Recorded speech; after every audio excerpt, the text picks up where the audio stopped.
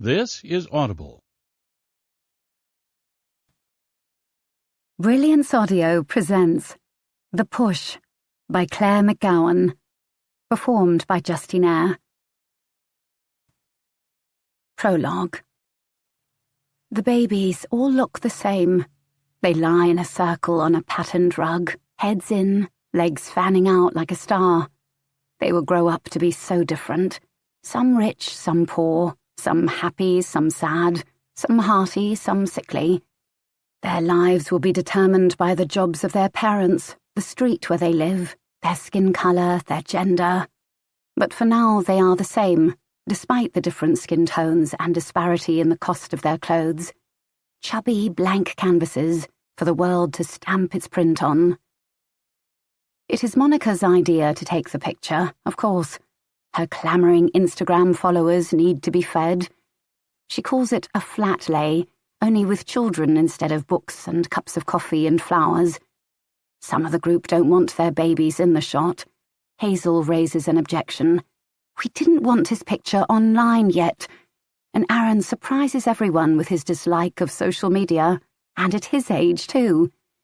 But Monica rides roughshod over them all, and so the babies in their blue and pink and yellow are arranged, and the shot is taken, and Instagrammed and Facebooked and hashtagged, out there forever in the world, the children at 2 weeks old appearing in more digital impressions than recent ancestors would have in their lifetimes. The picture was taken at 2:35 p.m., the timestamp helpfully showed. The police would later have the task of trawling through every image taken that day, which was a lot. By 3:02 p.m., the murder had taken place, though of course it would be some time before they could even prove that's what it was. Alison. There were 12 adults here, said Alison to the PC guarding the crime scene. It was a boiling hot day, just her luck to catch an on-call duty during a heatwave. She'd grumbled about it as she headed to the car from her flat, her skin a slick of sunscreen and the sky denim blue, but part of her was pleased, despite the sweat pooling behind her knees. This was a big one. A death at a barbecue in this suburban corner of southeast London, a fall from a high glass-sided balcony, a multi-million-pound house with blood spatter all over the rockery, and a dozen suspects screaming and complaining and having hysterics at various locations in the house and garden. Not to mention the babies. The babies. Alison was trying hard not to look at them, but they made themselves known, howling little bundles of pure need. She counted 4 dotted around the house, held tightly in arms. Some kind of antenatal group reunion. There'd been 6 couples in the group, she had gathered. Shouldn't there have been 6 babies for 6 couples? She made a mental note to find out.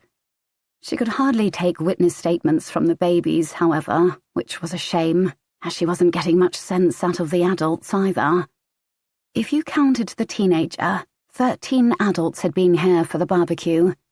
Alison's mam, a Catholic from Cork, would consider that unlucky. 1 year at Christmas, Alison's brother Liam had been made to eat his dinner in the kitchen to avoid having 13 at the table. And it was true it hadn't ended well here.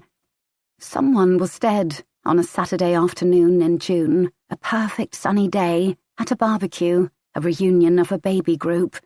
It should have been a happy event. Alison didn't often get called out to houses like this. The house was massive, 5 bedrooms, ultra-modern with marble and glass everywhere. The back garden was overhung by the balcony, which looked onto a collection of rocks and plants tumbling down a hill to the lawn, which in turn backed onto a park and even had a gate leading out to it. Bright green grass, hot blue sky, a smell of recently cooked meat, and clumps of people standing about, wild-eyed and shocked. Alison was doing sums in her head. £1 million at least, for the size, for the location, most likely more. She took a breath. What do I do with this? It was overwhelming for a moment, all these hysterical people who couldn't seem to answer a straight question, many of them crying, babies grousing, the heat, the dead body on the rocks. Then sudden cloud drifted over the garden, and instantly it changed everything. The flowers now less jewelled, the food less appetizing, the people paler and more shocked. Even the dead body, crumpled on the rocks, suddenly looked smaller, more manageable, the blood less scarlet. As the heat dissipated from her head, Alison felt more in charge. She straightened up, adjusted her sweaty polyester suit. "Right," she said to the constable guarding the body, who looked very young and unsure indeed. "Who owns this place? I'll speak to them first." Jax, 10 weeks before the barbecue. I used to be proud of my body. I wasn't obsessive about it. I still ate cake and roast dinners and lay on the sofa on Sunday afternoons, watching old Poirot reruns and posting M&Ms into my mouth. But it was reliable. I rarely got sick. I could hike up Monroe's and swim across lakes and survive an advanced spin class with Leslie, who'd made more people cry than Toy Story 3. That was before. But since getting pregnant, I seemed to have lost control of it. It would arbitrarily start to leak or weep or flush red or demand to pee, despite being literally on the way out of the loo. Maybe it was overwhelmed, coping with what my GP called a geriatric first-time pregnancy. I didn't feel geriatric. Before this, I still wore miniskirts and went to festivals. Until meeting Aaron, I'd stayed up all night at least once a month. I got ID'd in Sainsbury's often enough to carry my driving licence and my wallet. But despite all these things, despite the years I'd held time at bay, I really was 38, and my body was showing me this by slowly crumbling around me with each new day of my pregnancy. The morning of the first group meeting, Aaron found me on the bathroom floor, weeping. "What's happened now?" He hunkered down beside me. I hiccuped. "Can't get my shoes on." I'd overbalanced and almost fallen trying to tie the laces. "Come here, I'll help you." He was so good. He'd grown up helping foster siblings, younger kids in the care homes, and now me, his geriatric pregnant girlfriend. "Babe, it's okay." I let him prop me on the side of the bath, not as easy as it used to be when I wasn't enormous. "Do we have to go?" I bleated, pathetically, as he eased my feet into my Converse. "We've paid for it now, and it'll be good. Come on, meet other people in the same boat, yeah?" It was true, we had paid for it, and money was tight at the moment. The flyer had come through the door one day, a stock photo of happy pregnant ladies and their partners standing around some medicine balls. Antenatal group, meet other new parents and learn what to do. That sounded good to me. I had no idea what to do. But all the same, now it was time. I felt afraid, nervous in some way I didn't understand, like I was about to take a test, one I hadn't studied for and wasn't at all sure I would pass. Aaron had a way about him, gentle but steadfast, that could get me to do almost anything. Soon I had my shoes on and was in the car, heading to the community centre, where the antenatal group was held. I'd never liked groups. Even at school, I was the rebel who'd refused to join in with the shared home economics project, making a pair of curtains or whatever. Why? My mother had always despaired of that. Changing my name from the decorous Jacqueline to the ladette Jax. Running out to my wedding to my ex, rich and terminally dull Chris, and then getting pregnant at 38 with a guy 14 years my junior. But I didn't care. Offending my mother meant I was on the right track, that I'd escaped my middle-class fate of listening to the Archers and getting really into gardening. When I walked into the community centre, I could tell right away that this, the baby group, was not my kind of thing. A group of men and women sat in a semicircle on plastic chairs, in a dingy hall with parquet flooring and high, dirty windows. There was a trestle table with some paper cups and a tea urn, a Tupperware container of professional-looking cupcakes, which someone had clearly brought with them. No one was talking, like people in a new and unsure social situation. I hung back, hands on my bump. Aaron indicated 2 free seats, and I shuffled towards them, not making eye contact. A quick glance around me told me there were 2 clearly not pregnant women in the group, and I wondered why. Gay couples? Hysterical pregnancy that everyone was too polite to mention? "Hello there," said another woman, brightly. She was 40 or past it, wearing a lot of diamonds. Her voice was authoritative, as if she might be the group leader, but she was pregnant and seemed to be with a man beside her, a Riviera type in cream slacks, fingering what I hoped was his phone through his trouser pocket. "I'm Monica. We're just waiting for the facilitator." "Jax," I muttered, sitting down, or rather collapsing, which was what I did these days. Aaron, politer, shook hands, and there was some murmur about setting up an email group to keep in touch. I could see them register us, how young he was, how old I was, perhaps wondering briefly if I'd brought my grown-up son as my birth partner. But then everyone had something.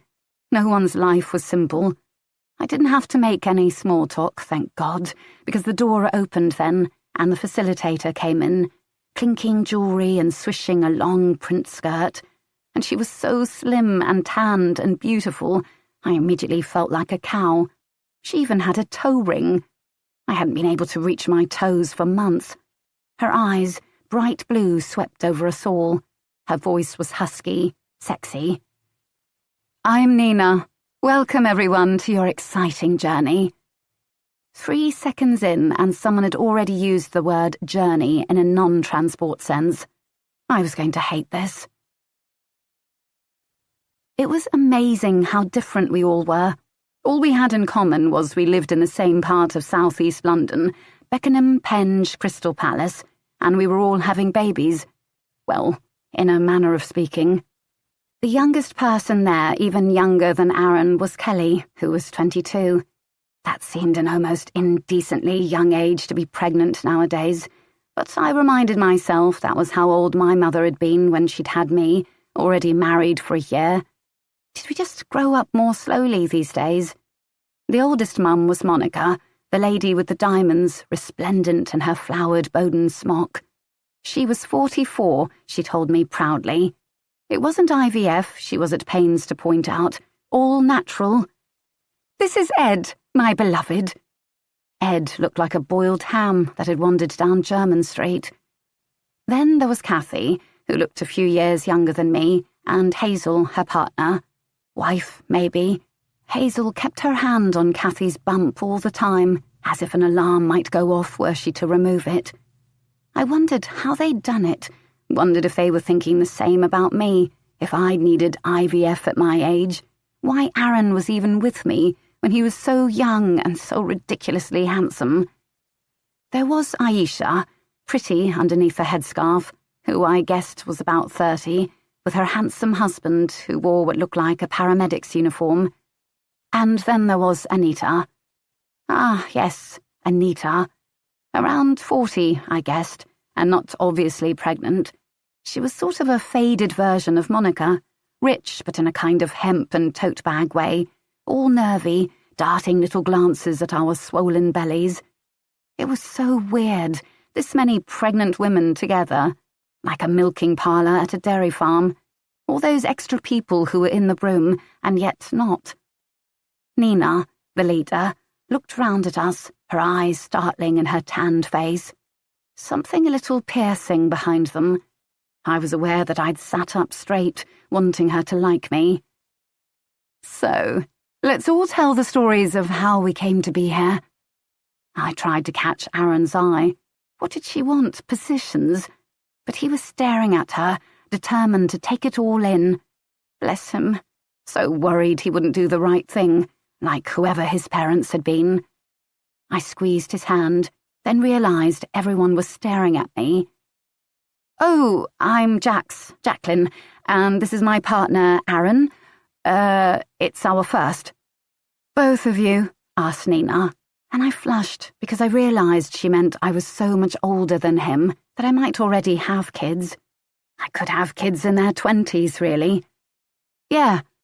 I turned my eyes to Anita, willing Nina to move on.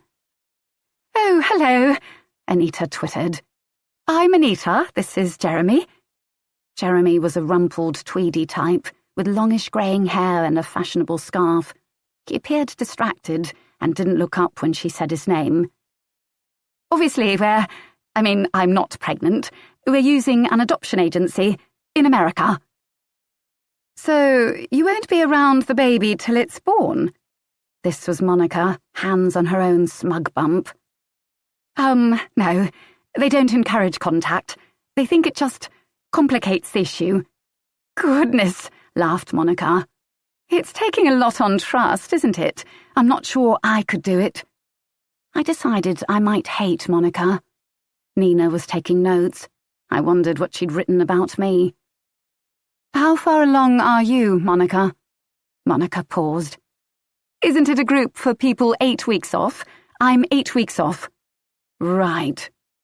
Although they can't always tell for sure, isn't that right? Sometimes, was all Nina said. Next was Kathy. Hazel spoke for them both, hand never moving from the bump, explaining that they'd used a donor from Denmark and conceived via home insemination. Nina. Kathy, you're also 8 weeks off your due date. Yes. A short silence while Nina wrote that down. In your situation, of course, it's quite certain when you conceived. Right. Nina made another note, then her gaze moved on to Kelly, who was sitting beside an empty seat. She mumbled that her partner Ryan had to work today, but was dead excited about being a dad. She looked so young, and I realised she could be my daughter at a push. How depressing. There was also Rahul and Aisha, and they looked unsure when called on and spoke over each other. I'm Aisha. Oh, sorry, you go. Sorry, I'm Rahul. It's our first. Yeah. Then there was Nina.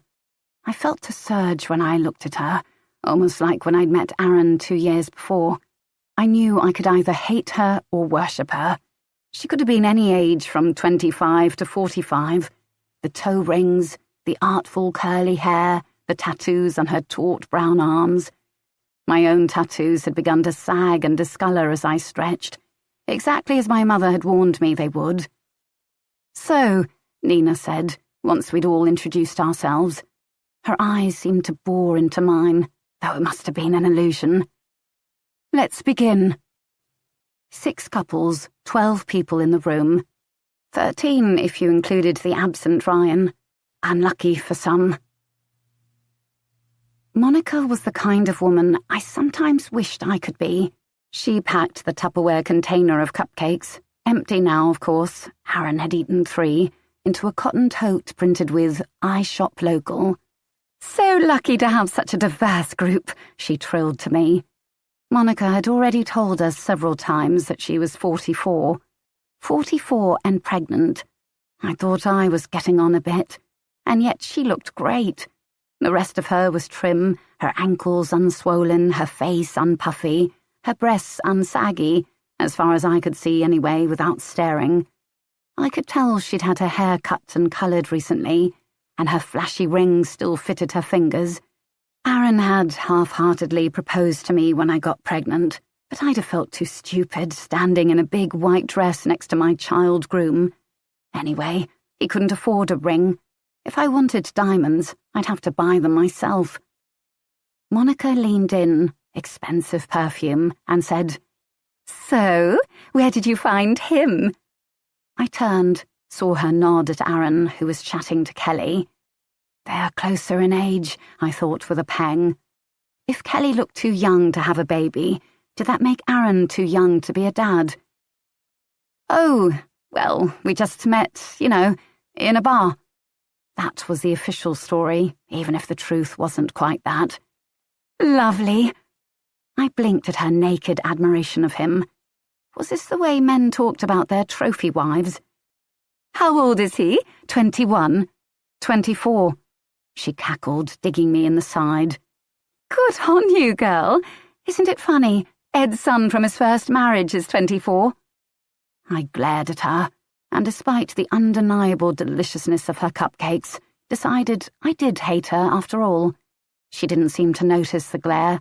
How I envied that, the ability to not see real slights, let alone not imagine fake ones. Mustache, I have prenatal yoga and then a spot to vacuum. Have you tried it? I've got a wonderful lady if you want the number. Bye! She beckoned to Ed, who I hadn't heard speak yet, but already knew I wouldn't like. I didn't trust men who wore pastels, and they went out, and Kelly followed them, zipping a hoodie up to her acneed chin. She looked about 15. I saw Aaron was now talking to Nina, the facilitator, and as I watched, she squeezed his upper arm, which I knew from experience was firm and muscled, and although it was probably just an encouraging gesture, something about it made my heart lurch, and I crossed the room to them a little too fast. We should go. Don't forget your jacket. He looked surprised at my tone. Okay, babe. Nina was just recommending me some parenting books. It's wonderful he's so involved, said Nina in her husky voice, as if Aaron was some precocious child. Not all young fathers are the same. Yes, well, I was too by the time my dad was his age, I said, taking the car keys from my bag. She saw this.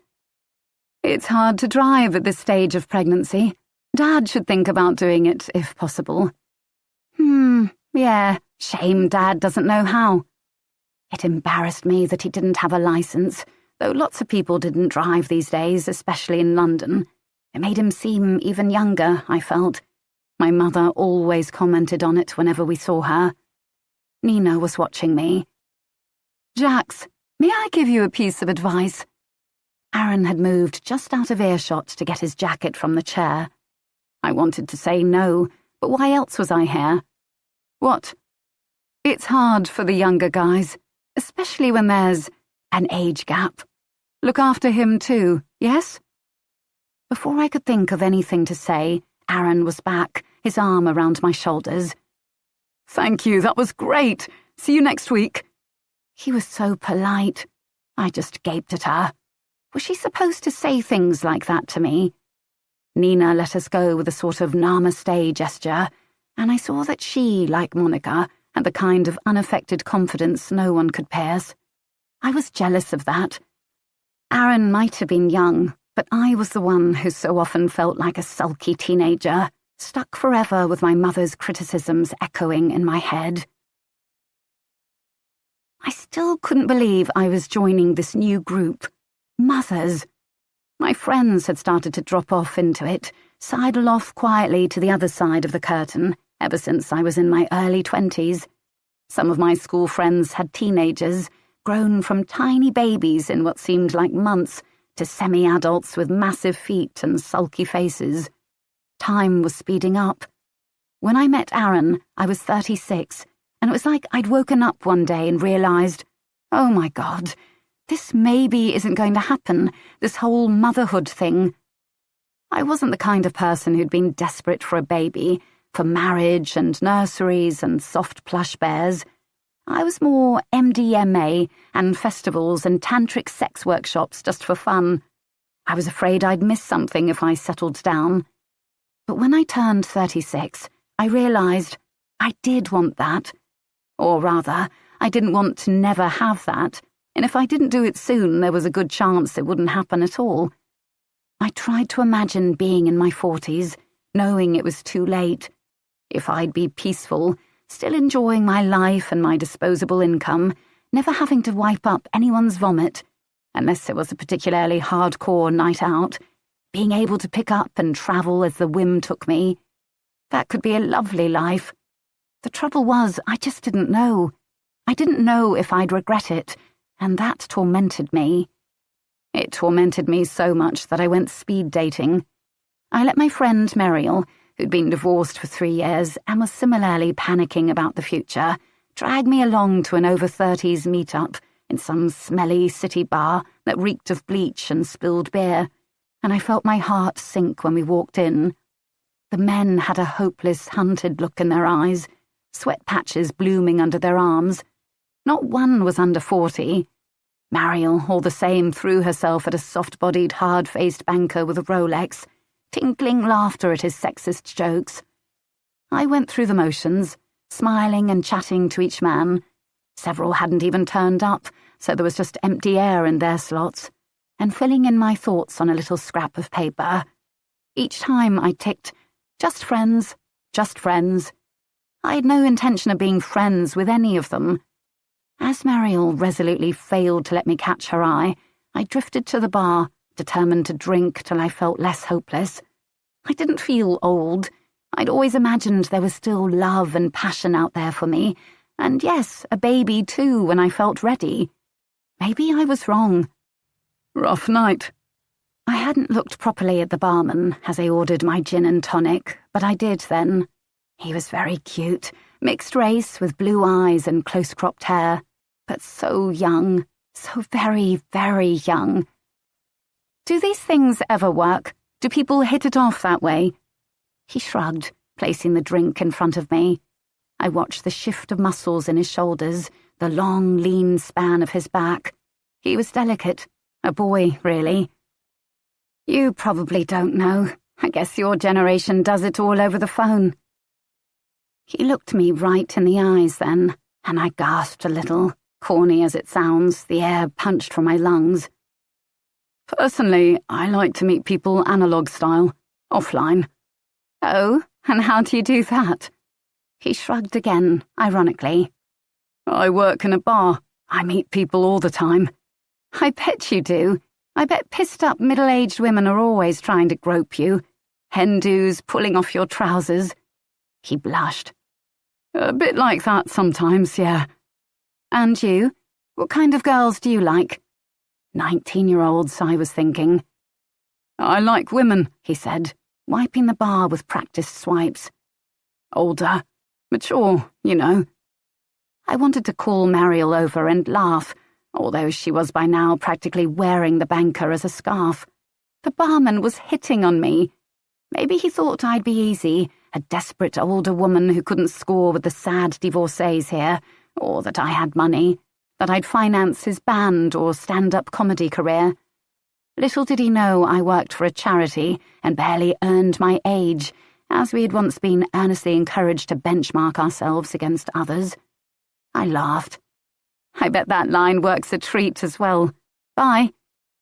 I took my drink away and nursed it for a while in Mariel's eyeline until she reluctantly came over, trailing laughter at the hilarious jokes of Simon, who, it would later turn out, wasn't divorced at all, or at least not to the knowledge of the wife and children he very much still had. I want to go. This was a bust. It wasn't so bad. She looked back at Simon, as if she could shape this unpromising man-clay into something workable, into love, into hope. Come on, Ma, you can do so much better than that suit. She drained her white wine. Can I? Disappointment seemed to radiate off her in waves, and I was worried I'd catch it. I went home disconsolate and lay awake wondering where the middle ground was between 20-something pickup artists and older men cheating on their wives. But the next day after work, I found myself walking past the same bar and thinking about the young barman with the blue eyes, the simple, unaffected way he'd spoken to me. Something genuine about it, not awkward flirty or just plain awkward like the single men I met at my age. I could call in for a drink, couldn't I? I was an independent woman in my 30s, with no one to go home to. What was to stop me popping in for a small cocktail or a glass of Merlot? So I went in on one of those small whims that change your life, and there was Aaron working again. The smile he gave me made me ashamed of my cynicism, that a young man couldn't treat me with respect and admiration without me throwing it back in his face. You came back, he said. Yeah, I said. That was it. Sometimes it is very simple, if you can just get out of your own way. Afterwards, Mariel loved to tell the story of how I went speed dating and picked up the young barman instead. I didn't love it as much. In fact, I didn't really see her much nowadays. Alison. She stared at the little stick, fighting a desperate urge to pee on it. Tom's voice came through the door. It's too soon, mate, I told you. He always called her mate, just like he had when that was all they were. Friends, partners, colleagues. She wasn't sure how she felt about it. I'm not doing it. It was far too soon. He was right. It would only be negative, even if she was technically pregnant. Alison peed, not on the stick, flushed, washed her hands, using the towel to push down the cuticles on her hands, as her mother had taught her. She needed a manicure, but the chances of finding the time for one were up there with spotting Sasquatch on Beckenham High Street. She opened the door to find Tom hovering. You've got to chill, mate. I am chill, she said in a very non-chill voice. But what if we can't? Then we get the IVF. And if that doesn't work, we only get one free round. Try again, I guess. Just lob $5,000 at it, like. He shrugged. That was always his attitude. Do the thing to fix a problem or accept it as it was. Men, so infuriatingly practical. How's the case, then? She was grateful to change the subject. Jealous, are you? What's it you're stuck with? Petrol fraud. It had been a long day at the site of the death, a suburban house in Beckenham, going over forensics and taking initial eyewitness statements, and she was sweaty and tired, but despite all this, fired up. It was a good one. He scowled. It's so boring, and everything stinks of petrol now. Tell me about your exciting one. They moved into the kitchen where dinner was cooking. She stirred the pot. It was still a surprise to find herself living like this, domestically coupled up, buying cushions and making Nigella meals, and with Tom Kahn, of all people, once her irritating partner when she worked in Sevenoaks, barely even a friend. Everything had changed when Alison got the offer of a promotion, but with the Met in Bromley instead of Kent, and when she announced it, Tom had declared himself in a surprisingly romantic way, and now they were a thing, a couple. He was still working in Sevenoaks, and they lived somewhere between the two, clinging on to the very outer edges of London, which every day extended to surround and engulf them. Well, there's 10 possible suspects, if you don't count the babies. His face changed. There's babies? She stirred, not meeting his eyes. Well, yeah, did I not say? It was some antenatal group meet-up. Babies sort of come with the territory. I think that's the only reason they know each other. It was strange, the diverse makeup of the group, social, racial, and age. Where else would you find such different people socializing like that? Tom turned down the dial on the hob. She swatted his hand. Stop backseat cooking. Yeah. Are you going to be all right with that? What? Babies. You know. I can be around babies. I'm not some crazy barren woman. She wished she hadn't said the word, even in jest, because it made it more real. Barren. She was only 36, not even that old. Some of those women there were years older than her, she was sure. She had time, whatever her mother said. But it didn't feel like that.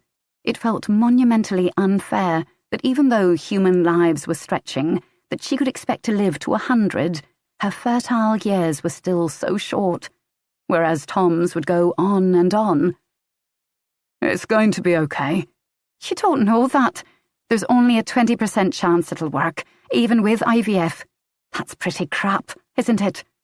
I got 20% on a maths test once, he reflected, fiddling with the hob again.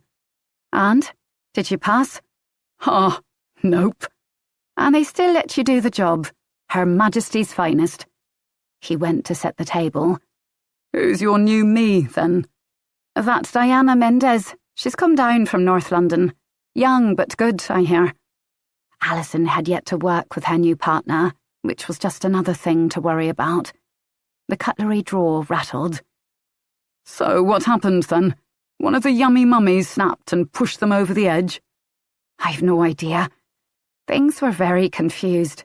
I've had 10 different versions of the story so far. Most of them insisted it was an accident.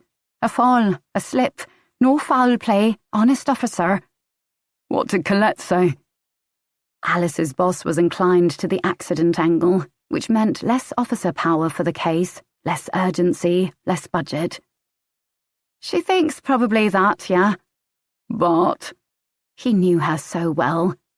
She wasn't at the scene, was she? It was weird, Tom.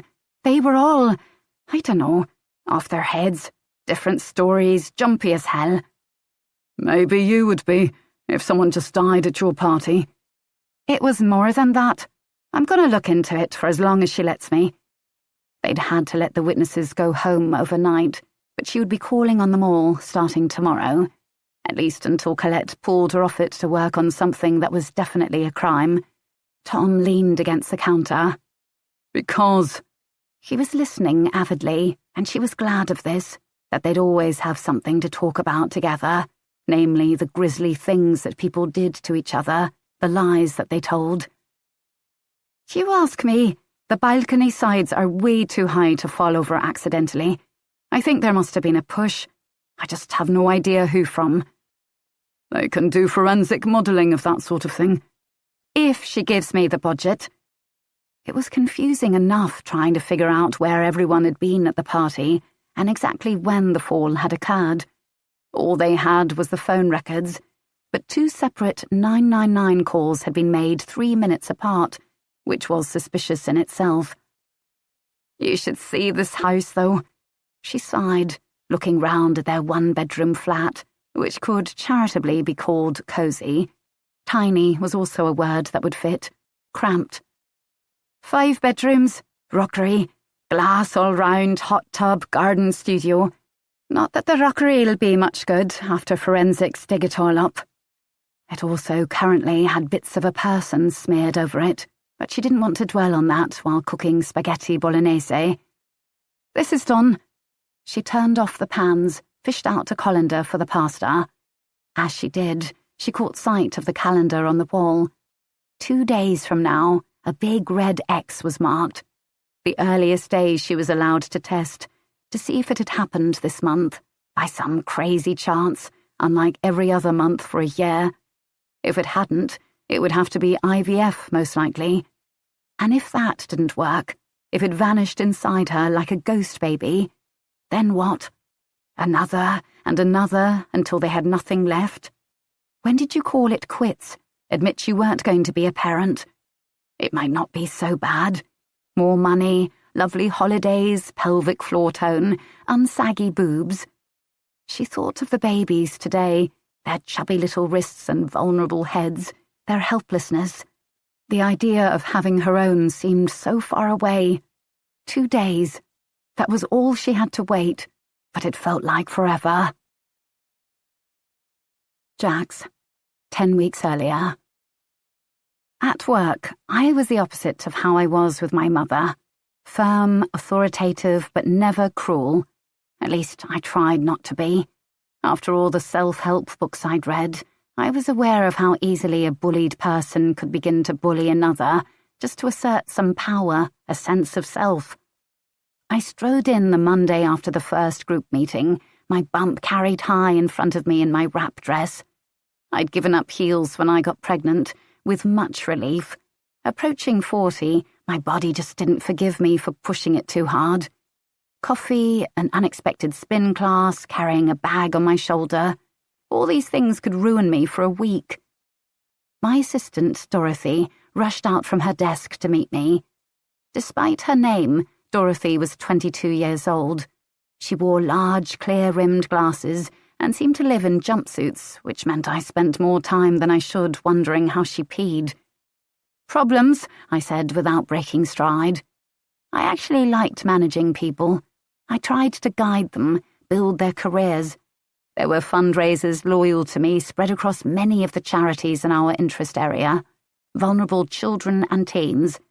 I'd had half an eye on applying for a CEO post in a different charity before I got pregnant. Funny how it just happened. A cell divided, and all your careful plans for the future were derailed. Maybe that was why my generation found pregnancy and motherhood so hard. In the past, people knew not to make plans. They knew that life was something that happened to you, not something you directed yourself. No, all cool. I tried to get Dorothy to speak more professionally, but behind the ums and literally and all the feels, she actually knew what she was doing, so I'd overlooked it. One day I'd coach her on how to hide all that in job interviews, how to fit yourself into the mould they expected, so later on you could unfurl yourself and smash it all wide open. I put my bag down in my office, rolled my wheelie chair to the desk, and wondered if I could ask her to make me a tea. Assistants didn't seem to do that sort of thing anymore. Where are we with the mailing? I was keen to get our annual fundraising mail-out done before I went off. Although print mailings were old-fashioned, so were many of our donors, and it was our biggest single source of revenue each year. When I needed inspiration for my work, I usually flicked through Protect, our supporter magazine, thinking about the good things the money I raised could do. Training for teachers and youth workers, programs for abused kids, even a halfway house for when they came out of care, something that would have helped Aaron a lot when he was a kid. Some days it felt like I was trying to prove it to the universe. See, I'm a good person, despite the evidence against. The printers said, you could sign off the proofs this week. Good. Chase them up if they're dragging their feet. She was still hovering in the doorway. All okay? I asked again. Well, there was just one kinda weird thing. A message through the info at email this morning. I forwarded it to you. We got a lot of strange spam through there. Requests for money, anguished cries for help, and so on. I sighed. I didn't need this today. You can send that kind of thing to Sharon, or just bin it if it's spam, I explained patiently. Semi-patiently. I thought young people were supposed to be digitally literate. Sharon was our CEO, not very good at it. If I'd wanted, I could have had her job within 6 months, but I had better things in mind than this middling child protection charity. Dorothy twisted her hands. It's about you, Jax. What? All right, I'll take a look. Finally, she left, but I could see her head at the desk outside my door, bobbing anxiously. I clicked on my email. I hated my desktop computer. I'd lobbied for years for ergonomic keyboards and proper chairs, but Sharon was of the old school save-the-budget approach. She didn't see that you had to balance it off against potential lawsuits from employees with RSI. The email Dorothy forwarded had come from a bot-like address, a string of meaningless numbers and letters. It read, Jacqueline Culville is a child molester. She got with her boyfriend before he was 16. Pass it on. I sat and stared at it for a moment, my whole body turning cold, like a wave was passing over it. What the hell? I'd met Aaron 2 years ago. Admittedly, he'd been 22 then. Admittedly, I was 14 years older than him, something that in a man might be thought sleazy. But there was a world of difference between 22 and not quite 16, wasn't there? My finger hovered on the mouse, shaking slightly. Nasty spam, lies and rubbish. Jacqueline, it said, which I never called myself. Only my mother called me that. I'd been Jax since university, trying to reinvent myself as someone cool and edgy. So whoever had sent this didn't know me well.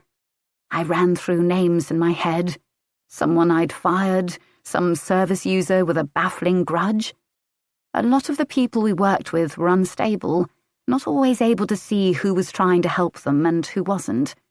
I told myself firmly it was nothing, blind malice, likely from someone hurting and confused. But I worked for a charity that did child protection.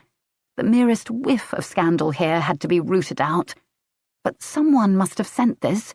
Someone had been watching me and knew my partner was young, and had sat down and written this and sent it to a general inbox that anyone could read. That meant someone must have it in for me. A jealous ex of Aaron's? I wasn't aware that he had any serious exes. I should tell Sharon. I knew. We had to be spotless here, above any suspicion whatsoever. We'd laugh about it, probably. Sharon's husband was so old he was dead. He'd had a heart attack last year. My partner was too young to hire a car by himself in some places. Maybe she wouldn't laugh as much as I thought. I breathed deeply, feeling how much this had shaken me, feeling angry that a mere string of words could do that, and I pressed delete. I didn't tell Aaron about the email. He worried, and I could see when I came home that he already had something on his mind. When you were with someone much younger than you, money was almost unavoidable as an issue. Aaron had been working in a variety of temp jobs since quitting the bar. He wanted to spend his evenings with me, he said, and especially when the baby came, he didn't want to be out hauling barrels until 2 a.m. I knew he hated the new job he'd found in an insurance office, the petty squabbles over who'd used whose margarine, the monotony of every day being the same, having to be indoors all the time. He did it for me. He was studying bookkeeping on the side, with a view to becoming an accountant, something I couldn't feel excited about, and I didn't think he could either. And me, in my turn, I worried about how little money he made in the entry-level admin job, the cost of a season ticket and suits and lunches. I'd be supporting 3 of us soon. That gave me another stab of anxiety over the stupid email. What if I lost my job? Who would send such a thing? But I squished it firmly down, carrying on chopping the pak choy for dinner, with Minu, my Persian cross, twining about my legs, hoping for titbits. Aaron knew nothing about cooking when I met him, not even how to peel a potato. In the foster homes where he grew up, they taught them to make things in microwaves and with kettles. Often, that was all they had access to in the tiny bedsits and studios the kids were kicked out to at 17. "What's up?" I said. He set down his man satchel, which I'd bought him for Christmas. It had the unfortunate effect of making him look like a schoolboy. "Oh, nothing." I'd learned with him that you had to ask several times to find out what he was thinking. In the homes, you didn't last long if you were vulnerable. "Nothing," he sighed. "I heard back from the adoption people today." "Oh?" I slid the leaves into the wok. Stir-fry felt too easy, too lazy. I could just imagine what my mother would say, but Aaron was bowled over the first time I knocked one up. So tasty, amazing. It broke my heart a little, the things that impressed him. Going to the theatre, flying, vegetables. Aaron had been searching for his birth mother for the past year or so. It was something he'd always wanted to do, but didn't know where to start or how to even begin to feel about it. I think it was meeting me that gave him the push, the capacity to kick it off. I'd researched it for him, found the right forms. We didn't even know his mother's name, which made it harder, or what Aaron had been called at birth. I think he felt it more urgently now our baby was coming, the need to search. "They're still looking.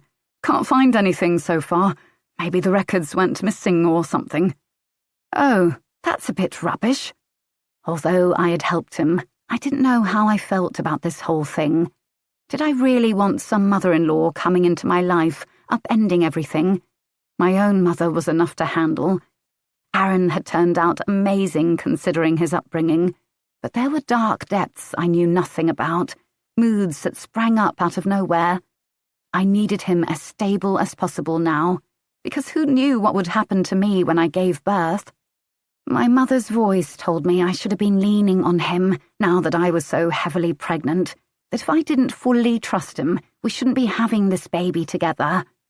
Since the support group, it had been joined by Nina's voice, telling me to take care of Aaron, that it was a struggle for age gap relationships. I ignored both as best I could. Aaron hunched by the sink, and he looked even younger when he did that, a sulky, angsty teenager, so I put my hand to his back and gently straightened him out. Minu, who wasn't his biggest fan, he had usurped her, slunk away. "They'll find her, love. It just takes time. Anyway, it gives you a bit of space to adjust to it." His gaze snapped up, hard and blue. "What's that supposed to mean?" Just that it might be tough seeing her again. Why? Because, well, she gave you away. He toyed with an apple from the fruit bowl, rolling it along the counter. I wanted to ask him to stop, but I struggled every day not to turn into my mother. She won't have had a choice. They'll have made her. Aaron had convinced himself of this fact, that his mother had desperately tried to hold on to him. It was true he had lived at home with her until he was 2, unusually old. It had made it harder for him to be adopted, which meant a life ping-ponging between children's homes and foster care. I worried that when she did resurface, his mum would be hard-faced, tattooed, a drunk, a drug addict, not the sweet, helpless girl of his imagination. I didn't want to think about why my boyfriend, abandoned by his mother, was with me, so much older than him. He put the apple back, visibly pulled himself out of the mood. He came and put his arms around me from behind, and I sank into his warmth and strength. Sorry, babe. How was your day? I should tell him about the weird email, I knew, but something stopped me. Some long-ago shame, memories I didn't want to dredge up, fear of disturbing the calm we'd found, waiting for our baby to arrive, Nina's unasked-for advice. Oh, it was okay. Bit of a slog, you know. Sharon getting on my nerves. You'll be out of it soon. He massaged my neck as I finished cooking, and I wondered why the words sent a shiver down from where his hands were. That was what I was afraid of, being out of it. What would happen to my career if I stepped aside for a year on reduced pay? And if I wasn't working, who was going to hold this tiny family together? Could I rely on Aaron to keep things running? Go and sit down, I said, forcing a smile. It's almost ready. As he moved out of the kitchen, I turned my gaze to the apple he'd been playing with. As I'd thought, it was bruised now, spoiled. Alison. Monica Dunwood, the owner of the house where the death had taken place, was very, very nervous. Alison had learned over the years that this wasn't a sign of guilt, not necessarily. She'd interviewed men about a missing wife or girlfriend who it turned out was lying murdered upstairs, and they hadn't turned a hair. She'd seen parents who knew very well that their child was dead do begging press conferences, urging their abductor to bring them back. Equally, some people were so distressed by the very idea of the police that they went totally to pieces, babbling about every transgression, from going 2 miles over the speed limit to once smoking a spliff in college. Mrs. Dunwood. The woman was at the living room window, peering out onto the street. Sorry. Your car, is it marked? You know, the neighbours, I wouldn't want them to ask questions. You had a violent death on your property, Mrs. Dunwood. I think that ship has sailed, said Alison crisply. Diana Mendez, Alison's new partner, frowned. The car isn't marked, ma'am. Why don't you sit down? Would you like a cup of tea, perhaps? So she was good cop in this situation, forcing Alison into bad cop, and that suited her just fine in her current mood. During the hours that had passed since she'd eyed up that pregnancy testing stick, her breasts had begun to ache, a sure sign her period was coming, like a squall of bad weather. She was telling herself it could also be a pregnancy sign, but didn't even believe her own lies. Monica turned, distracted. Oh, no, I don't drink caffeine. She was that nervy without coffee. Alison would have appreciated a cup of tea herself, but apparently none was on offer. Diana nodded. Please tell us, in your own words, what happened yesterday. Oh, it's awful, just awful. I never could have imagined. In my house! That stirred an echo for Alison, something she'd once read or seen, but she couldn't think what. And my rockery's ruined. $5,000 that cost. Who's going to pay for it? Diana's sympathetic expression sagged a little. You'll have to take that up with your insurer. Diana was a small and neat woman, somewhere near 30, with shiny black hair pulled into a bun, clear olive skin, and quick dark eyes. She reminded Alison of that US Congresswoman, Alexandria something, young and vital.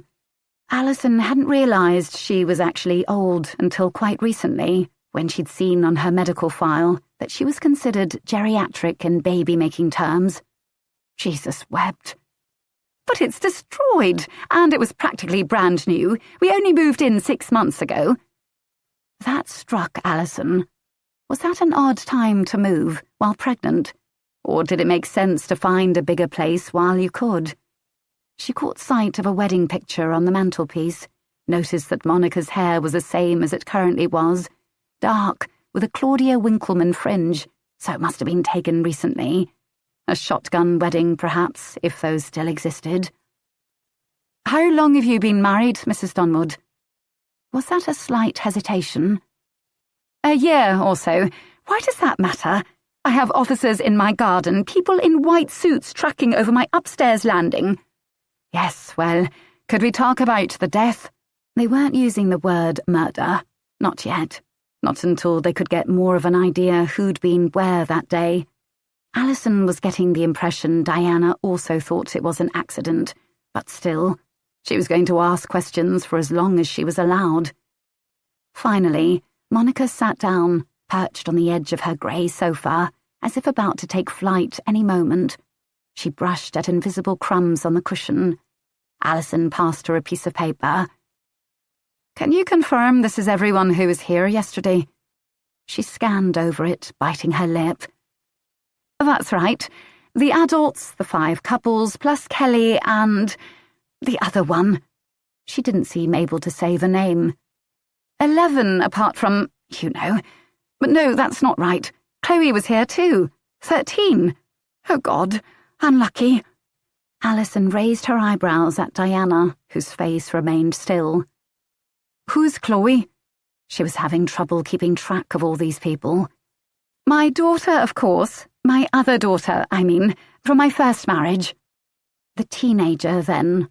Why did some people have children coming out of every pore, and she had none? "And how old is Chloe?" 15. She's at Beeches."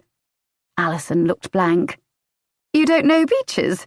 Oh, you must not have children then. You'd know otherwise." Alison stared very hard at an ugly ceramic lamp, thinking how easy it would be to swing it against the wall and smash it. "It's very exclusive. Chloe's doing very well there. Such a shame she's been ill, lost a whole term, but we're making sure she doesn't fall behind." Diana was taking neat notes. "What was she ill with?" "Glandular fever, poor thing." That used to be called the kissing disease when Alison was young. She wondered what this Chloe was like, how it would be having a mother like Monica. "Is Chloe about today?" "No, she's at drama club. Very important to keep up with hobbies, ahead of UCAS applications." "All right. So your family is you, Chloe, your husband. Ed Dunwood. He's a very successful trader, you know." "Right. Ed and the new baby. Isabella." Monica smoothed her dress over her legs. She'd had a recent gel manicure, and her highlights looked fresh. Weren't new mothers supposed to be dishevelled? "There were 4 babies here as well, if we're being completionist about it, and the 12 adults." 13 if you count your daughter," said Alison, just to get a reaction, and Monica twitched. Weird. Was she superstitious? Alison's mother was, of course, but she was Irish, it was to be expected. Salt flung over the shoulder, magpies counted, sign of the cross when passing a church or ambulance. Alison wouldn't have imagined it here, in this middle-class haven. "Right. Could you tell us a bit about the antenatal group?" said Diana. "How did you hear about it, for example?" "Oh, I saw a flyer somewhere in a cafe, I believe."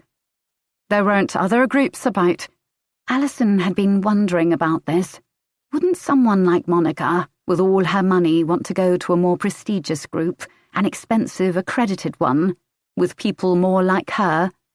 Monica smoothed her dress again. "Personally, I think it's nice to meet a variety of people. It was such a lovely, diverse group." "What can you tell us about Chloe's father?" Diana was diligently writing all this down. Monica's mouth puckered. What relevance does that have? We have to investigate any possible conflict, anyone with a motive for violence. With so many people present, that was going to take a while. She sniffed. He doesn't have much motive for anything, Thomas. Lives in Hong Kong with some much younger Chinese girl. Pregnant, apparently, though I suppose they can just get a nanny out there. No need for him to even think about changing a nappy. Of course, he's forgotten all about the child he already has. Poor Chloe. Alison crossed him off the list. It was pretty tenuous anyway. She imagined from this brief meeting with Monica that the man was more than happy to get away from his ex-wife, never mind being jealous enough to come here and cause trouble. What was your relationship like with the victim? She said. Diana frowned at her. Perhaps victim was not the right word, if no crime had been committed. Well, it was fine. I mean, we didn't really know each other, any of us. Just through the group. That's all. Alison waited a few moments, something she found to be very effective with nervous people. Just a terrible accident. We'd had the balcony steam cleaned the week before. I do hope it wasn't slippery or anything like that. Alison was about to ask another question, but she heard footsteps in the hallway, and a middle-aged man came in, very red in the face to match his trousers. "Who's that blocking the drive?" Loud, entitled voice. "Police," said Alison, giving him her best Bolton stare. "Mr. Dunwood, we'll need to talk to you two." She was gratified to see his expression change. "Oh, of course, no problem. Did Monica offer you a drink? Tea, water?"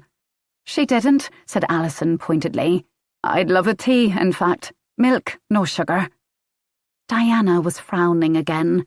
These younger officers didn't drink tea at the houses of suspects, thinking it compromised them in some way, but Alison was parched and hot, and more than likely not pregnant, and she was going to take her small comforts where she could get them.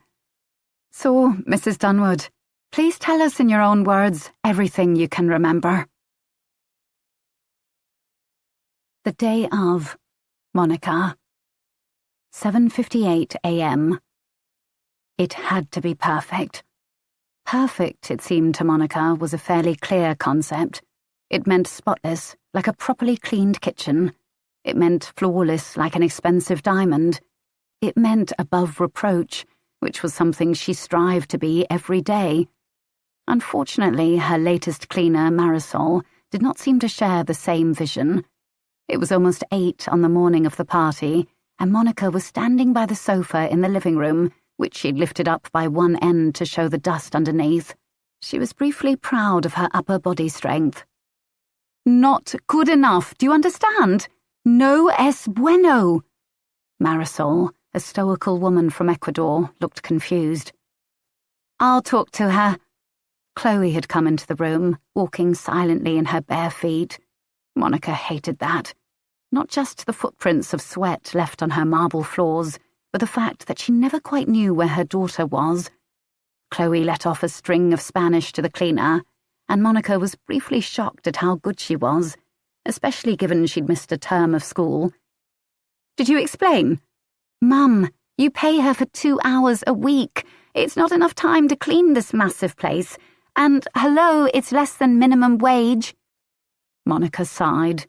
Yes, she could afford to pay more for cleaning, but that wasn't the point. She offered market rate, and still the results weren't what she wanted. "Well, just tell her it needs to be perfect for the party later." Chloe sighed deeply. "You're really going ahead with this? Are you kidding me? Why shouldn't we have a party?" It seemed obvious to Monica, a chance to celebrate the end of the group, the arrival of the babies, or most of them, at least. Because of everything that's going on? You really want people round here watching? We have to act normal if this is going to work." And having parties was normal for Monica. Every time she had something done to the house, or bought a new plant or rug or picture, it didn't feel real until someone had come round to admire it.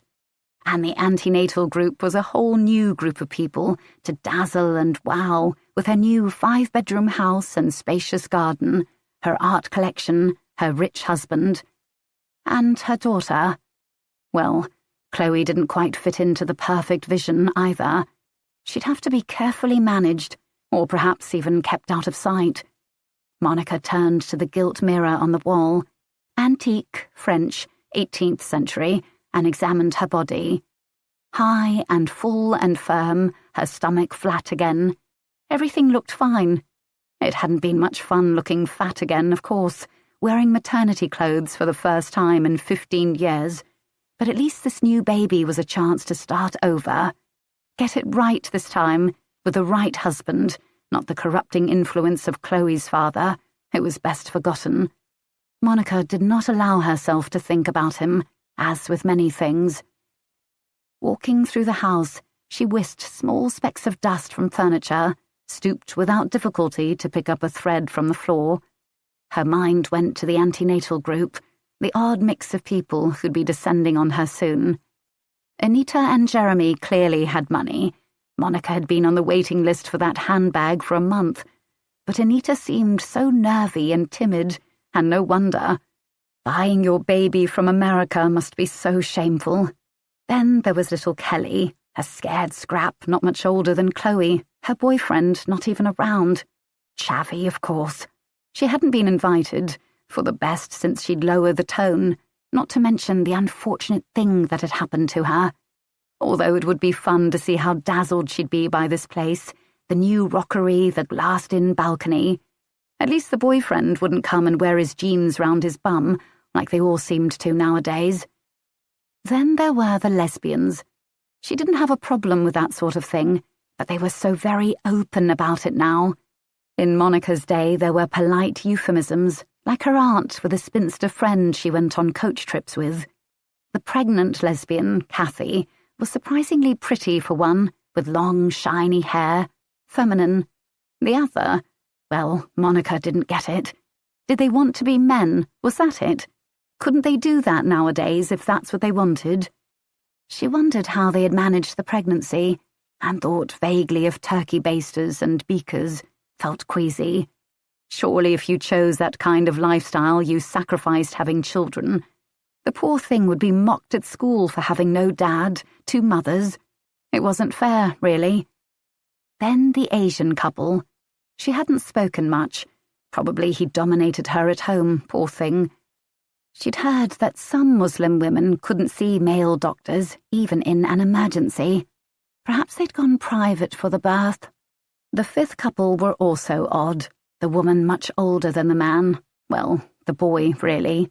He was a handsome lad, but he was tongue-tied and awkward like everyone under 30 nowadays. The woman, who called herself something aggressive, like a toilet cleaner, was nothing special to look at. Jax. Clearly she'd had a difficult pregnancy, oozing and loosening all over, red in the face and swollen. How had she attracted such a handsome boy? Money, that must be it. What a strange assortment. Did no one do things the right way anymore, a man and a woman of the same age, or ideally the man a little older, who got pregnant as nature intended? That was the trouble, she thought to herself, crumpling a dead petal from the floral display in the hallway, delivered fresh every 5 days. Nobody did anything properly anymore. Corners cut all over the place. Jax, 10 weeks earlier. On Wednesdays, I left work at 4. Thank you, flexi-time, and I went to visit my mother in Orpington. I didn't know why, since neither of us got much out of it, but it was what you did.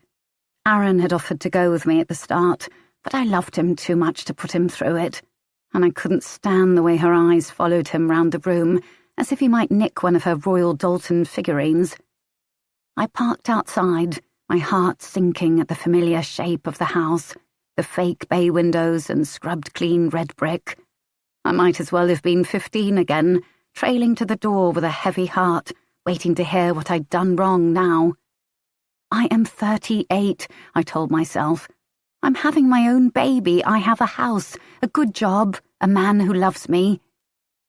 The nasty email had followed me all week, and each morning I'd been anxiously tensed for another.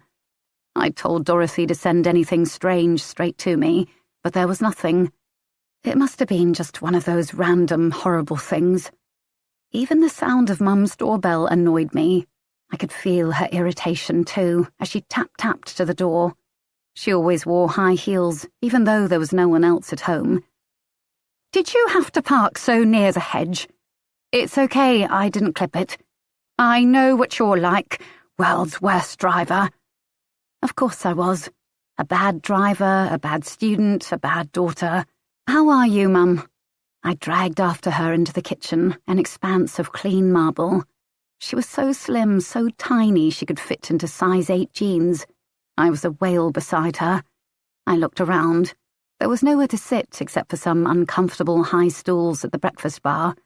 I'd never get onto one of those. On the wall, prominently displayed, was a picture of my father. He looked frozen, stopped in time.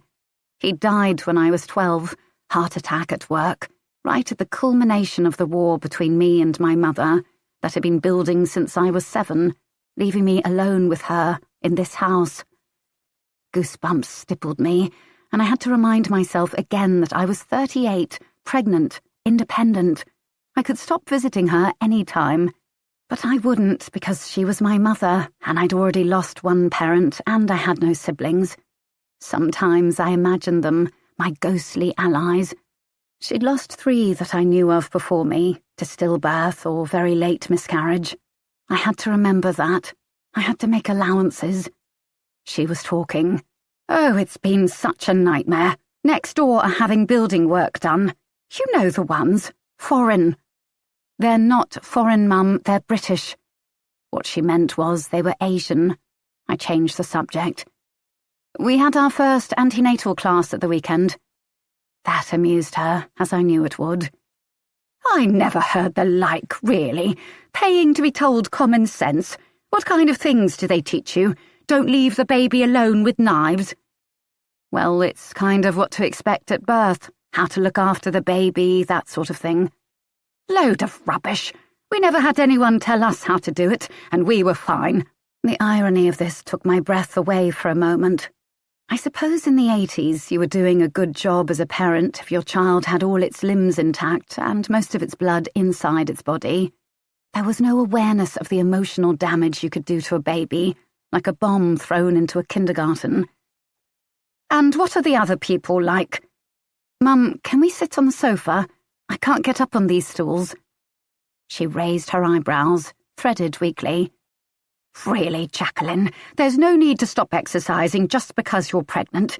You don't want to gain even more weight, not at your age." I gritted my teeth. "Even so." Reluctantly, she showed me to the living room as she began to twitter around with cups and saucers. I was strictly on the decaf, no caffeine that might harm the baby, no matter how tired I felt.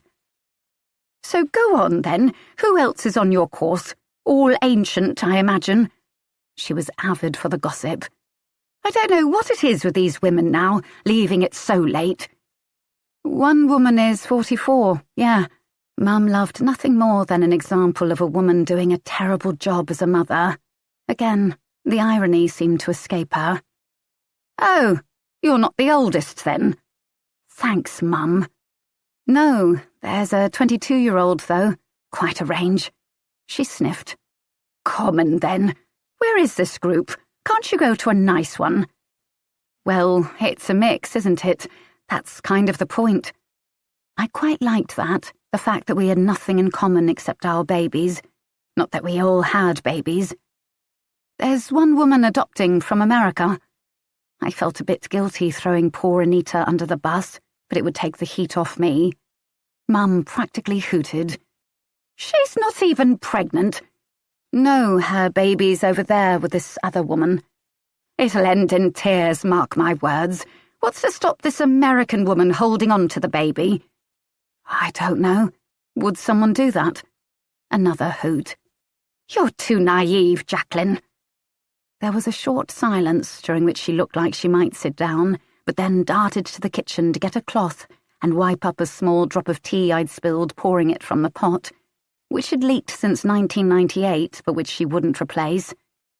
Do be careful. Aaron's doing well at his new job, I volunteered. Mum never asked after Aaron, but I kept on plugging away. Sometimes I felt like his PR woman. I suppose he's the youngest father there. There's another young one, but he didn't come yesterday. No surprise there. She'll be on her own with that child, mark my words. What does a man in his 20s want with babies? I sipped my weak tea, wondering if she thought of these things to hurt me, or if she was just very good at it. Aaron's really committed. He's got all the books and everything. Yes, well. I knew better than to rise to her bait, but sometimes she just pushed me too far. What? Oh, darling, you know I don't like to interfere. Don't interfere, then. It's just, darling, he's very young.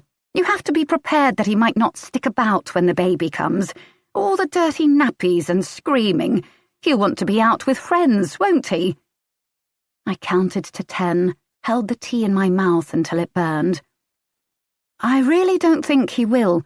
He's not like other 24-year-olds. He had to grow up fast. She sat down opposite, taking a dainty sip from her coffee. I just don't want to see you hurt, Jacqueline. That's all. I don't say these things to cause trouble. Sure you don't. It was a struggle to bite my tongue, change the subject. So how's the book club? Oh, goodness, you won't believe this, but Louise actually suggested we read a chick-lit novel this time. I said, Louise, I think you'll find this is a club for serious readers. If you want to read trash, do it on your own time. I wondered if Mum would have been kicked out of the book group long ago if they weren't all so scared of her, and she didn't have the biggest living room. I let her catty commentary wash over me, wondering if things might get better when the baby came, when I was a mother myself, or if they would just be a new person for her to terrorize. The thought of the email rose in my solar plexus again. She must never find out about it. Jax, 9 weeks earlier. The next time we went to the antenatal group, Anita had baked gluten-free vegan Bakewell tarts, each individual one glistening and perfect. I wanted to groan at the way women did this, forced ourselves to do extra work, make things nice for everyone. Men wouldn't even notice if we stopped. We did it for and to ourselves. I also knew that I would eventually end up baking something myself, resenting every second, just because I'd feel bad otherwise. I saw Kelly's eyes flicking nervously to the tea table as well. There had been a flurry of group emails over the week about hospitals and sleeping positions and antacids and nurseries, so much so that I'd already muted them. Who had the time to read all that? When Nina swept in, almost late again, she looked at the tarts as if they were foreign and blinked. She was so slim, she must never eat pastry. I highly doubted if Anita or Monica did either, but maybe the point was not to eat the thing. It was to make other people eat the thing. Today we were learning baby first aid, which I was glad about, but which also made me anxious, thinking of all the things that could go wrong. Things we didn't even know to be afraid of when I was a kid. Grapes, blind pools, cots. Nina had a baby doll with an unsettling blue gaze, and she placed it on a mat in the centre of our circle. I noticed that Kelly's partner wasn't here again today, and nor was Jeremy. Work crisis, explained Anita with her nervy little laugh that made me grit my teeth. The kind of woman who is afraid to take up space in the world. I knew Jeremy was a lecturer, an academic, and wondered what constituted an emergency in that world. Nina held the baby up, turning it round so it looked at each of us with its merciless glare. Imagine the scene. You leave your baby alone for a second while you answer the door. In its high chair, maybe, or on the floor. Monica tutted, as if she would never do such a thing. You come back, he's turning blue. Jax, what do you do? I started. Why me? Quick, your baby is dying. I knew it was just role-playing and my baby was safe inside me, but those weren't the kind of words you wanted to hear when you were pregnant all the same. I got up, shaky, and knelt down with difficulty on the mat where Nina had deposited the baby. It was the same colour as before, a sort of waxy beige, but I imagined it blue, choking, staring up at me. "Save me, Mummy." Oh, God, what did I do? I knew nothing about baby first aid, that was why I was here. Tentatively, I put my hands on its chest. It felt rubbery, nothing like a real baby. "Full CPR can kill a child," said Nina crisply. "Their ribs can't take the pressure." "Then what? Try 2 fingers, gentle." I massaged the fake baby, feeling both stupid and like a murderer. "That's better. Unfortunately, your baby didn't need CPR. It was choking on a grape." "Who'd give a baby a grape?" exclaimed Monica. "Me, apparently, the baby dunce. I'd killed him. My baby was dead." "Would anyone else like to try?" Nina took the fake dead baby, who could apparently come back to life, and held it out. "Rahul?" He came forward, took the baby, and immediately held it upside down under his arm. He mimed putting a finger in its mouth. "You feel inside. See if you can pull out the thing that's stuck. Then, if not, slap their back gently like this." He showed us. The fake baby juddered. Nina angled her head. "Very good. You've had training." "I'm a paramedic," he said shyly, as everyone clapped. "Kind of cheating." "That's very lucky." She cast a glance at me, as if to say, "And good luck to your baby, Jax." It's so important that parents know these things. A child can choke to death in seconds, drown in an inch of bathwater. We have to be vigilant. We have to be watching all the time. That's what becoming a parent means. From now on, you're responsible. Beside me, Aaron was taking notes on a little pad he'd bought in W.H. Smith. Why didn't I know these things? How did I get to almost 40 without knowing how to save the life of another human being? Surely there was nothing more important. We went round the circle, practicing the move Rahul had done so smoothly, and everyone had a go. Kelly held the baby as if it were a bomb that might go off. Monica slapped it so enthusiastically it would probably die of shaken baby syndrome.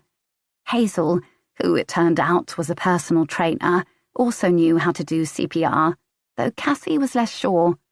Aisha did it in a quietly competent way. She was a physiotherapist, she said, and I wondered if she'd met Rahul at the hospital. Aaron was good too. He'd either been watching closely, or he'd learned some first aid before, maybe when working at the bar, maybe in the homes. How did I not even know this about him? Nina did not give me another chance, and I was too embarrassed to ask. "Very good," she said to everyone else, and I cravenly wanted her to say it to me too. I told myself it wasn't a competition, that I was here to learn so I could be the best mum possible. But all the same, I felt like I was failing already. Alison. Obviously, we didn't expect Kelly to turn up to the barbecue. Alison was sitting in the kitchen of Hazel Jones and Kathy Hargreaves. Their little boy, Arthur, was strapped to Kathy's chest in a complicated fabric sling as she made herbal tea. "We're a caffeine-free household," Hazel had informed her firmly, and Alison had reluctantly agreed to a mint tea. She and Diana were working apart that day, with Diana chasing up forensics from the body and the crime scene. Monica would be furious at all the activity on her balcony, no doubt. Alison had to admit she felt more at ease without the other woman watching her interviews, judging her probably, making her feel old and past it. "Why did you not expect Kelly?" she asked. Hazel widened her eyes, a gesture she had that seemed to indicate incredulity at someone else's stupidity, in this case, Alison's. "Didn't you know? Kelly lost her baby, stillborn at 8 months. "It was so awful," said Kathy, sounding genuinely distressed. "Poor Kelly. She's so young, and that boyfriend of hers was no help at all. They've split up now, I think. If you ask me, she's better off." "Hazel!" Kathy looked shocked. Well, she is. Think how he was at the group that day, kicking off. Now she's not tied to that twat for the rest of her life. She can study, make something of herself. Plenty of time to have children later. Do they know what caused her loss? Alison would, of course, be talking to Kelly herself, but she'd like to go in armed with knowledge, so she didn't put her foot in it. She filed away the reference to an incident that had happened at the group. That could be relevant. I'm not sure. An infection of some kind, maybe. Cathy set their cups on the table, and Alison caught a glimpse of Arthur's soft baby head between her breasts. Was he comfortable like that? Could he breathe? Was it like an adult having their face stuck in the pantry all day? So, what, she stopped coming to the group after that? Well, of course she did. Hazel reached over Alison to take a mug, blew on it aggressively. All those smug mums, wouldn't you? It jolted Alison, the exact thing she'd been thinking, coming from this woman she'd assumed she'd have nothing in common with. Then Hazel ruined it by waving her cup and saying, "We make our own tea bags, you see. We're a zero-waste household." Not even nappies? Hazel opened her eyes wide again. Especially not nappies. Landfills are absolutely choked with them. We're doing terry cloth and washing them. I'm washing them, said Cathy, sitting down. She hadn't made tea for herself. She looked exhausted. Hazel's not found much time to do it. A brief moment of tension went between them, their eyes locked in some kind of silent argument. I'm working, Hazel said, looking at Cathy still. Alison felt she had to step in. You didn't get maternity leave, Hazel? No, I didn't. How discriminatory is that? I might sue. You're self-employed, said Cathy in a quiet voice. Hazel glared at her. Alison took a sip of her drink. Mint-flavoured hot water. What was the point? She eyed the couple over the rim of the cup, which was lumpy and looked handmade. She was here to examine these two, run her fingers over their lives, searching for bumps or cracks. Hazel was toned, fit, tattoos on bare, wiry arms and a vest. Her hair had been shaved up into an undercut, in a way that Alison had to admit looked tough and sexy. She moved all the time with restless energy, tapping her fingers and eyeing the room as if looking for something to improve. She was a personal trainer, she'd said, staring at Alison's doughy middle. Cathy was younger, 8 years younger. All the same, her long brown hair was greying at the roots, and she seemed slow and tired. Understandable when she'd just had a baby. She winced when she sat down, hinting at unknown horrors in the undercarriage department. She worked for the council that ran the leisure centre Hazel trained at. This was how they'd met. Alison said, I'm sorry I have to ask this, but you used a donor. I mean, what kind of donor? Of course they'd used a donor, duh. They'd hardly done it themselves. Tom would have ribbed her mercilessly for that. I just need to check everyone's associations. Overseas, said Hazel, even as Cathy was opening her mouth to answer. Denmark, that's where most of it comes from in the UK. And was it IVF or... She was trying not to say the words, turkey baster. Home insemination. Cathy popped up to the bathroom and did it. Hazel did not seem remotely embarrassed, and why should she be? Alison would have to get over her own qualms if she and Tom were going to embark on fertility treatment, which seemed to involve talking to total strangers about the state of your cervix on a regular basis. Lucky for us, it worked first time. And you chose Cathy to be pregnant because... The eyes went wide again. I'm older, obviously, and I had some issues. Hazel has PCOS, said Cathy, speaking for the first time in several minutes. Polycystic ovaries. She tried with a previous partner, but it didn't work. Hazel looked annoyed. Hastily, Alison nodded. Right. So the donor, there's no contact with him, nothing like that. No contact, we don't even know his name. It was Hazel speaking, of course, but Alison watched Cathy. She didn't look up, just fiddled with the sling around the baby's head. He appeared to be fast asleep. And your previous partner, Hazel? She felt she was grasping at straws here. So far, she hadn't heard anything to suggest the fall wasn't just an accident, except for the insistent feeling in her gut. Police intuition. Although, as Colette had told her tartly the day before, the budget did not stretch to cover feelings. Oh no, we're all good friends. Her new partner is pregnant too, actually. Very amicable. And how did you hear about the group? Alison was still intrigued about the makeup of this group, how different they all were. Maybe all antenatal groups were like this. She wouldn't know.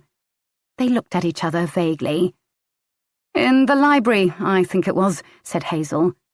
Seemed affordable, so we thought, why not? I see. Cathy leaned forward. D.S. Hegarty, how come you're asking all this? I mean, it was just an accident, wasn't it? A fall? We haven't ruled anything out yet. It would help if you could tell me your exact movements leading up to the incident. They exchanged glances. Getting their stories straight. Cathy said, I was changing Arthur in the downstairs loo. It was a messy one, so I was in there a while, and when I came out, people were screaming, and it had already happened. Alison tried to recall the layout of Monica's house. The downstairs bathroom was under the stairs. Did you see who'd been up there? Cathy bit her lip. I don't know. People had come running to see what was going on, you know. And you, Hazel? Hazel furrowed her brow. I'm trying to remember. It all happened so fast. I was in the garden, I think, doing the barbecue. Ed, that's Monica's husband, didn't have the faintest idea how to get it going. Everyone was starving. That did not surprise Alison in the slightest, either Ed's failure or that Hazel had taken over. Aisha and Rahul, they were nearby. When it happened, I went inside to see what was going on, check on Cathy and Arthur. I think I passed Ed and Monica in the kitchen. So you saw it happen? Not really. I was poking the coals. Then there was this kind of... a shadow, I guess. A shadow went over the garden. There was a scream. Then the noise. For the first time, she looked unsure. It was the most terrible noise when it happened. The rockery. Did you see anyone on the balcony? Anyone else, I mean? No. I was looking at the barbecue. I didn't see anything. And how was your relationship with the deceased? Hazel shrugged. We only knew people from the group, really. Just those 8 sessions. And was there any conflict within the group? A pause. This time Cathy spoke, jiggling the baby. It was all very friendly, she said, and Alison couldn't read her tone. A really nice group, though we were all quite different. Very supportive. This time Hazel was looking away, drinking her vile tea. What about Kelly's partner? You mentioned an incident at the group. Oh, no, that was nothing really. We hardly saw him except for that one time. He wasn't even at the barbecue. I think they've split up. Alison sighed. All right. Thank you for your time. It was the same thing she'd got from Monica and Ed Dunwood. They maintained they'd been in the kitchen when it happened, trying to save some kind of dessert that was melting because someone had left the fridge open.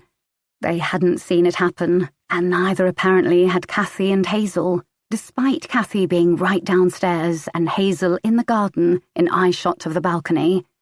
How could it be that there were so many people in one house, and yet nobody had seen a thing? The day of, Cathy. 1:23 p.m. Kelly had come. No one could believe Kelly had come. Cathy and Hazel had arrived just before her, somewhat late because Hazel had come back from the shops that morning with the wrong kind of flowers. What does it matter? She'd asked, brow furrowed in annoyance. It would matter a lot to someone like Monica. They had to be the kind from a florist, wrapped in brown paper and tied up with twine, not supermarket daisies covered in plastic. Hazel was grouchy because she'd had to get up at 8. The weekends were the only time she didn't have to start work at 6. But since Cathy had slept for maybe 45 minutes all night, she wasn't very sympathetic. She'd never known tiredness like it.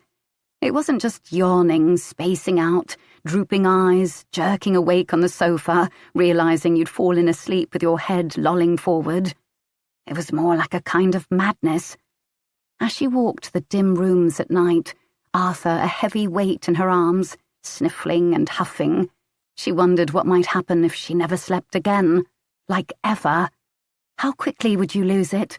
Go insane?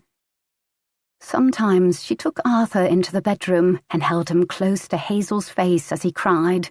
She never woke up. That day when they finally arrived, Monica swept them in, casting an eye over the flowers Kathy had brought.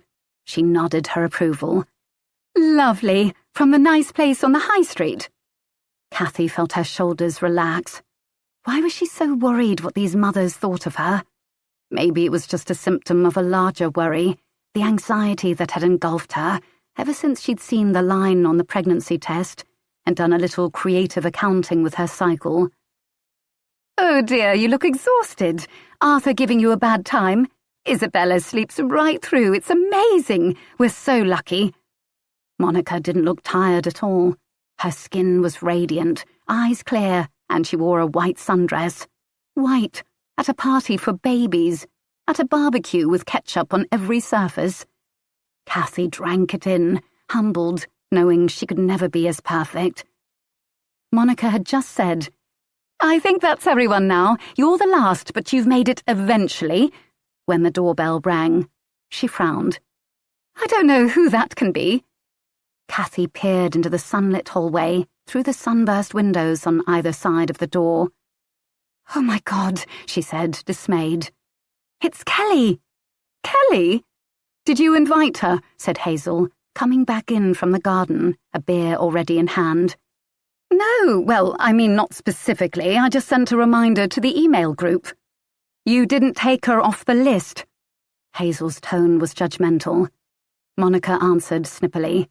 Well, no, I don't have the time to trawl through taking people off willy-nilly, do I? Oh my God, has she been getting all our messages about the births? Kathy winced. Kelly had, understandably, gone quiet since the terrible news about her baby. The little boy had died inside her, his heart stopped. Kathy couldn't bear to think of it, literally couldn't bear it. Her stomach would clench, and her palms sweat and her breath narrow. How could you survive such a thing, carrying a baby inside you for months, only to lose it anyway? Kelly would have had to give birth to the poor little thing, this far along, and she was so young, just 22. Monica rolled her eyes.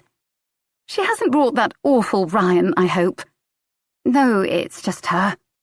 Oh yes, Ryan.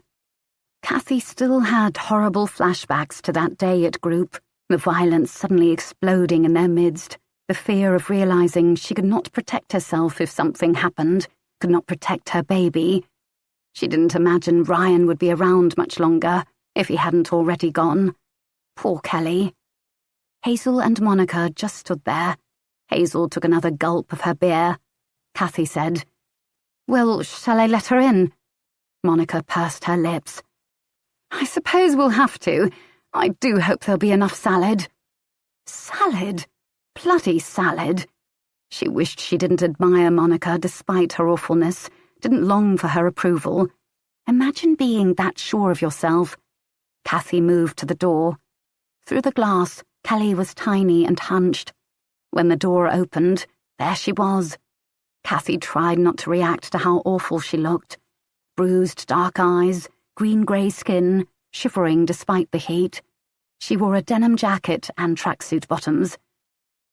Oh, Kel, I'm so sorry, she said, feeling the inadequacy of the words. Is it okay I'm here? I wanted to see them, the babies. Kathy realized she should have gone to visit her. Never mind that they barely knew each other. They were in the trenches together, and this could have happened to any of them. Oh, you poor thing. She stepped forward to hug her, bring her in, but Kelly flinched away. Kathy realized she had Arthur against her in the sling. She was so used to it now that he felt like part of her body. Kelly stared at him, hungry. like the way a starving dog eyes a treat. Kathy might have done something, maybe with that revelation, something that could have stopped what happened next. But as Kelly stepped into the hall, arms folded around herself, Kathy's phone vibrated where she kept it tucked into the sling. Hazel would object if she knew, would say the radiation was bad for Arthur, even though there was no evidence of that. But Kathy was too afraid to let it out of her sight. And sure enough, it was him, Dan. "Please, we need to talk." Heart stuttering, she tucked it away again and followed Kelly back into the kitchen. She wasn't going to answer the message, of course. It was hopeless, dangerous, stupid. But all the same, she found she was already crafting a response in her head. Jax, 9 weeks earlier. That night after the CPR class, I was shaken awake by a dream so vivid, I felt like someone was holding me down in the bed. I woke up gasping, terrified. There was a baby, and it had turned blue, and I was calling an ambulance, but it wasn't coming. My phone didn't have reception, and I couldn't make my fingers work the buttons, and the baby was floppy, and I rubbed its chest, but I couldn't make contact somehow, and it was dying. The baby was dying, and it was my fault. I sat up in bed in the dark, pulling the dream's remnants from me like cobwebs. Beside me, Aaron breathed peacefully. He had slept in such awful places over the years, rooms full of screaming kids, under the stairs, even outside in the garden a few times, when a foster dad was trying to punish him, that his rest was rarely disturbed. A coffee-flavoured chocolate could keep me up till 3 a.m. I went for my phone, knowing that I shouldn't be charging it in the bedroom, that it disrupted my sleep and possibly would harm the baby. Since I was already being bad, I let myself slip into old, dangerous habits. I had to look at Chris's page, happy with his wife and 2 adorable girls, and I wondered if I should have stayed with him after all, if that 4-bedroom house and those holidays to Mauritius could have been mine. Stupid. I hadn't been happy with him. That was why I'd left. Aaron, for all his youth and poverty, loved me in a way Chris never had. He saw me. He listened. Then, slipping even further into bad habits, I searched for him. He wasn't on Facebook. It had all happened just before it became widespread, but he had the remnants of an old profile on Bebo. That in itself should have been a warning sign. Of course, we weren't friends online, never had been anything like that, but a certain amount was public and it hadn't been taken down. I wondered if he could access social media where he was. Most likely not. Surely not, even in this supposedly lax country. He posed in black and white up a mountain, his back to the camera, his face half-turned. I hated that I still knew how to find it so easily, that his name flowed from my fingertips. If I'd never met him, how different would my life have been? Would I have settled down earlier, had this baby years ago? Even clicking on this old profile made me jumpy, as if it might draw him back into my life. He couldn't know I'd been looking at it, could he? It was dangerous, being awake while your partner slept peacefully. You started to feel alone.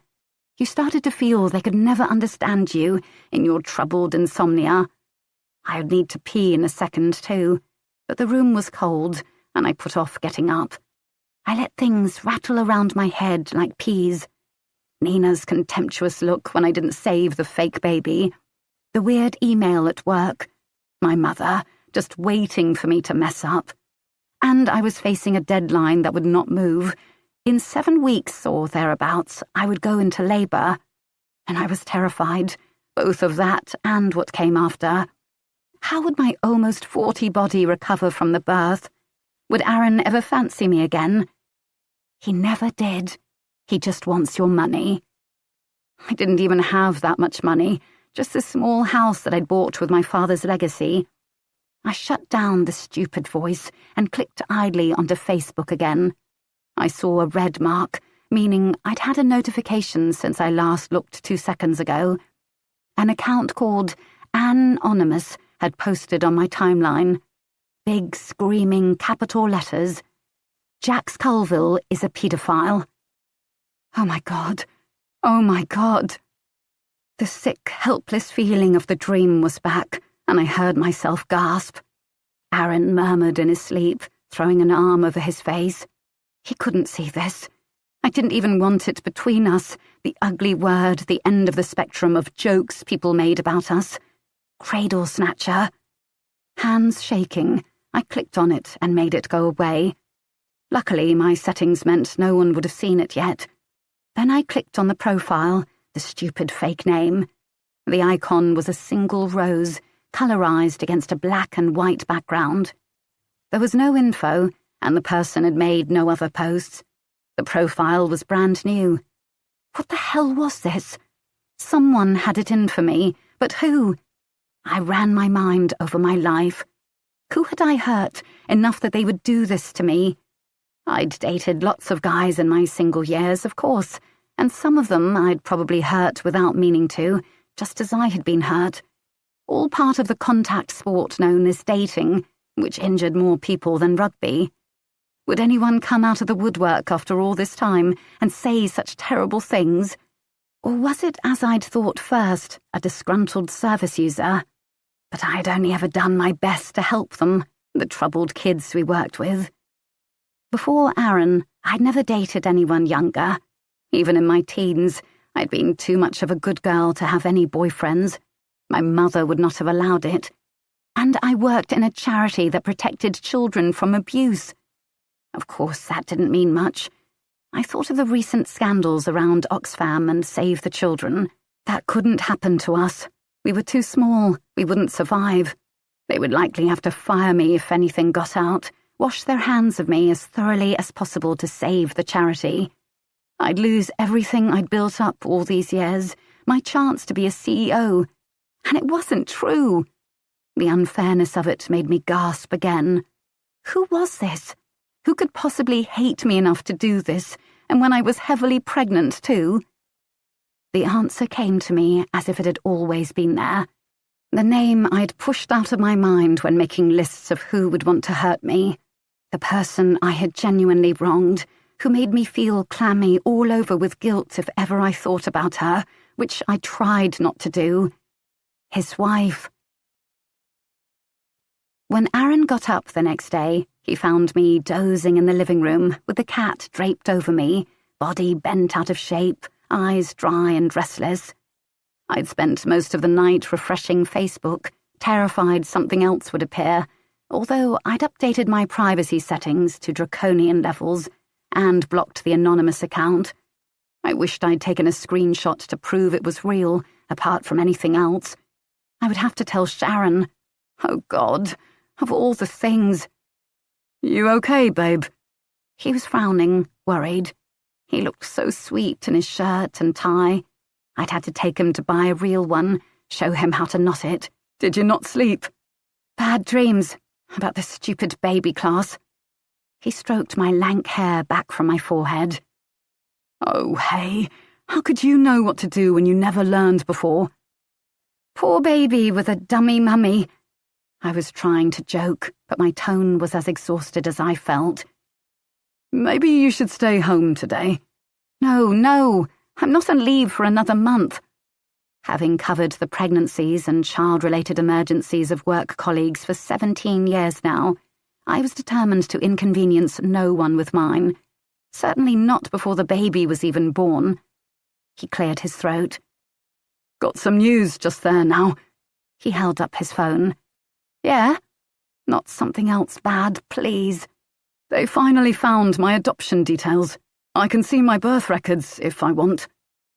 I should have been pleased for him, but all I could feel was a weight of dread in my chest, that things had taken a wrong turn somehow, and I didn't know how to find my way back. That's great, babe. You'll come with me? He looked so vulnerable as he said it, so young. Of course I will. I forced a smile, but I couldn't help thinking that this was another step away from peace, towards the chaos I feared so much. That morning at work, I was no earthly use to anyone. Dorothy had to tell me 3 times to answer my phone to one of our biggest donors, I could see her looking at me, thinking, poor cow, the baby is eating her brain. Was that what happened? I'd read that they formed their bones from yours, leaching you out like a husk. I felt so helpless. I'd always been able to rely on myself, and now I'd have to lean on Aaron, who could barely take care of himself. I turned the messages over and over in my head, no idea what to do. I had to tell Sharon, but I was afraid. I told myself I'd wait till the mailing was over and done with. It would have gone out that morning, so donations should start coming in later today. After lunch, I forced myself to eat a salad from Tupperware at my desk, which was wilting in the heat of the plastic. Sharon called me in. It was when she liked to strike, to catch people at their lowest ebb. She had my mother's instinct for that.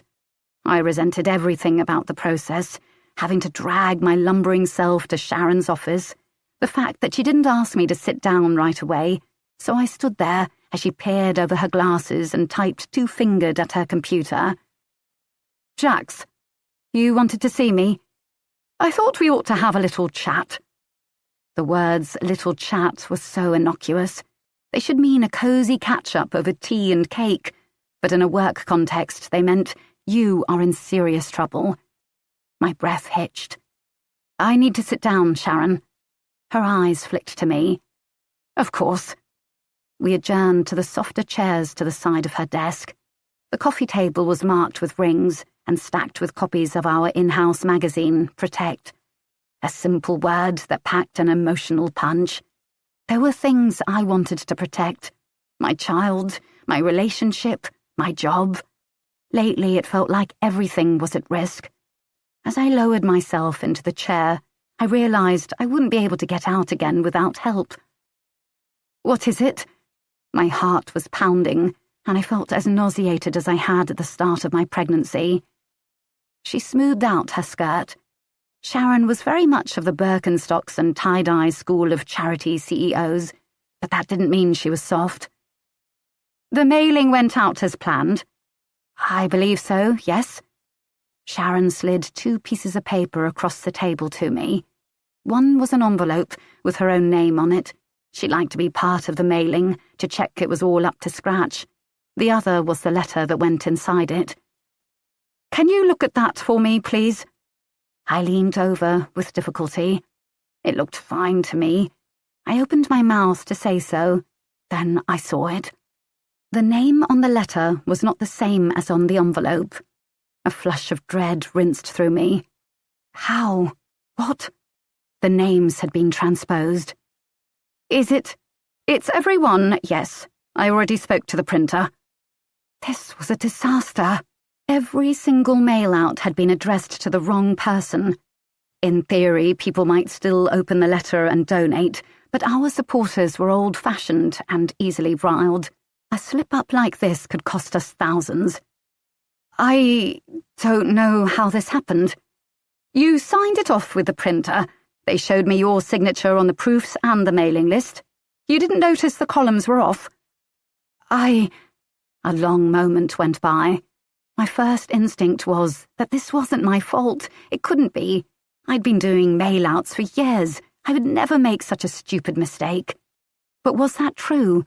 Was the pregnancy indeed addling my brain? "There's another problem, too." My stomach dropped, and suddenly I hated her for drawing it out, for the arbitrary power the structure of work gave her over me. What was to stop me standing up saying, "Screw you, Sharon, and no one's worn Birkenstocks since the 80s. Security, that was what. Status. The fact that my partner still qualified for youth training schemes. "Oh? This was in the post this morning." She slid something over the coffee table to me, and I saw it was a plain note card with some square writing on it. "Did you know that your head of fundraising, Jax Colville, likes young boys? Do you really think you should be employing someone like that?" The neatness of the writing added to the chill it gave me. This wasn't some mad person, and now they were calling me Jax. Sharon went on. "Dorothy tells me there was an email too." "Damn you, Dorothy, have you no loyalty?" You're supposed to report things like that to me, aren't you? It made no sense. It was like a spam thing, I thought. This is pretty clear, I would say. She tapped the card with one ragged fingernail. My head hurt. Sharon, what can I say? This is clearly rubbish. Your partner is younger than you, isn't he? He's 24. And you met him. I stared at her. 2 years ago. Do you need help with the maths? Oh dear. I had just been very rude to my boss, and worse, I got the impression I'd played right into her hands. She sat back. You know we have to investigate any allegations made. It's not an allegation, it's just some crazy person mouthing off. They don't even say what they mean, who these boys are I'm supposed to have. I couldn't finish the sentence. I was so suddenly afraid. The situation seemed to be slipping through my hands. Can you think of anyone who would have a grudge against you? No, I said. But that was a lie. I could. But would she really do this?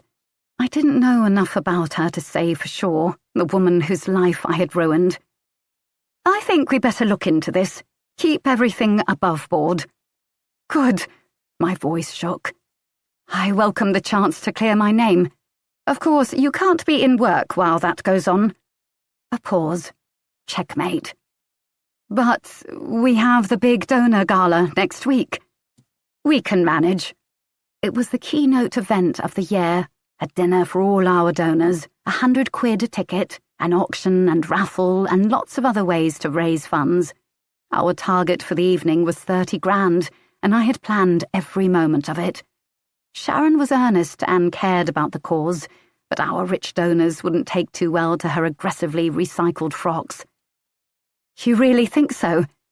I don't see we have much choice. Why don't you start your maternity leave early? She cast a pointed look at my belly. Oh, really, Sharon, fuck you. I got up, steadying myself against the back of the chair. I'll go now, then, if that's how you feel. Screw them. I'd do some shopping, have a rest, watch telly. But something was nagging me. Will I still get paid? I hated having to ask. I'd have loved to be able to march out, Bridget Jones style, and tell Sharon what I really thought of her. But I had a family to support now. She nodded. You'll get your maternity pay as planned just earlier. That meant an extra month of full pay I would have to do without, and I couldn't rely on Aaron to make up the difference. We'll speak soon, Jax. I got the feeling she was really enjoying this. The house was quiet in the daytime, and time felt all wrong, like I'd slept in or had an unexpected sick day. Minu greeted me disdainfully, making it clear the sofa was her domain during the day. I put down my bag and jacket and wandered disconsolately through the rooms. Aaron was at his own office, where he was the most junior person, the one who did the photocopying and coffee runs. I let the thought cross my mind. How it would feel to be with an older man, one who was a CEO, perhaps, who would say things like, "You know you don't need to work, darling," or "Just quit, that Sharon's a cow, and you're too good for that place." Hair just touched with silver, credit card glazed in gold. The kind of man who would buy me lingerie and take me on unexpected mini-breaks. I hadn't told Aaron I was home from work. I needed to explain it first. Find a possible reason for what was going on. The printers had been in touch, very apologetic but keen to point out I'd signed off on the mailing list spreadsheet. Clearly, the address and name columns had been transposed by one cell. A tiny change and easy to do, but catastrophic. Had it been that way when I checked it? I was sure it couldn't have, but not sure enough. Was this my mistake, or was it the same as the messages? Someone else's revenge? I had lied to Sharon, because in fact I had a good idea who might be behind this, who might want to ruin my life. I had met Mark Jarvis in my first proper job at a very large children's charity, the kind that's synonymous with do-gooding. Its image is brave toddlers with shaved heads from cancer, scared teenagers with bruised eyes. They are crusaders, saviours. They will do a lot to preserve that image. Mark was on the board, an ex-city hedge fund manager who was richer than I could ever dream of. At the time, I was 23, living in a house share in Camden with 4 other girls. The mould in the one shower looked like a Jackson Pollock painting. Mark liked to come into the office once a week or so to have a meeting with our then CEO, sign documents, that kind of thing. I remember when he spotted me. He was crossing the floor of the open plan office, striding with the wide gait of a man who is busy, who has many calls on his time. His day job, which he'd wound down after already making more money than he knew what to do with. His wife, who had her own charity work, plus her busy Botox schedule. His gym routine, his season tickets to rugby and football. A man of the people, despite his wealth. Expensive suit worn without a tie. Receding hair, well cut enough that it didn't matter. He was 44 years old. He came to my desk. "Hello, you must be new." I was cowed, of course. Technically, he was my boss's boss. "Hello, I'm Jax." His eyebrows went up.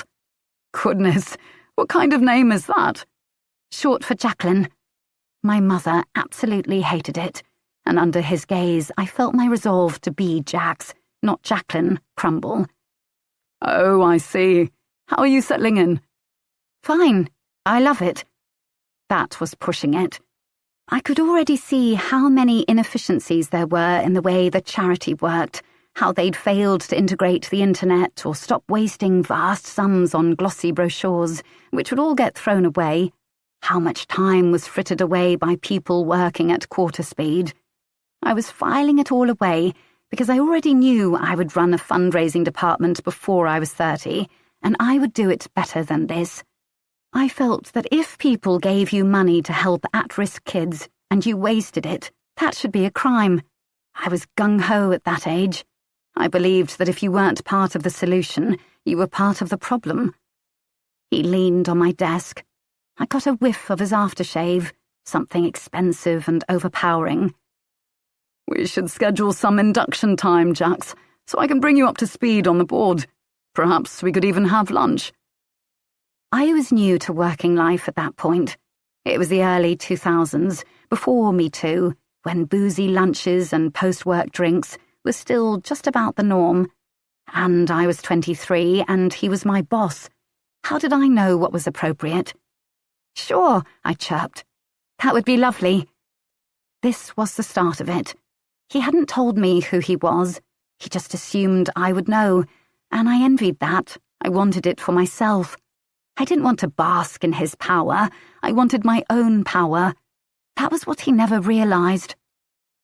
On my own now, in the house that I shared with my partner, who would have been in primary school when this happened, I wondered. It wouldn't be him, of course. He hardly had access to the internet where he was, and they must check his outgoing mail. It must be her, then, the wife, Claudia. I pulled my laptop towards me and Googled Claudia Jarvis. There was nothing about her. Of course, there was plenty about him, for all his lawyers sent out cease and desist letters. The internet held on to things better than any collective memory. I skipped over those articles. I already knew what they said and didn't wish to relive it. Nothing about her, except in connection with his story. I couldn't believe it. There were people with that name, of course, but none of them was her. I tried Claudia Jarvis husband. I tried Claudia Jarvis socialite, philanthropist, model. Nothing. Back when I'd known Mark, Claudia had been high profile, the kind of person who'd pop up on the Evening Standard social pages, eating tiny canapes, or more than likely not eating them, in order to keep wearing the kind of backless dresses you couldn't pair with a bra. Now it was as if she'd disappeared off the face of the universe. I clicked on my own Facebook profile, switching to View As to get a sense of what someone who wasn't friends with me could see. I had always been careful not to put up too much about my life, like where I lived or even the fact that I was pregnant. But that didn't stop other people. There it was, A picture one of Aaron's colleagues had put up when we'd gone for drinks with them a month back and tagged me in against my will.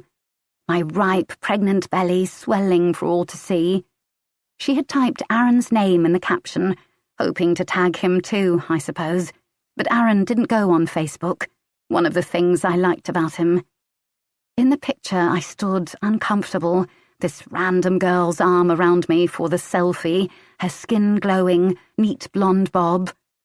I'd suspected she fancied Aaron and was trying to neutralize me by being nice, and I wanted to tell her I was too old and pregnant and tired to care.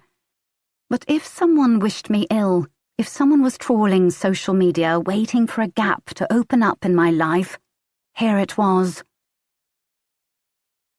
Alison. Next a visit with a third couple who'd been at the barbecue that day, Aisha and Rahul Farouk. The door was opened by a young, pretty Asian woman in a headscarf with a North London accent. "Hello, come in, please." She was a physiotherapist, Alison knew, her husband a paramedic.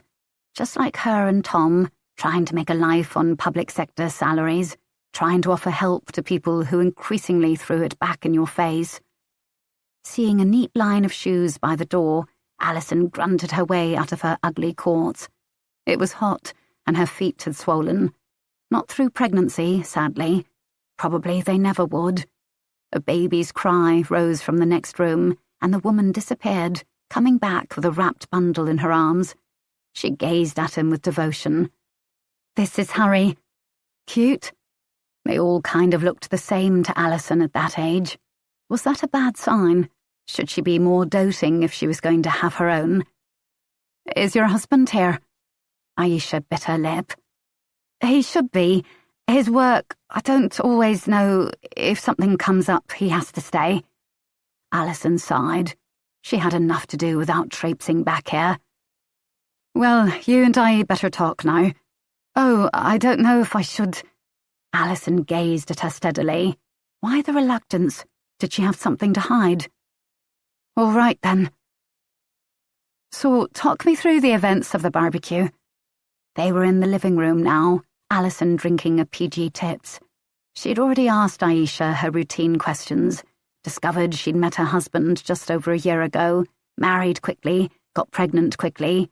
Easy. They too had seen a flyer for the group, in the leisure centre, Aisha thought. They had chosen it because it was so much cheaper than the others. Still nursing the child, Aisha now screwed her eyes up. "We got there just after 1 that day, I think. We were late because Harry spit up on his baby grow and we had to go back. Rahul was worried. He thought maybe saying 1 o'clock meant we had to get there at 1, like a dinner party, but I thought it was more like you could arrive any time you wanted. Then we got there, and Monica was a bit funny with us." "Funny how?" "She said something about, 'Oh, isn't it strange how different cultures work? I did hope everyone would be here at 1, when we weren't even the last ones.' And Rahul got annoyed." Alison leaned forward, interested. "What does he do when he's annoyed?" He goes quiet," said Aisha, looking down at her son. "He goes really quiet." The day of, Aisha. 1:12 p.m. They drove all the way to Monica's house without speaking a word. This was often the way between them, and Aisha didn't know if he was happy with it, if he thought this was how a husband and wife should be together. "It'll be strange," she said as they turned out of their street. It was hard to think of the house, a small brick terrace, as home instead of her parents' place. She'd lived here for so short a time, but then it felt as if her entire life had changed in the blink of an eye. She'd been married to Rahul for a year. She'd lived in this house the same amount of time. She had known him for a year and 3 months. The speed of it had burned her, at the same time as it lifted her up with the romance of it, the excitement of how completely life could change in a short time. She had a baby now, with a man who was still a virtual stranger. And he was good with the baby. He did everything he was supposed to. He'd come to all the antenatal group sessions. He changed and bathed Harry and got up at night, even though he was still doing shift work. It was just her that he never talked to. It took him a long time to answer. What will? Seeing all the babies together. Here in the world, you know, little people. He glanced at her. She waited, having given him an opening, but he didn't say any more, and suddenly it rose up in her, the idea of going home later, back inside their neat little house, with the scent diffusers and large TV and framed wedding photos, and it was overwhelming.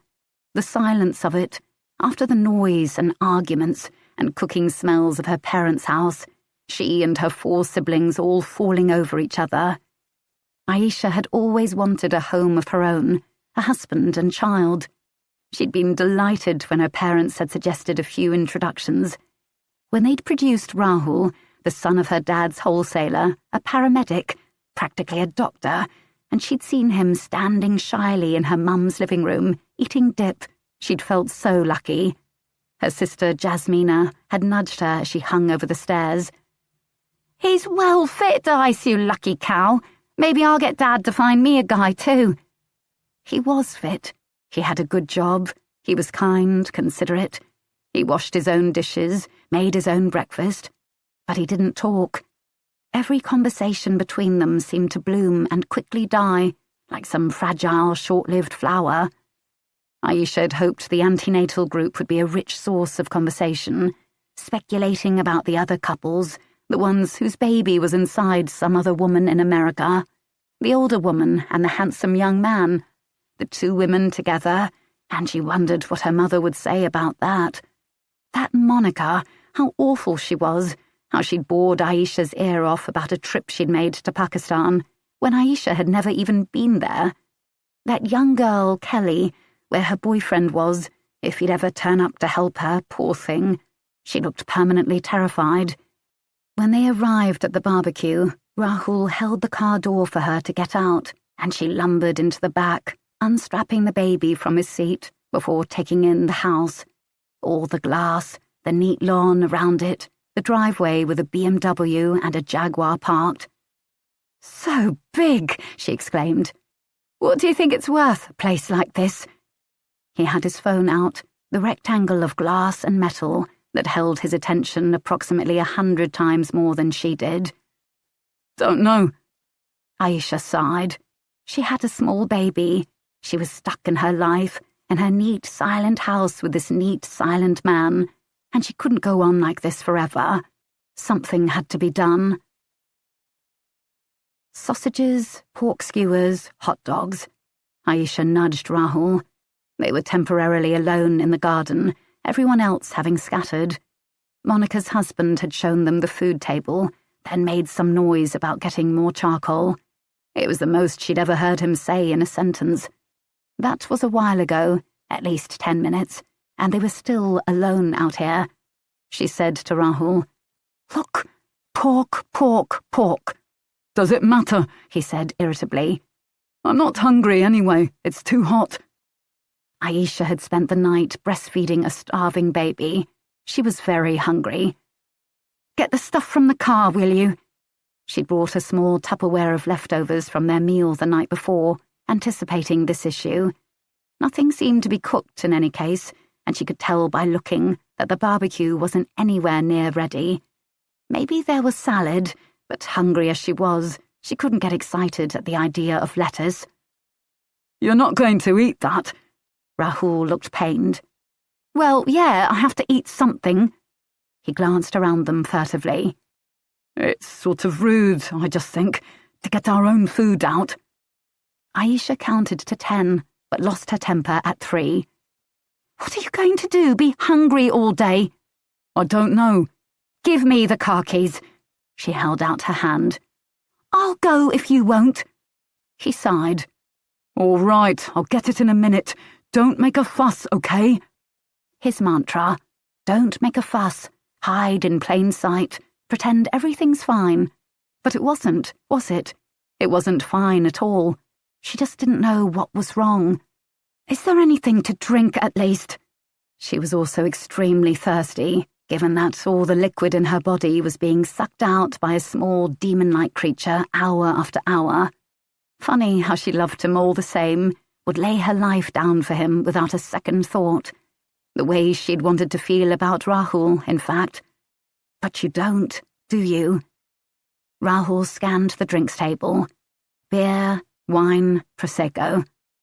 Nothing soft either. I brought some fizzy drinks. What happened to those? She'd handed them over to Monica when they arrived, seen a little pull in Monica's face, even though it was posh lemonade from Waitrose.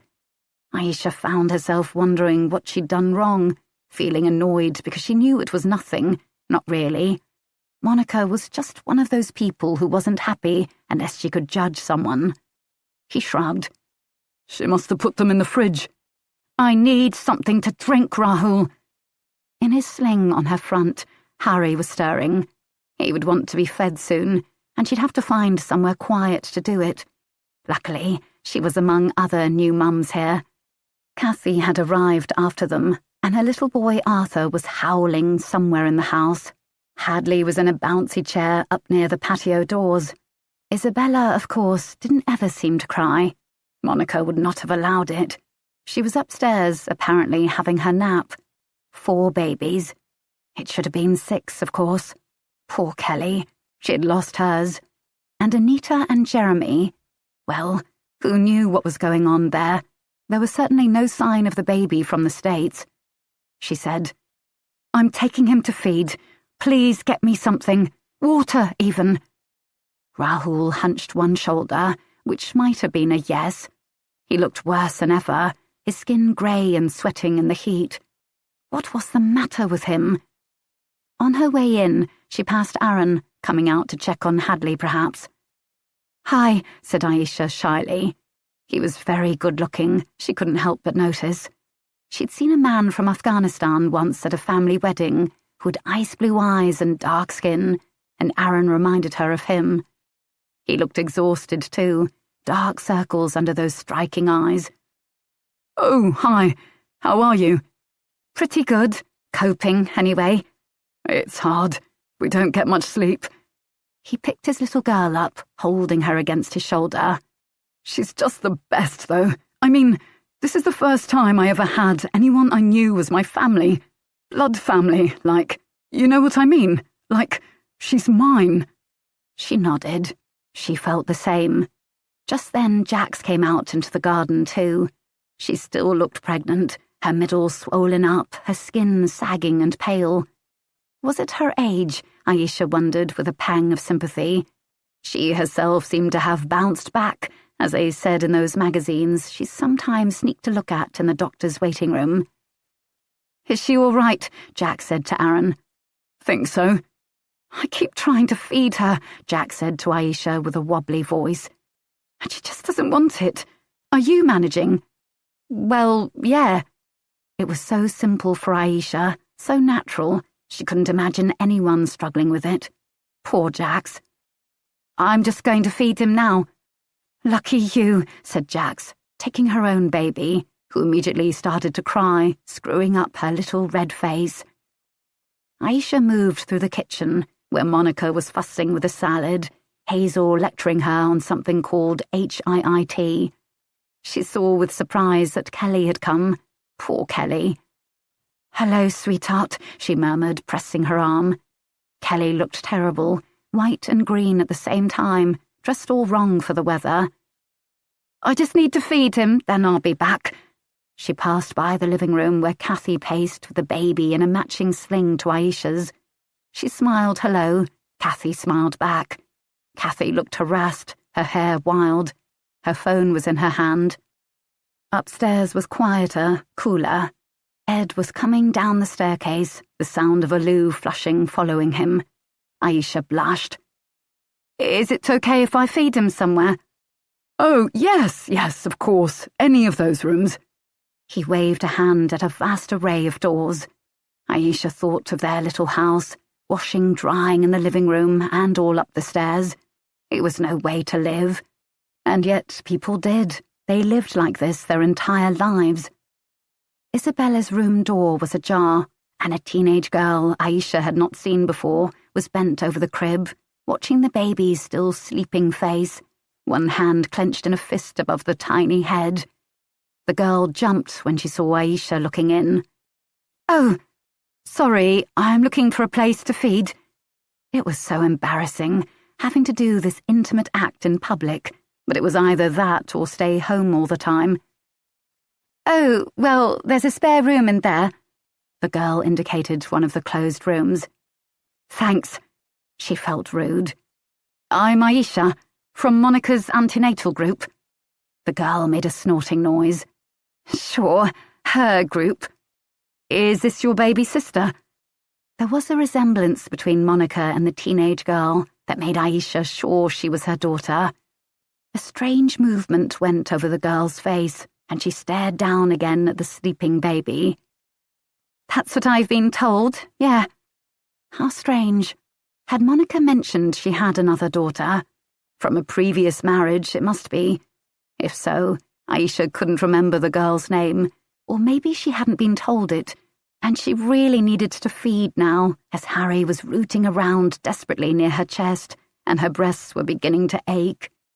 But as she shut the door on the pristine spare bedroom, taut, clean duvet with shiny bits, fringed lamps, wall-to-floor mirrored wardrobes, she somehow felt uneasy about leaving the teenager alone with the baby.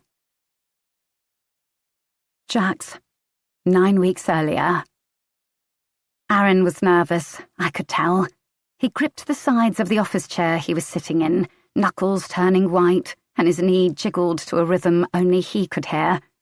I placed a hand on his leg to calm him, but I was nervous too. A woman was going to come into the room any minute and maybe tell us who he was, the history of him, the secrets that lurked in his DNA. And there was nothing we could do to change it. I was worried. This on top of the baby coming, of the pressure of me not working, it tipped the balance too far. I felt I too was holding on tight to empty air, trying to steady us. I'd told Aaron I'd decided to go on leave early, and it was a lie. I had lied to him about something huge too. I told myself I was trying to protect him at this difficult time. Or maybe I couldn't bear him to find out the truth about me, all those things in my past I'd never admitted to him. The door clicked, and the archivist, Magda, came in. She wasn't a social worker, but rather someone the council had employed to deal with these requests. Inviting us in for a chat, I felt, did not bode well. "Mr. and Mrs. Cole?" "No," I said automatically. Puzzled, she looked down at the file in her hands, as if she was in the wrong room. "I mean, we're not married." "Oh." I saw her notice how much older I was than him, the subtle double-take that I chippily imagined men with younger partners did not get. It didn't help that Aaron was dressed like a teenager today, in 2 loose jeans and a hoodie, slouching low in his seat. "Well, I have the information you wanted." Aaron's hand groped for mine. His skin was cold. I didn't know why I felt so sick, as if waiting for test results at a doctor's. Whatever it was in the past and couldn't hurt us. Could it? "Your mother was a teenager at the time of your birth, 15 years old." Aaron nodded. I told myself it wasn't unusual in many parts of the country. "Her name was Georgina Partington Smith. She was white." Georgina? That didn't sound like a council estate name. I revised my assumptions, felt ashamed of them. Magda passed over something, a birth certificate.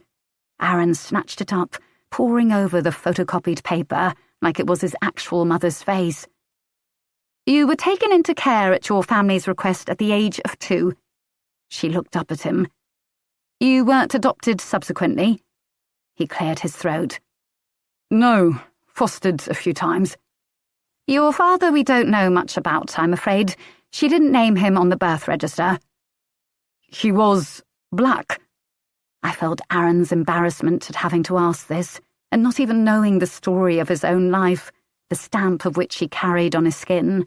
We didn't even know for sure. His father could have been Asian or Hispanic, or perhaps some past ancestor on either side had African or Caribbean DNA. We just didn't know. "I'm sorry, I don't have that information." So, where is she now? Georgina. Aaron tried out the name. Magda shook her head.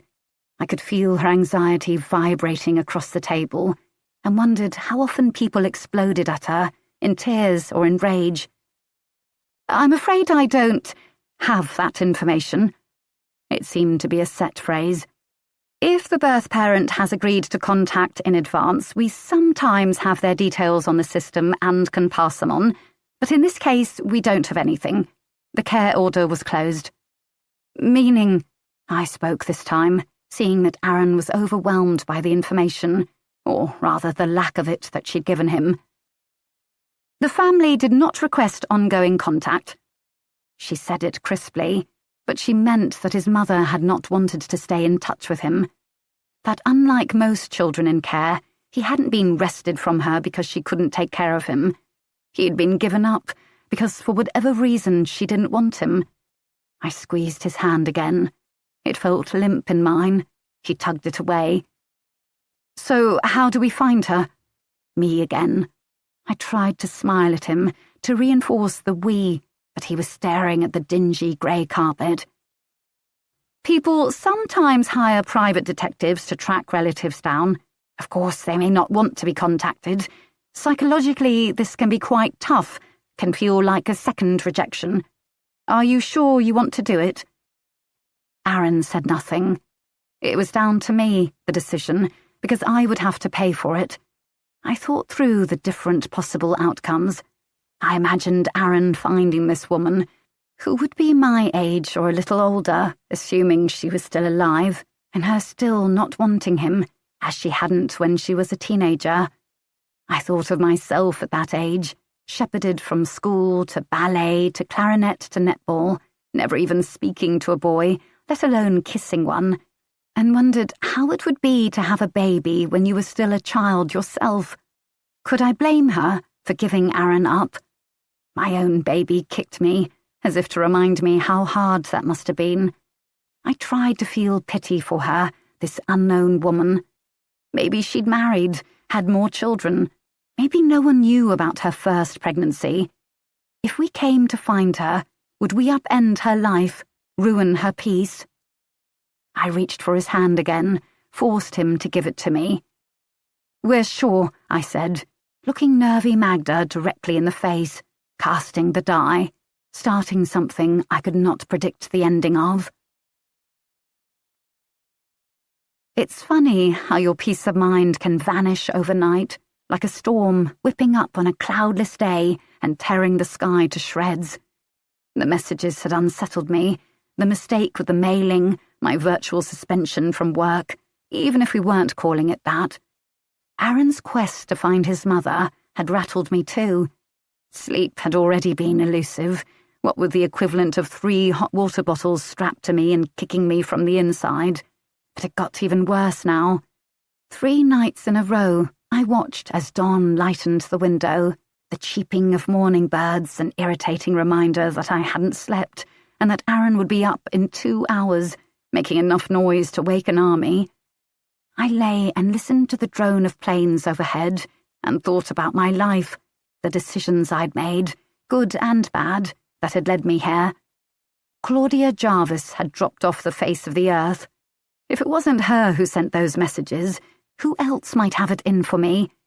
The only other person I could think of was my ex, Chris. I hadn't spoken to Chris in 10 years, since I left him in, let's say, less than ideal circumstances. I idly stalked his Facebook feed from time to time, of course, and sometimes I wondered irrationally if he was posting things for my benefit, to show me what an amazing life he had. He'd married someone else within a year of me leaving him, at dizzying speed, and they had 2 little girls. With great trepidation, I clicked on the message box and started to draft one. Hi, long time no talk, huh? I got a slightly weird message the other day, couldn't tell who the sender was. Don't suppose you know anything about that? I'm asking everyone I can think of. Which was a lie. I pressed send, a pocket of cold deep in my stomach, telling me I was making a mistake. What would Aaron say for a start, at me randomly contacting my ex. I wouldn't say he was jealous, not exactly, but he was sensitive to my feelings for him, on days when I felt bored or irritated, as happens in every relationship. It wasn't surprising, given how little attachment he'd had from anyone in his childhood. Telling him what was going on would only upset him. I wondered why I felt so protective of him, and didn't want to examine that thought further. He was my partner, not my child, but I worried about him, what instability lay just beneath, stirred up by all this business with his mother. Chris replied later that day. "This is a surprise. I don't know anything about that, no." I wrote back, "Okay, just racking my brains, really." He was typing something. The moving dots gave me a jolt. Chris, a ghost from my past, was on the other end. So easy just to reach out and bring him back into my life. Too easy, maybe. "Perhaps I can help. Do you want to have lunch or something?" My heart began to race. "Lunch? Yeah, be nice to catch up." I thought about it. What good could come of seeing my ex, a man I had badly hurt, a man I had rejected? Why did I need this when I was close to having another man's child? But all the same, I was bored and restless and worried, and enforced maternity leave wasn't helping matters. And Aaron would scarcely talk to me ever since we'd got the news about his birth mother, keeping it all inside, festering. As I typed in, "Sure, I'm pretty free right now," I already knew I wouldn't be telling him about Chris. The next day, I went into London to meet him. He still worked at the same management consultancy firm near London Bridge, 10 years on. Taking the train at that time was strange, empty and quiet, not having to fight my way on or stand pointedly beside people until they gave me a seat, which didn't always happen, even at 8 months pregnant. I watched the train pass Canary Wharf, the skyscrapers tearing a white sky, and thought of the years I'd lived with Chris there, near Cross Harbour, in a flat he paid for as easily as a pack of tissues. Not like Aaron. It hadn't occurred to me that Chris didn't know I was pregnant, but why would he? He didn't stalk my Facebook feed as assiduously as I did his, in all likelihood, and that made me feel tired and ashamed. In any case, I hadn't posted much about my pregnancy, cautious of being too vulnerable. When I walked into the chain restaurant, a classically boring Chris choice, I saw his face change. What was the expression? Shock? A little chagrin? "Wow, I had no idea." "Oh, yes, almost due now." I hugged him awkwardly. He had lost weight, but aged, his face lined, his hair grey. He wore a nondescript but expensive suit and tie, and he looked like any city worker, a well-paid cog in a wheel. I saw he wore a signet ring on a little finger, something I would have mocked him for, back when his body was mine to touch and comment on, back when he was part of my life. It was so strange how little I knew him now, this man who'd once meant so much to me. "I didn't even know you'd got married." Was that a dig? I sat down with difficulty. "Probably because I didn't." "Oh?" His head cocked, as if seeing a chance to win the breakup. "Still not your thing, then?" "It wasn't not my thing, exactly." "Just not with me?" He laughed. "Hence why you left me at the altar." "It wasn't at the altar, Chris." "As good as. A month before. Cost the same." "I know. It was a very difficult choice, and I was very sorry to hurt you, but looks like you're really happy now." He softened. "I was lucky to meet Alicia, yes. She values homemaking, family. Makes it a lot easier for me to do what I do." I surmised from this that Alicia was the stay-at-home in the suburbs wife he'd wanted. One of the many reasons I'd cut my losses and run from my expensive wedding at the age of 28. My mother had almost died of rage and shame. "You really think you'll meet someone else at your age? That's it for you, Jacqueline. You'll never have children. I'll never be a grandmother now." At least I'd proven her wrong about that. "And 2 kids. You've been busy." He got out his phone and showed me 2 insipid blonde children in matching pink-striped dresses.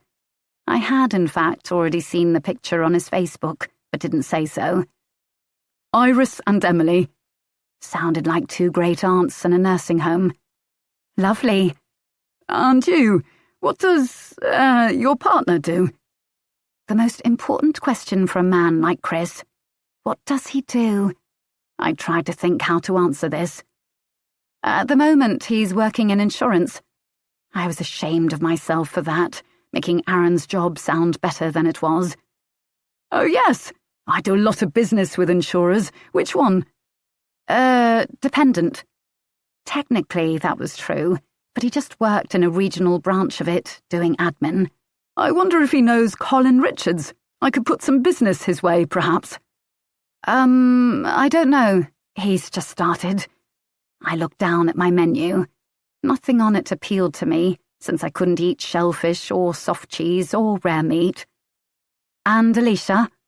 Oh, she's at home with the girls. Wouldn't have it any other way. The pride in his voice made something crack in me.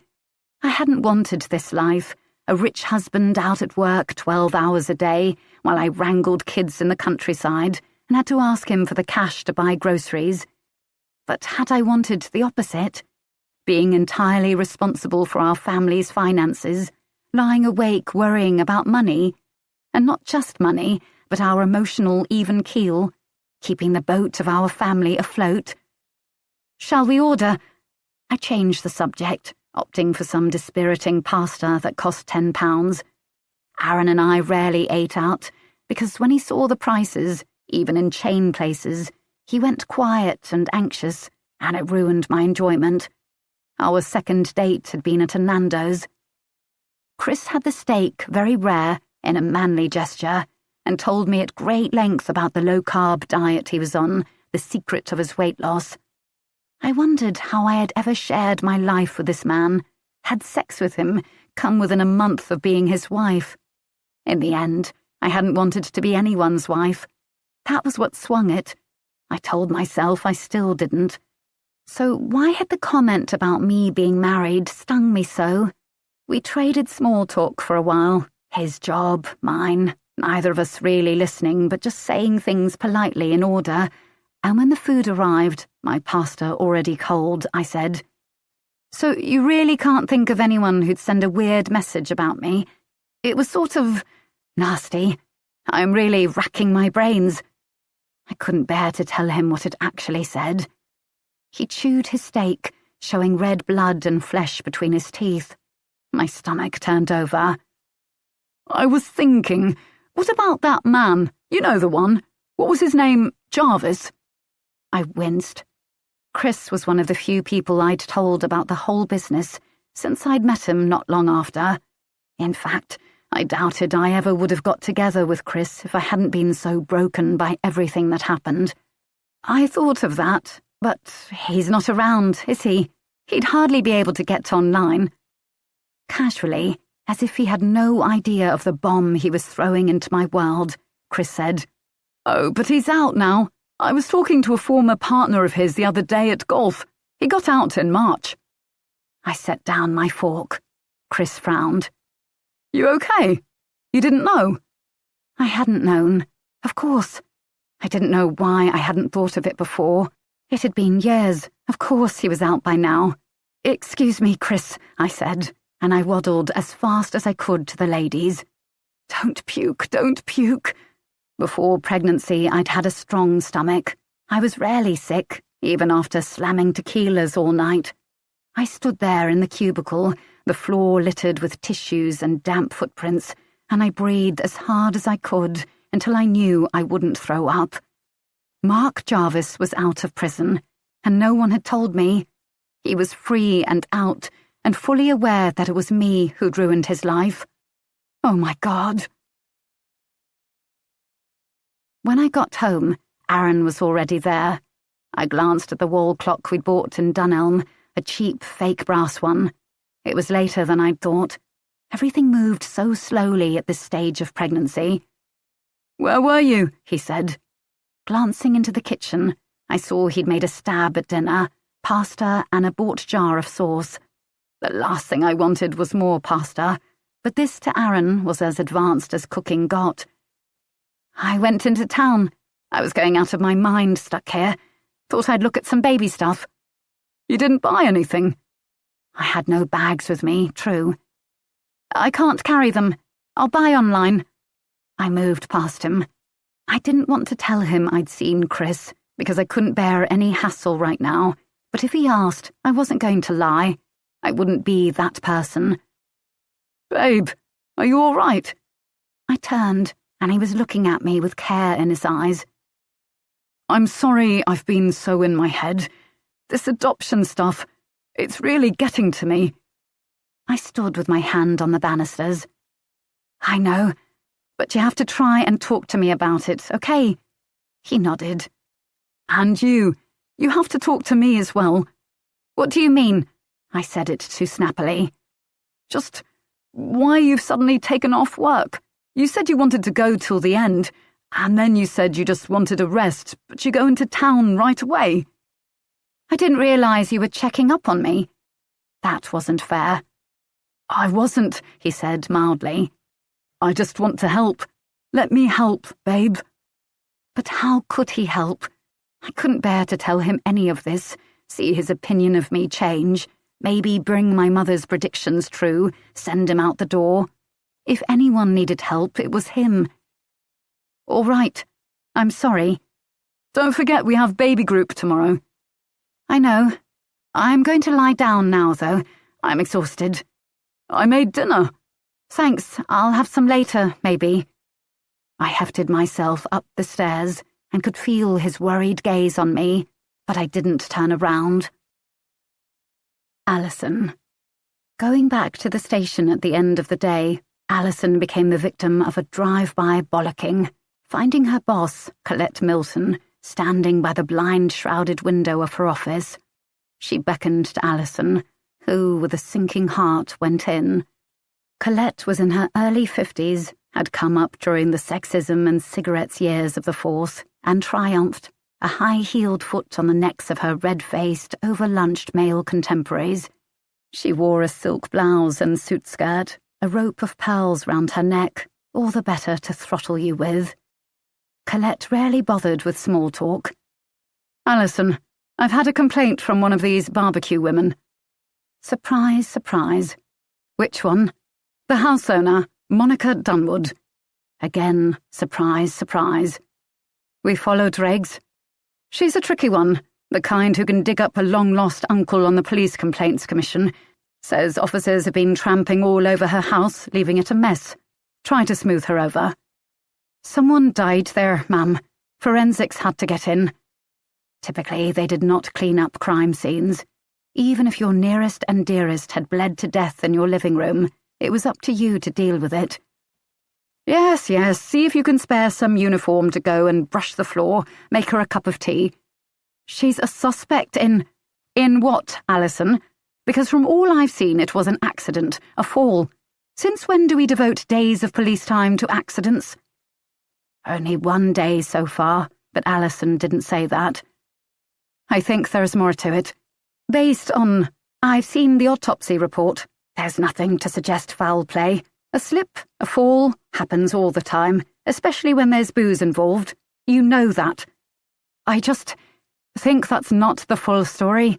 Please, can I have a few more days to look into it? I haven't even interviewed all the witnesses yet, not properly. Colette sighed. Till the end of the week. Then, if you haven't found anything, it's an accident and you move on to something else. Understood? All right. She'd just have to find proof by then that this death was not accidental, even though everyone insisted it was. And go easy on them. They are new mothers.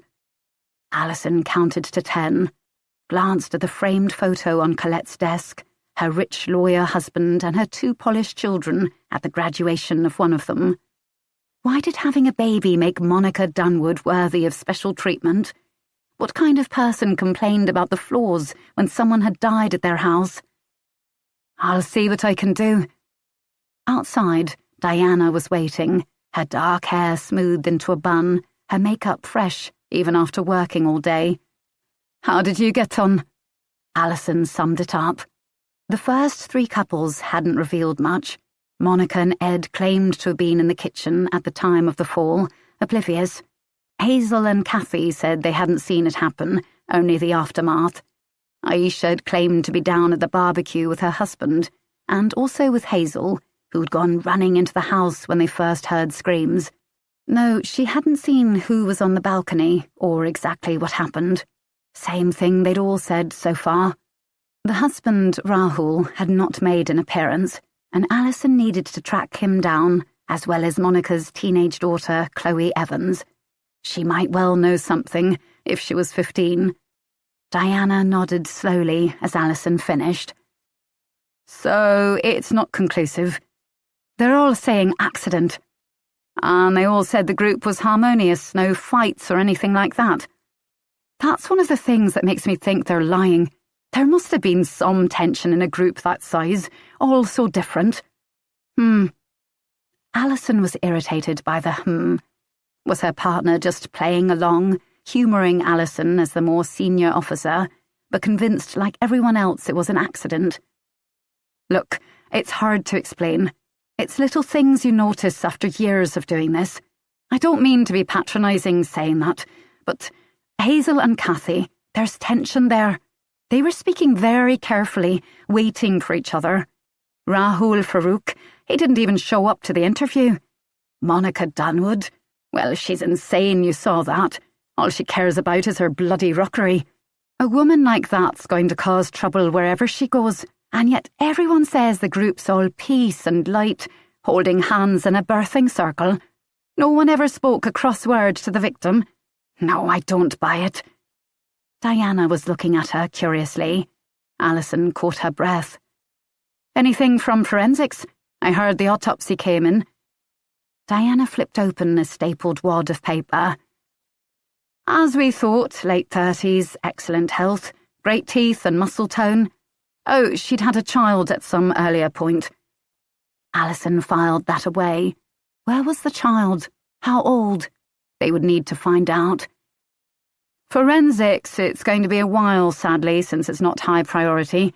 Various people's DNA on the balcony proves nothing really, since they were all milling about the place all day. One thing, there were hairs caught in the victim's bracelet. Oh, what kind? Dark, long, could be her own, but there's a lot of them. Alison thought over the women at the party. Can they cross-match them to the attendees? Yes, I'll send a tech round to get samples from them all, but again, it's not going to be right away. Still, that was good. If the victim had indeed been pushed over as Alison suspected, there was a good chance she'd struggled with her assailant, and getting hairs trapped in her bracelet made sense. Any skin under her nails? Nails were cut short, so nothing there.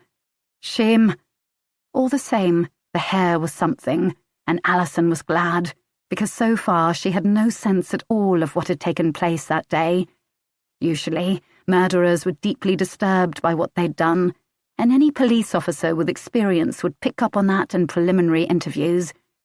But in this case, she had no gut feeling for it. Each person was acting guilty in a different way. The day of. Chloe. 11:09 a.m. She couldn't believe this was actually happening, that her mother would do this to her. Only weeks after the birth, and Monica was throwing open their house, inviting people round to poke and pry and find out all their secrets. Women who'd just had babies. They'd know, wouldn't they? How could they not know? She'd gone back to bed after her earlier run-in with her mother, and had been dozing, as she had for most of the previous month, when her mother marched into her room. She didn't knock, never had. She threw open the curtains, which were in a floral print that Chloe hated. Sunlight streamed in like an interrogation lamp. I can't believe you went back to bed. Up we get. T-2 hours. Chloe blinked herself awake like some hibernating animal. Her body hurt all over, her eyes, her head, even her toes, weirdly. I can't. Well, you have to. Just put in an appearance. smile and look nice, then you can skulk up here if that's what you want. But what am I going to wear? Nothing fits and it's going to be boiling. Her mother paused, as if she hadn't considered that. Don't you have something baggy? I don't know. She pulled the duvet around her, though it was stifling in the room, trying to hide her body, what it had become. Her mother was rooting through her wardrobe. God, what a mess! Why must you dress like a devil worshipper? You'll have to wear something of mine, though I'm not sure it'll fit you. You're so big now. Chloe registered the hit, let it sink in. Her mother was just like this. Her own body was still remarkably slim and toned, probably because all she did since marrying Ed was go to the gym, a nutritionist and acupuncturist. So many people were paid to put their hands on her mother's body, something Chloe had not voluntarily done since she was a child. She shuddered at the thought. Monica marched out again, banging the door, her high heels rattling on the marble staircase. Chloe hated this house. It was so different to the nice red brick one they'd lived in until recently, the one she'd shared with her mother and her dad too, who had at least acted as a buffer to her mother's madness. There was no softness in this house, just glass and chrome and marble, huge windows letting anyone look in, which was ironic given all they were hiding. No wonder Ed practically lived at the office, paying for this place and her mother's gym-going personal training lifestyle, not to mention the private school Chloe hated and was, as her mother kept telling her, failing to make the most of. She missed her old life. She missed her dad, but he was a twat now, apparently, with a pregnant girlfriend in her 20s, so that was sad too. He hadn't even contacted her in months, which made things easier in a way, because she didn't have to lie to him, but also gave her an ache right at the bottom of her stomach and behind her eyes. She crept along the bright white walls of the hallway, passing the baby's room. It was all done up in an explosion of pink, something Chloe would never have chosen. She sidled in. The baby was asleep, her eyes crumpled up, her tiny fists against her head. Chloe felt oddly detached from her, barely related at all. Poor little thing. Chloe was going to be out of this place in 3 years, but the baby had another 18 to get through. Was it fair to leave her like this, at the mercy of Monica? She stretched out a hand, not sure what she was going to do. Chloe! Monica was standing in the doorway, holding some massive flowered dress. Leave her alone. I've just got her to sleep. Put this on. The caterers will be here in a minute, and you're not even dressed. Everything has to be perfect today, you understand? Perfect. It was a word Chloe had heard often during her childhood. Keep up appearances. Don't let the cracks show. In the years when her father had left, moved to Hong Kong with his job, and they'd had no money because her dad needed to pay for his new flat as well, and her mother wouldn't get a job, they still had to pretend it was all good, keep up music lessons and dancing and drama school. She'd wanted to shout at her mother, "Why? Who is this all for?" Anyway, then Monica had found Ed and basically dragged him to the altar, and now she was back on top, since Ed was actually richer than Chloe's dad. And now there was the baby. Monica had called her Isabella, an old-fashioned name that Chloe would never have picked. She'd have wanted something lovely, like rain or summer, or cool and edgy like Trixie or Jamie. But she didn't get a say in it. She'd known that right from the start. Chloe went back to her room, where her mother had thrust the dress onto her unmade bed. It would make her look 40, but she put it on and brushed her hair and rubbed some makeup over her wan face. She wondered what Sam was doing. Her mother had taken her phone away, of course, and Chloe wondered if she'd ever get it back, if he'd like to know what she was up to, if he was thinking of her at all. Jax, 8 weeks earlier. I stood on the back doorstep shivering in my dressing gown. It was an old one, toweling, with bits of toothpaste crusted round the neck.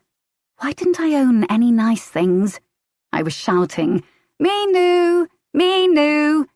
I rattled the cat's metal dish, which usually brought her elegantly loping from wherever she was hiding.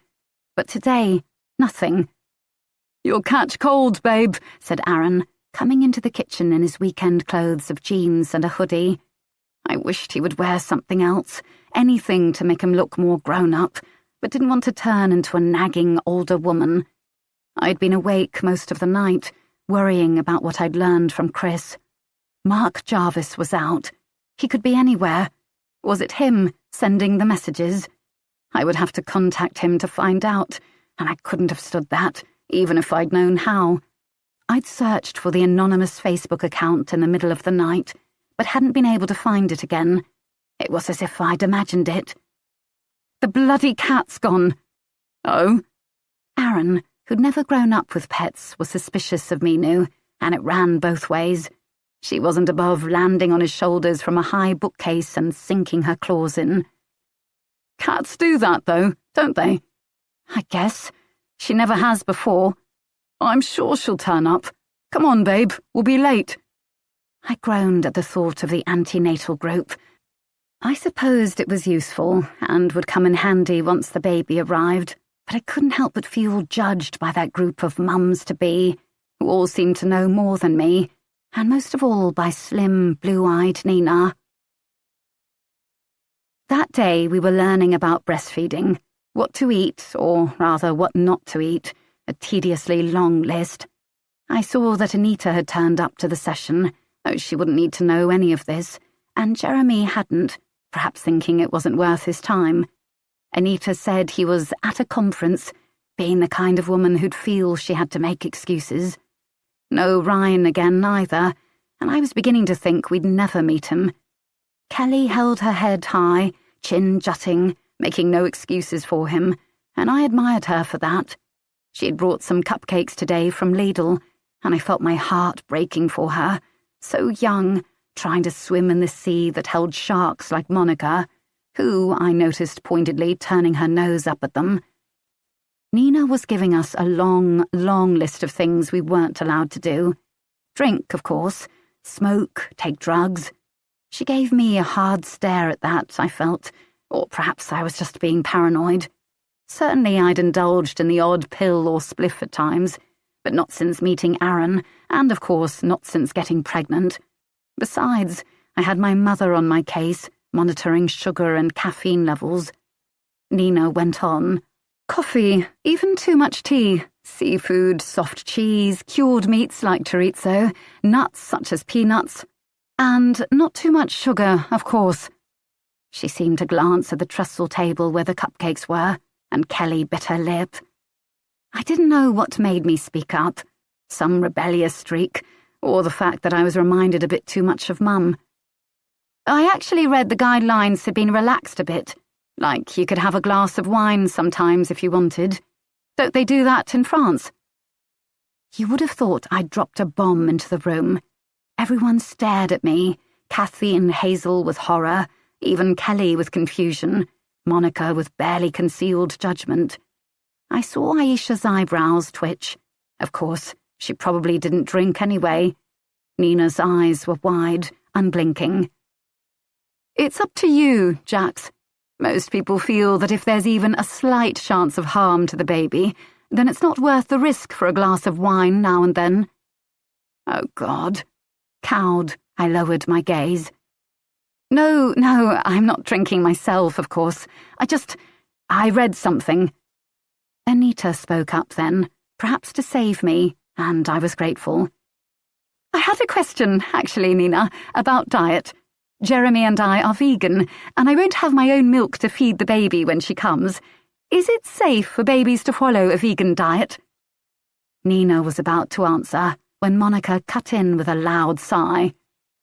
"Honestly, when did we all become so picky? There's people starving, and we fuss over gluten and nuts and dairy and everything. It wouldn't be right to feed a child on tofu and bean sprouts." Anita opened her mouth, then shut it again. Ed chipped in. "Nothing wrong with a good steak. Gives you energy." Hazel weighed in. "I researched this for my dissertation. Actually, animal protein from meat is really important in brain development.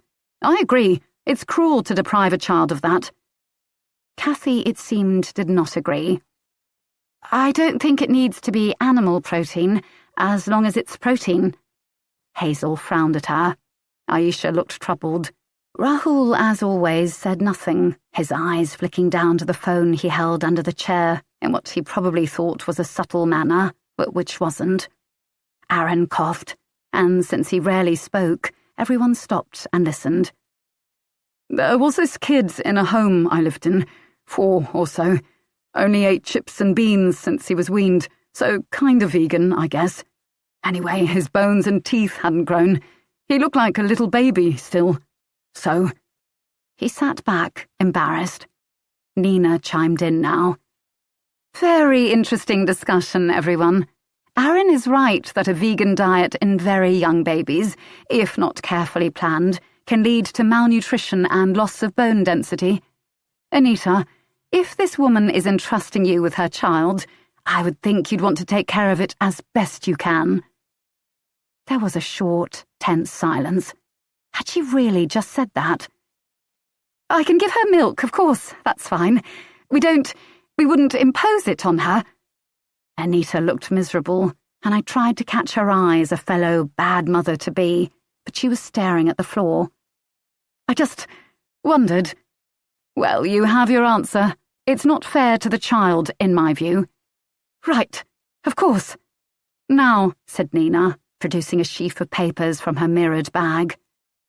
For this week, I have some homework for you. God, this was more like school every day. I was 38. I didn't feel anyone should compel me to do homework. But Aaron was taking notes, anxious that if he failed somehow, they'd take the baby away or put a mark on a file somewhere that said we were bad parents. For all I knew, that could be true. Maybe Nina was keeping tabs on us all. As we shuffled out that day, I saw that Anita was crying, and I was fairly sure she felt the same as I did, judged and found wanting. I read the homework for antenatal class 3 times before it sank in, sitting at the kitchen table. Was she serious? How deeply offensive was this, especially given where we lived, which wasn't exactly 2.4 children suburban England? Draw your family tree to 3 generations on both sides so that your baby will have an idea of its heritage. We don't have to do it, I said hurriedly, as a slow frown spread over Aaron's face. It doesn't matter. It does matter, or else Nina wouldn't say to do it. His face had grown tight. How could he help it? There was my side of the family, my mother and father, my kind Auntie Julie, who lived in Wales, her husband, my cousins, and there was my weird Uncle Alistair, Mum's brother, who lived in Singapore and wasn't to be spoken of in company. Maybe not the most illustrious bunch, but I knew who they were. I knew their names and what had become of them. I knew the names of my grandparents and great-grandparents, and Granny Culville was even still alive, in a beautiful house in Surrey I might inherit one day, not that I wished her gone. Aaron knew nothing. He didn't even know what race his father was. We know something now, I said, touching his hand on the table. We can put Georgina Partington-Smith. Our attempts to Google her had led to nothing, so we were still left with a blank. Not much, is it? His face twisted. Just a name. Doesn't tell us anything. I don't want this baby to be like me, Jax. Not knowing anything, not knowing who they are. But they will know, I said soothingly. They'll know me and you. And what good will that do them? He snapped. Some mongrel dad, a foster kid, and no one from nowhere. He slammed his fist down on the table, making the sheet of homework paper jump. Silence, in which I registered my own shock. Aaron had snapped at me. He'd been violent. Babe, it's easy for you. You had a dad, you've got a mum, and all you do is complain about her. Because you know how she is. She's difficult. I bent with difficulty to pick the paper up off the floor. At least you have her, not to mention the ponies and tennis lessons and private school. I didn't recognize this tone he was using, so sneering. What did I have? Fucking fags put out of my arms, sleeping in the garden, kicked out at 17 with 10 quid a week. I know, baby, it wasn't fair. I just wish... And then his hand went over his face, and his shoulders were shaking, and I saw to my horror that he was crying. I'd never seen him cry before. It filled me with sympathy and sadness, and a nasty dart of fear. He couldn't fall apart on me, not now. I just wish I understood. How do you keep a baby, a little boy? How do you keep him till he's 2, then give him away? How do you do that? What if I feel like that? About ours? You won't, I muttered, but my voice lacked conviction. I stroked his tense shoulders, but he shied away. We knew nothing about why he'd been given up at that age, when he would almost but not quite remember his mother. Who knew what horrors had prompted it? Listen, babe, maybe we shouldn't do it yet. The whole private detective thing. Not now, anyway, with the baby coming. He stared at me. You think I won't like what I find? I think that's a possibility, and money's a bit tight right now. He thumbed the tears from his eyes, angry. Your money, you mean? You don't want to pay for it, and why should you? That's not what I... Aaron stood up, gulping down his tears. I'm going out. Out where? It's 9 o'clock. I gaped at him. Just out, okay? I'm 24 years old. I need to go out sometimes.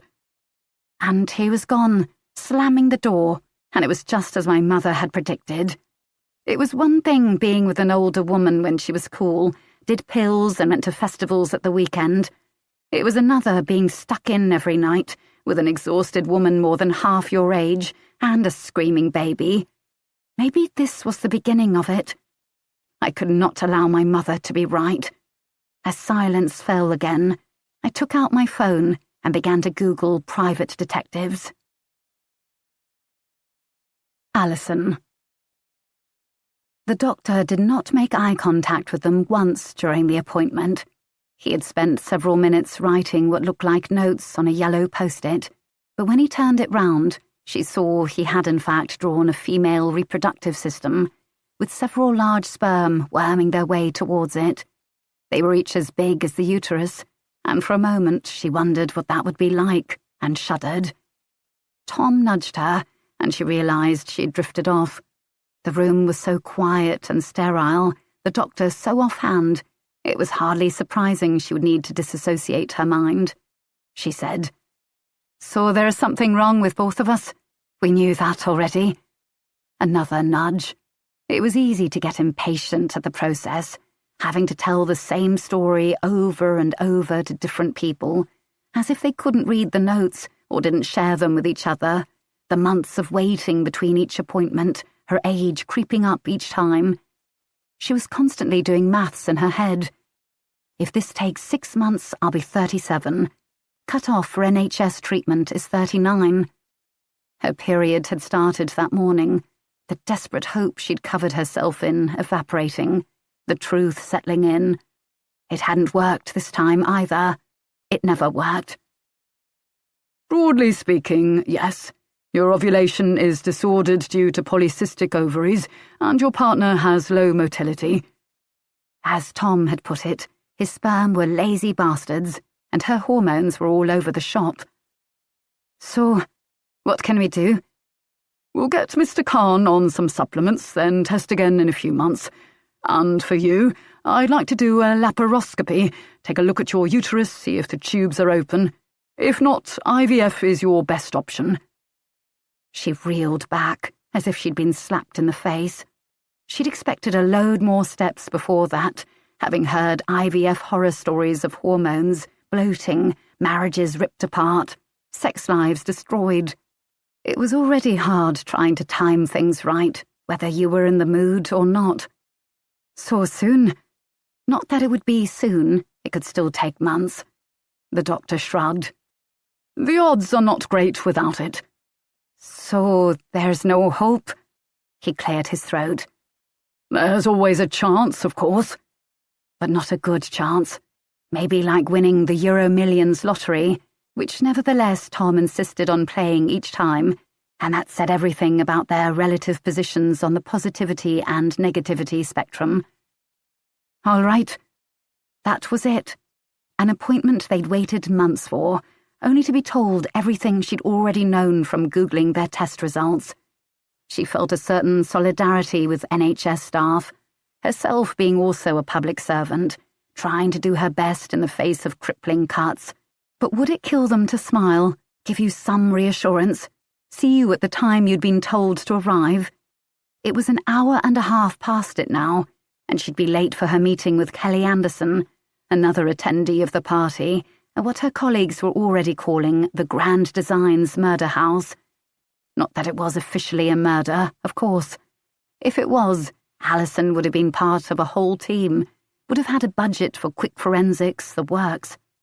All the same, she had a strong feeling that each of the couples she'd met so far had been hiding something, lying to her. A terrible accident, honest, no conflict in the group, very supportive and helpful, hardly knew each other or the victim. They stood in the rain for a moment outside the hospital as Tom looked for the car keys in his rucksack. Inside the car, it was foggy, stale from his breakfast cheese pasty. "Shit," he said, staring out the windscreen. "That was brutal." "Well, we knew it wouldn't be good." "I know. He just seemed so hopeless about the whole thing." "Yeah." She could almost feel it around them, like a fog, but one with muscles pushing them apart. The questions, the wondering. Is it you? Is it me? At least it was both of them. Was that good? Or just more problems to overcome? She didn't know. He started the car. It didn't matter that they'd just had devastating news. They still had jobs to go to. Someone was still dead, smashed all over a $5,000 rockery. "You'll be all right, around all those mad mums." "I'll have to be." Maybe it would add an extra edge to her questioning, stop her being softened by their bewildered, sleep-deprived eyes, their traumatized bodies and the tiny, helpless lives they held in their arms. Because even if no one else believed her, Alison was sure of it. One of them had helped the deceased over the glass edge of the balcony to her death below. Tom drove her all the way to the station, though he'd be late for his own meeting on the fraud case. "I need to take care of you." She missed working with him, a side effect of having him in her bed instead. Diana was good, but she was a bit too chillily efficient. Every form filed on time, no hunches entertained, no pasties eaten in the car, not that this was a bad thing. "Can you get rid of that?" she said, stepping from his focus, indicating the greasy paper bag. "The whole car stinks like Greg's." "And that's bad because—" "Please, it makes me feel sick." "All right." He threw her a worried look out the window. "You're really okay?" Yeah. She set her shoulders, walked to the door. Nothing was any different, she told herself.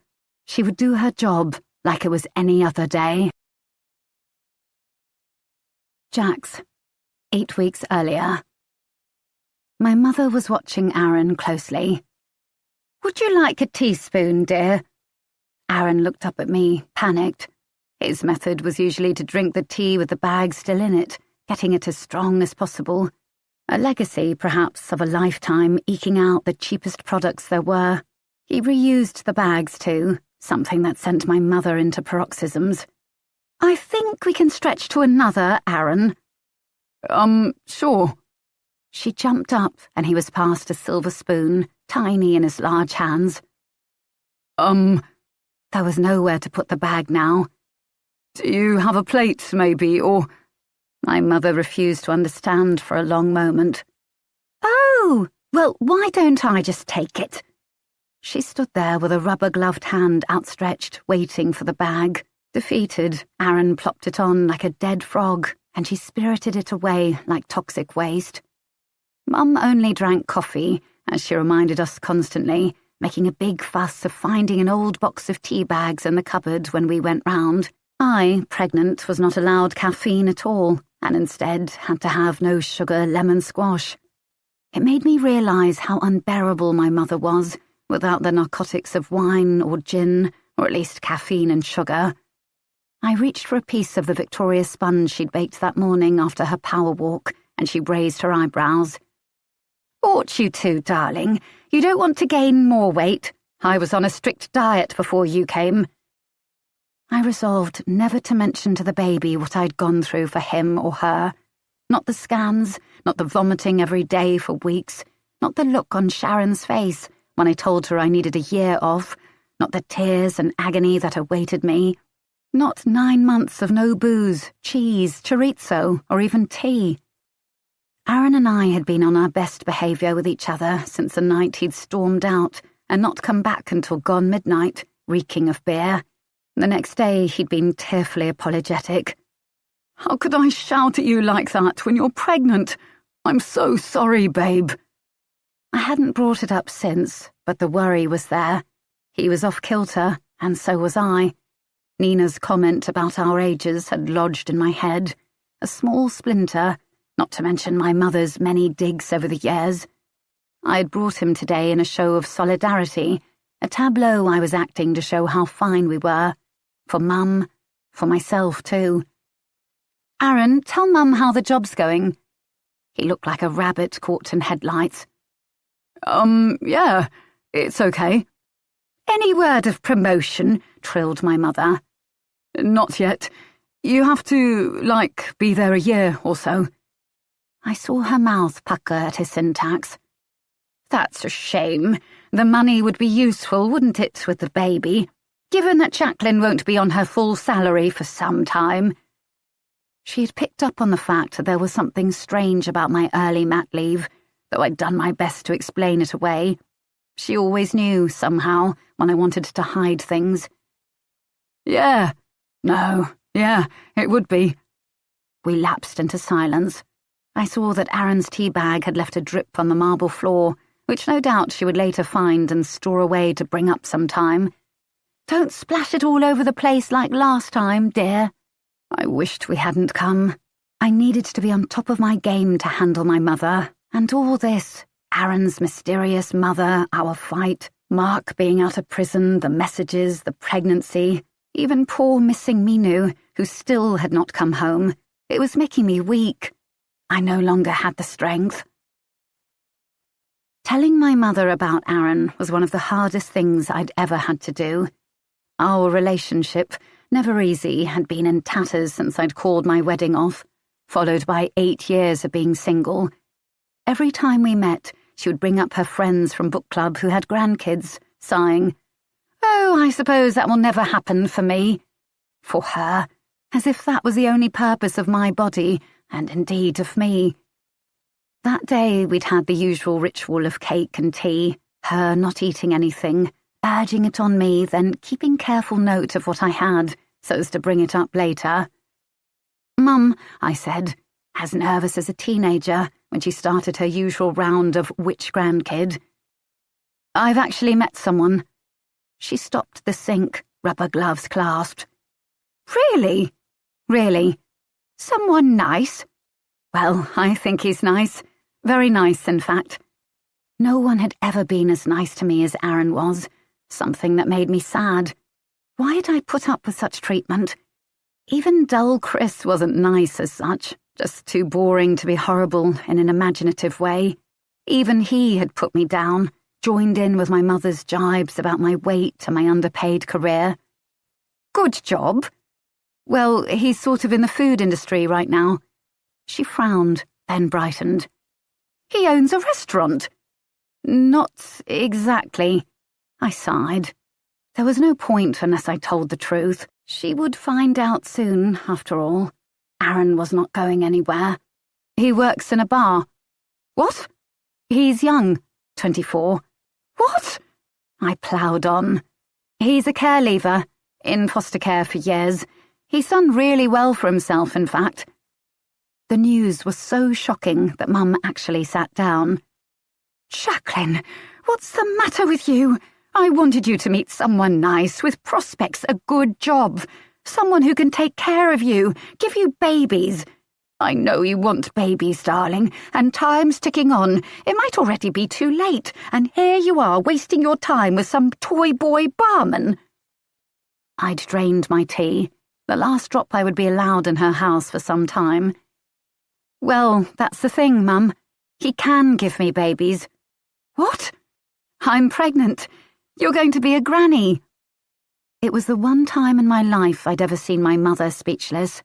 And to be honest, it was almost worth the weeks of tantrums that followed, just for that.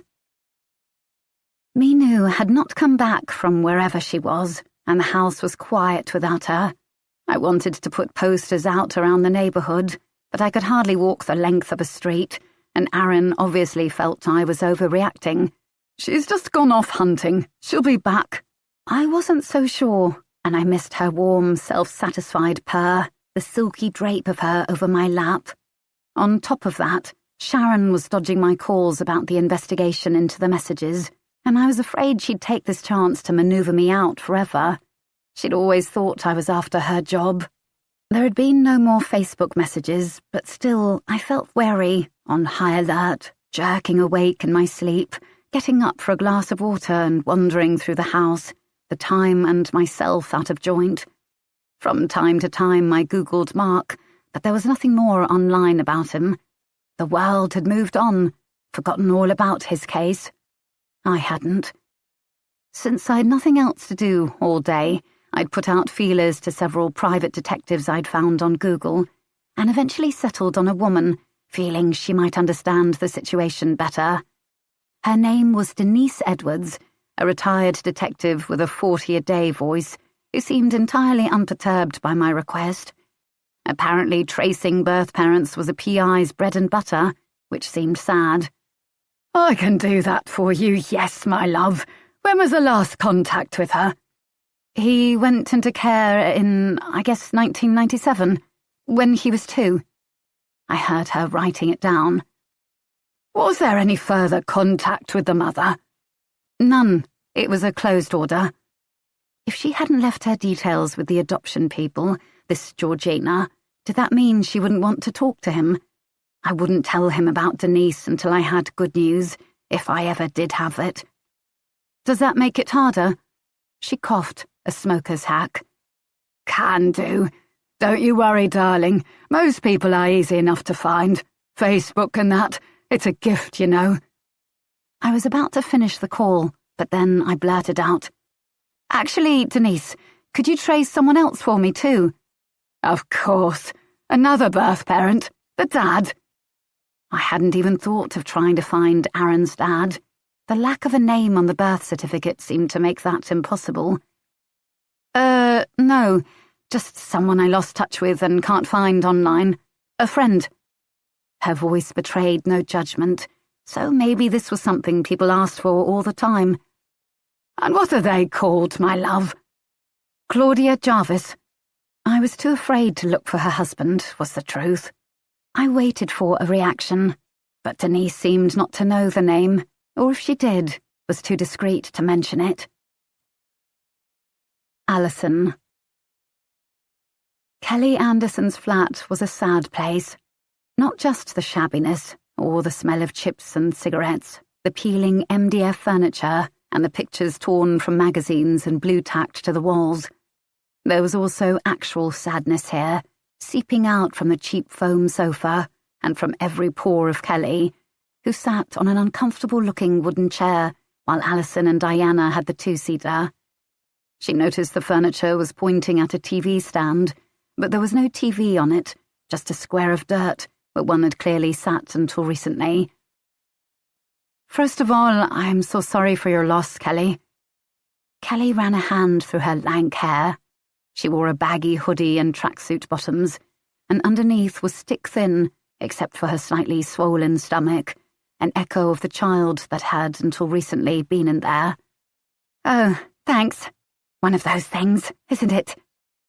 Alison felt an urge to share her own pain, bond over it somehow, the sisterhood of women to whom babies did not come easily, but it wouldn't have been professional.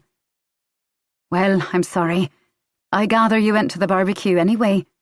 She scowled. "Why shouldn't I? I was part of the group, wasn't I? Of course. I suppose I thought it might be upsetting for you. She said nothing for a moment, looked off to the side at a space on the carpet where a piece of furniture had recently been, a bookcase or something like that. Can't go through my entire life avoiding babies, can I? No, of course not. Alison nodded to Diana to take over, with her cool indifference to motherhood. Her own sympathy for this girl, her identification with her as a fellow sufferer from lack of baby disease, was going to cloud her judgment, she could tell. Diana's tone was firmer. How well did you know the deceased? Kelly fiddled with some chipped polish on her nails. Not that well. I stopped going to the group, like, when I lost the baby. Of course. You didn't notice any conflict, anyone who didn't get on with her? She shrugged. Dunno. She seemed nice. Wasn't it just an accident? Thought she just, fell. Diana did not look at Alison. Possibly. What can you tell us about that day, Kelly? Kelly grew more lively as she spoke about other people in the group. Her pale face was animated, some colour in it. Monica has a fancy house. It was all, stuff from Waitrose, 12 quid bottles of wine, that cheese that squeaks when you eat it. Everyone was there from the group. Jax and her fella. He's almost my age, he is. Anita, she's sweet. Jeremy, bit of a posho. Ed, city wanker. Aisha, I like her too. She sent me the sweetest card after I came out of hospital. Her guy, I don't know so well. It doesn't say much. Kathy's nice too. Hazel, not so much. Bit of a bossy boots. Oh, and we found out Monica had this other kid she never mentioned, 15 or something. That was interesting. Diana glanced at Alison and back to Kelly. You didn't know she had an older daughter? Nope, don't think she ever said. Which is weird, because she made sure we knew everything else about her. I mean, everything. I practically knew what kind of pants she had on. Maybe she wanted to pretend she was younger or something. I don't know. And what happened? How much were you there for? Kelly clenched her hands. Not for the fall. I went home before that. Jeremy drove me. Alison glanced at Diana. They had known already that Kelly wasn't at the scene when the first officers arrived. They were still hazy on the details of why. How come you left, Kelly? Alison tried gently. There was a mix-up. Someone thought I did something, but I didn't. I didn't do anything. Alison could see Diana wanted to press her, so gave her a look. Careful. They'd check with Jeremy, of course, but everyone so far had agreed Kelly was gone when it happened, so she didn't want to distress her more than necessary. They'd find out from someone else what the mix-up was. Although, why had no one else mentioned it? So before you and Jeremy left, everyone from the group was there that day? Yeah. Diana leaned forward. But that's not true, is it, Kelly? Ryan wasn't there. The scowl fell back down over her face. Ryan never really came to the group. Also not true, Alison said. We heard he came one time. Kelly acknowledged it. One time. Just for a bit, And there was a kind of altercation, is that right? She pursed her lips. Dunno what that means. Alison was fairly sure that she did. A fight? I heard Ryan turned up one day and there was a fight. Can you tell us about that, Kelly? On the way out a while later, interview finished, Alison nudged Diana and pointed to a stain on the cream wall of the flat. Any police officer, any woman for that matter, knew what blood looked like when it was inexpertly washed off and dried. And there was definitely blood on Kelly Anderson's wall. The day of. Kelly. 1:21 p.m. Kelly stood outside Monica's house for a long time before she rang the bell. In her head, she was talking herself into and out of it. Why shouldn't she go in? She'd been invited, even if they'd probably just forgotten she was on the email chain. She wanted to see everyone, even though she knew it would hurt like a knife, the babies that had survived, the happy mums. She wasn't really a mum, was she? But she kind of was. She didn't know how to describe herself now. It had all gone wrong anyway because of the stupid group. First, there was the homework. She'd read the assignment for the class 4 times and she still didn't get it. Draw your family tree to 3 generations on both sides so that your baby will have an idea of its heritage. Why? The baby wouldn't have a clue what that meant, not for years, and anyway, she wasn't totally sure about some of her heritage. Did she put on her grandma, who'd been married 3 times and also had a kid with the next-door neighbour, Kelly's Uncle Dave, but no one officially knew that, even though Dave looked exactly like the neighbour? What about her dad, who'd left before she was born, or her stepdad, Pete, who'd been her actual dad in all the ways that mattered, but was now divorced from her mum and had 2 new kids with a woman called Eileen? She hesitated with her pen over the paper. "Hun?" Ryan was sprawled on the sofa with the TV on some reality show, his eyes fixed on his phone. "What?" There was an edge to his voice. He was working a lot at the minute, pulling double shifts at Sainsbury's, trying to save for the baby coming, because Kelly wouldn't get much maternity leave from her job at the swimming pool. They already followed her around with little yellow signs in case she might slip in a wet patch. She knew they'd want her out before too long. "It's his homework for class. Family trees. I need yours." He made a noise of annoyance. "I don't have time for this shit. What's it for, anyway?" She read him out the instructions. "Like the baby can even understand that." "I know, but Nina said..." At school, Kelly had always done all her homework, trying to meet the directions exactly so she wouldn't get told off. Still, she often got it wrong, sometimes because her mum hadn't bought the right ingredients to cook with, or plastic to back her books with, or socks for gym. It was a lot of extras, school, even when it was supposed to be free. And somehow Kelly always got blamed for what her mum hadn't done. She thought about ringing her to find out the rest of the family tree info, but she and her mum weren't really talking right now. Her mum had hoped she'd make something of herself, maybe become manager of the swimming pool, which was definitely possible, as the current one, James, could barely add up. But then Kelly had gone and got herself pregnant at 22.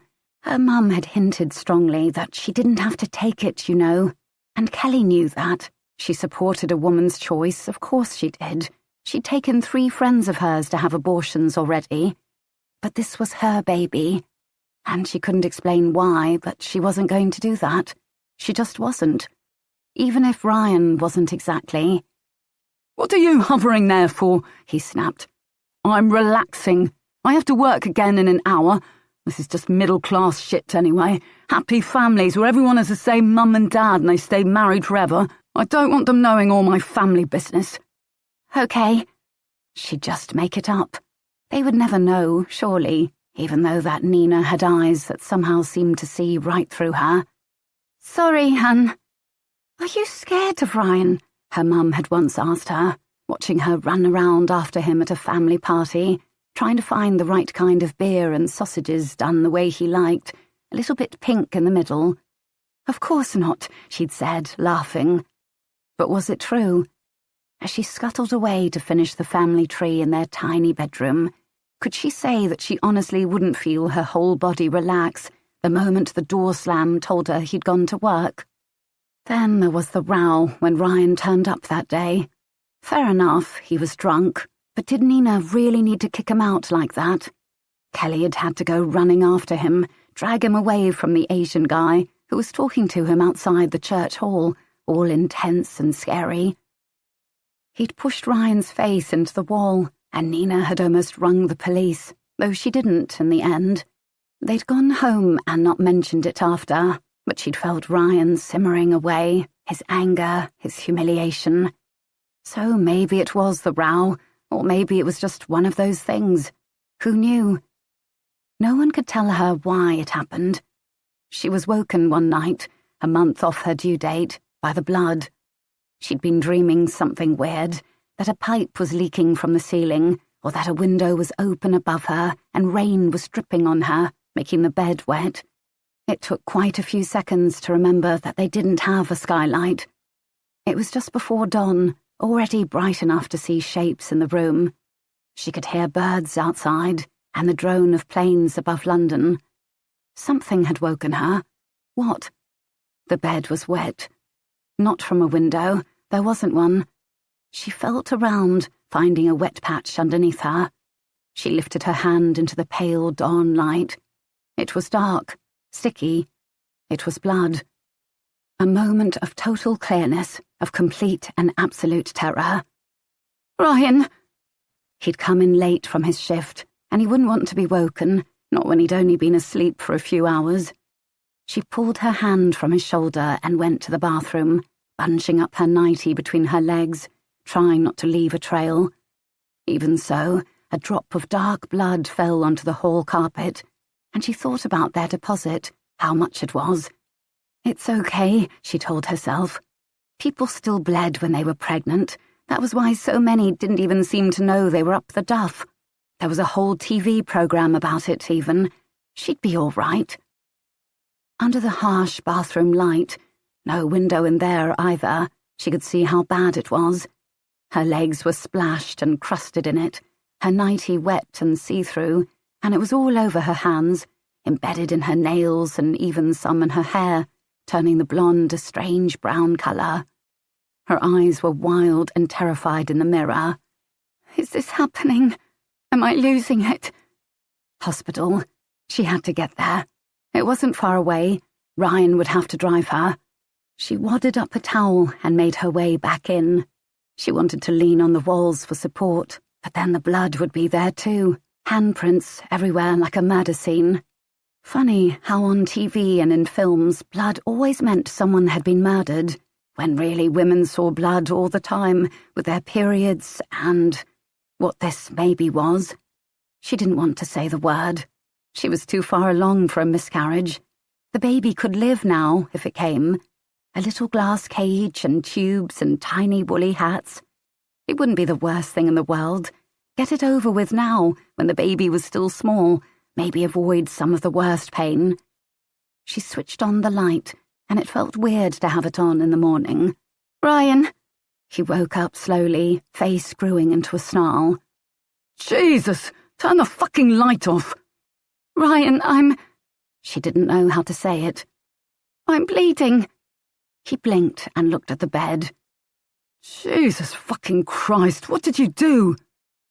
Later, she would think about that question. Wonder, what did she do? Was it the ham she'd had for dinner, or the cheese on her pizza, or the weed smoke she'd walked past on the high street, or the half glass of wine she'd let herself drink after work, despite what Nina had said about that? Or did she walk too far, or stand up for too long, or something? Get too upset about Ryan at the group that day? Nina had something to say about that as well. Your baby is at risk. It could have been anything.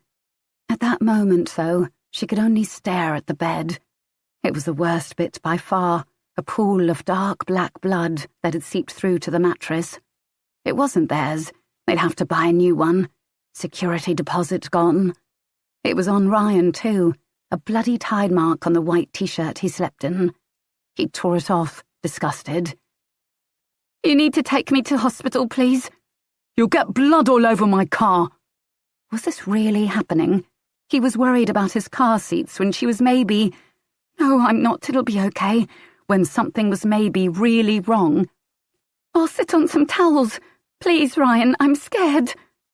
And then the wave of pain struck, like a fist hammering her from the inside out, and Kelly gasped and fell back against the hallway wall, so that when she came back the next day, there would be a mark of her body there in blood, staining the old-fashioned cream paint, and there was no way to get it out, and no, they never would get their deposit back.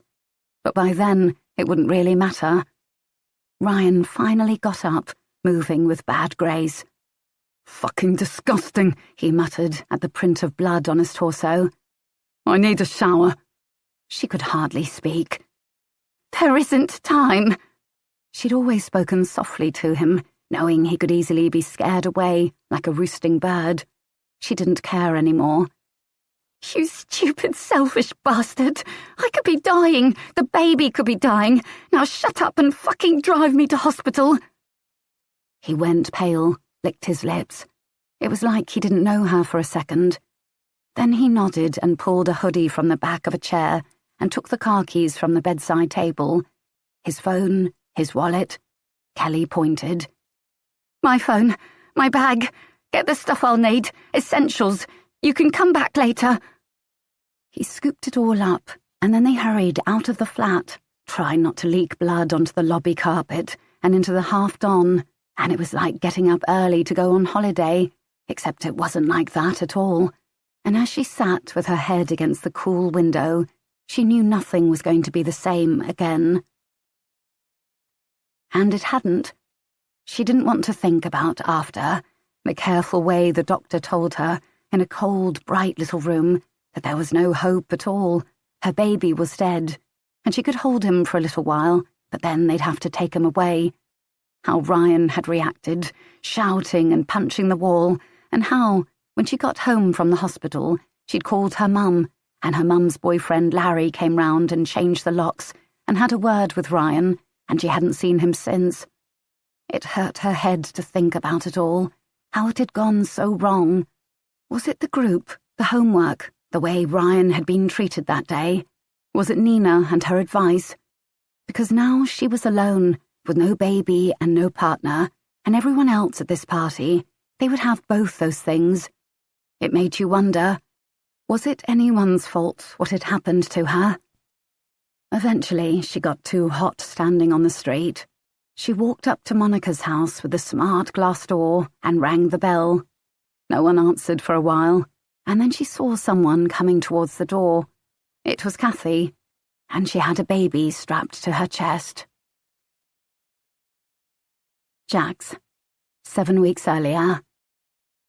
The bus clanked and wheezed its way to the church hall, and I thought longingly of my old Golf languishing in the garage, like hospital for sick cars, or rather very, very old ones that might soon be taking the Dignitas option to the scrapyard in the sky.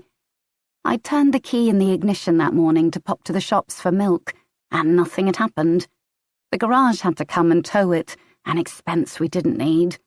I fretted about money, doing sums in my head, thinking about the cost of buying a new car, or an old new one, while I was on maternity pay or had possibly lost my job, depending on what had happened.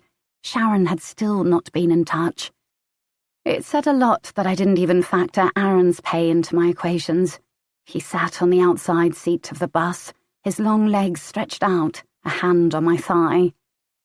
I had grown used to Aaron's silence. Unlike other men his age, unlike everyone else on the bus, he didn't look at his phone or listen to music. He just sat quietly. Aaron must have been the only 24-year-old with a non-smartphone, a cheap Nokia one. Partly this was frugality, but mostly it was wanting to disappear, wanting quiet in his mind. There had been little of that growing up. "Next stop, babe," he said, stirring.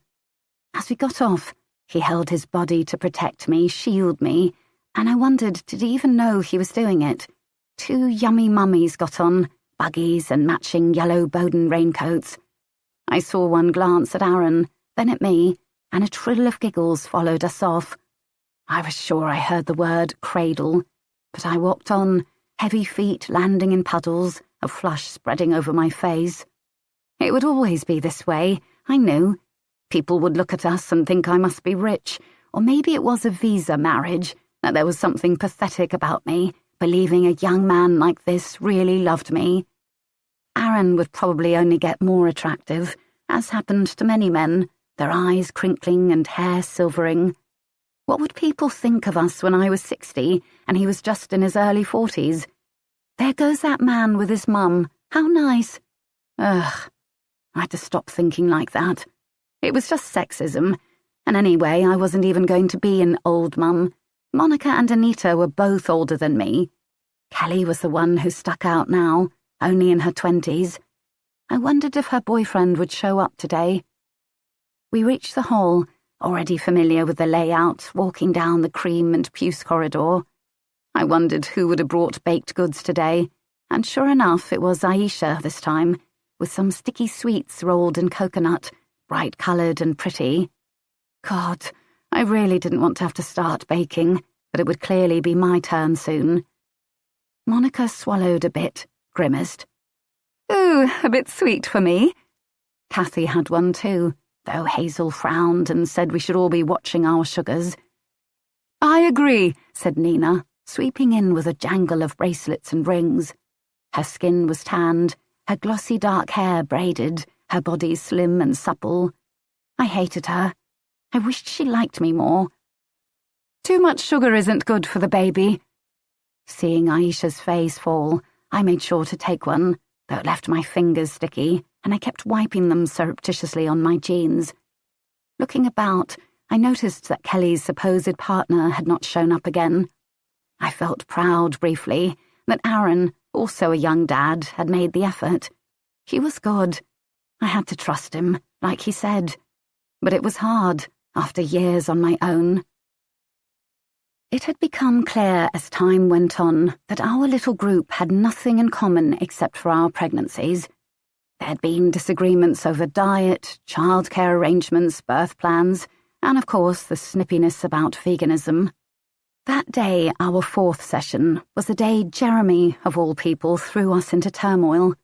We were having free discussion, where we aired our thoughts and worries about childbirth. I had so many worries that I felt I couldn't voice them all, or I'd be judged. When it was my turn, I just muttered something about following my birth plan, as if you could plan for being blown up. Nina smiled thinly. Good luck with that, Jax. It rarely goes to plan. I sometimes wonder why people even have children.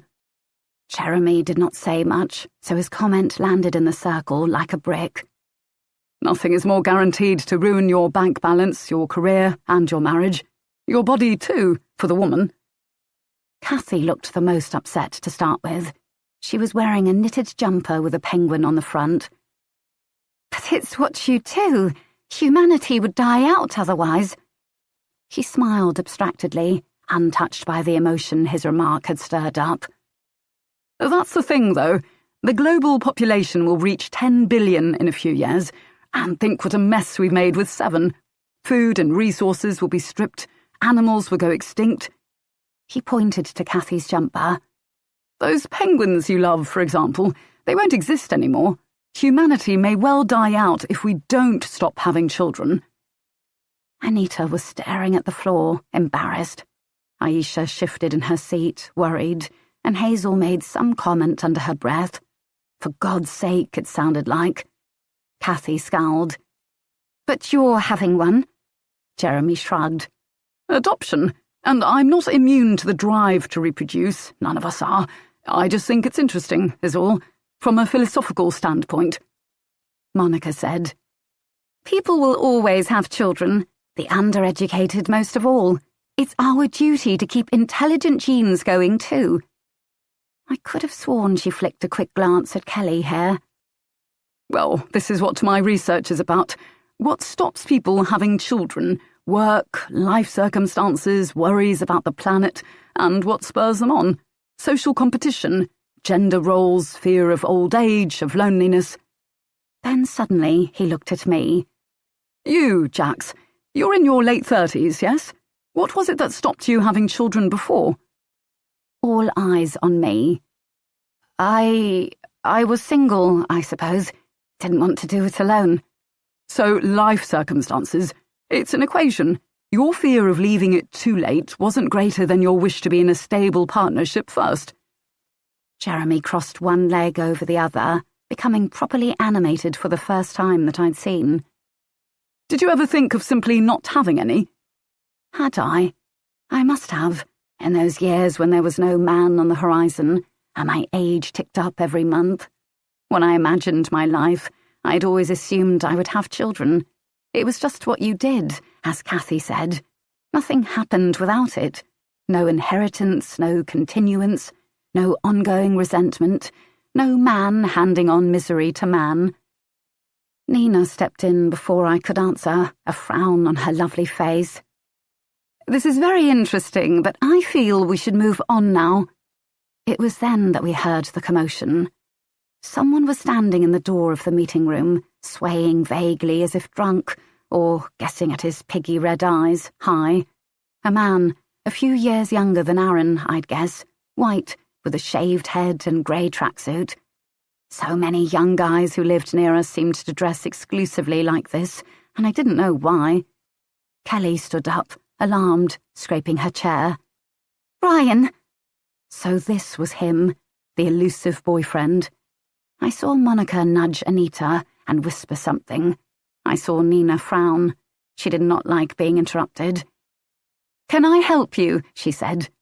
That's my baby in her belly. He started to walk over. Entitled to be here. Ryan, is it? Kelly's partner? Of course you're welcome, Ryan, but we don't normally advise joining a group midway through.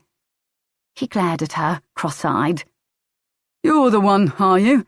Your stupid homework. Family tree. Not everyone is a bloody middle-class family, missus. You should know that. Privately, I agreed, but it was somehow shocking to see someone stand up to Nina. Not even Monica had ever dared go this far. Kelly was looking terrified. Her hands were splayed over her bump, as if trying to hide it from him. Right, hun, why don't you wait for me in a cafe? Get a coffee or something, yeah? I'm almost done. You don't want me here, that's it? He hadn't sat down but was sort of pacing behind the seats. I was craning my neck to keep track of him, the way you would with a dangerous dog in the room. Kelly's voice was weak. It's not that, hun. You know I wanted you here, but well... What? You're drunk, aren't you? And more than that. You fucking cunt! The word was vicious. I saw Anita's head snap back. I wondered had she ever heard it spoken aloud before. I got a right to be here. Aaron stirred beside me with some kind of primal memory of violence, a fear that gets into your every cell. Although he was a tall man, his urge was still to freeze, to make himself as small as possible, like the child he'd been. I'd seen this before when we encountered violence, as you do in London. Drunken punch-ups outside pubs, harsh words on the bus. Aaron was scared. And suddenly I was too. All of us in the room, so pregnant, so vulnerable. I think it was then I realised I'd never be truly safe again. Ed spoke up. Now listen, mate, this really isn't on. Fuck off, you yellow cords twat. I almost gasped with fear, with a wild, terrified joy that someone was saying these things I had not dared to. Ed glanced in outrage at his mustard-coloured trousers. Monica rose, her chest swelling like her bump in rage. How dare you speak to my husband that way? You can fuck off and all, Bowden bitch. Monica turned puce. I looked at Aaron. We have to do something. But he was frozen still. Nina, we need to have him removed. Is there security in this place? That was Monica. I highly doubted a community hall hired by the hour had anyone we could call. We were on our own here. Without really realising it, I'd begun to edge my chair away, hands over my belly. If there'd been a cupboard, I would have hidden in it. Right. Ed advanced on Ryan, rolling up the sleeves of his pink shirt. I'm not having this, chum. Jeremy, mate, give me a hand. Jeremy blinked. Me? Even I could see Jeremy was no fighter. But it didn't matter, because just then Rahul stepped forward, put Ryan in a restraint hold, and marched him out of the room. Alison. She checked the address. Was this really it? The person who lived here had been in the same group as Kelly Anderson, with her tiny one-bed flat. She marvelled again at what a leveller it was. Fertility, childbirth, babies. It didn't matter how much money you had. You couldn't always buy your way to a healthy child. Nice, isn't it? She offered to Diana. Diana wrinkled her lovely nose. These old places can be really damp. Anita and Jeremy Matheson Coulter had a lovely house on the edge of Beckenham Place Park. Smaller than Monica's, maybe. Certainly more tasteful, in red brick with clematis on the front, a garden full of wildflowers and roses. Alison knew the husband was an academic, so it must be Anita's money, or else family money. She liked the house much better than that glass palace of Monica's. Everyone would be looking in at you there, looking down your neck, as her mother would say.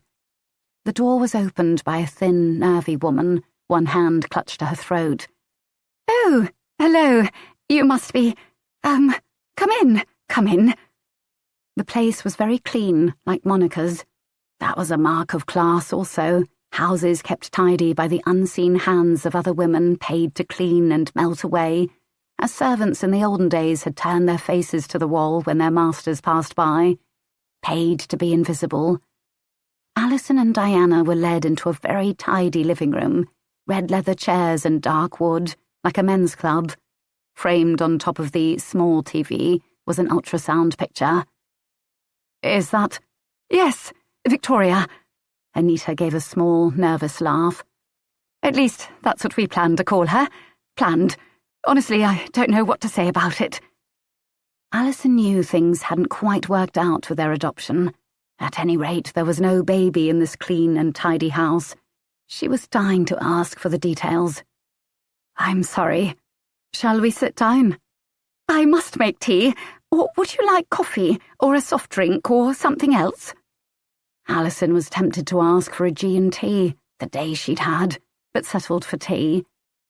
"I have Earl Grey, or I think maybe there's some Builders." Alison suppressed a smile. "Earl Grey would be lovely. DC Mendez." Diana looked disapproving. "A glass of water would be nice, thank you." Alison sighed.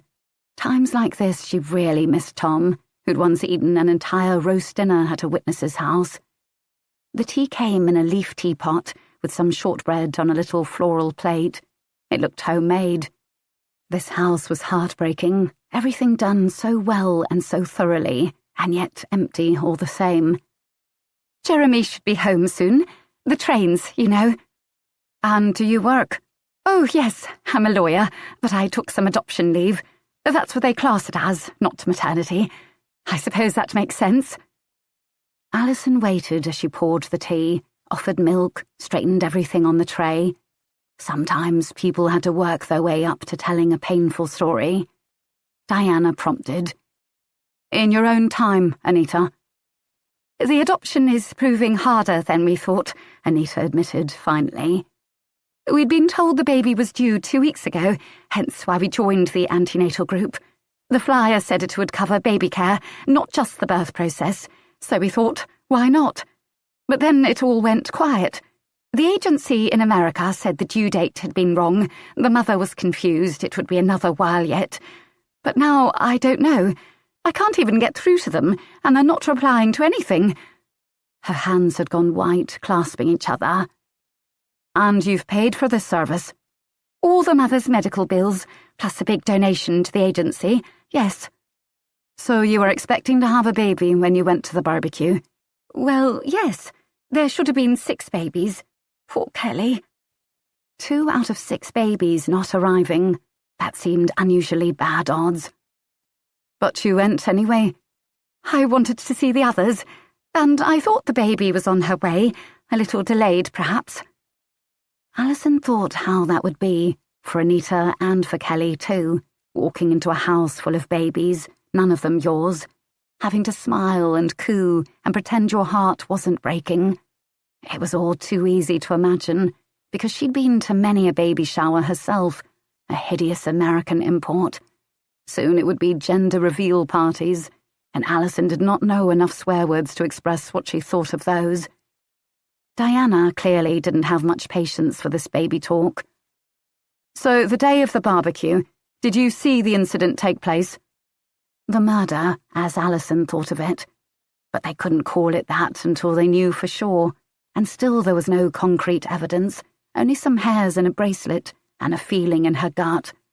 The only person who'd clashed with any of the group was Ryan, Kelly Anderson's partner, and everyone said he hadn't even been at the barbecue. No, I was waiting for Jeremy to come back from driving Kelly home. I was in the side garden of the house, watching for his car. He wasn't back before the incident. Anita shook her head. Not quite. To be honest, I thought we might leave when he got back. After what happened with Kelly, it didn't feel like a party. Aha, finally some answers, Alison said casually. Oh yes, we heard there was some issue with Kelly. Could you talk us through that, do you think? The day of, Anita. 1:45 p.m. She knew rationally there weren't that many babies there. Only 4, not the 6 there should have been. But all the same, they seemed to be everywhere as she moved about Monica's huge yet somehow tasteless house. Arthur in the living room being shushed by Kathy. Hadley alone in a bouncy chair outside, which worried Anita. What if she rolled out? What if an animal came along and bit her?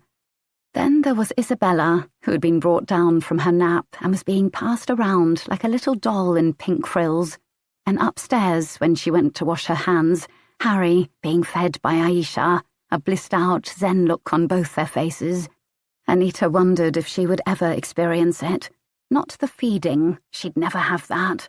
But just a baby, to hold in her arms, to call her own. Her baby was a girl. She was going to be called Victoria, after Anita's mother, who had died 5 years before.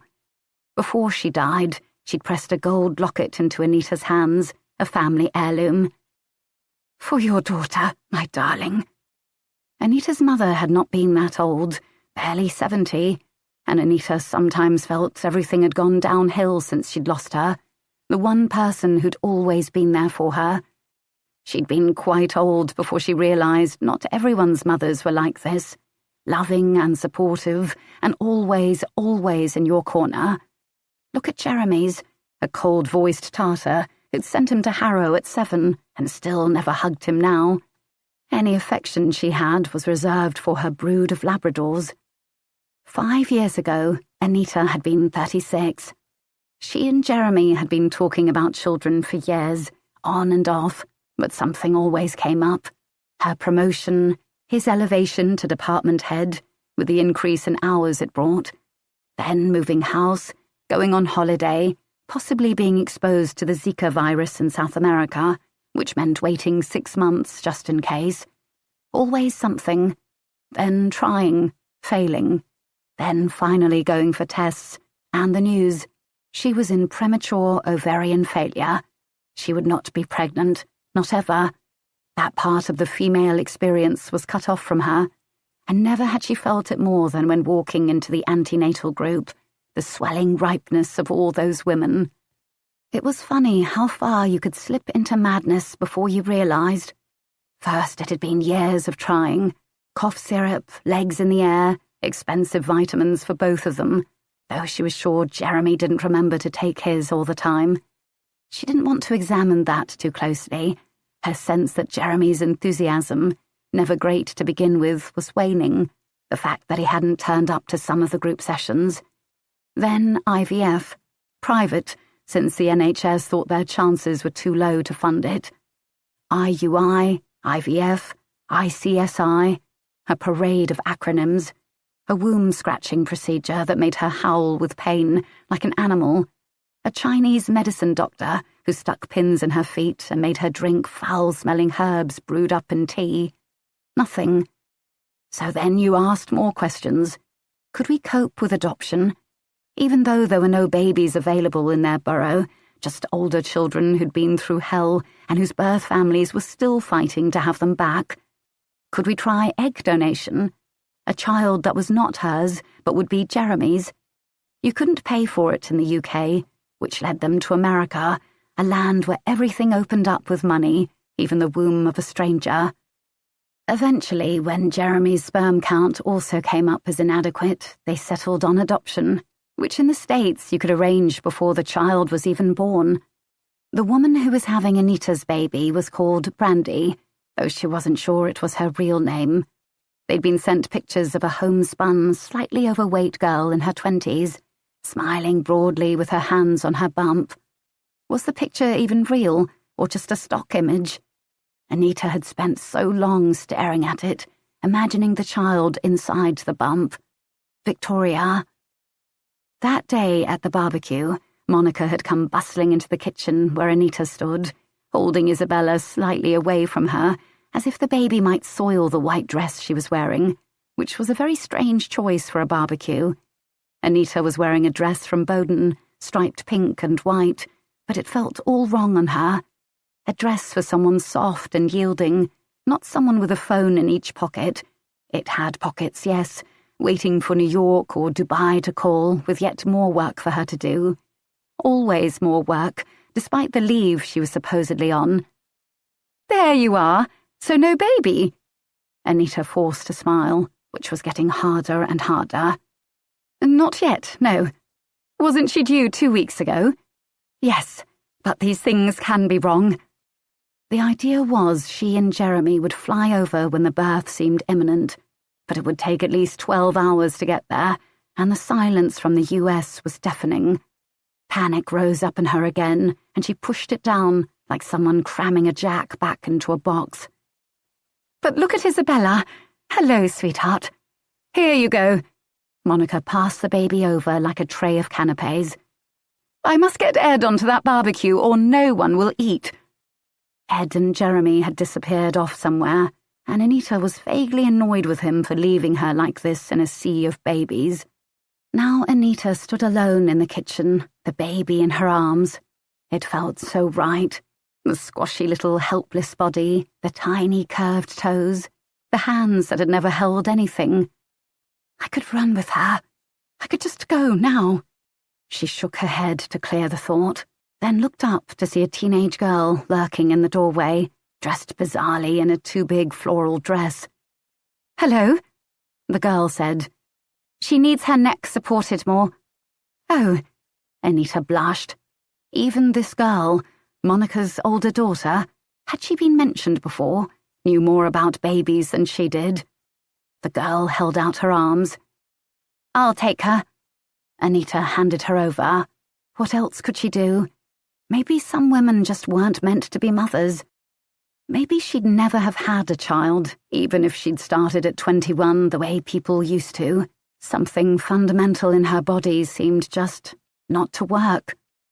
"I'm sorry, Mummy," she thought, adjusting her expensive dress, on which the baby had left a small trail of drool that didn't bother Anita in the slightest.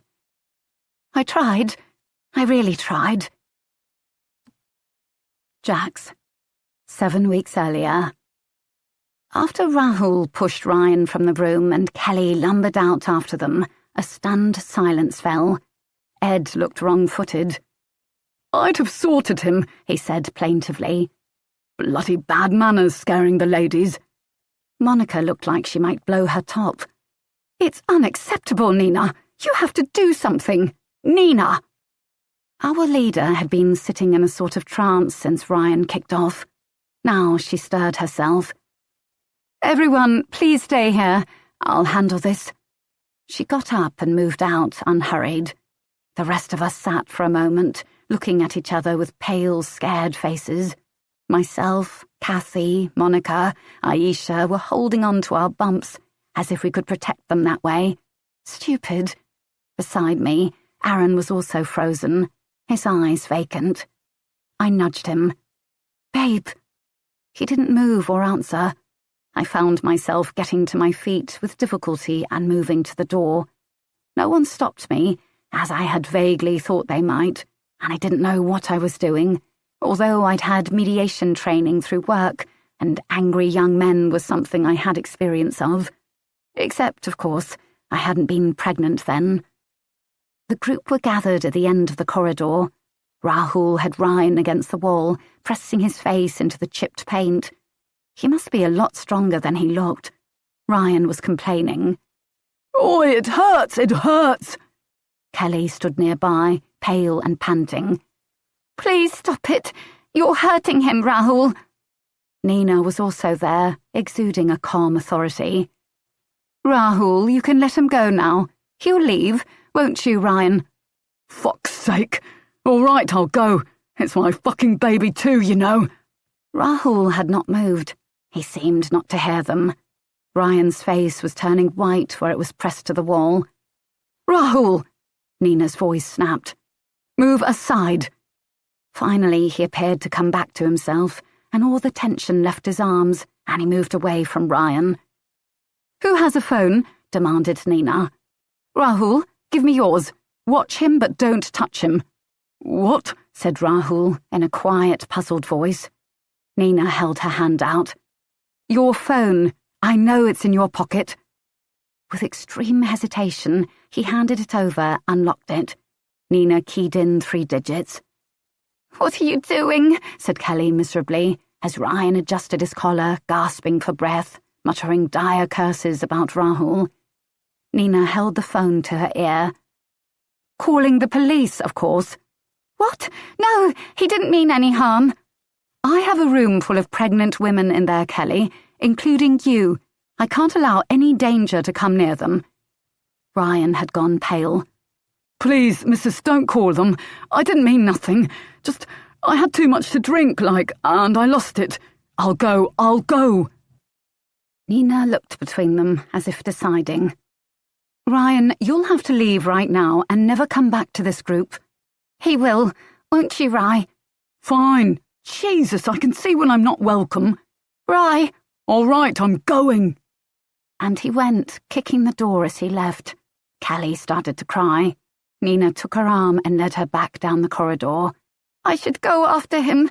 You should not.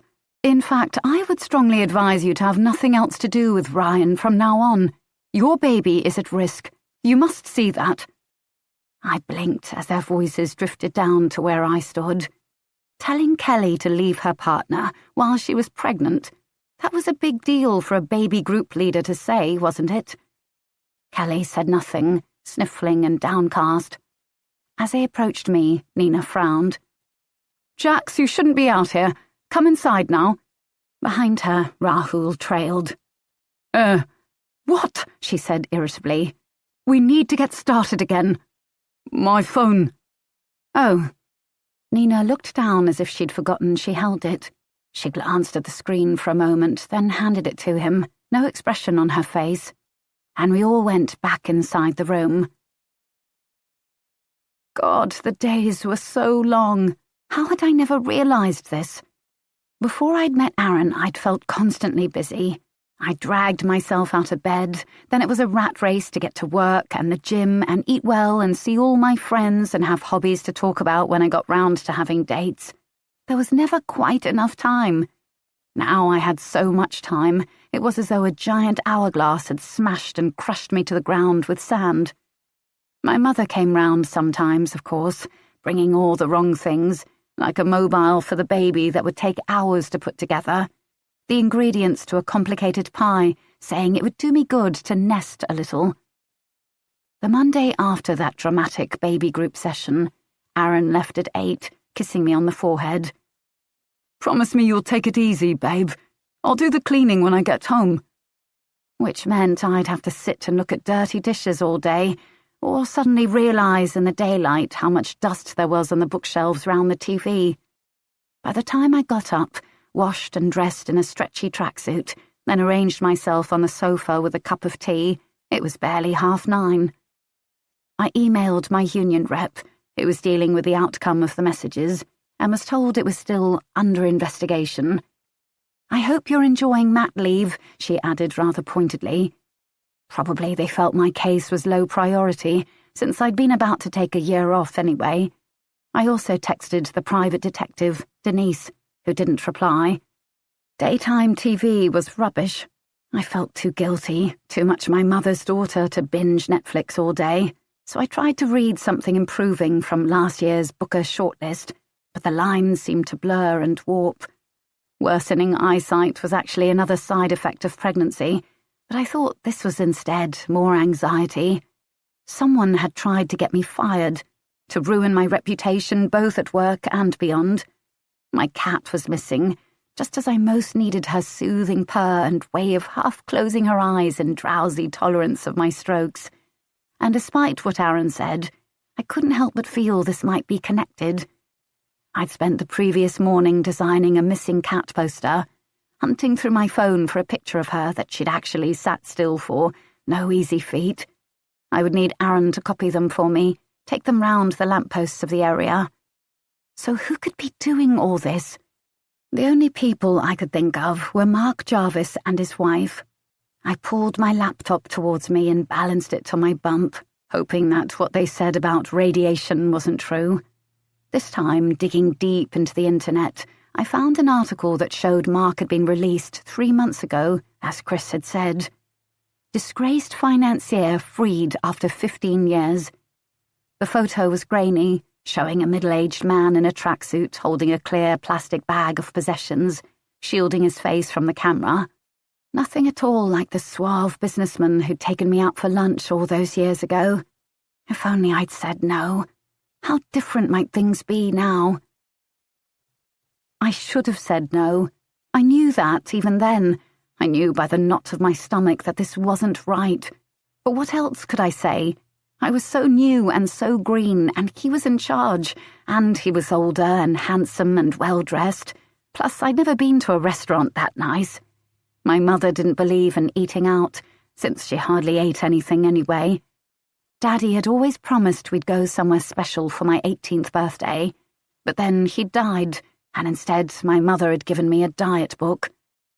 I hope this is all right. He'd stood up when I approached the restaurant he'd suggested I meet him at, pulling my chair out. Boys my age did not do this kind of thing, and I blushed, almost stumbling as I walked across to him. He was in a suit that looked expensive, though I knew nothing of such things, a dark blue tie. I noticed his cufflinks looked like solid gold, and his smell was aftershave and leather and money. I was wearing a print dress from Primark on which the hem had already dropped, and last summer's sandals which had left unpopped blisters on my heels. My toe polish was chipped, and I was sweaty from the tube.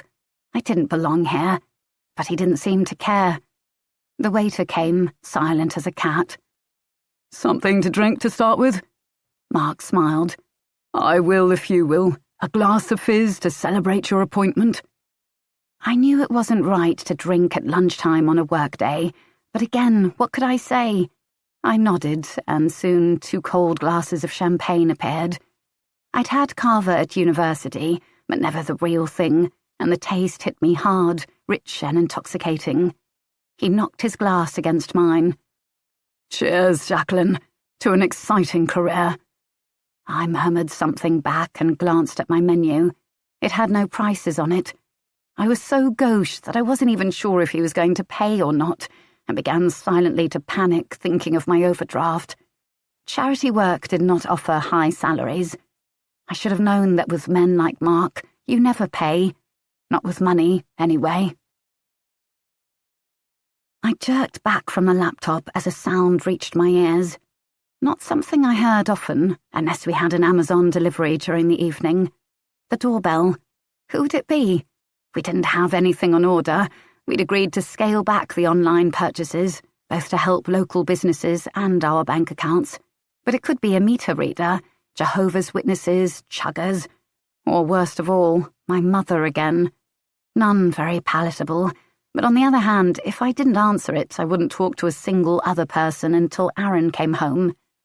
I dragged myself up off the sofa, which was getting harder every day. There was a blurred shape behind the glass of the door. It hadn't entirely occurred to me yet that I needed to be careful with this pregnancy, not just of falls and alcohol and soft cheese and prawns, but of other people too, of those who might actually want to harm me. Nothing so far, not the emails, not the botched mailing, not the still missing cat, had made me realise this. How stupid I was. I opened the door and saw a middle-aged woman, her face lined, her hair grey, gaunt under a vast shabby coat that nonetheless was a Burberry trench, costing around $1,000 new. It was Claudia Jarvis. Alison. How are you? All right? Becky put a sympathetic hand over hers, and Alison fought the urge to pull it away. She took another large gulp of her wine, shouting over the noise of the bar. Becky, a friend from university, always wanted to meet somewhere like All Bar One, which was cheap and near the station, so she could rush back to her husband and kids. "I'm fine. I said I wasn't going to go mad over it." It was true she had said that, back when they were casually trying to get pregnant, just seeing what happened, a lie that so many people tell themselves. Within 6 months she was charting, taking her temperature every morning and typing it into an app, and diarising sex several weeks ahead, whether they felt like it or not. Within a year she was putting her legs in the air afterwards, gulping down bitter-tasting cough syrup, badgering Tom into vitamins and supplements that cost a fortune, haunting the fertility forums looking for miracle stories, hoping, paying 60 quid an hour for a woman to stick her full of needles and rub her feet, despairing. It ate away at you. She had said she wouldn't do IVF, didn't want to put herself through the injections and heartache and invasive tests, but that was when she still hoped it might happen the old-fashioned way. When it came down to it, it was very hard not to try just one more thing. She knew that was how couples waded deeper into debt, letting more and more strange things be done to their bodies. Look at Anita and Jeremy Matheson Coulter, wiped out on the promise of a baby from America that was maybe never coming. It had already taken its toll on her and Tom, on their sex life, on their sense of fun, on their relationship, and it had given nothing in return. She forced a smile. "How are the little ones?" Becky had 3 now, 5, 3, and less than 1. Popping them out, getting pregnant every time her husband looked at her sideways, it seemed.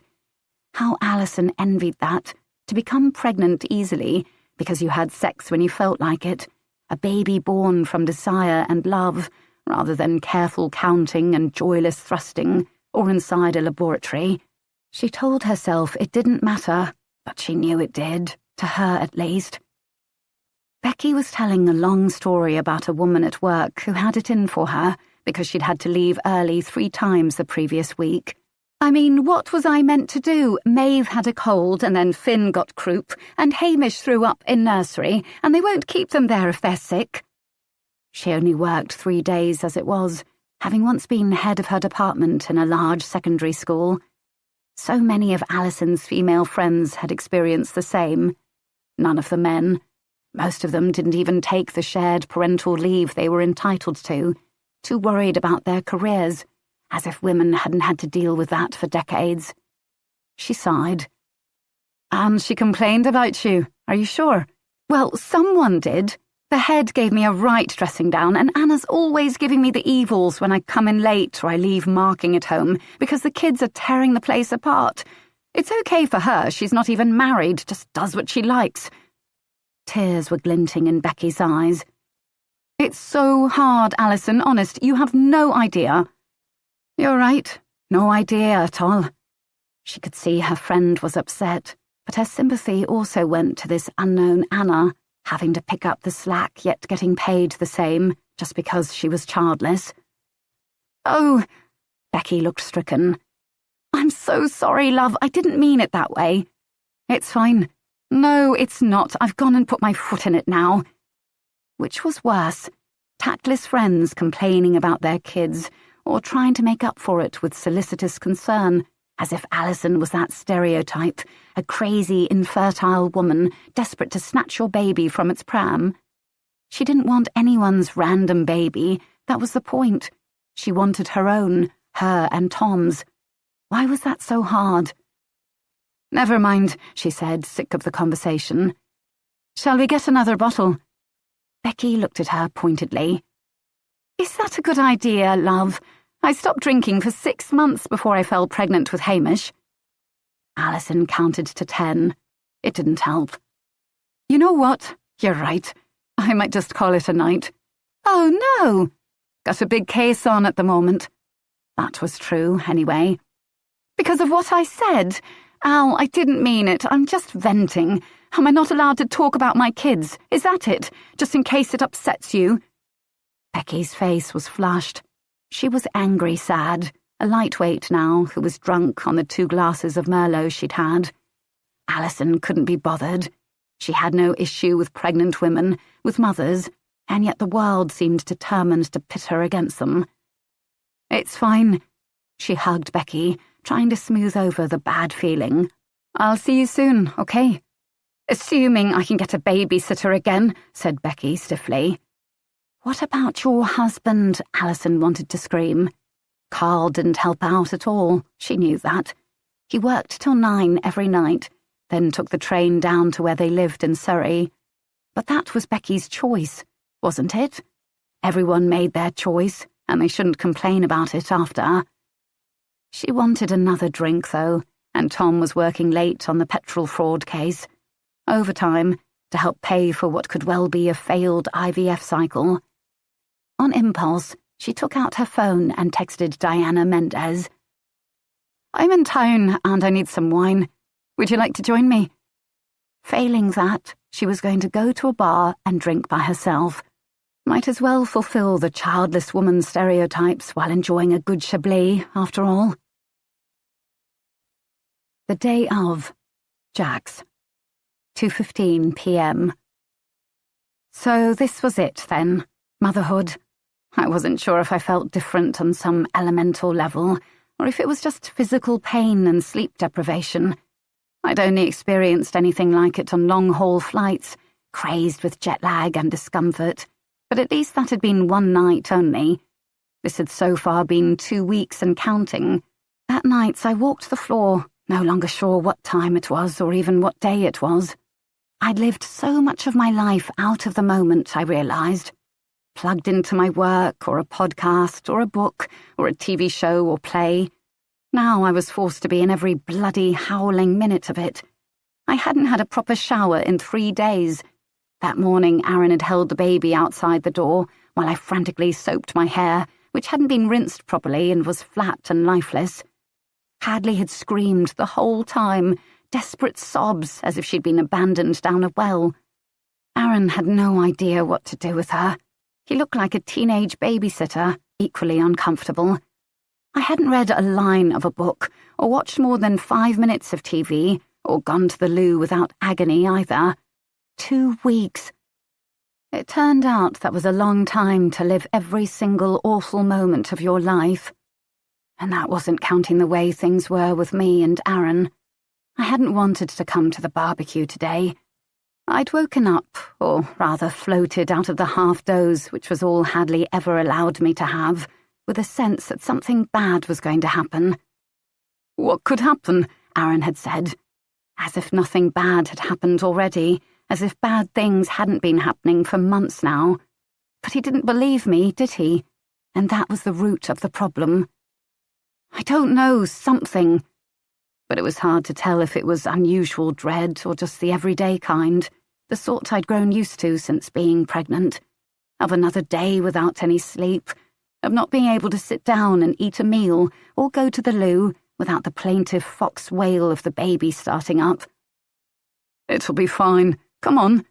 Aaron had even laid out clothes for me, a heartbreakingly poor choice of short shorts and a t-shirt I only wore to the gym. I'd been moved enough by that to get up, shower half-heartedly. My legs had not been shaved in months, and put on something more suitable, a long floral dress that made me feel like a 3-piece suite.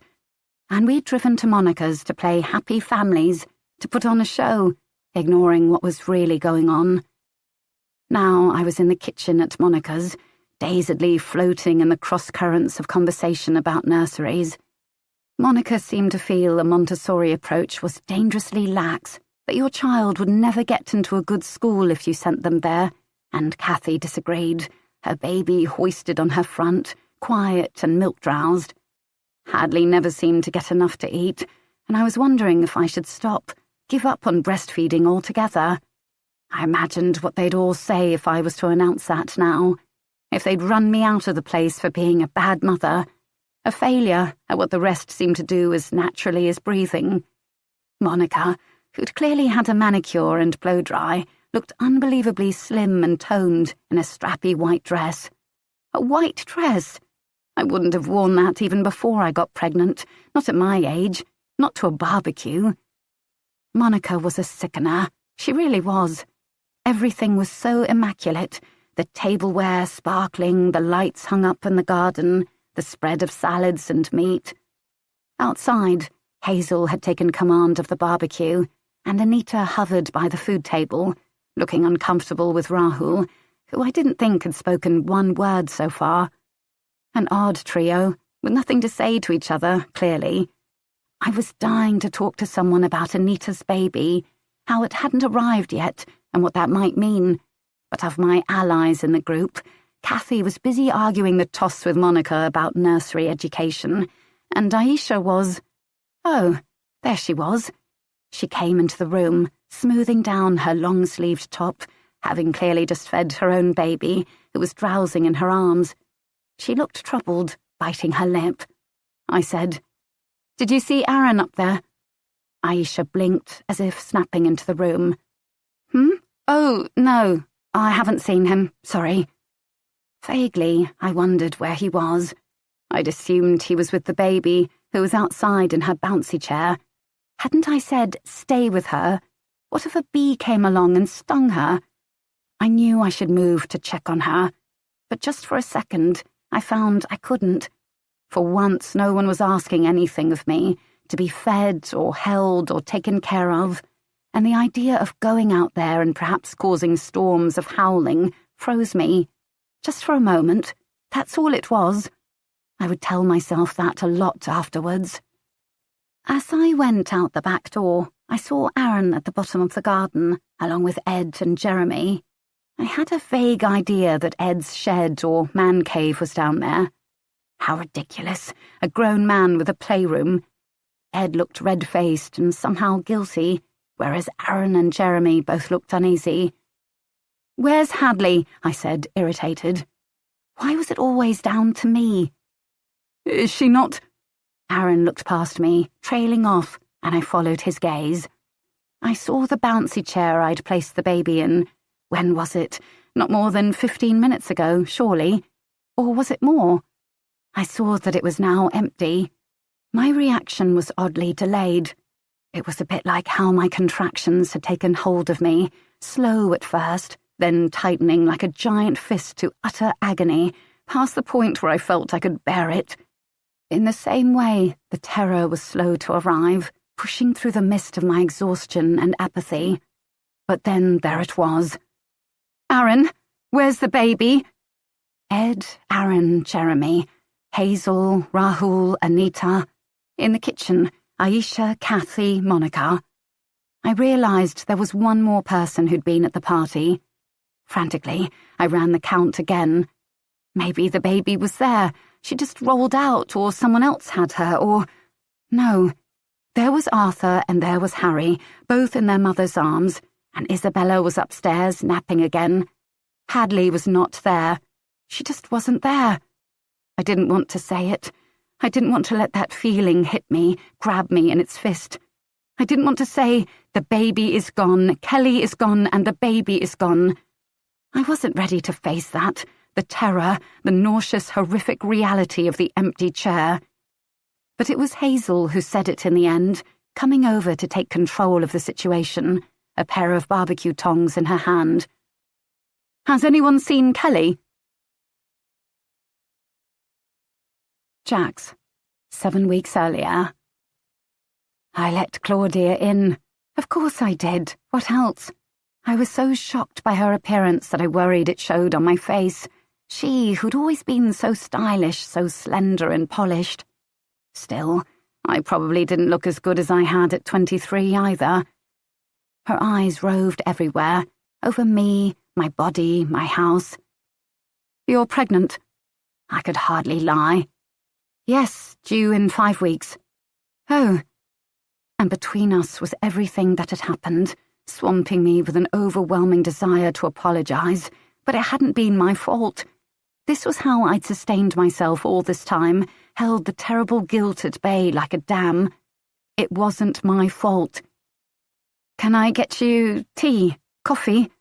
She shook her head, her hands in the pocket of her coat. I asked the most obvious question, which perhaps I should have asked first.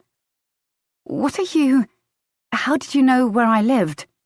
She gave me a quick look. It's not hard to find where people live. You're on the electoral roll, that's public. You haven't changed your name. No. Why would I? I hadn't done anything wrong, or so I told myself. I've had to do both those things, and move 3 times. People still think I must have known, but I let it happen. I'm sorry to hear that. I swallowed hard. We were both standing up in the living room, the sofa between us. What did she want? You were looking for me, I hear. Why? How to explain? Some weird things were happening, and I just thought, I wondered who might want to do a thing like that to me. It sounded so stupid now, just a few malicious messages, nothing concrete. I see. And you thought because you ruined my life, it might be me. I couldn't read her tone. Mostly she sounded worn out. I didn't need to ask had she moved on, met someone else, had other children. I could see from her whole demeanour that she hadn't. Disappointment, that was what she radiated. A life that had suddenly and irretrievably lurched off the rails, all thanks to me. Well, it wasn't. I'd done my best to forget it all until you came snooping round. I heard he got out, meaning Mark. I couldn't say his name out loud. I hadn't done anything with what Chris had told me, hadn't looked for him properly, because I was afraid. I knew I couldn't face him, even after all this time. Apparently so. I won't be seeing him. She gave me that look again, and I saw the woman she used to be, poised, razor-sharp, chair of multiple charity boards. In a different world, Claudia could have run a company herself. Her life would not have been so ruined by what her husband did. She would not have taken his name, probably, and would have been able to unyoke herself from him so much more easily. Believe it or not, Jax, I did accept it.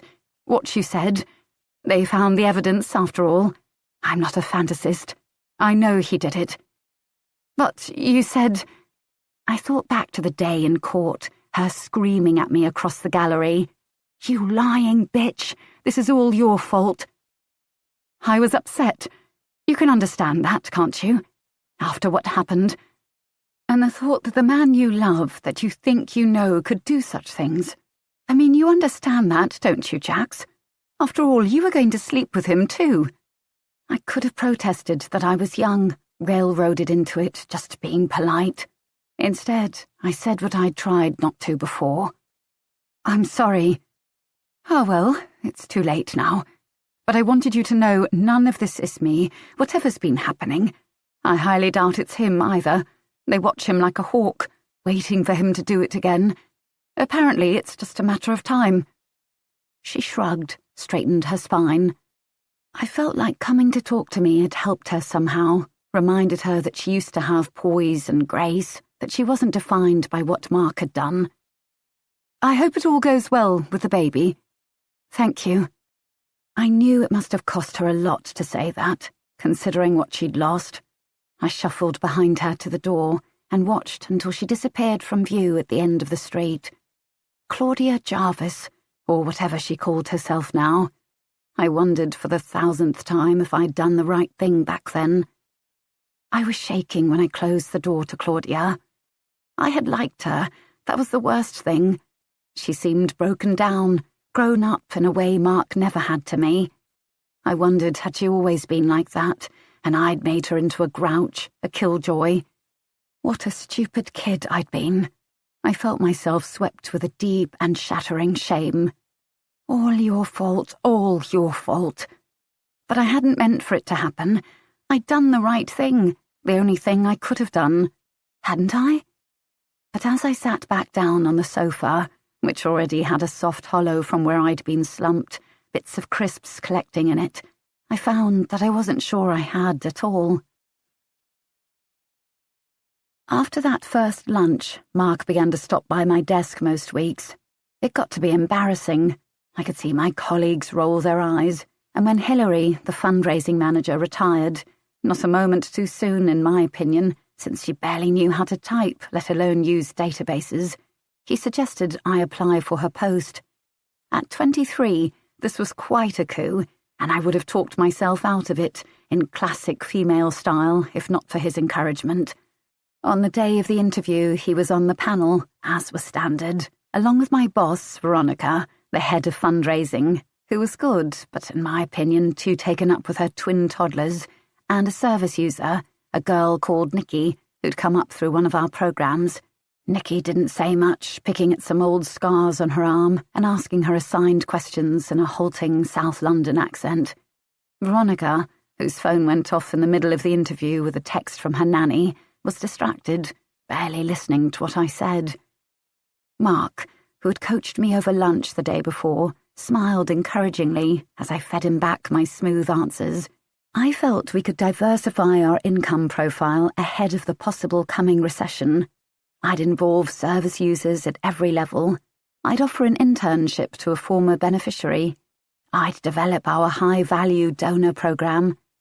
5 minutes after the last candidate was seen, a middle-aged woman in a stained suit who kept dropping papers from the binder she carried, Mark came to my desk and laid a hand on my arm. I felt goosebumps run up me. "Congratulations, fundraising manager."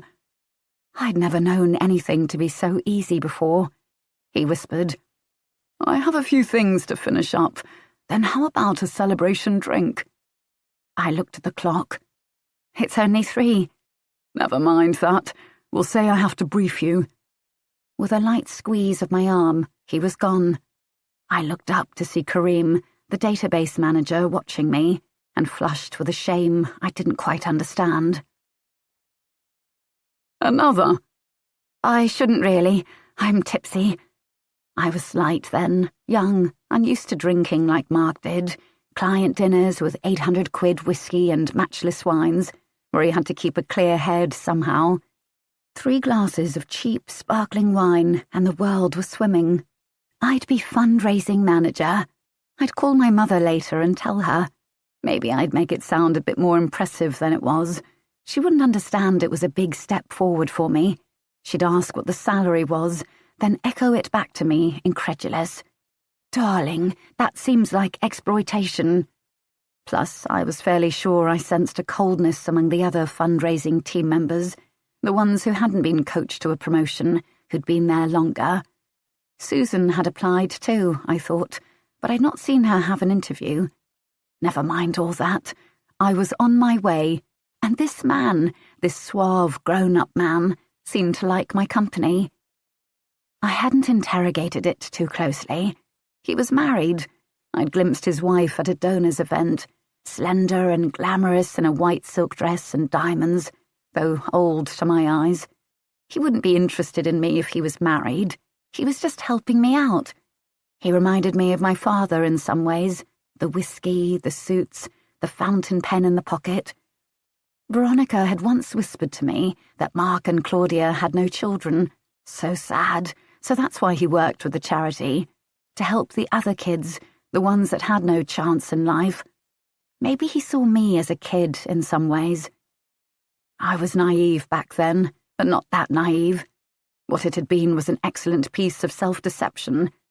I'd taken note of his hand on my arm, his fingers on my lower back, steering me to a table. Now his leg brushing mine under the table. And the next question was a dead giveaway. "So, Jax, is there a young chap in the picture? Some rocko with a beard?" I laughed. "Oh no, boys my age, they're so... Well, you have to mother them so much. I'm not up for that." "You'd rather have a real man?" I took a sip of wine. "Maybe." My heart was racing. Something was happening. I didn't know what, but it would happen. And that suspended moment, right before it did, was my favourite. It still is. That's when I saw her. A woman was crossing the room, her eyes roving among the half-drunk pub-goers in suits. Dark hair, anxious face, expensive camel coat. It was Claudia, his wife. "Oh, there you are." Mark jumped right away from me. "Darling, what are you doing here?" "I went to the office to find you. They said you might be here." She looked at me when she said it. "We've just promoted Jacqueline here. We thought we'd celebrate." I wanted to run. I understood that, even though I technically wasn't doing anything wrong, I still was. I wanted to apologize to her. Right. Well, I had a meeting nearby. I thought we could get a cab. I get so nervous on the tube now. There's never any seats. She turned slightly then, and I saw the swell under her coat. Mark's wife was pregnant. She must be at least 40, I thought. Of course. He got up. A small boy caught misbehaving and put his coat on. Sorry, Jax. You'll be okay getting home. I'll get the tube. Taxis were for women like her, with handbags that cost more than my rent. Not for the likes of me, one step up from a student for all my promotion. Although it was against my religion to leave alcohol behind, I waited until they'd left. Mark did not kiss me goodbye, and she said nothing to me, then got up, abandoning a full glass of Prosecco, and trailed off to the underground. I wanted to cry suddenly, and for some reason I found myself blaming Claudia Jarvis for the way she'd come in and pulled him out, taken him away from me. Jealous old woman, I thought to myself, standing up on the packed tube. Pregnant at her age? It's not right. Poor Mark. I suppose it was then that my thoughts began to turn towards the idea. Maybe Mark wasn't very happy. Maybe he needed someone younger. Someone like me. Alison. Alison was standing in the office, looking at what was always portrayed on TV as a sophisticated whiteboard covered with clear, up-to-date pictures. This was more like a glorified corkboard, and people were always stealing the pins, so there were never enough to go round. She was looking at the pictures of the couples at the barbecue that day. This not being TV, they were not perfectly posed headshots, but rather whatever she could get off their Facebook, Twitter, and Instagram posts, plus all the images actually taken that day. Monica alone had snapped dozens. The house, the garden, the rockery, still pristine, the glass balcony above. No useful clues, sadly, so she turned to their social media instead. In this day and age, it almost felt rude when people didn't have a readily accessible social media presence. And apart from Aaron Cole, which was strange given his age, all the people at the party did. Almost all, anyway. Jax Colville's feed was full of angry articles from The Guardian, with comments like, "We must pay attention to this now." Anita's was limited to the odd holiday picture, her standing beside Jeremy with a strained smile, as if she knew what she ought to be doing, but her heart wasn't in it, and lots of posts about saving stray dogs. She'd also made some tentative posts in adoption and fertility forums. Jeremy's was all academic articles and links to his own occasional appearances on television. Monica, with a fully curated Instagram linked to her Facebook and Twitter, could have shown Anita how to do it. She'd already uploaded pictures of her baby, who could barely lift her head up, with signs saying, 1 week old today and 2 weeks old today. How long this would go on for was anyone's guess. I am 1,000 weeks old today. Alison would not be that kind of mother. She would maybe not be any kind of mother, of course. One thing, she'd found wedding pictures from Monica and Ed's big day, which had been more extensively photographed than Harry and Meghan's, but the date clearly said it had taken place only 6 months ago, not a year. Why had Monica lied about something so small? Maybe she was just ashamed that she'd got pregnant before marriage, which seemed bizarre in a divorced 40-something. Daft cow. Alison still had to ring the ex-husband, Thomas Evans, but he was in Hong Kong, and the time difference made it hard. She was aware that she was irritable, probably from her encounter with Becky the night before, who'd sent her a whole string of messages on her way home, which managed to be both apologetic and accusatory, or the fact that Diana hadn't even replied to her text, just greeted her that morning with a cool, "Oh, sorry I didn't reply, I'd already gone to sleep." And she hadn't wanted to go to a bar on her own in the end, so she'd drunk the rest of an old bottle of cheap rosé at home instead, and fallen asleep, so that when Tom came in from work, she woke up stiff and cranky on the sofa. And these interviews with these glowing new mothers were not helping her mood. Why couldn't one of them tell her the truth? Someone must have seen something. She moved on. Kathy's feed was recipes, baby pics, warm comments on other people's photos with lots of kisses, while Aisha did some of this too, and also posted in a lot of forums related to her physiotherapy job, and sometimes exchanged comments in another language that Alison assumed was Urdu. Facebook helpfully offered to translate these, and they were just the usual classic auntie messages like, "Lovely pic, hope you're enjoying your holiday, XX." Hazel's was all runtimes from Strava and encouraging comments on people's Ironman pictures, her personal training clients, Alison assumed. Kelly Anderson was a prolific poster on Facebook, understandable given her age. Likewise, Ryan Samuels posted a lot about football and was a fan of a site called Lad Bible. But he hadn't been at the barbecue that day.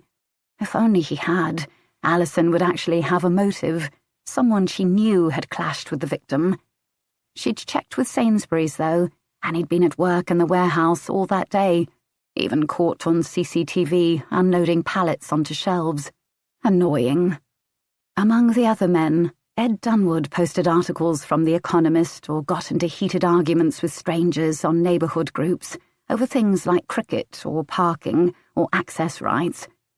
Rahul Farouk posted a lot online, which Alison was surprised about, given how taciturn he was in real life. She also noticed he had liked a few online gambling sites and made a mental note of that little red flag.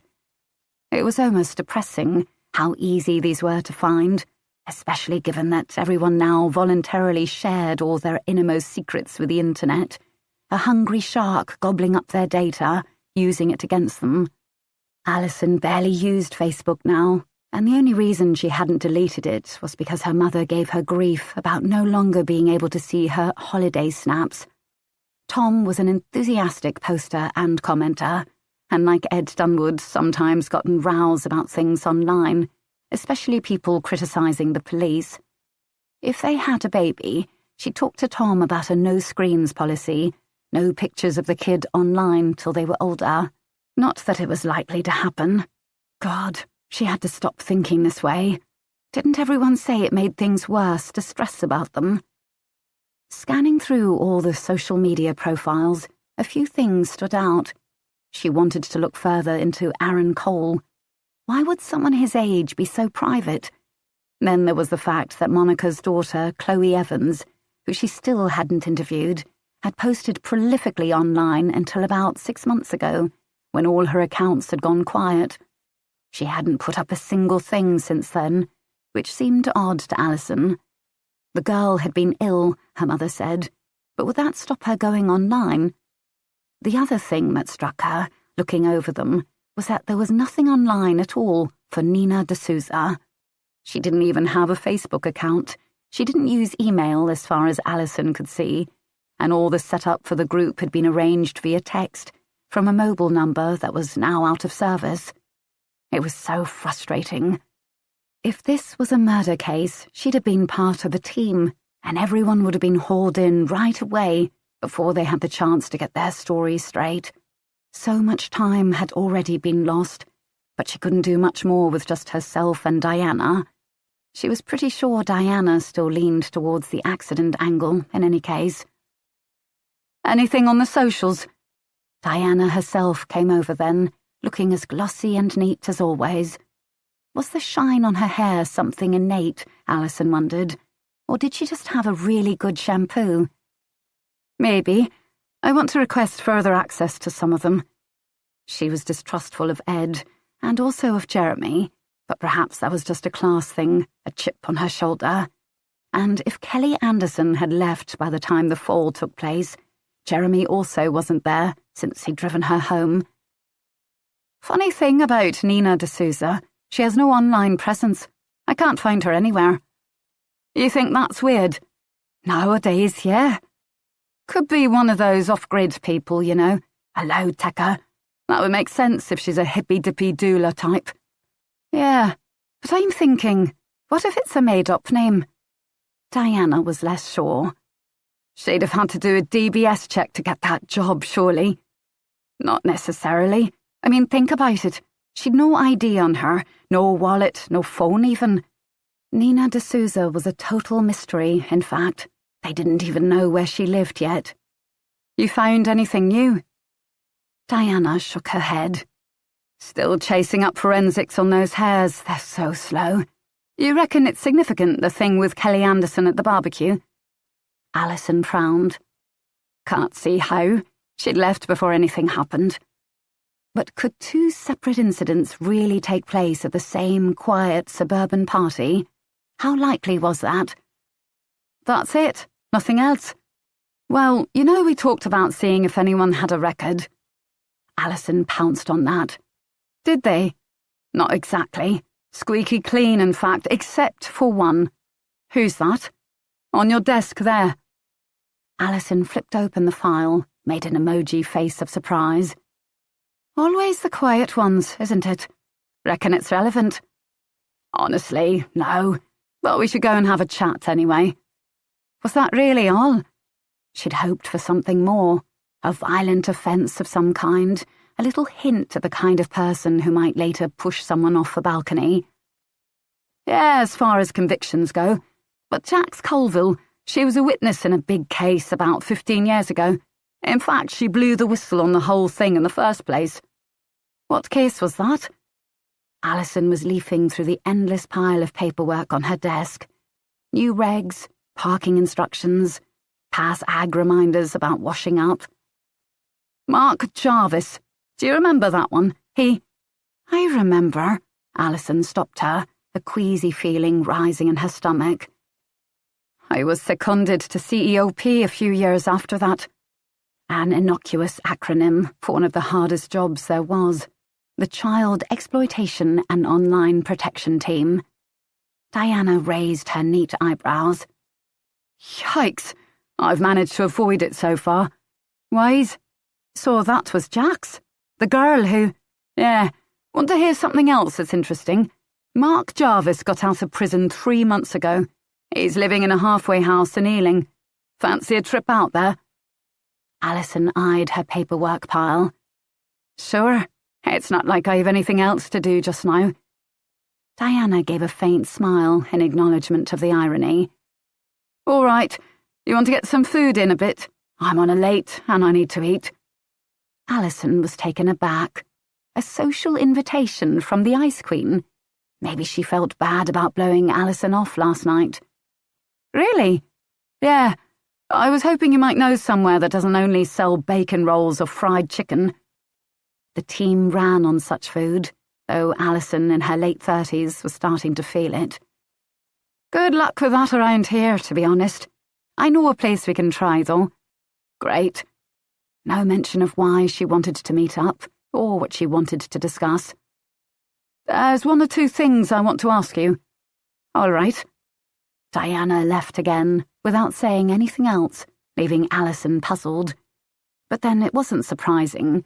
If you learned anything from this job, it was that everyone had secrets. Everyone had something they didn't want the world to know about. Even her. Her eyes were drawn to the only pictures she'd been able to find of Nina D'Souza, taken by Monica at that barbecue. An attractive, fit-looking woman, tanned, jingling with earrings and bracelets, dusty bare feet, a tattoo on her arm. They knew so little about this woman. They hadn't even found her address so far, which seemed crazy, or if there was any next of kin to let them know her fate. Had she had secrets too? And if so, had one of them led someone to push her off the balcony that day, killing her outright? The day of. Kelly. 2:13 p.m. She hadn't meant to do it. She told herself it was going to be hard, all those babies, but it wasn't the other mums' faults that their babies had been okay and Kelly's wasn't. She would go and smile and be nice to them, act like a normal person, not one leaking crazy all over the place, leaving a trail behind her like a slug. But seeing the baby, Kathy's baby, so soon, had thrown her off. It was like going into one of those haunted houses that Ryan loved at Halloween. your heart hammering because you knew any second something could jump out at you. His huge, wide eyes, his little hands opening and closing on nothing. Kelly's baby had been a boy too. Tom, she was going to call him, or Charlie. Something simple, strong. Her dad's name had been Charlie. He'd died of a heart attack when he was 52. Too many fags and cans of special brew. Kathy led her into the kitchen, making a fuss of her, like she was sick or something. She saw Anita in the garden, recognized a look in her, a barren look, a worn-out with sadness look, like you were sick of how unhappy you felt all the time. You just wanted to feel normal for a minute. Kelly knew in that moment that Anita's baby had not come from America after all. Someone said something about there being a delay, the due date hadn't been right or something like that. But no, she knew what had happened. The woman in America was going to keep her baby after all. It was hard to even blame her. Her eyes met Anita's. The two of us here, we don't have babies. Two people who didn't belong. Monica barely said hello, too busy moaning that Ocado had sent the wrong kind of leaves for the salad or something. Kelly hadn't even known you could get different salad leaves until she was 20. Basically, you got iceberg and that was that. What was Cavolo Nero? It sounded exotic, something from a world Kelly wasn't part of. She pulled at her hoodie sleeves, self-conscious. It was hot, she realized. She hadn't thought about the weather when getting dressed. Hadn't been outside in a week. She just wanted to swaddle herself up against the world. Her time at the party was confused, and weeks later she would still be trying to figure it out, work out why she'd done it. In the garden, Hazel was doing the barbecue, shoving Ed out of the way. His face was red. Rahul was near the end of the garden, doing something on his phone, like always. Kelly had been a bit afraid of him since that day he'd mashed Ryan's face into the wall. Aaron, the only person near her age, was holding a beer and talking to Jeremy, the two of them awkward. Kelly had no idea what to say to Jeremy. He always looked like he was writing an essay in his head. Then she was back inside, feeling dizzy and too hot. Jax came into the kitchen then, pushing aside the curtain. She had a baby in her arms too, and when she saw Kelly she looked guilty. Before that she looked worried. Something wasn't right. "Oh, hi, Kelly. How are you? Is that your baby?" Kelly looked at her hungrily, the little girl. "Oh, yes, Hadley. Do you want to hold her?" For a moment it seemed like everyone held their breath, but of course she wanted to. She held out her arms, and the squashy little body was in them, so warm and soft, her skin like the velvet on a cushion Kelly's mum had on her sofa. This could be mine, she thought, as she held the baby asleep against her. It nearly had been. Her baby had been perfectly formed, just not ready to come out. Small but perfect. He was buried now, under the ground, soil in his eyes. Aisha came into the room then, holding her baby. Also a boy, also beautiful, with a cap of dark hair already. She looked worried too, Kelly thought. It was as if her loss had given her superpowers, like she could see what everyone was feeling beneath the surface. "Kelly, I was looking for you. I'm so sorry for what's happened. Did you give him a name?" The question she wanted people to ask. She opened her mouth, found a sob there, swallowed it. "Charlie. That's lovely. This is Harry. Hari, that is." Someone else came in then, and Aisha moved to let them past. It was a teenage girl carrying a baby dressed in pink frills. Kelly was confused for a moment. She thought maybe the girl was someone they'd got to replace her in the group, an even younger mum. Then Monica said, "This is Isabella. Oh, and my other daughter, Chloe."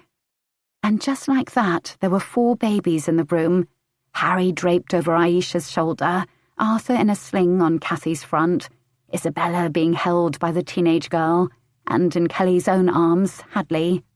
Not her own, but a baby all the same. Kelly handed her back before it got too hard. She hadn't meant to do it, but after an hour or so at the party, drinking pink fizzy wine because she could now, and it had been 6 months since she'd had a drink, and her tolerance was shot, but she needed something to get through this. She'd seen Hadley on her own in the garden.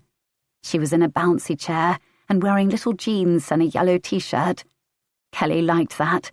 If she'd had a girl, she wouldn't have dressed them all in pink. Let them be whoever they wanted, like. No one was with Hadley. Kelly stood and looked around for Jax, for Aaron, but there was no sign of them. The baby was alone. A bee buzzed near her, around the bush of pink flowers. Kelly didn't know what they were called. "Are you okay, sweetheart?" Hadley looked up at her, eyes unfocused. She must be scared. Her mummy and daddy had left her. Then Kelly was stooping, picking her up, and no one seemed to notice. "Let's go and see the roses, baby." And she just walked down the back of the garden, out the gate and into the park, and it was as easy as that.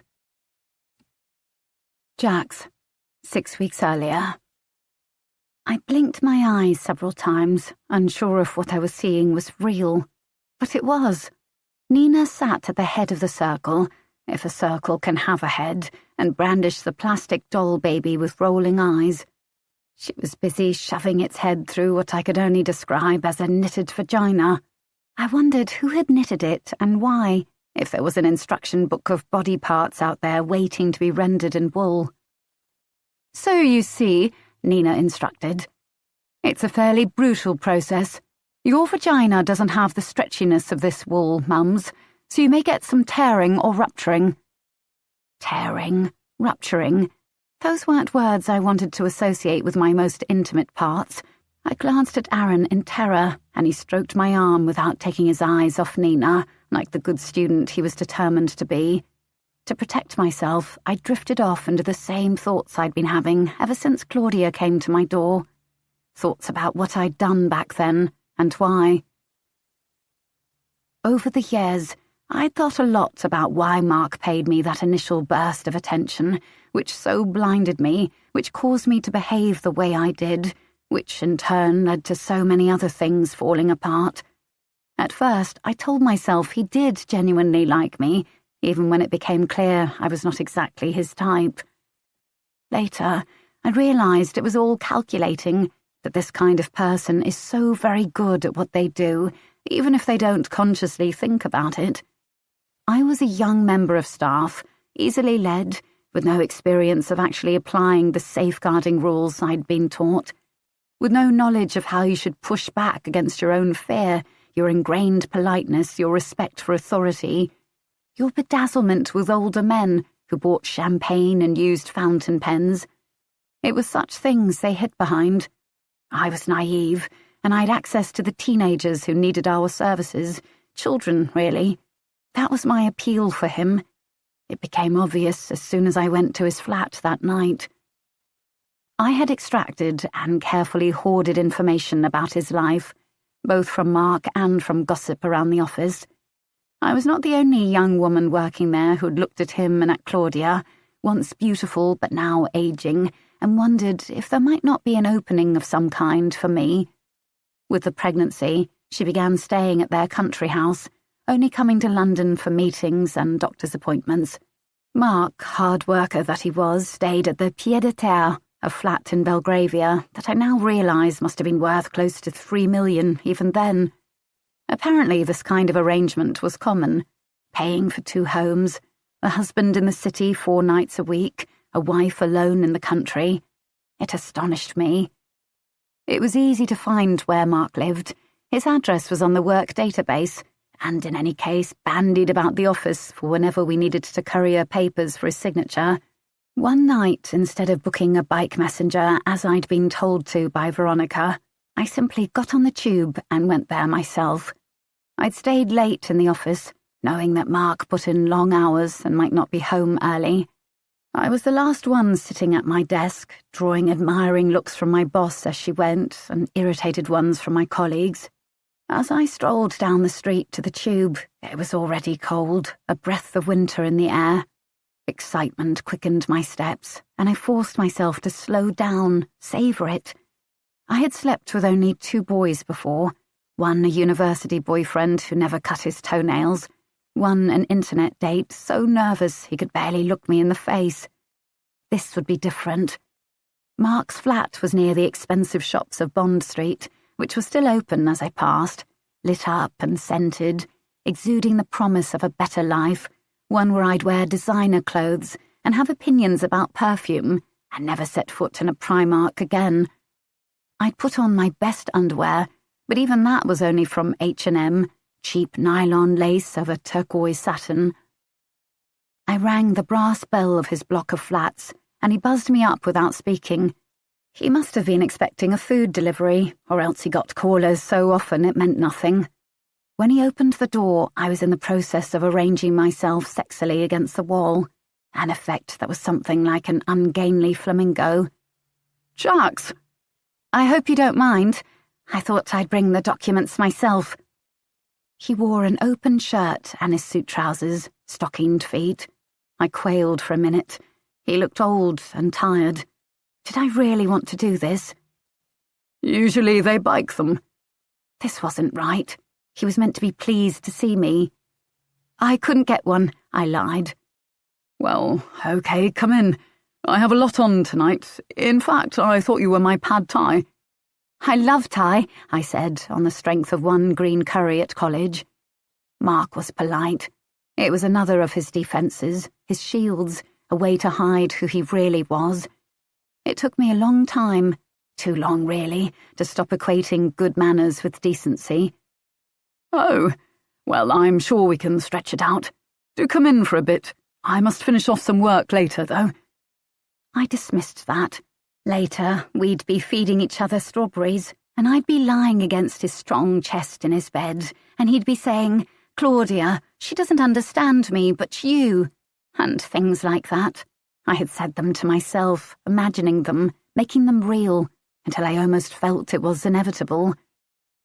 His flat was expensively neutral, little sign of habitation except for his papers and laptop on the coffee table, his shoes on the floor, and his tie cast over a cushion. I had a vague idea we could use that.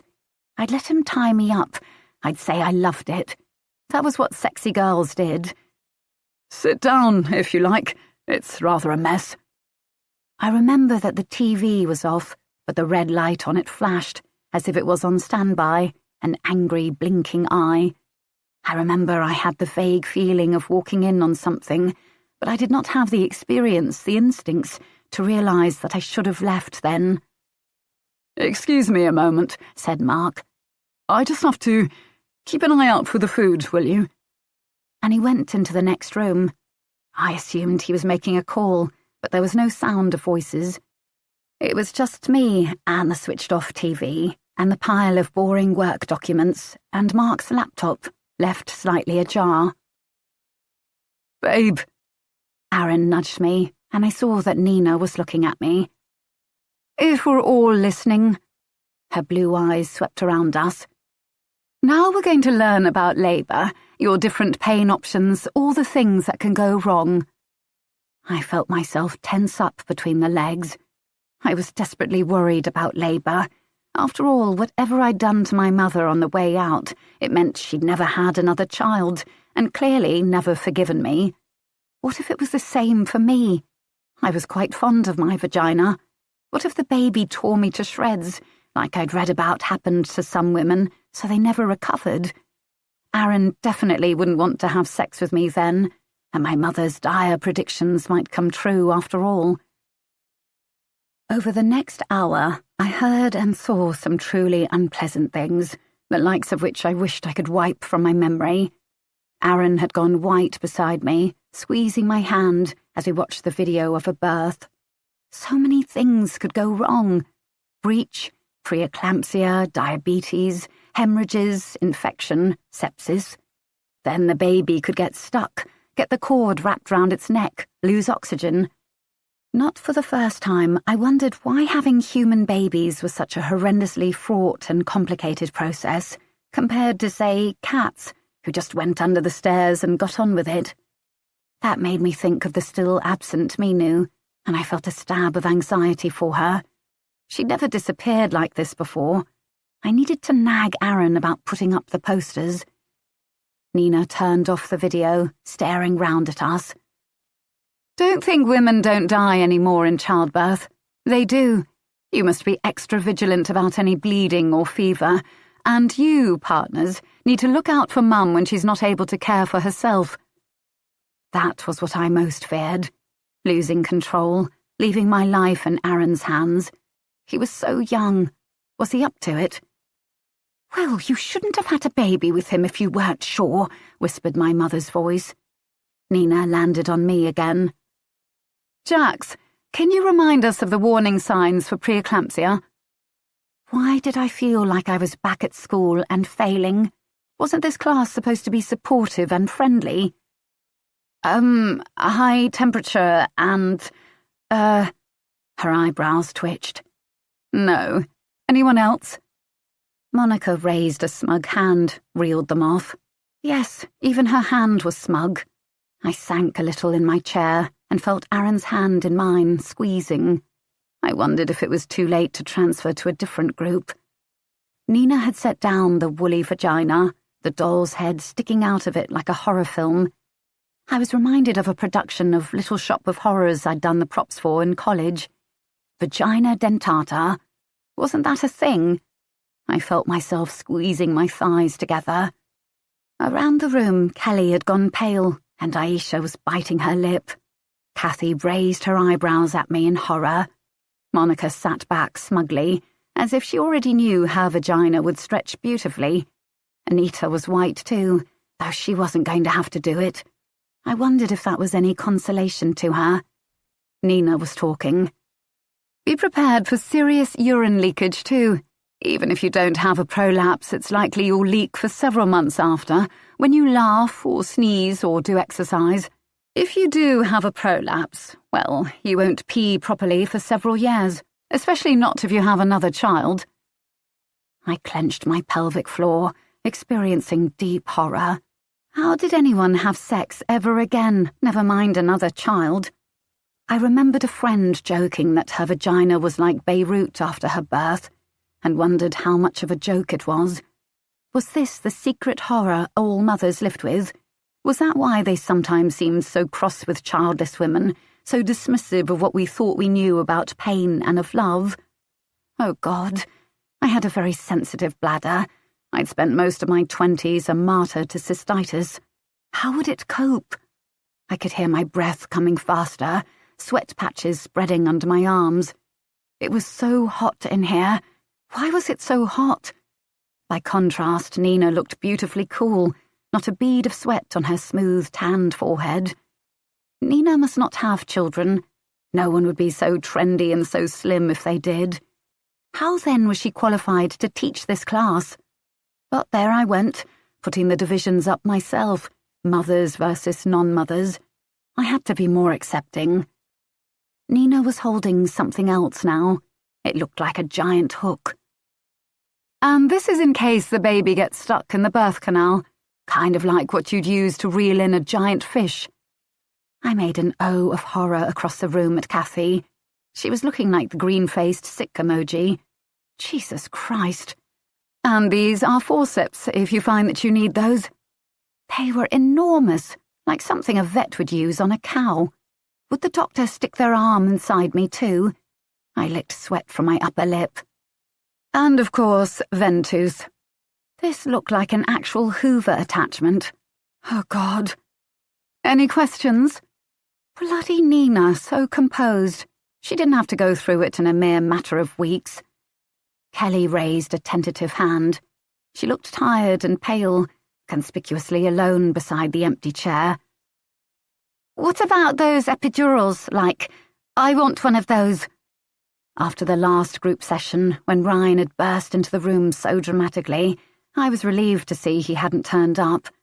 I wanted to say something to Kelly, but didn't know what. I'm sorry your boyfriend is an arse. You should leave him. I could only imagine what it would be like to be pregnant and alone. If she didn't want that, I wouldn't judge her. And besides, being with Aaron had taught me that people love to judge other people's relationships. I thought briefly of how he'd slammed the table that time, but pushed the thought away. It was just one time, and he'd been so good ever since.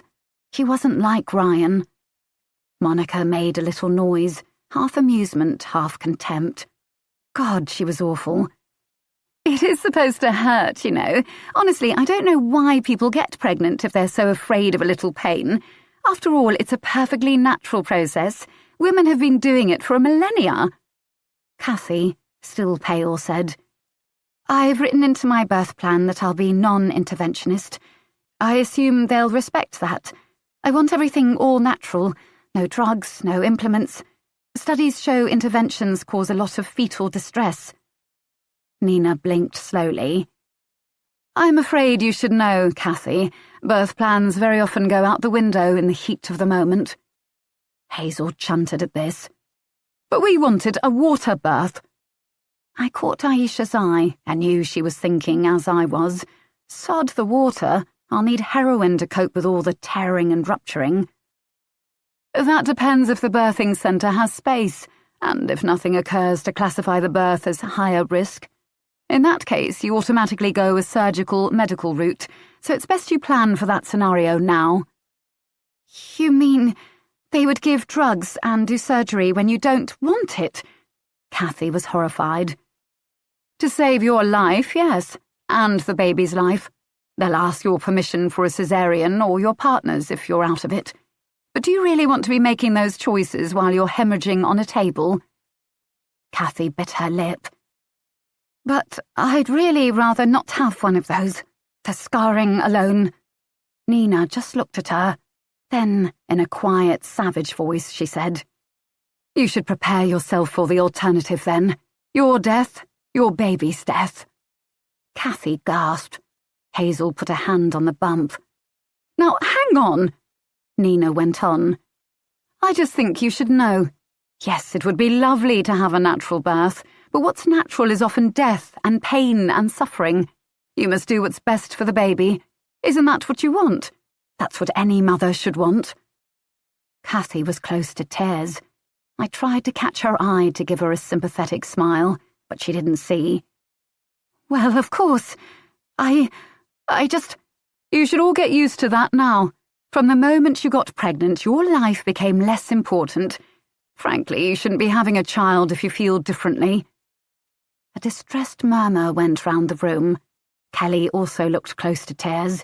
Aisha was frowning hard, rubbing her bump. Monica said, I'm not worried.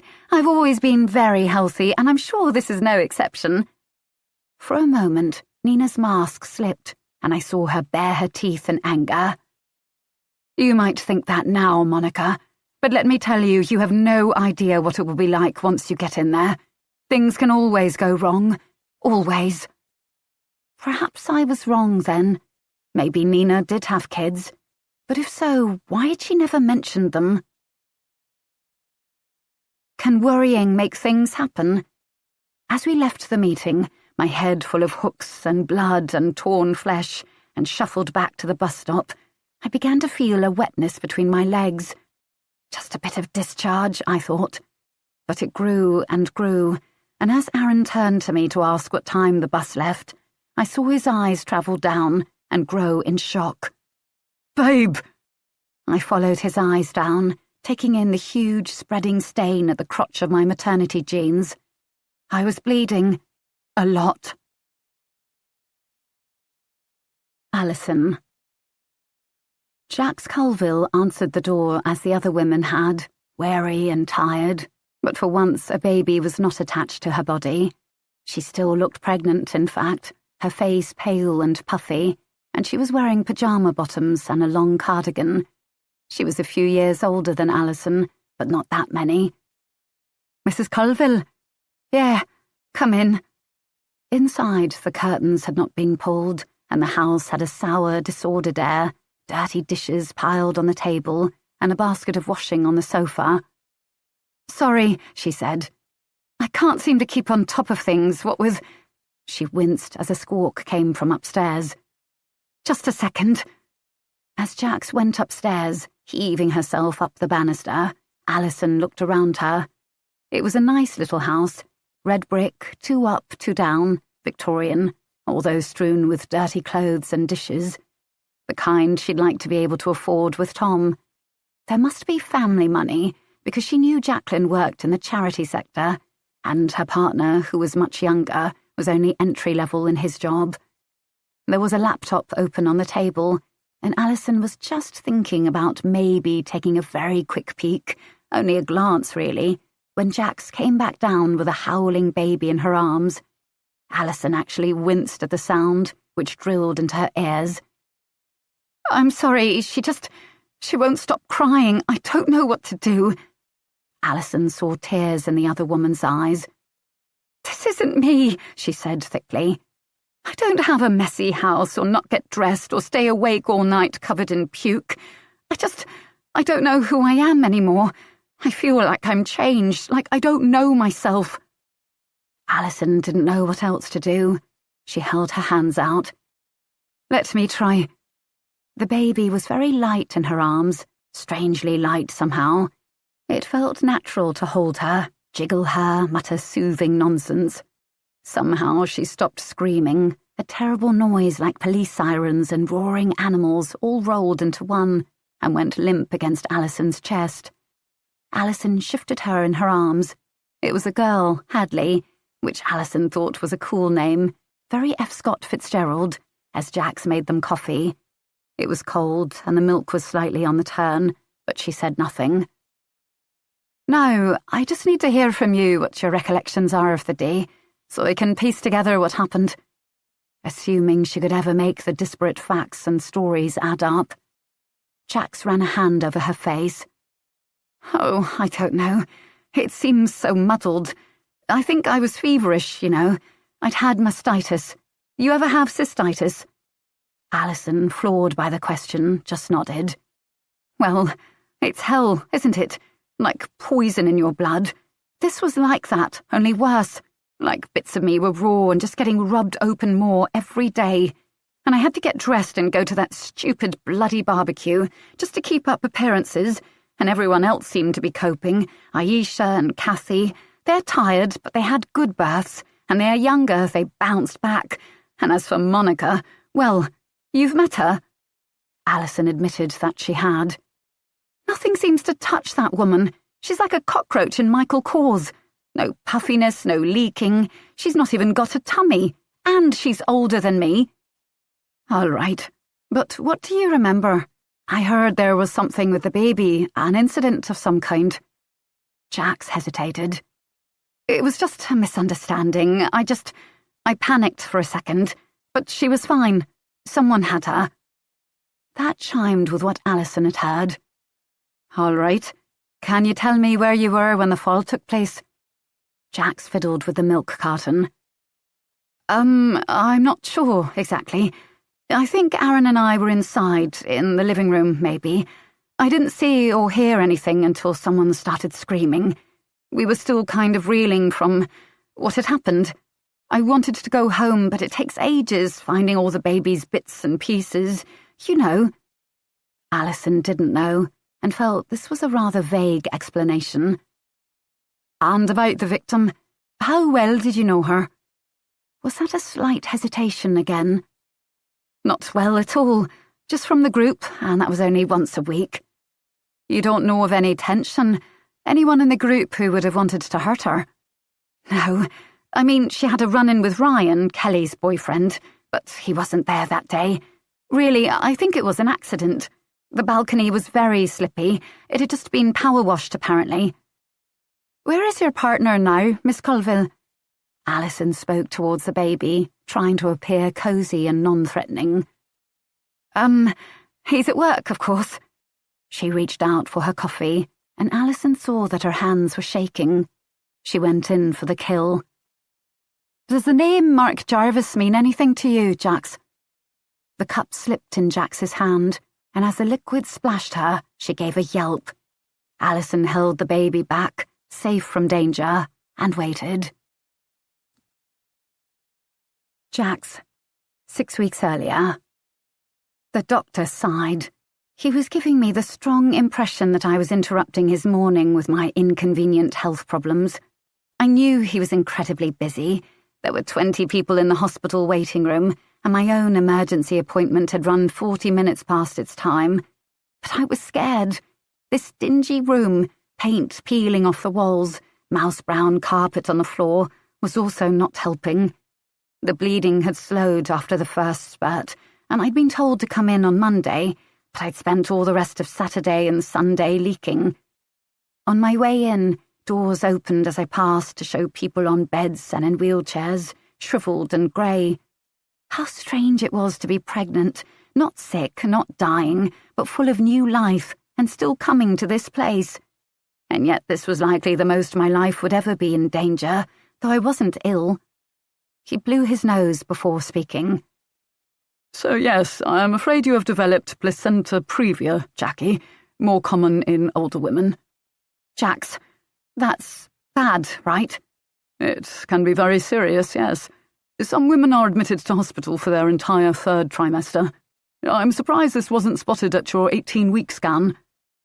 I gaped at him. Going into hospital for a month?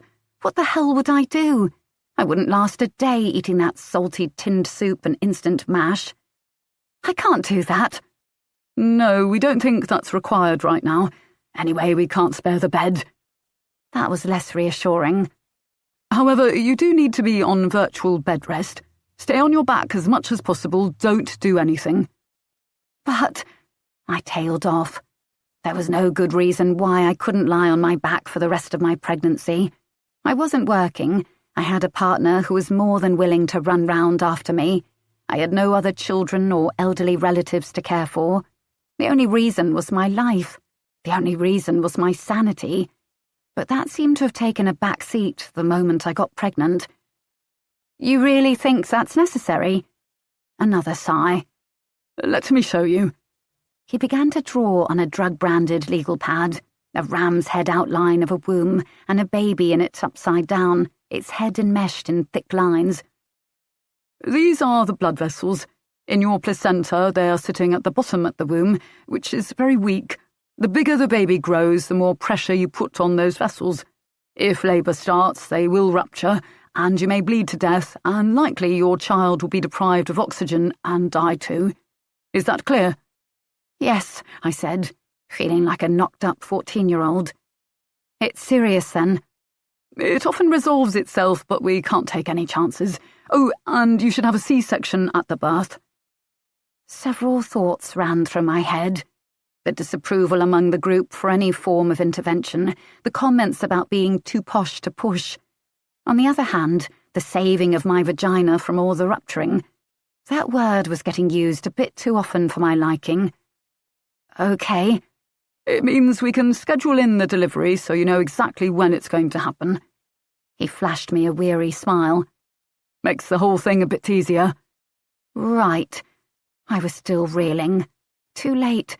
I remembered it was best to have someone with you for significant medical appointments, since shock will send your mind totally blank. I'd urged Aaron to go to work that morning, though he hadn't wanted to leave me. Talk it over with your husband, he said, dismissing me, my 5 minutes being up. I didn't correct him about the husband. And remember a full rest, as much as possible. Every time you stand up, you're putting pressure on those vessels, and eventually...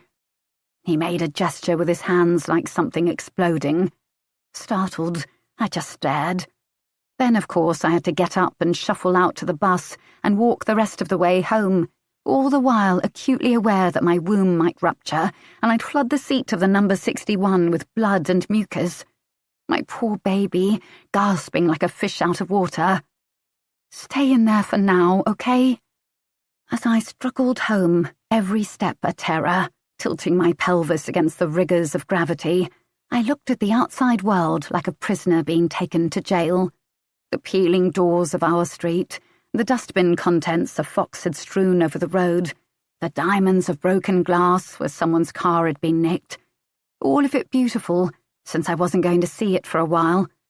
I was standing with my face upturned to the grey spring sky, breathing in the polluted air of South London, when I heard the phone ringing inside, and hurried to find my key from my bag. I was out of breath already when I reached it. Hello? Hello there, Mrs. Cole. I didn't bother to correct him. Speedy Garage here. Found the problem with your car, didn't I? Oh, yes. I was only half listening, undoing my coat with my other hand. I hoped it wouldn't be too expensive. Likely it would be something I wouldn't even understand and would just trustingly hand over the cash.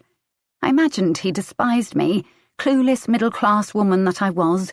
Looks like someone's playing silly buggers. You got a rock shoved up your exhaust pipe. My heart began to hammer.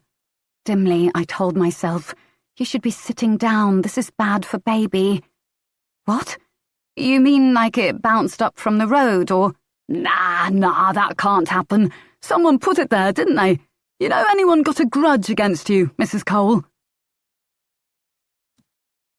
Alison. Diana was in the pub when she went in after work and waved over from a table she'd managed to get, despite the crush at the bar. Alison moved towards her, aware that she had a fixed smile on her face, that this was awkward somehow, like a date almost. Well done on getting a table. Oh, I just flashed my badge at them. Alison knew she was joking. Diana was not the type to break rules, she could already tell. So why then were they meeting out of school? You're okay for drinks? Diana indicated a bottle of white wine in a cooler. I got you a glass, unless you want something else. Oh no, this is great. Even though she wasn't supposed to be drinking because of fertility bollocks. Alison worried she didn't have the strength of character to be someone with dietary needs, who didn't drink or eat meat or gluten or anything like that. Even if she had a severe allergy, she'd probably just mumble, "Oh, it's fine, lovely, thanks," as her mother had taught her, and eat whatever it was, then suffer the consequences. At least if you were pregnant, people respected your boundaries. Cheers. Diana had poured her out a glass of wine, and now lifted her own. Alison clinked awkwardly, then let the cold liquid slip down her throat. How could she give this up, on top of not having a baby? Anything from Jax Colville? Nope, but she's jumpy, that's for sure. This case was like a hall of mirrors. She'd been excited when they'd uncovered that little nugget about Jax, that she'd been the one to whistleblow on Mark Jarvis, and she'd testified against him. His wife, who'd had a miscarriage before the verdict, had shown up in court, shouting and screaming that it was all Jax's fault, that she'd planted the material because Mark had dumped her after a squalid affair. And sure enough, Jax had been rattled by Alison's knowledge, but not enough to tell her anything she didn't know already. She hadn't seen Jarvis in 15 years, she claimed, had no intention of contacting him. Why would she? A good point, Alison had to concede. Then there was that thing with the baby at the barbecue. Was it true, Alison had asked Jax, watching her face? Had she left the baby unattended? Yes, Jax had admitted. She had perhaps been longer in the kitchen than she realised. What was wrong with these women, Alison had wondered. They went to such lengths to have babies, and then they barely looked after them. She caught herself. She didn't know what it was like. Jax clearly wasn't doing so well. Perhaps she even had postnatal depression. And after all, no harm had come to the baby. Just a misunderstanding. Poor Kelly, deeply upset by it all. So what did you want to chat about? She asked Diana, enjoying the cool feel of the glass in her hand. Diana sipped for a moment before answering. I'll be honest, Alison. I wanted an alliance, like an old boys one, but for women. Alison was puzzled for a moment, because their boss was a woman too, and one you did not want to cross. A non-mum's one, that is. Diana flushed slightly, as if embarrassed. She was so young and pretty, with her clear olive skin and dark braided hair. Alison felt old just looking at her, haggard. You know, I'm having a lot of pushback from Colette on this, like a lot. She seems to think the women from the group are, I don't know, like a new mother could never do anything bad to anyone. Are you getting that? Alison thought about it. trying to suppress her conflicted feelings about being lumped into the non-mum group. I suppose she did chew me out for upsetting Monica Dunwood. Exactly! I just don't see why squeezing a kid out of you makes you, I don't know, morally better in some way. I mean, you don't think it's an accident, right? No, but I wasn't sure you agreed. I didn't to start with, but they're all lying, right? About something, at least.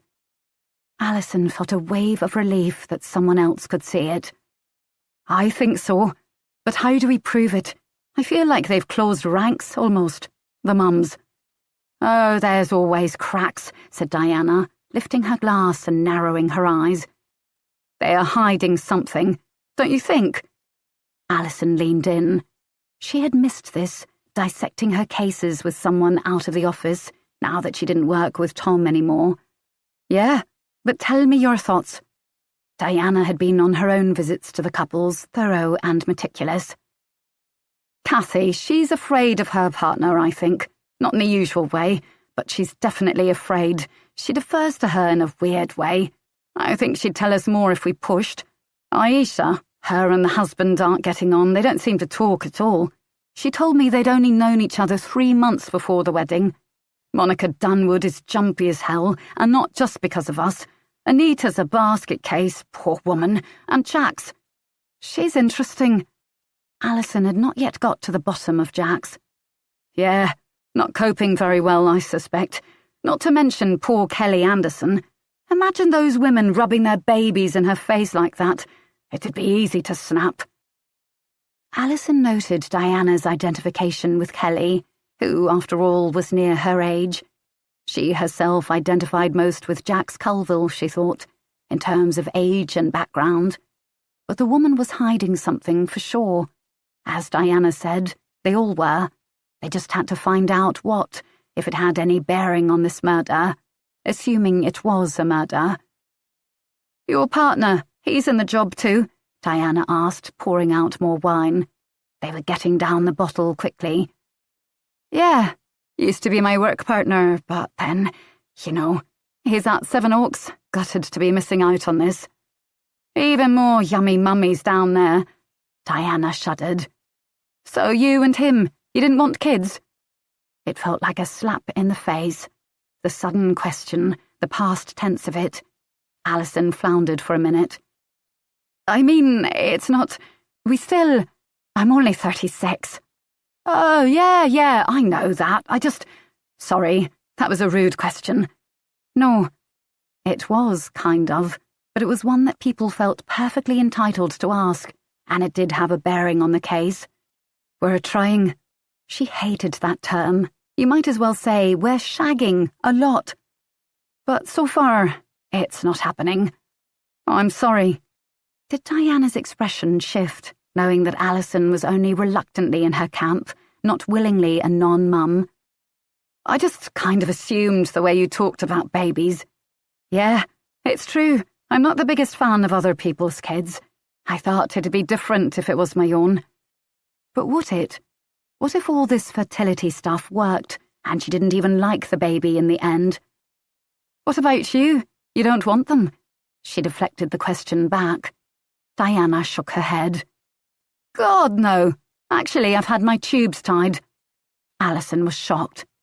Really? Yeah, it'd ruin my career, ruin my body, my sleep. Plus, not having kids is the single best thing you can do for climate change. She stopped, realizing what she had implied. She bit her lip. I'm sorry. You should totally have one if you want, of course. I'm trying, said Alison, a little tartly. She was slightly reeling from Diana's words. There was truth in them, for sure, but to say it out loud like that... Alison had not really thought through the downsides of it, so fixated on the fact that it wasn't happening. Diana laughed. It's so awkward, isn't it? Like you can't make your own choice without seeming like you're judging other people. I'm not, you know. This is just my own. It's okay. Alison felt a wave of camaraderie with the younger woman. You're right, it's a trap, either way. She drained her glass. Since I'm not pregnant, I can at least get smashed. Another bottle. Jax, 5 weeks earlier. It was pretty humiliating to be pushed into the next antenatal group in a wheelchair, but needs must. I'd paid for it and I didn't want to miss it. After the fiasco with failing to save the fake baby from choking, I felt like I needed all the information I could get. And I didn't want Nina and Monica disapproving behind my back. At least we had the car back, though what the mechanic had said about the stone had unsettled me even more. Who would do that? Surely it must have just got wedged in there, a freak accident. The messages had stopped. Things were all right, weren't they? Aaron, ever the optimist, leaned towards an accident, or the local kids just messing about. All eyes swiveled round as I was pushed in. Anita gasped.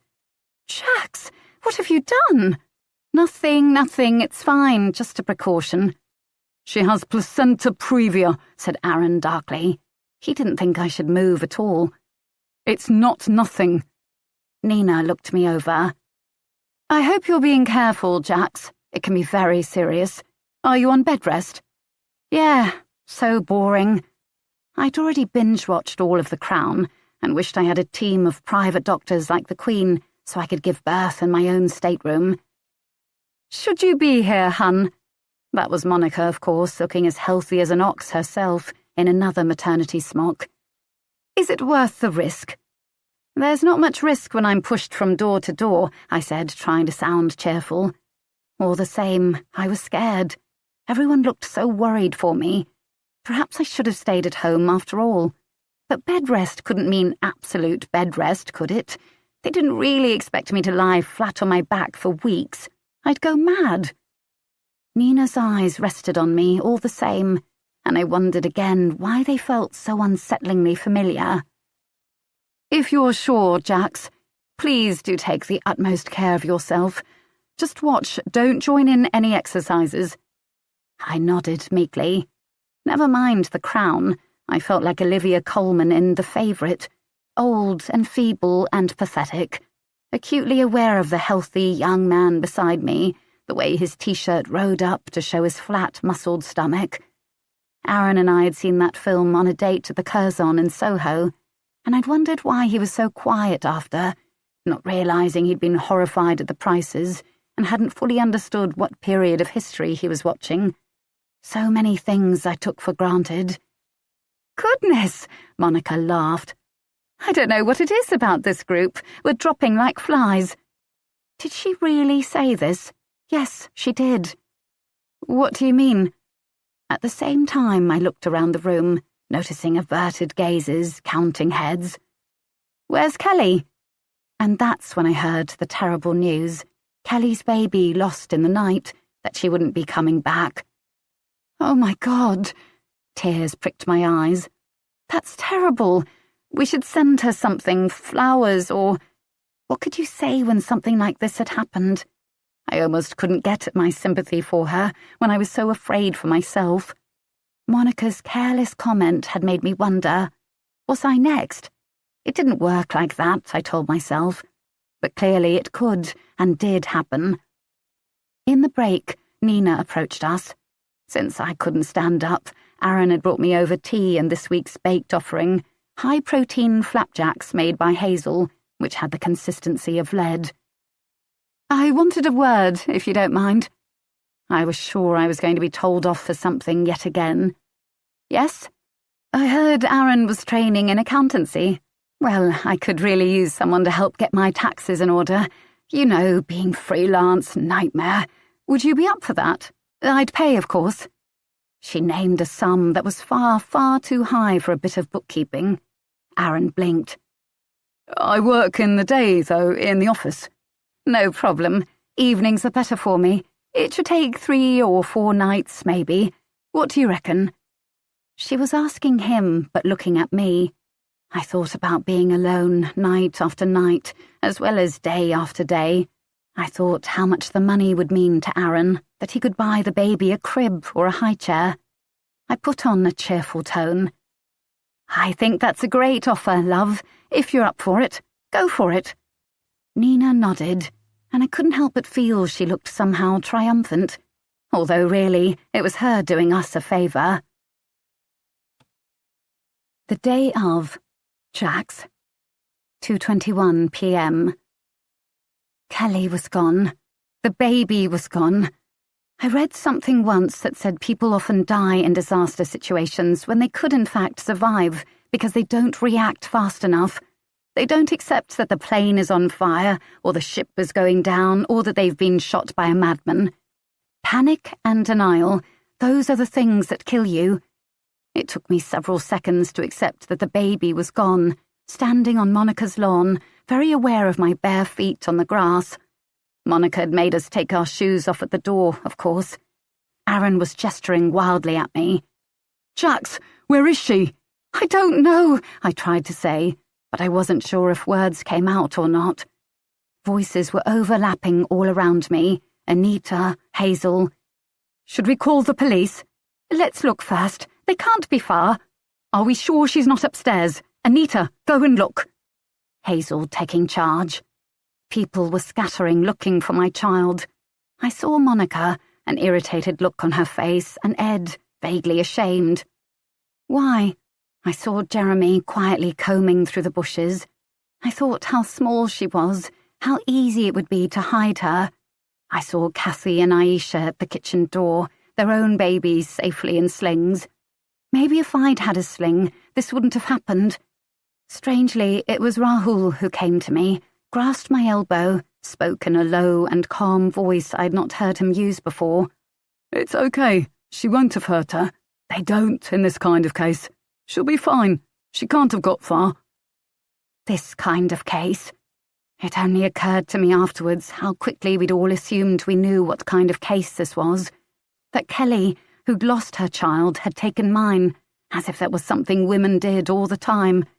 The conclusions we'd leaped to. I had to do something. I began to beat at the bushes with my hands, getting scratched. I lifted up the rug her chair had been on, as if she'd somehow crawled under it, when she couldn't even turn over yet by herself. She was simply gone, as if I'd blinked and her tiny body had vaporized. A voice in my head, my mother's voice perhaps, said that I deserved this, that I hadn't loved her enough, that I'd complained about this gift, this child at 38, when I thought I'd have none. I don't know how long Hadley was even missing, but in those seconds that stretched forever, I'd given her up entirely and accepted a future where I'd had a baby for only 2 weeks and then lost her through my own failure. It couldn't have been very long. A shout went up from the back of the garden. "She's here!" Monica's and Ed's house had an unusually large garden, of course, with a gate that backed onto the park behind. That part of the lawn had been allowed to grow slightly wild, in what Monica described as a bee meadow, to help our little buzzing friends. Aaron came through the park gate then, Hadley tight in his arms, held like a bag of shopping. Kelly followed, her face red and tear-stained. She said, "I took her to see the park. She loved it." Everyone stood around, gawping, not sure what had really just occurred. Had she taken the baby? Was it just a misunderstanding? Kelly's sobs were harsh and rasping. She wrapped her arms around herself, as if trying to hold her own child, who was gone. "No one was looking after her," she cried. "She was all by herself. She was scared. I just took her to see the flowers." How quickly it turned. From blaming Kelly, poor unstable Kelly, everyone now turned to look at me, blaming me, the bad mother. And unlike Kelly, I had no excuse. Alison. Alison barged into the station with perhaps unnecessary force. She'd rolled in at almost 1 a.m. the night before, half-cut, and had a vague memory of Tom smoothing the duvet over her, placing a pint of water on the nightstand. When she woke up, the glass was still full and her head was pounding. This bloody case. Were they all lying? Was that it? She couldn't seem to get it straight in her head. Who'd been where and when that day? Who had seen what? What if it was just an accident, and she'd put these new mums through an interrogation for nothing? Wasted time, budget, energy. Even the incident of the missing baby appeared to have been resolved easily, all a misunderstanding. Poor Kelly had gone home, weeping. Jeremy had driven her, so he was also off the hook for what had happened next, which was still not exactly clear. Everyone had a different story. Anita, that she'd been waiting for her husband in the side garden. Was there any way to prove that? Kelly Anderson had cracked under the pressure of being around all those babies. Might Anita have been feeling similarly unbalanced? Then there was Aisha, and the mysterious husband they still had to track down, the tension there, which both she and Diana had sensed. Aisha and Rahul had been down at the barbecue with Hazel, which both seemed to corroborate, but there was a strange vagueness in their account all the same, a gap that Alison could sense the edges of. Kathy's story was even vaguer still, and she'd admitted to being in the house, as had Jax. Then there was Aaron, Jax's young partner, who Alison also still needed to interview, and Monica's other daughter, who the group hadn't even known existed, as well as her ex-husband. As for Monica and Ed, there was a lot of tension there, but whether it related to the case or not, who could tell? Several people had vouched for them being in the kitchen at the time of the fall, dealing with some kind of dessert emergency. Forensics might shed some light, but it was taking ages. If they could match the hairs in the victim's bracelet to anyone at the party, that would help, but she'd have to wait for the results, so she was no closer to knowing the truth. And yet, around 40 minutes after baby Hadley had been found safe, Nina D'Souza had plunged from Monica's glass balcony, hitting the rockery below and dying instantly. In a group with so many secrets and lies, was it possible it really was an accident? Today she was going to finish her interviews and hopefully find something that would lead her to the truth. As soon as Diana got in, anyway. Alison was almost gratified to see the younger woman roll in 10 minutes after her, late, pale-faced, and clutching a sausage sandwich. Jax, 5 weeks earlier. The days dragged on. Aaron went to work, came home late. My mother called by, a whirl of activity on her way to book group or Zumba or coffee with one of the many friends she unaccountably had. "Darling, still lying about like a slug in the bed?" She didn't seem to take in the fact that I was on compulsory bed rest. When she found me still in bed or on the sofa, she would tut, "Jacqueline, slobbing around all day isn't going to help your mood, now is it?" "Mum, I'm not supposed to be up." I shouldn't even have been answering the door, and I sank back down again, though she was standing there with her coat on expectantly. "What? I can't make you tea. I have to lie down as much as possible or the placenta will rupture." "Goodness, such a fuss. In my day, you just got on with it. I'll do it then." She strode into the kitchen, and I heard her sigh. "Those dishes will be hard to clean if you leave them like that." I waited for the offer to wash them, but none came. "Do you have Earl Grey?" "No." "Well, I suppose a herbal." I could hear her rummaging in my cupboards. "Really, darling, some of these things are quite out of date. You ought to have a clear-out before the baby comes." I took a deep breath. On the muted TV, people argued on a daytime chat show, their faces working with silent rage. "I would have if this hadn't happened." "You'll never catch up if you don't get on top of it before the birth. I had the whole house cleaned, dinners batch-cooked." There was only one thing to do, and so I did it. "Mum, I know you're right, and I so much wanted to have a clean-out, but the doctor says I can't move. Could you help me?" A silence. "If you let me do it how I see fit." "Of course." Let her line the drawers in cloth and arrange the tins by sell-by date. I didn't care anymore if it got her off my back. Every moment stretched and burned, my own thoughts wrapping around me like sodden sheets. I had ruined the lives of 2 people, at least one of whom did not deserve what happened. And if it wasn't Claudia or Mark Jarvis, someone was still trying to hurt me. I tried my hardest to think of everyone I'd ever wronged. Colleagues whose jobs I'd taken, service users with a grudge, ex-boyfriends, or even an ex of Aaron's I didn't know about, one of those damaged young women from the care system. But I couldn't think of anyone. I became as jumpy as my mother, double-checking the windows and doors. One morning I'd been slumped in bed for some length of time, I couldn't even say, when I heard a scuffle outside. I'd slipped into bad habits, lying in bed all day, sometimes transferring to the sofa, clicking onto some mindless TV show. Aaron brought me things, cakes and magazines and books, which she could hardly afford. I pretended to look at them, but really I couldn't take much in. The doctor came to see me, told me I was doing all right but had to keep up the rest. My home had become my prison. Aaron would not even be home at 6 that night, since he was going to Nina's to help her with her taxes. I couldn't complain, since I really would have liked it if he earned some more money, especially now I might get fired. But how would I cope being alone all day and all night? Alone and not able to move? When I heard the noise at the front door, it took me a while to realise what it must be: the milk. We had recently switched to a glass bottle delivery, in an effort to save the world so the baby could grow up in it. It gave me a small boost of normalcy, something different. Perhaps I could catch the milkman, say hello. Although I'd thought they would come earlier in the day, wasn't that what milkmen did? The clock told me it was after 12.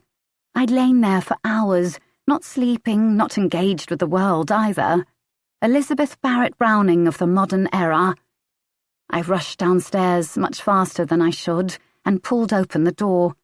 But there was no one there, no one on the street either. I stepped outside for a moment and screamed. I looked down. A shard of broken glass had pierced my stockinged foot, and blood was now oozing out into the white pool of milk I stood in. Alison. Mrs. Dunwood. Alison let Diana knock on the door, her smile spread wide, while she lurked behind with a bad cop frown. She didn't care if this overprivileged cow didn't like her. The feeling was mutual. She could see a cleaner's van parked outside, and sure enough, a South American-looking woman was in the hallway, polishing a table which held a huge vase of lilies. She flinched when she saw the police officers. Possibly she was undocumented. Alison smiled to try and show she was no threat. Monica Dunwood was wearing another unsuitable outfit, leather trousers and a black silk blouse, which didn't appear to have any spit-up milk on it, Alison noticed. She smelled of some expensive perfume, and her hair was once more newly done. "Not again! Honestly, what do you need now? You've already torn my house apart." "We need to talk to Chloe," Alison glowered. "What? Why? She's only a child." "She was here that day, so she might have seen something. Just a quick word would be appreciated."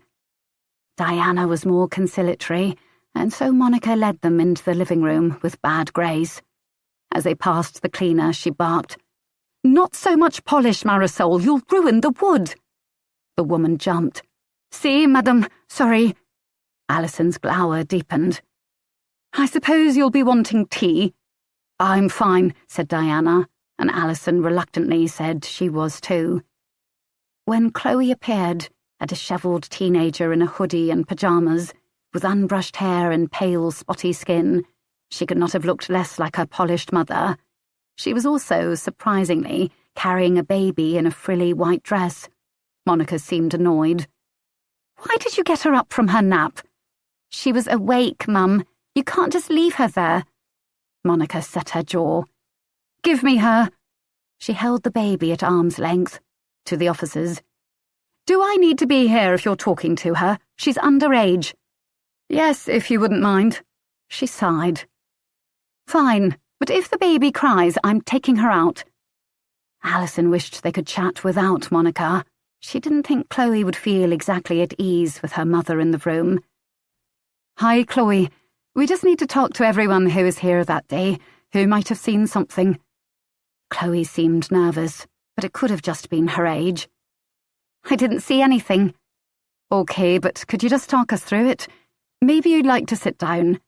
"Sit down," barked Monica. "Honestly, don't they teach you any manners at that school?" Chloe perched on the edge of a plush grey armchair. I was in my room most of the day. I don't like the sun, and I've been off sick this term. Glandular fever. I'm sorry to hear that, Chloe. This could explain her pasty and pale appearance. Your room is upstairs, near the balcony. Maybe she had seen something. Yes, but I only went out when I heard the screaming, so I don't know what happened. She fell, I guess. And who was out there? Diana was taking notes. Chloe fiddled with the fringe on a cushion. Dunno, lots of people were on the landing. Aaron, Jax, that Kathy woman. Mum came up as well. Kathy, you're sure? Kathy had said she was downstairs when the fall happened, changing the baby's nappy. Was that a lie? And Jax said they were also downstairs in the living room. Alison was acutely aware of Monica's stroppy presence, the baby in her arms who seemed half-drowsed, barely making a peep. Chloe shrugged. Think so. I don't know all their names. She had her baby with her. Maybe she'd meant she was changing Arthur upstairs, not downstairs. No. Chloe shook her head. You're sure? Yep. That other woman, her wife or whatever, she had their baby when she came up afterwards. So Hazel and Kathy had lied about that. Or did they just make a mistake, remember wrong? Diana took over. And did you see anything else that day? Notice any tensions between the couples, maybe? Monica opened her mouth. Excuse me. Please, Mrs. Dunwood. I must ask you only to interrupt if Chloe's at risk in some way, or you think she doesn't understand what she's being asked. Monica subsided.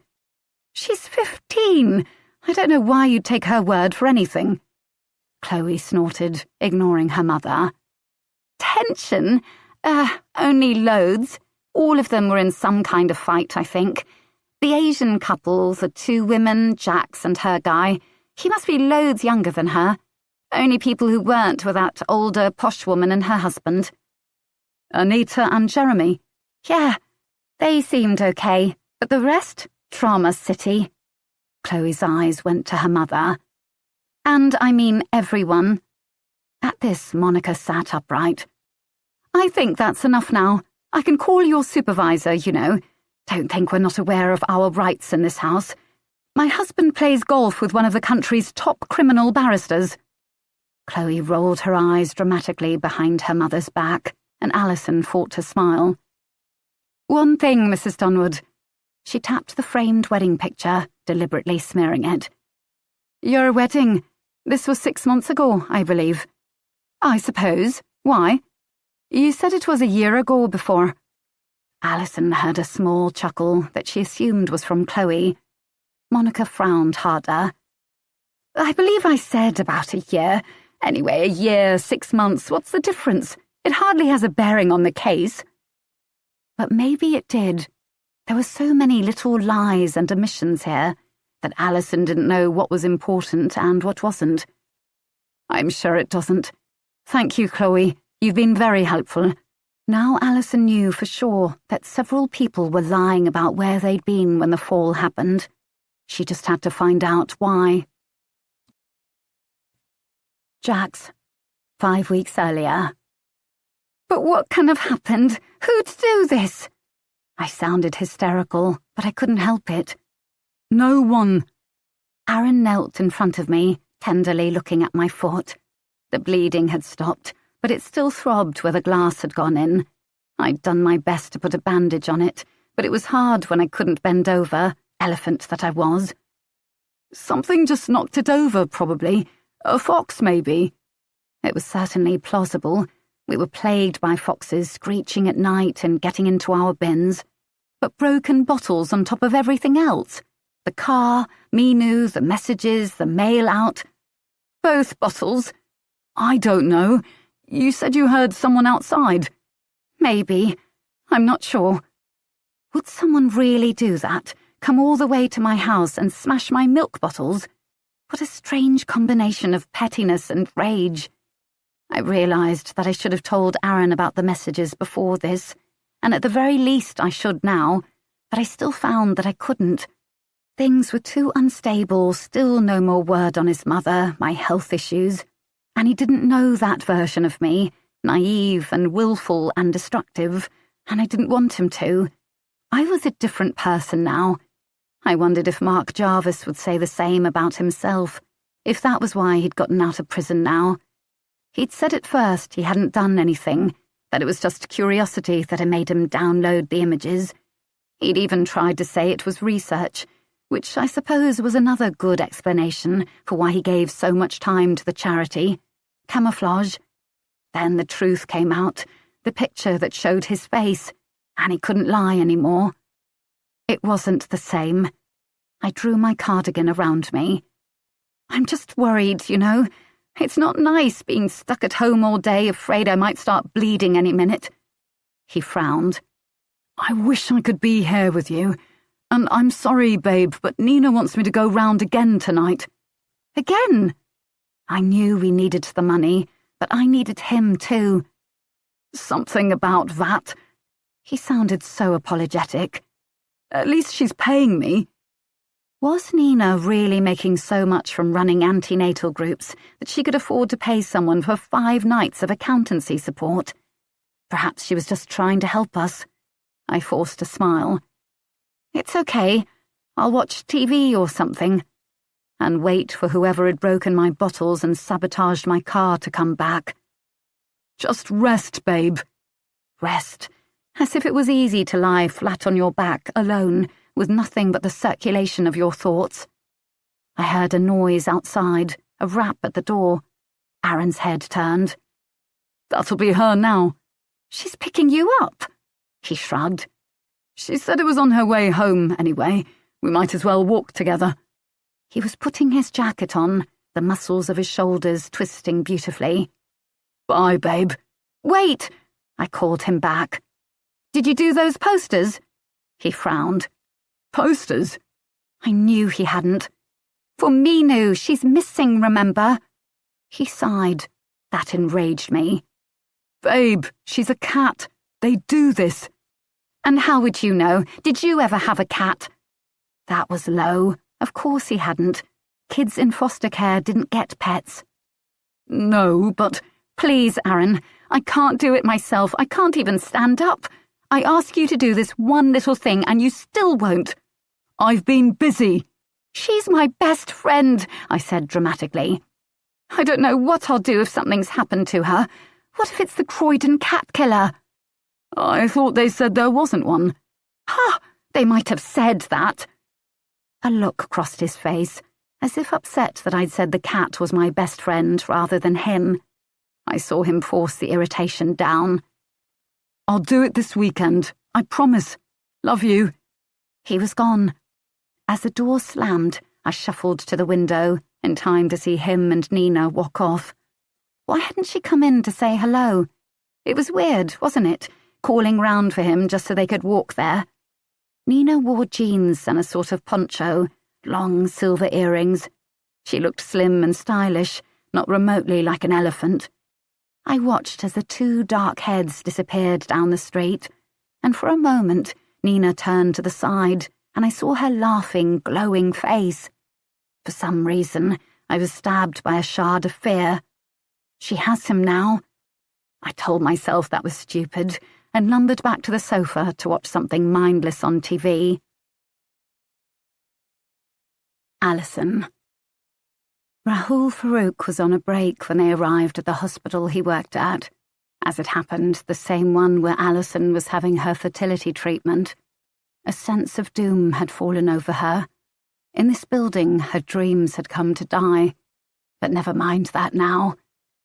Rahul was easy to find, lounging against the side of the building, smoking. Alison thought of the painfully tidy house she'd met his wife in, and wondered if Aisha knew he smoked. Perhaps not, from the guilty way he stubbed it out as they approached. Alison explained who they were.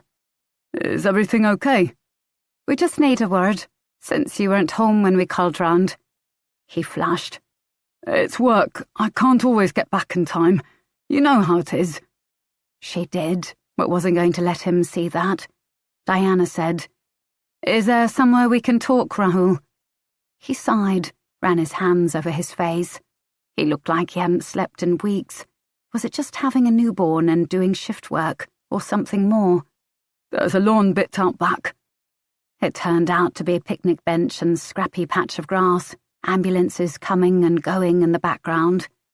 Alison went first. Her usual questions. Where were you at the barbecue? Did you see anything? Did anyone have a reason to hurt Nina? His story was the same as Aisha's. They were in the garden. They didn't see it happen, but heard the noise. Yes, Hazel was with them when the fall took place, but then she went inside. No, they had hardly known the other group members, or Nina either. You and your wife, you haven't known each other long either. He bristled slightly. Over a year. But before you got married? It's not so unusual. Would you say you know each other well? Slight pause. As well as you can after living together, having a baby. And how are you coping with little Harry? Fine. Well, he cries at night, but that's what they do, isn't it? I'm on shift, so I'm used to not sleeping. He smiled slightly, and Alison saw how attractive he was. Dark hair and eyes, slight stubble. Or at least he would be, if he didn't appear so heavy with worry. It's worth it, anyway. She gave Diana a very slight nod. Diana leaned her elbows on the picnic table. Rahul, does your wife know about your previous conviction? There it was. He flinched. Oh, I didn't realise. We ran all the witnesses through the system. You came up. She doesn't know. No. I didn't want to worry her. Imagine marrying someone and you didn't even know they'd been convicted of a crime. It was one reason to date inside the force. Everyone had been thoroughly vetted in advance. You got off with a caution, was that right? Said Alison. Under fine. His voice was flat, exhausted. And before you go shouting about it, yes, the ambulance lot know. They decided to give me a second chance. Probably they were so short of staff they were prepared to overlook the odd little slip. Want to tell us more about it, maybe? Alison tried to sound friendly, knowing they had him over a nice little barrel. She heard a faint buzz, which must be his phone. His hand crept to his pocket but didn't take it out. Well, I mean, not much to tell. I made a mistake, that's all. He had stolen a small amount of cash from a patient's coat when it was left in the ambulance. 20 quid, that was all. You needed money. Doesn't everyone? Alison said. Rahul, do you have a gambling problem? Because we noticed you liked a lot of online poker sites, that sort of thing. He frowned. Gambling's not allowed in Islam. Well, yes, doesn't mean it doesn't happen. Diana gave Alison a look. She had to tread lightly. He thought about it for a long time. Look, I just got into difficulties with debt, student loans and that. I was stupid and young. I dealt with it, put it behind me, and I saw nothing at the barbecue. You have no idea at all what happened that day. You've got a medical background. Do you really think someone could just slip and fall like that?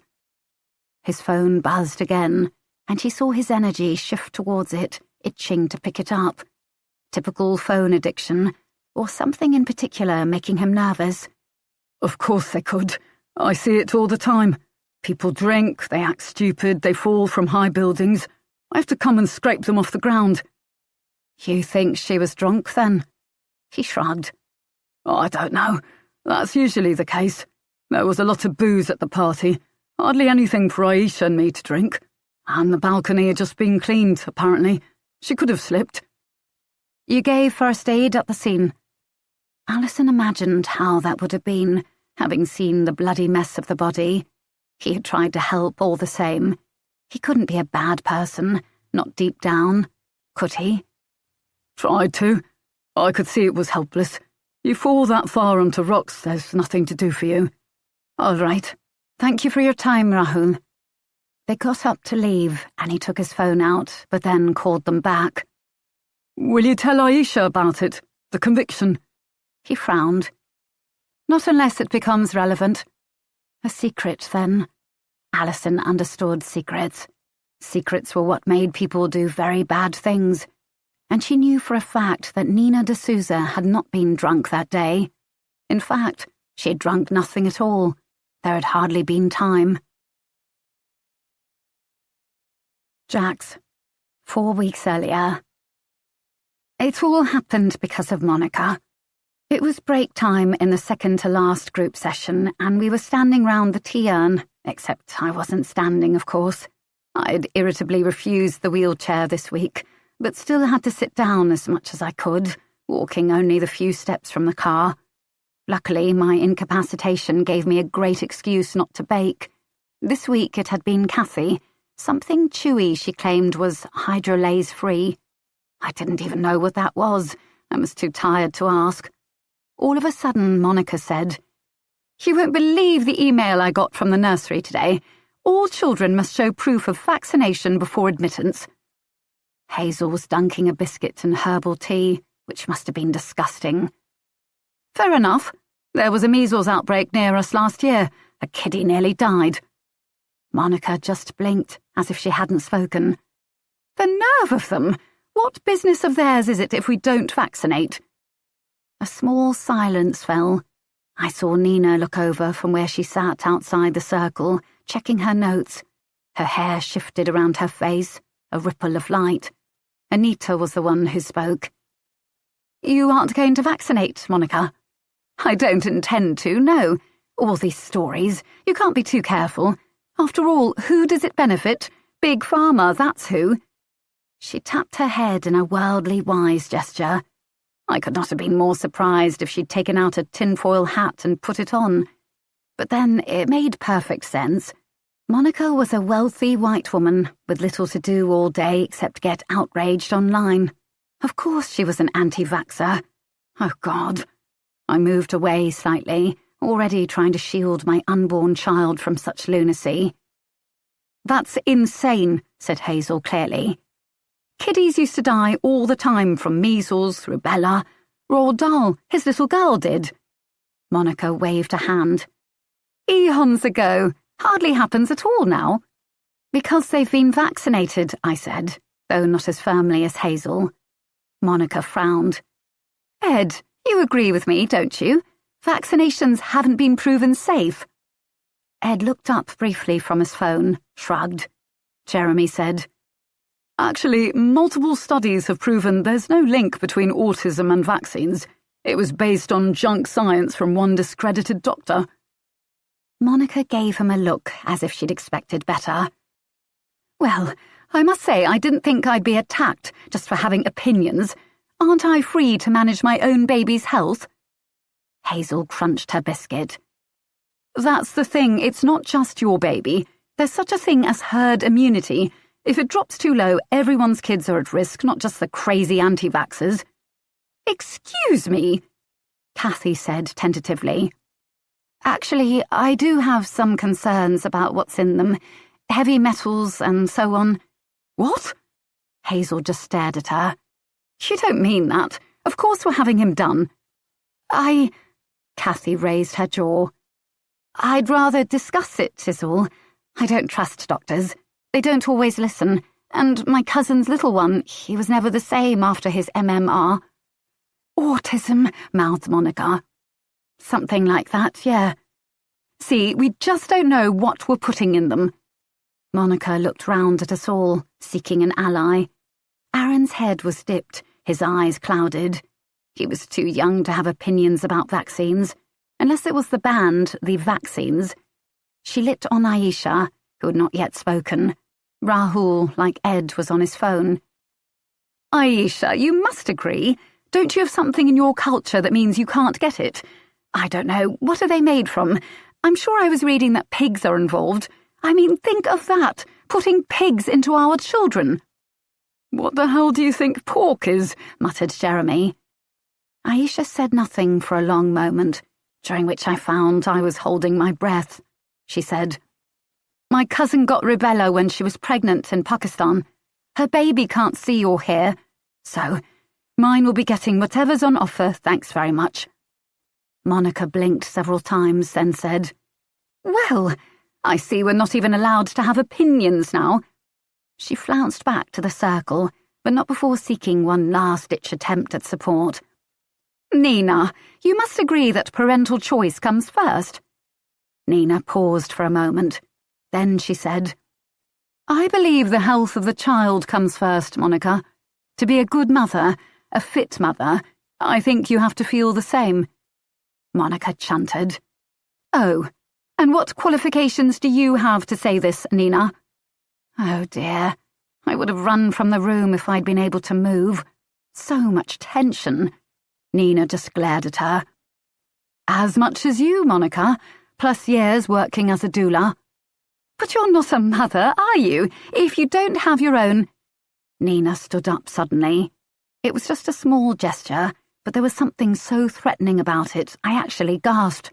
Even Monica took a step back. At this point, Kathy bravely chipped in. I don't know why. Perhaps she was annoyed at how Hazel had crushed her, or perhaps she really believed it. Actually, I think she's right, Nina. We can't blindly trust doctors over our own instincts as mothers. Nina gave a short bark of a laugh. Oh, Kathy, you think all mothers are good. Well, you, for example, are you going to do everything right for this child? Be 100% honest with it about everything? Kathy licked her lips, confused and suddenly afraid. What do you... The moment stretched. Nina closed her eyes for a second. When she spoke again, her tone had softened. These are emotive issues. I think we should start back. We're running late as it is. Just like that, it was smoothed over, except it wasn't forgotten. Monica would not easily forgive that little moment of humiliation. Towards the end of the class, she struck back. First, I saw her go up to Aisha, press something into her hand. Rahul was standing off to the side, on his phone as always. Only if you feel it's appropriate, of course. I mean, there'd be alcohol. Don't feel obliged. I was listening in, half wondering what it was, an invite to something. Would I get one? I simultaneously hated Monica and could not bear to be left out by her. Aisha blinked at the small piece of card. Of course, Monica had printed up invitations for a casual party.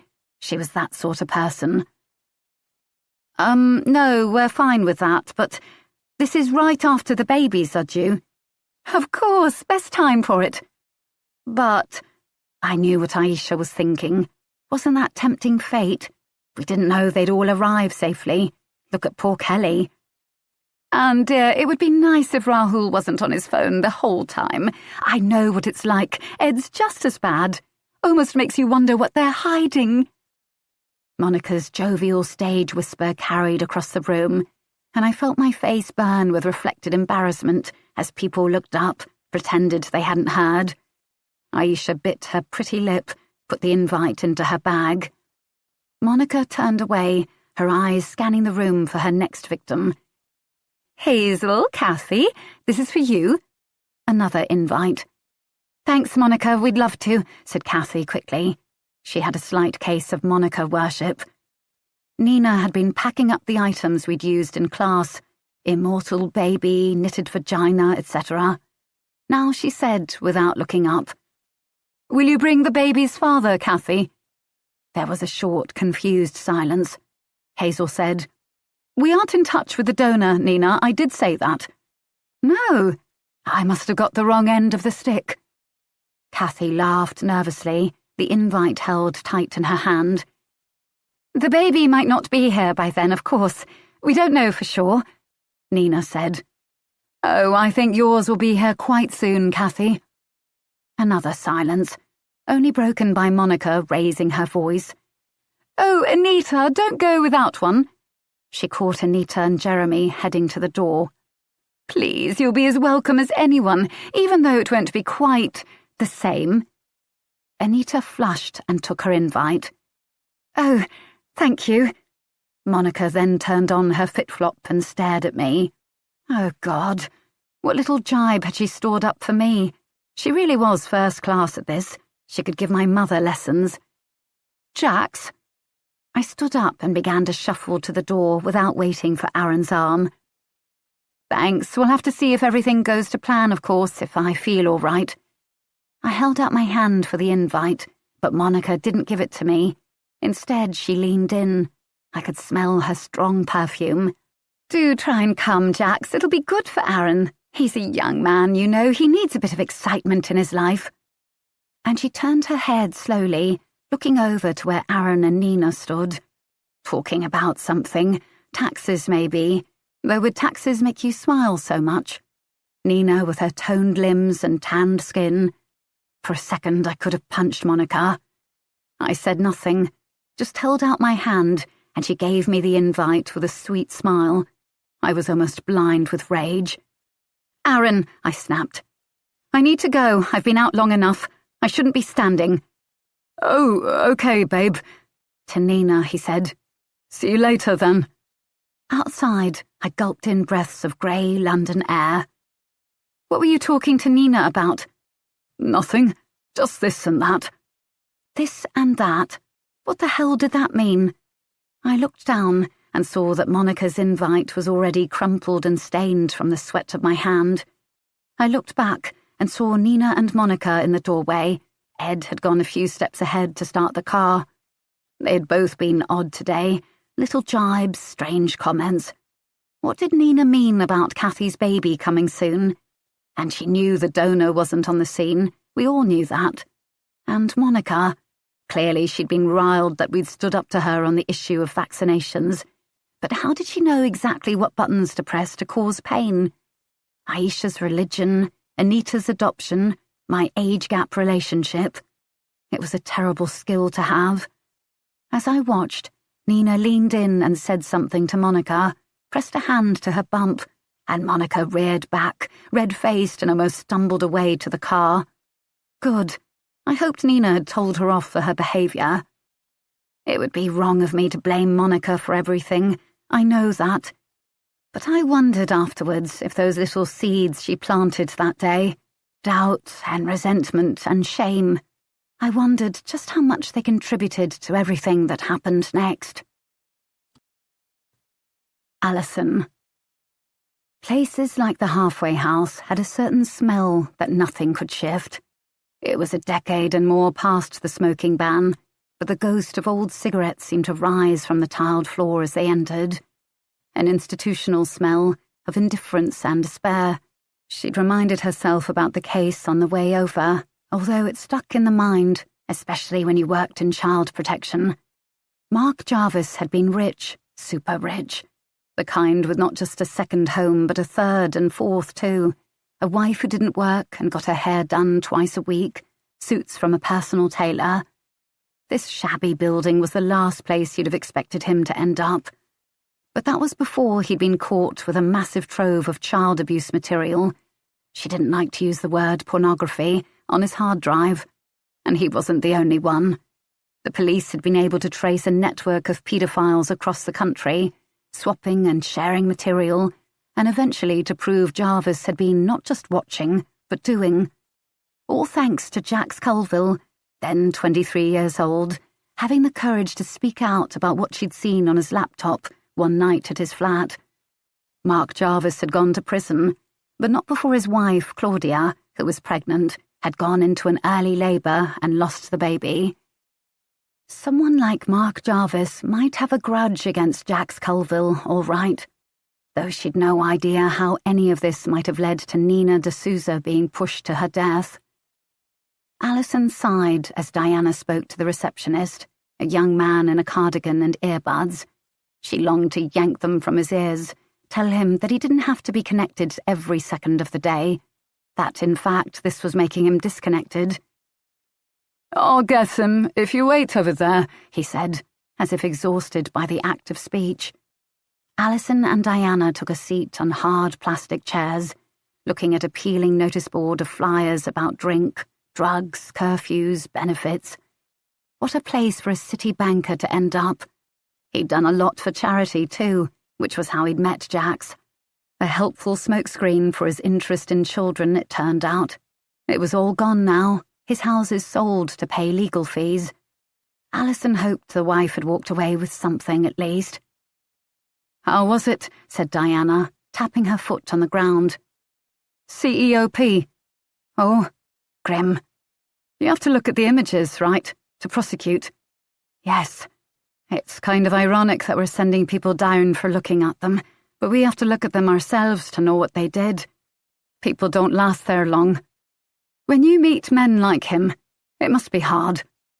Men like him? Sad fact is they don't get rehabilitated. We're just waiting for him to do it again. So now he's out, they'll be watching. For him to get careless, to feel safe. Give him a year, and I'd say he'll be back on it. Alison did not want to relive those days working in child protection. The parade of images she'd wanted to believe were fake, but had known were real. Real children, somewhere in this country. A tide of it that rose every day, despite their best efforts. Every night she'd wanted to scrub her eyeballs clean with bleach, and she'd watched her colleagues turn from bantering, larky young officers to quiet, watchful wrecks. The relationship she'd been in then had ended, because she couldn't resist going through his computer, because what if? None of these men's wives had known they were with paedophiles either. Or had they? Mark Jarvis's wife had said she didn't, but she was pilloried for it all the same, forced to give up her own life, move away, disappear. The receptionist was coming back, and following him was a stocky, middle-aged man, dressed in a grey t-shirt with close-cropped hair. It was him.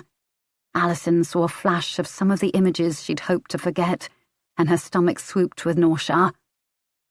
"He's not aged well," muttered Diana, and Alison was glad to have her there, to work with a woman, with someone who got it. She stood up. The first thing that was clear about Mark Jarvis was that he was not remorseful at all. A life sentence with a minimum of 15 years had done nothing to rehabilitate him. When she mentioned the name Jax Colville, he sighed deeply, throwing himself back in the plastic chair. "What makes you think I'd want to talk about her? She ruined my life." "You don't feel you did that yourself with all the child abuse?" Alison felt Diana's gaze flick to her, but couldn't help herself. He sighed again. "I looked at stuff, yes. It was a fair cop, as you'd say, no doubt. I've done my time for that."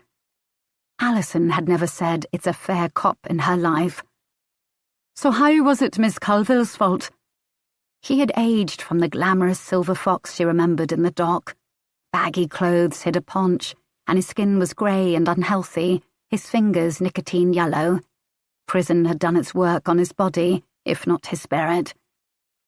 "You really think she did it out of concern for the children? Wise up. It was a classic case of a woman scorned. She thought because I was nice to her I wanted to get her into bed. When I made clear I was a married man with a pregnant wife, she went snooping on my computer and caused an almighty shitstorm." "You were the chair of a children's charity." "So? I never touched any of those kids. Isn't it better this way? I just looked. I didn't do it myself." He really seemed to believe this. "I mean, the pictures already existed. I didn't take them." "You were convicted of having sexual relations with minors," said Diana, frosty. Hence his long time in prison. "Teenagers, not children." 13-year-olds. He glared. "Is there a point to all this, or is it just harassment?" Alison breathed in and out twice before speaking. "That's not why we're here anyway, Mr. Jarvis. We need to check on your movements over the last few weeks. Miss Colville has been involved in a crime, and it seems to coincide with you getting out of prison." "What's she done now?" "Nothing. That they knew of." Funny how he'd assumed Jax was the perpetrator, not the victim.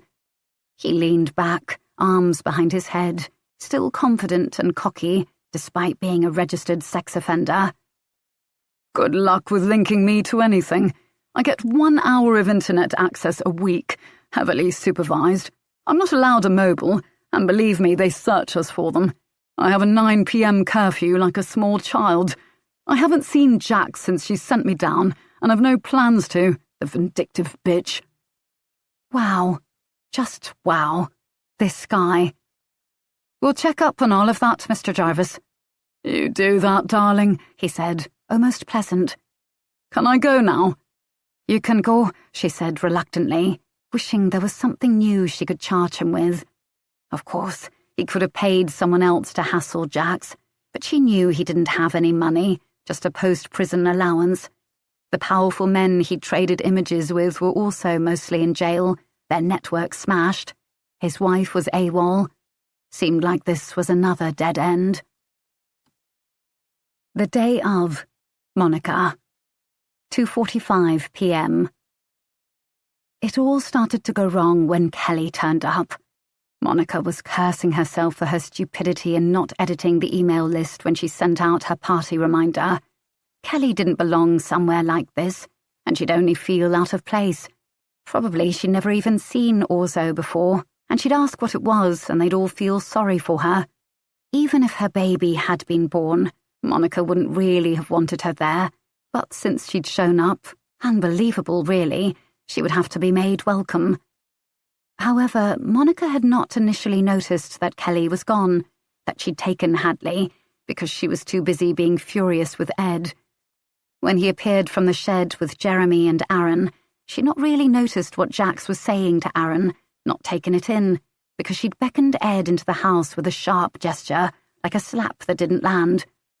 "Come here." He followed her to the kitchen, which was in a shocking state. People's drinks and plates left around the counters and table, wine left out to spoil, beer caps everywhere. Monica itched to sweep it all into a bin bag and put her marigolds on. "What the hell were you doing?" she hissed, throwing bottles into the recycling with a crash. "Showing the boys my shed." Ed picked up another beer. She'd lost count of how many he'd had. "Did you have to? In the middle of all this?" Monica knew very well what Ed got up to in the shed, what kind of material he had on his computer and filed neatly away in his shelves and binders. He called it erotica, maintained he was a collector. Monica had accepted it, because at least it kept him away from her. But now Aaron would tell Jax, and Jeremy would tell Anita, and people would know about it, that their marriage was not as perfect as she liked to make out, that her husband looked at porn. Ed sighed. Now that the baby was here, Monica had the unsettling impression that the power balance between them had shifted, and she did not like that. She said, modulating her tone, "Why don't you check on the barbecue? That Hazel's totally monopolizing it." He went, taking a second beer with him. "What's going on?" Chloe appeared in the doorway, like a wraith in the too big dress. A wave of irritation swept through Monica. Did she have to look like that? Act like that? Did she have to exist, ruining Monica's life? "None of your business. Can't you behave normally? Go out and talk to our guests, hand round nibbles?" Chloe watched her very calmly. It was an irritating habit she'd developed since everything that had happened. She didn't cry or look scared when Monica told her off anymore. She just peered at her mother, like she was an interesting specimen. Sometimes Monica thought she even saw pity there. "I was watching Issy. No one else was. It's Isabella, and she's asleep. She doesn't need watching every minute of the day. She's been awake for ages. You haven't got the monitor on." As if Monica had time to sit by a baby monitor all day. She had people all over her garden. That Aisha had even gone upstairs without Monica there to point out features of the house. And there were babies everywhere, naked breasts all over the place, leaking milk. Despite what she'd said in the antenatal group, Monica did not see the need for anyone to breastfeed, not if the baby was looked after in other ways, properly fed. She thrust a platter of Padron peppers at Chloe.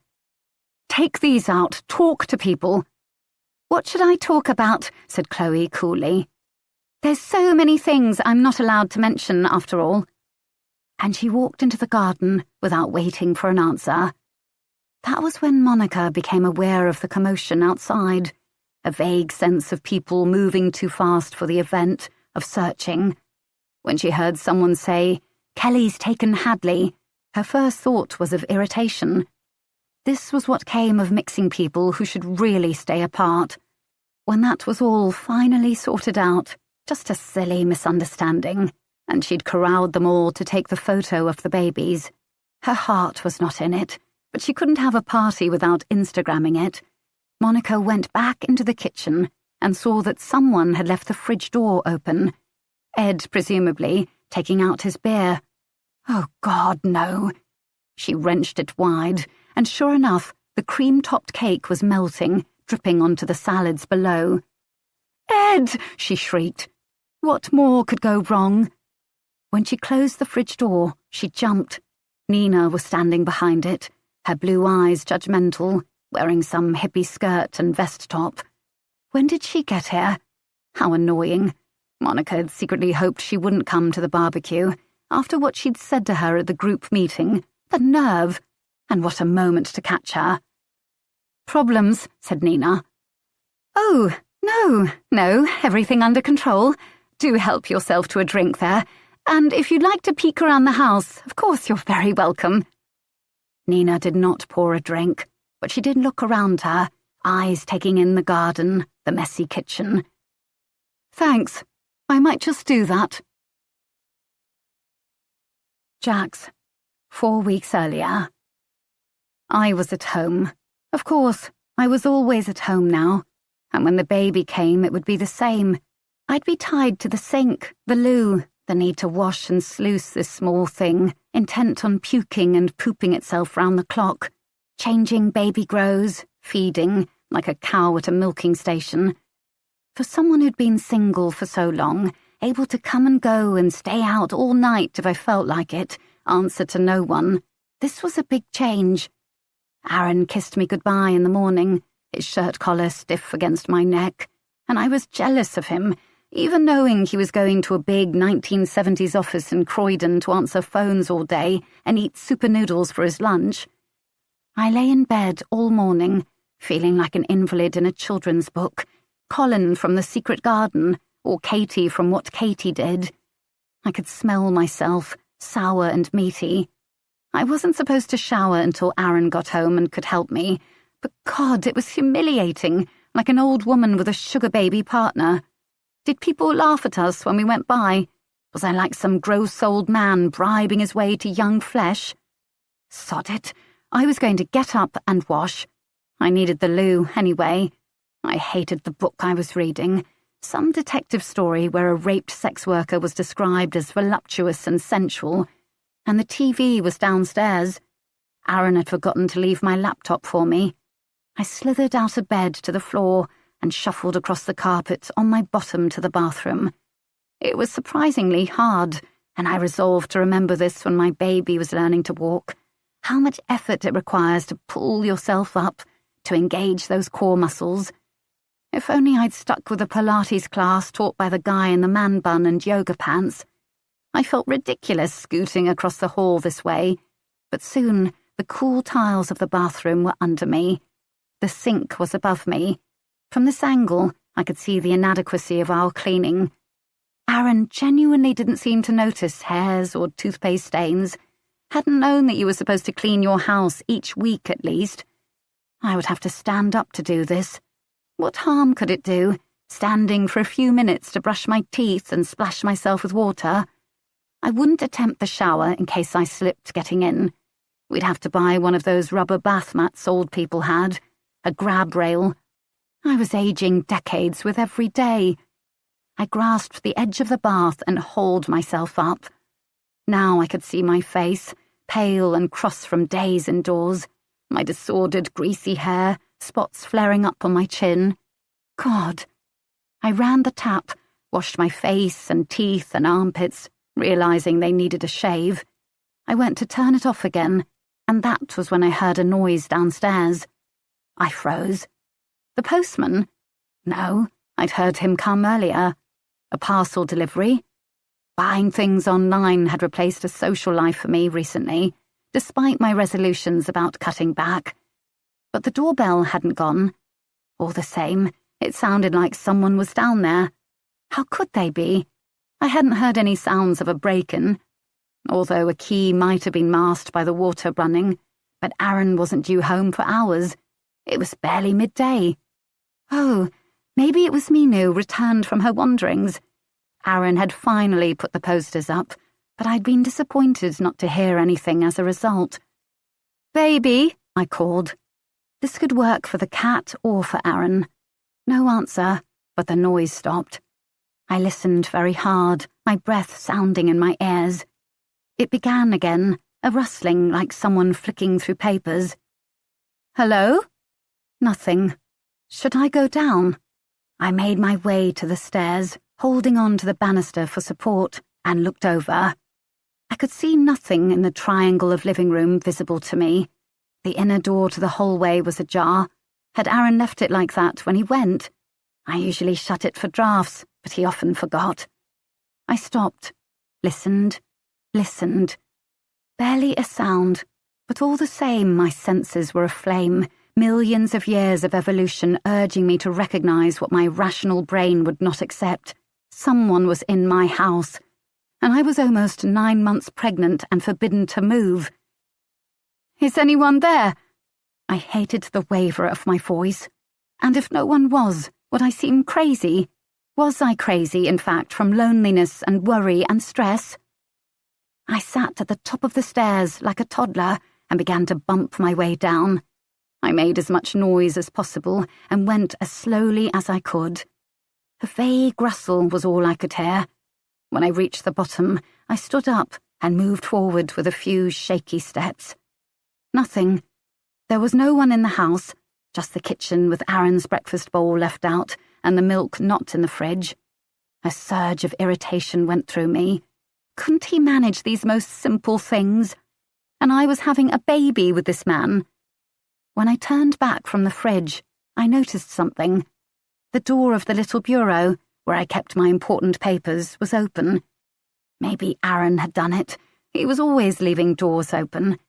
Maybe I was imagining things, like James Stewart in Rear Window, immobilized. Although, actually, hadn't he been right in the end? I still hadn't been to the loo. I shuffled upstairs again, and when I pulled down my knickers, I noticed a splash of red there. Just a tiny drop of blood, but enough to make me crawl back to bed, praying to something I didn't believe in, that my impatience hadn't cost me my baby. Stay in there. Please stay in there where it's safe. In bed, I took out my phone. I couldn't believe I was doing this, but I was. Mum? She sounded rushed and busy, out somewhere in the world, perhaps at the shops. What is it? Nothing, Could you come by today, if you're not too busy? A short silence. Well, of course, Jacqueline, if you feel you need it. Too late now for any pride. I need it. Thanks, Mum. Alison. They had now spoken to all the attendees at the fateful barbecue, except for one, Aaron Cole. Every time she rang Jack's Colville, Jack said Aaron was at work or out with friends. Was that normal for a man with a new baby to be out so much? Dunno, said Diana when Alison voiced this question. Aren't most of them useless? Not all of them. Tom would be fine, wouldn't he? Not like these other dads she was encountering. We'll have to go to his work, drag him out. After this, then. They were arriving at Beaches, an exclusive private school near Beckenham, red brick buildings and emerald green grass, even in this weather. As they parked up, schoolgirls walked past in navy uniforms, glossy hair shining. Alison detected curiosity from them, even disdain, but no fear. Unlike at her own school, where the arrival of the police would have seen every toilet in the place clogged with weed and worse. They were met in the lobby, light-filled and spacious, by Chloe's form teacher, a Miss Lee, small and shiny-haired in a neat suit. Oh, sorry, it's a bit chaotic here near the end of term. The lobby was quiet and clean. If this was chaos, Alison would take it. You wanted to speak about Chloe Evans? She led them down a wood-panelled corridor to her office. The whole place had the blonde wood and light feel of a Scandinavian hotel. Privilege, eh? That's right. There was a suspicious death at her mother's house. Perhaps you saw it on the news. The fall. That was Chloe's house. Goodness, I didn't realise. Her groomed eyebrows went up as she sat down behind a desk. Do help yourselves to water, by the way.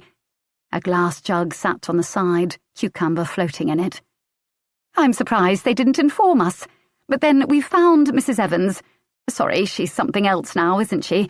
She's been rather difficult to contact recently. It's Dunwood now, yes. How do you mean? Well, Chloe's been off sick, as you know, glandular fever. But we do need a sick note for an absence of this length, and, well, we haven't had one. You haven't? That seemed odd for someone like Monica, who missed nothing. Her mother said the doctor was dragging their heels, especially as I gather they moved house around the same time. Then she said she'd sent it, but it must have got lost, so she had to get another one, and, well, it's been several months now, and of course we're almost into the school holidays. And did you notice anything strange about Chloe before she went off? She was quiet, pale, but she's always been that way. Rather in her mother's shadow, I believe. Alison nodded her understanding.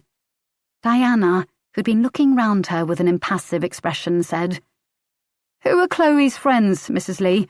Anyone who might know what was up with her?" I can't say she has a lot of girlfriends, but she had a boyfriend, I believe. She did? That was a surprise to Alison, having met Chloe with her baggy clothes and surly manner. A boy named Sam Morris, yes. Scholarship boy.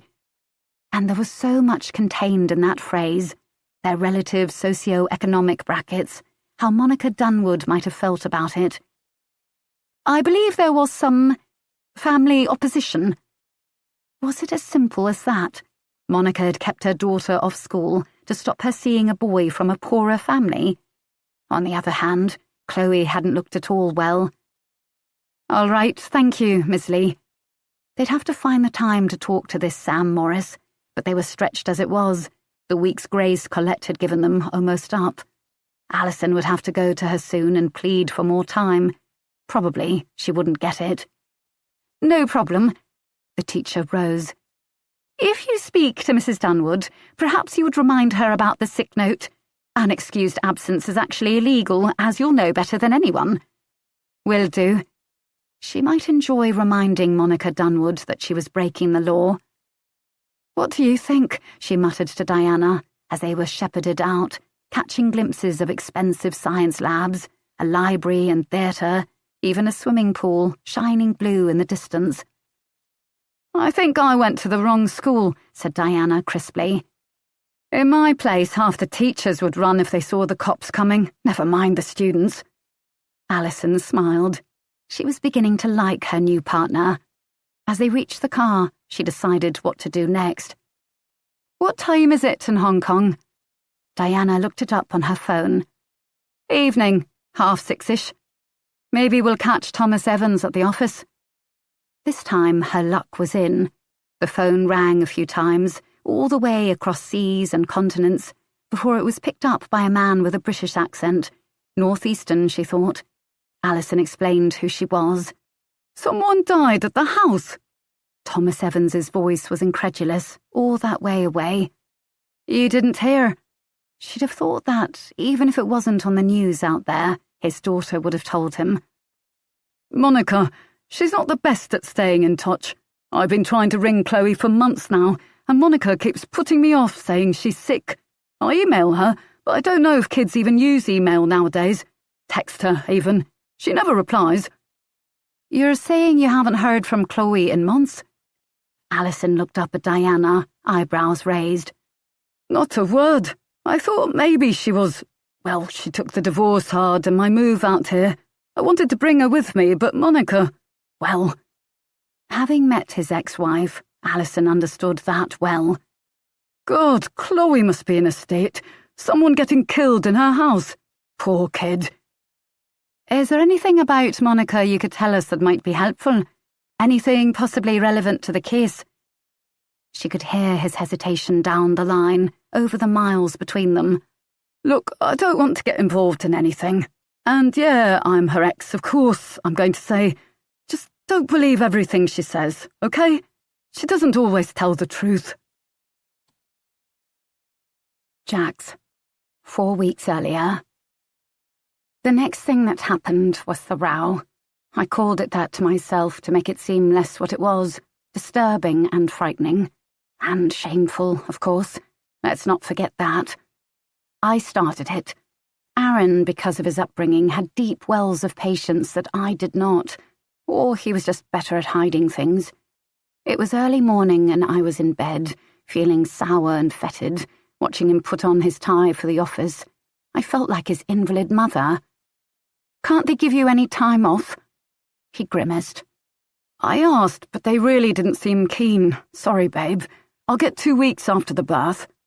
"There must be something statutory. I mean, I'm not supposed to stand up for the loo by myself. I need you." "I know, but we need the money more." That was true, which irritated me.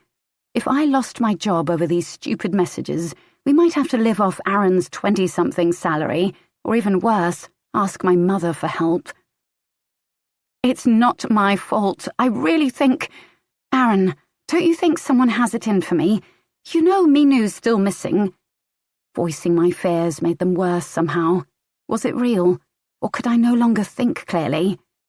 What if someone hurt her? "Cats do run off, don't they?" He finished the tie and began to apply hair gel. He used cheap stuff, leaving his hair stiff and sticky. I kept buying him expensive clay and wax, and he would keep it for best, carrying on with his 99p supermarket-owned brand. A surge of rage went through me. Easy for him to say cats run off. He'd never liked her. But she'd been my companion all these years, since my failed engagement through flings and dates and breakups. "What about the milk bottles? My car?" "That was just Fox's, I think. And the car. Well, it's old, babe." Rage bubbled up in me. "The man said it was tampered with." "Kids, probably." "Why won't you believe me? I'm so scared, Aaron. It's all right for you. You're not 38 and pregnant and on bed rest, with someone maybe coming round your house breaking your milk bottles." It sounded ridiculous, which made me even angrier. I reached for my more extreme weapons. "Just because no one's being starved or beaten like when you were a kid, it doesn't mean something's not going on, you know." I should have told him about the emails, but I still couldn't. When it came down to it, I was too ashamed. He blinked. "I know you're cross being like this." "I'm not cross, I'm scared. I'm angry that someone's been able to ruin my life like this." Aaron came and sat on the bed, and I smelled his aftershave and saw in the mirror the contrast between us. Him young, handsome, showered and shaved, fresh. Me old, grouchy, rumpled and bedheaded. "Babe, your life isn't ruined. You're having a baby. I love you. We own the house outright." "I own it," I said, needlessly cruel. "Right, of course. But that's a lot, isn't it?" I felt sobs in my throat. "Don't you care? I'm alone here all day, scared and freaked out, while you get to go to work like everything's fine. Someone was in the house yesterday." "What?" "I heard a noise downstairs." "You didn't go down, did you?" "Just a bit." "Jax, you have to be careful. Was there someone?" "Well, no. They'd gone, maybe, but I heard it, and the bureau was open." He sighed. "Babe, do you think maybe you're just a bit..." "What?" "I was talking to Nina the other night. She said women can get a bit funny in the last few weeks. Paranoid. It makes sense when you're so vulnerable." "You talked to Nina about me?" I pictured them, her hand on his arm, her tanned, inscrutable face. Claudia Jarvis, pregnant and tired, walking across the pub to find her husband laughing with a young girl. I was her now, except Nina wasn't an idiot like I'd been. She was a grown woman, one with depths and strengths I could only guess at. He hesitated. "I was worried. You seem a bit, I don't know, not yourself." He thought I was losing it. Unstable, confused. For a moment I felt it all, him talking to Nina, what Monica had said about young men needing excitement, my mother's comments that Aaron might not stick around. It built up in me, the anger, the fear, the jealousy. I took a deep breath and went for the jugular. "Maybe you don't care about the baby. Maybe you'd rather I lost it."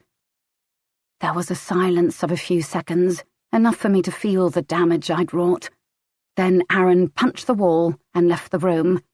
I jumped at the noise, the sudden violence of the strike, like a snake.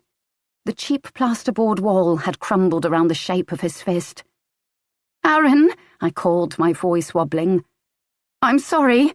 I didn't mean it." I heard the sound of running water. "Please, Aaron, please come back." I was crying now. "It's not fair, you know I can't get up." He didn't come back. I sat in bed weeping pathetically while the sounds of water continued next door. I don't know how long it was before the doorbell went. Aaron came back into the room. He was cradling one hand in the other, and I saw that it was bloody, oozing through the plasters he'd inexpertly pasted onto it. We looked at each other with guilt in our eyes. "Who's that?" "I don't know. I'm not expecting anyone." I tried to think if I had a parcel on order, but couldn't remember. I ordered so much out of sheer boredom.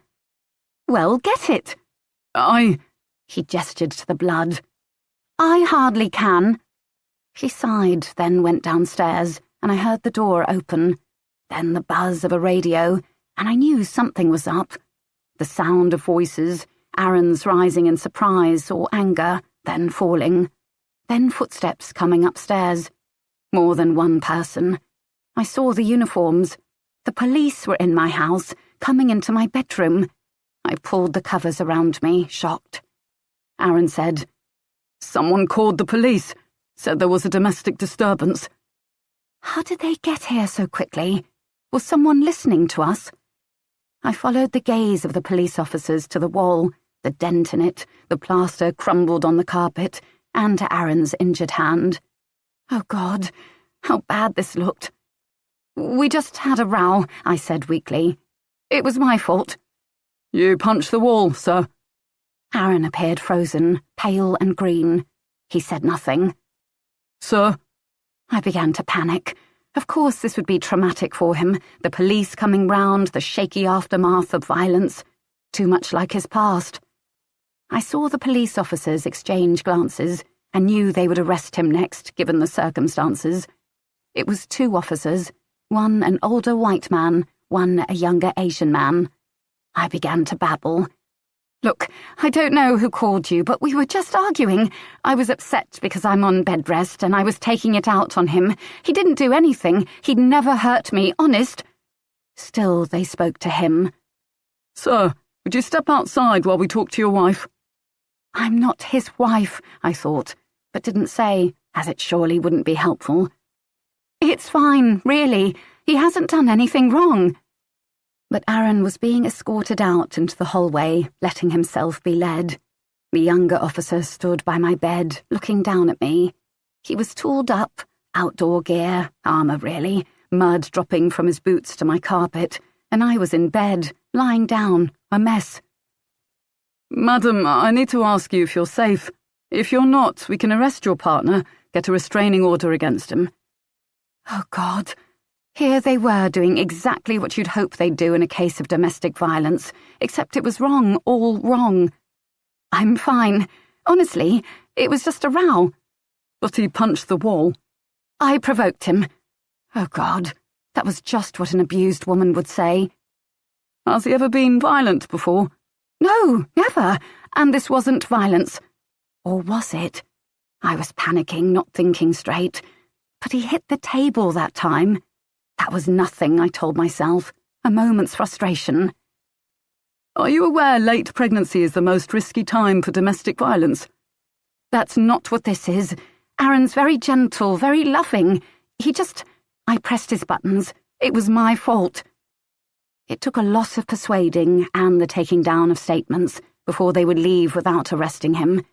I knew there'd be a permanent record of the call-out, a stain on both our pasts, the hint of violence, a whiff of danger around Aaron. When the door shut downstairs, I looked across the room, strewn with crumbled plaster and splashed with blood, at Aaron. "I'm so sorry," I began. "I'm late for work," was all he said, and he left. Alison. At the local offices of Dependent Insurance, they were met by a grey man, hair, skin, suit, who nervously asked if he could help them. Alison flashed her badge and watched him grow even more nervous. Does Aaron Cole work here? The office was depressing, fraying carpets and flickering fluorescent lights. Not a fun place for a young man to work. Well, he did. Did, said Diana, the most glamorous thing in the entire place. I'm afraid we had to let him go. There were some issues with timekeeping and absenteeism, and he lost his temper with a customer on the phone. He was only on a 2-week notice period and opted not to work it, so... The man shrugged. He might be at home, volunteered a young woman who'd come up, dunking a herbal tea bag into a chipped mug. She wore an unflattering grey skirt and a striped blouse, but was pretty underneath it with a blonde bob. The kind of young woman who might have admired Aaron Cole, and perhaps been admired in return. The man scowled at her. Don't interrupt, Cassie. No, please do, Cassie, said Alison pointedly. Have you been in touch with Aaron? Only we've not been able to track him down at home. Oh, he moved out, said Cassie easily, and Alison mentally punched the air. Jackpot. He wasn't living with Jax, and she hadn't told them. She had lied. You've got the details, said Diana. He gave me them so he could send on his P45. I can get the address for you. Thank you, said Diana, flashing a glance at the unhelpful manager. That's very kind of you. Cassie printed it off for them, an address about 10 minutes away. Is he all right? So the contact between her and Aaron wasn't that close then. As far as we know, he is. Not that they knew much. Only I know it was hard on him, the baby coming and dealing with his girlfriend and that. There was a definite contemptuous stress on the girlfriend. Dealing with what? Said Alison casually, taking the address from the printer. Oh, you know, she went kind of mental. Postnatal depression, I guess. She's not been right for months, Aaron said. Diana was driving today. Something about the way she did it made Alison feel judged, hands perfectly in the 10-2 position, performing a smooth mirror signal maneuver each time, checking her blind spot. She'd pulled the car seat way up so her chest was almost on the wheel, her ponytail swinging. Interesting Jax didn't tell us her and her partner are living apart, isn't it? Said Diana. It is interesting, isn't it? Diana parked, again flawless, and they went into the block of flats, ex-council, outdoor stairs that echoed with footsteps and the shouting of children. Aaron was apparently staying in one on the 4th floor. As Diana bounded up, Alison found she had to lean on the handrail and gasp for breath. God, her body was literally breaking down. Aaron Cole opened the door with a wary look on his face, dressed in the same grey tracksuit most of the young men round this area liked to sport. He was a handsome lad, his eyes very blue, but he didn't look happy or healthy. There was an ashy pallor to him, and his eyes jittered everywhere. He didn't offer them a drink or a seat, so Alison plonked herself firmly down at the small IKEA table. There were only 2 chairs, so Aaron sat on the edge of his bed, which was about 2 meters from the kitchen. So, this is where you're living. Not much space for you, is there? He fiddled with his hands. All I could afford. Lost my job. It was clearly a dodgy subdivide of what had been a council flat, just a strip of kitchen and then a carpeted area to serve as bedroom and living room. Alison looked around, but couldn't see a door that might be a bathroom. Probably he was sharing. She thought of Monica Dunwood's house, the surplus rooms, the acres of lush carpet. Why aren't you living with Jax and the baby, Aaron? It was hard with the baby coming. We weren't getting on that well. Diana glanced at her. Alison caught the flick of shiny hair. He had brought it up. Perhaps he would be the weak point in the wall this group had built, the one to finally tell the truth. Nina, were you close to her? He stared at the bare floor. No, just knew her from the group, that's all. Aaron, we know the police were called to the house you shared with Jax a few weeks ago. Can you tell me about that? This had been Diana's idea, searching not just for previous convictions, but any contact with the police at all. He dipped his head. I lost my temper. Hit the wall, not her.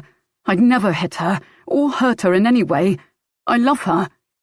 That's a shame you've split up then, especially as rent must be tight on two places. Jax owns hers. Her dad left her some money. But the baby, Hadley, don't you think she needs you around?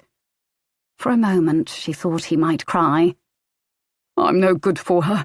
I don't know what to do with the kid. I never had my own family. He'd grown up in care, she was aware. I try to help out. It's hard. Tell us about the day of the barbecue, said Diana. Aaron recounted a familiar story. Ed had taken him and Jeremy to his shed, and while he was gone, Kelly had lifted Hadley from where she sat in a bouncy chair and taken her to the park behind. Just a misunderstanding, all sorted out quickly. What did Ed have in the shed? Alison asked casually. Aaron was not a good liar. He flushed. Just stuff. She had a strong hunch. Porn? Not really. Sort of erotica.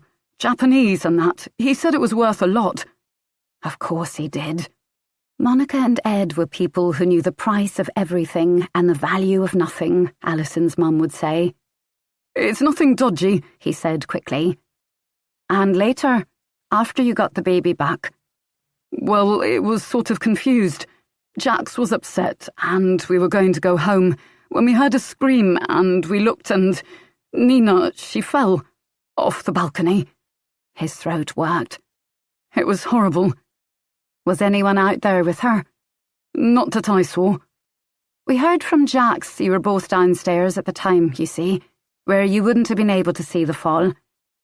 What he'd said, we looked, that sounded like they'd witnessed it, like they'd been upstairs near the balcony, as Chloe Evans had said. His eyes twitched. I don't know. I can't remember every minute of it, like. He was lying. Bless him, he was very bad at it. The question was, why? He was hardly the only person there that day to have misrepresented exactly where they were when Nina died. It was this, the obvious lies, the evasions, that had kept her digging into a case that everyone else thought was an accident. Rahul and his financial problems, Monica and whatever was going on with her daughter, the tension between Kathy and Hazel. Was it possible Nina had found out some of their secrets? Was that the motive Alison had been searching for? So you think she just fell? I guess so. She must have gone up to see the rockery from the top. Monica was banging on about it all day. The balcony had just been cleaned, she said. Maybe it was slippy. The balcony had just been cleaned. It was slippy. Alison had heard some variation on that from several people now, which was almost more suspicious than everyone having a different story. But how was she ever going to prove they were lying? Easily, she said. You know, Aaron, you were the only one there with any history of violent behaviour. He looked up, panicked. So if it wasn't an accident, if she was pushed, and we were looking for obvious suspects, that's where we'd start. With you.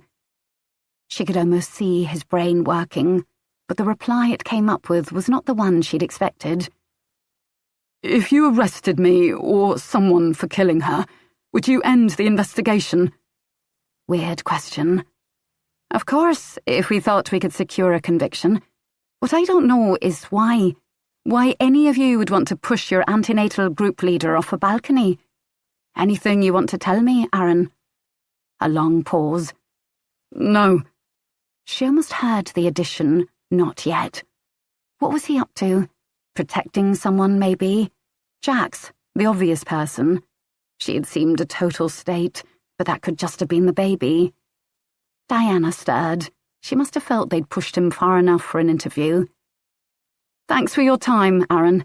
We may need to talk to you again, so don't go anywhere, all right? Another hesitation. All right. They stood up. Alison knew she had set something in motion with her visit here today, but she just wasn't sure what. The day of. Kathy. 2:50 p.m. Kathy, sausage or burger? Ed was waving a piece of meat at her. Kathy shook her head, distracted. How could she eat when she had that message on her phone, glowing like radiation? She should have just deleted it. She should ignore him, hope he went away. After all, he couldn't prove anything, not without her consent. It was almost worse when she'd forgotten about it for a moment, watching Arthur wave his hands around or successfully grab her finger, because then it all came crashing back. The terror, the guilt. What if she got caught? What if she never did? Could she live with herself for the rest of her life? "Aren't you going to eat?" Hazel was at her elbow, her sharp grey eyes taking in everything. "You need to keep your strength up when you're feeding." "It's just so hot." The sun had indeed come out blazing that afternoon, leaving everyone pink-faced and a bit too drunk as they gulped down their wine to hydrate. Monica had said something about getting a jug of water, but it hadn't appeared. You'd think that, as a breastfeeding mum herself, she'd be more attuned to that. Kathy hadn't touched booze for 3 months before she got pregnant, and of course not since, a whole year now, and was staying off it still because anything she drank went straight into Arthur. And besides, Hazel was always watching. Hazel, who was now on her 4th beer and had taken over from Ed in the barbecuing of the meat. Aisha was picking at some peppers, and Kathy realised she likely wouldn't be able to eat any of the pork products on offer or drink the alcohol. She looked worried too. Her husband, Rahul, was standing at the end of the garden, grim-faced and silent, poking at his phone. She wondered what that was like, a partner who didn't talk at you all the time. Restful, perhaps. "The baby needs his hat," said Hazel, turning sausages. "Where did you leave it?" "I'll get it." An excuse to go inside, into the cool marble interior of the house, and answer her message, as she'd been itching to do. Walking in, she saw that Nina had arrived, and an irrational swoop of fear went through her. It was okay. Nina didn't know anything, not for sure. Maybe she'd seen that Kathy was further along than she should have been, a little bigger than would be expected, but nothing could be proved. All the same, as she saw Nina go upstairs, she dived into the living room, heart hammering. She took the phone out of her pocket. "We need to talk," the message read. Her sweaty fingers slipped on the screen. "Okay," she typed. "When?" Then she immediately deleted both the original message and her reply, feeling like a criminal as she covered her tracks. She jumped as someone came to the door, but it was only Jax, carrying her own baby. She liked Jax, with whom she'd shared many an eye roll during group sessions. "Oh, hi. You okay?" Jax didn't look so good, pale and exhausted after spending weeks inside on bed rest. She must be relieved now to have her baby safely in the world. "You know how it is. Have you seen Aaron? I think we might go soon." Kathy wasn't surprised after the panic about little Hadley, even though she was now safe and sound in Jax's arms. "No, sorry. Outside, maybe?" "Okay." Jax went out, and Kathy heard her flip-flops going across the marble floor. Alone, she scanned her phone again, already hungry for a reply. They'd met Dan and Rachel, his wife, at the fertility clinic where Kathy had her initial tests. They seemed to often have appointments at the same time. They shared their stories, despite knowing nothing else about each other, as you do when you're bonded by some shared trauma. Dan was fine. All his tests had come back normal, better than normal, excellent. Rachel always said this with a painful little laugh. "Poor Dan, stuck with me and my malfunctioning system." Rachel had a lot wrong with her. Cysts and fibroids and PCOS and scar tissue in her womb. Kathy winced just thinking about it. How naive she'd been to assume it was all simple when you were a male-female couple. All she and Hazel needed was some swimmers, and they were easy enough to get if you had the money. They'd ordered some from Denmark, £1,000, and now they just had to do the insemination and wait to see if it worked. Kathy felt a huge amount of pressure, watched eagle-eyed by Hazel to see she was taking her vitamins and drinking her cough syrup. It was supposed to thin up her mucus, not to mention giving up booze and sugar and caffeine until she was almost climbing the walls. She was scheduled for a home insemination, which was cheaper, and was dreading it. She'd confided this to Dan, who was so nice, such a good listener, almost like the brother she'd never had. Or so she'd thought, to begin with. Someone had abandoned a bottle of white wine on Monica's glass coffee table, already leaving a ring. Kathy picked it up and swigged from the neck, the cold, sharp liquid making her gasp. Booze, after a year of none. She was going to have one drink today, and Hazel could piss off. As her phone lit up and she seized on it, running her eyes over and over the message to take it in before she had to delete it. Her hands were shaking, her brain firing with dopamine and guilt and excitement. The message, "I want to see him." Jax, 3 weeks earlier. There were no baked goods at the last group session, and I realised this was because it was my turn, and I felt bad despite all the other much worse stuff that was going on. "No Kathy today," said Nina, sweeping in on her usual cloud of essential oils. "She went into labour last night." "Really?" I said. "The baby came early?" Nina didn't answer for a moment, and I remembered. She had predicted this, hadn't she? She'd told Kathy her baby would arrive soon. A chill went over me. How did she know these things? What could she see just by looking at me? I'd been sunk in embarrassment ever since the police came a few days before. I wasn't that type of person. What must my neighbours think of me? It was a good job I couldn't leave the house. I'd be too ashamed to face them. Aaron and I had not discussed it, of course. It went into the big pile of things we were ignoring, swept under a carpet now so bulging we had to walk around it. He'd been violent, twice now if I was being strictly honest.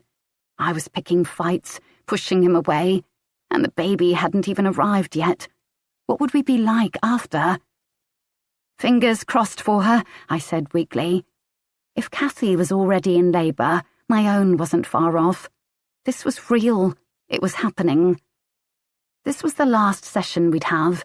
Our due dates had come inexorably closer, and our bodies, me, Aisha, Monica, strained with fullness.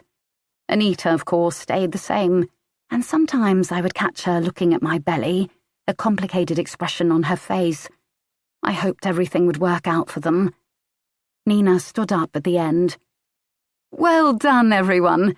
I wish you all the best with your upcoming journey and what comes next." She folded her hands in a namaste gesture. That was it. We were on our own now.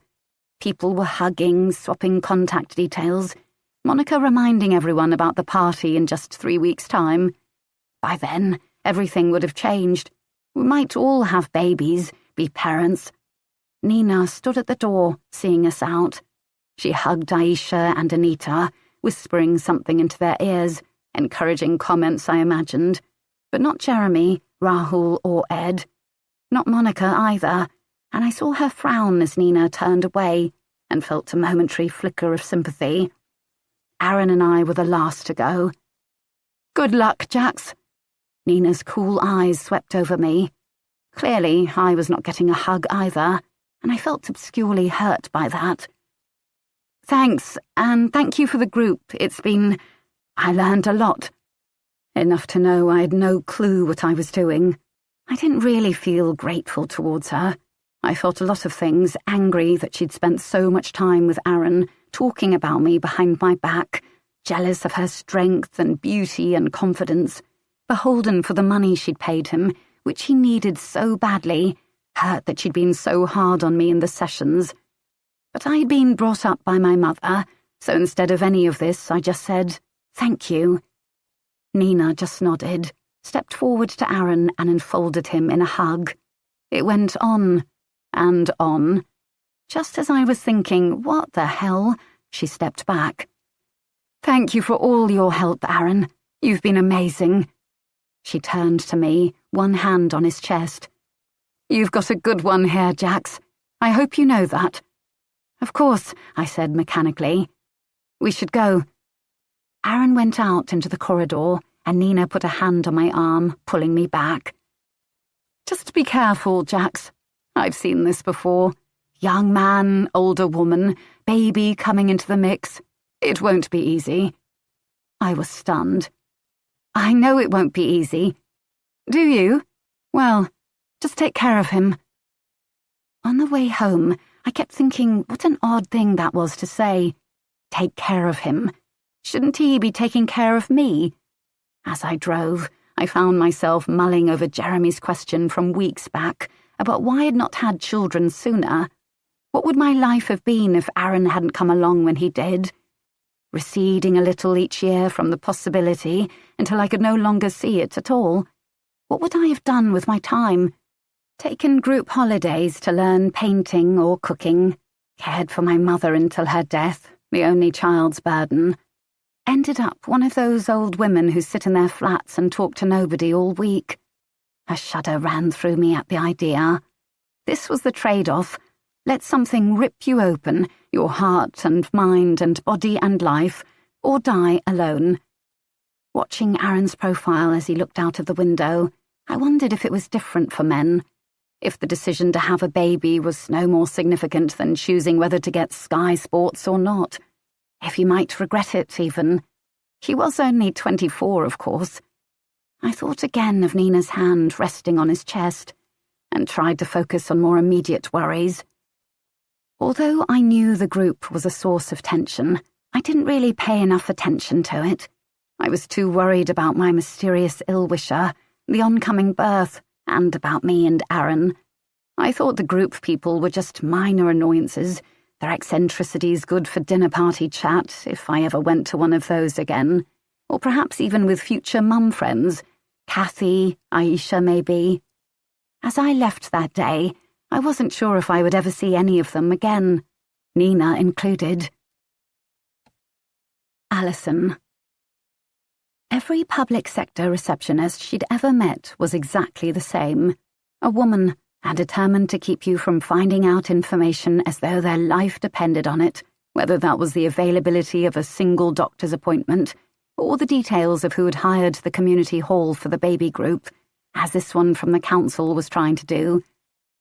I'm sorry, but I really am too busy for this, and data protection— You realise she is dead, yes? Killed, not coming back. Data protection doesn't apply here.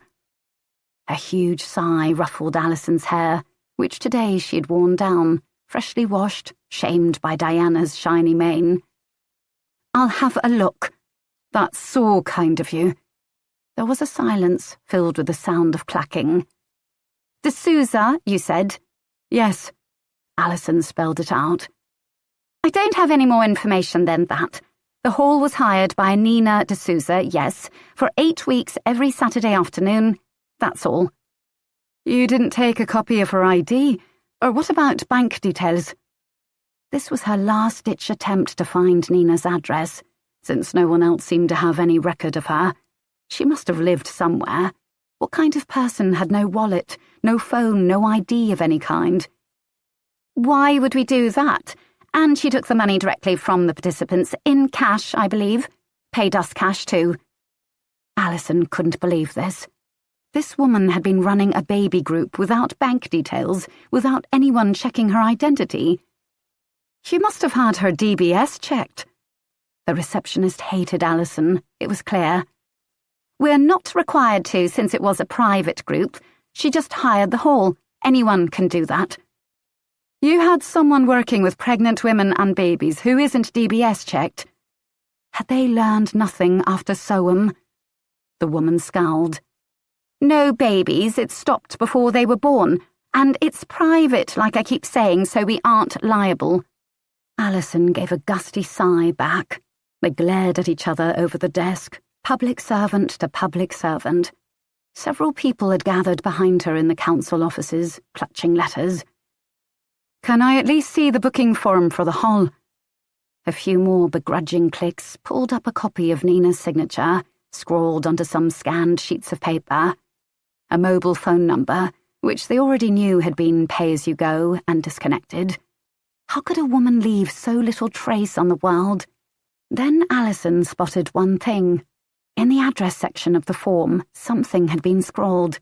A postcode only 5 minutes from the hall. At last, an address. They could search her home and surely find out something about this mysterious dead woman. "Will that be all, officer? I hate to keep all these taxpayers waiting." "Thank you," she said. "You've been very helpful." That was a lie. Stepping out into the sunshine, she thought again how strange this all was. A woman with no friends, no family, no ties to the world at all. Nothing. If Alison hadn't seen the body herself, the blood spreading out over the rocks, the eyes wide open and staring at the sky, she would have wondered if this woman ever existed at all. She went to ring Diana and saw in one of those enjoyable coincidences that Diana was at that precise moment calling her. "You must be psychic. Guess whose address I finally found?" "No way." "Yep, it was on the forum the whole time. They just couldn't be bothered to look properly. I'll text you it. Meet me there." "Sure thing. Alison, we finally have something. Fucking result." She was surprised to hear Diana swearing. Really, she'd completely misinterpreted the woman. "Let's hope so, anyway." As she walked to her car, her steps were heavy with tiredness, with the heat. She just wanted to stand under a cold shower and then eat 3 magnums with her feet in an ice bucket. But Diana was right. They finally had something. A clue in the middle of all this baffling nothing. Jax, 3 weeks earlier. Try to keep life stress-free as you approach birth to ensure baby is born into a welcoming and serene environment. I almost snarled at the pamphlet Nina had passed out in the last session. Some chance of me creating a stress-free environment. Here was my situation, 1 week off my scheduled cesarean. I was on bed rest, my placenta likely to rupture at any minute. At the slightest hint of bleeding, I would be carted off to hospital, there to stay until the baby arrived, at which point either one or both of us might die. I was hardly speaking to my partner, who went to work and came home, leaving me alone during dull daylight hours, while I dozed and moped and was barely awake except in the middle of the night, seized by terror. Aaron had moved into the spare room to give me space. I was possibly going to be suspended from work, my cat was still missing, my car had been damaged, and someone was doing these things to me, I was sure. Someone had sent these messages. I deleted that Facebook post myself. Hadn't I? Of course I had. It was just hard to think straight, cooped up like this. Worst of all, I felt myself changing. I'd never been jealous in relationships. On the contrary, I was the one more likely to chafe against the edges of commitment. But now I couldn't stop. Aaron's phone buzzed one morning as he got dressed, and before he'd lifted it from the bedside table, I'd seen who was texting. Cassie, the blonde girl from his work, the one who'd put the picture of me on Facebook. Why is she texting? I hated the sound of my voice. Just giving me a heads up. Area manager's in today. I better run. Sure, that's all. And Aaron would give me his bewildered, blue-eyed gaze, and I'd feel worse than ever, an angry, jealous old woman, and delusional to boot. Because Aaron was right. A fox could have smashed the milk bottles. My car could just have broken down or been tampered with by the neighborhood kids I was always chastising for hitting it with footballs. It was very possible no one had been in the house that day, that I just wasn't used to its daytime sounds. And the open door of the cabinet? Aaron could have done that. If that was true, if there was no one malicious, had I imagined the Facebook post? But no, Dorothy and Sharon had seen messages too. Then had the complaint been genuine? Someone really thought I was not appropriate with the kids? I racked my brains to remember. A young boy, 14 maybe, weeping in my office as he recounted his abuse and care, while I recorded him for a fundraising video.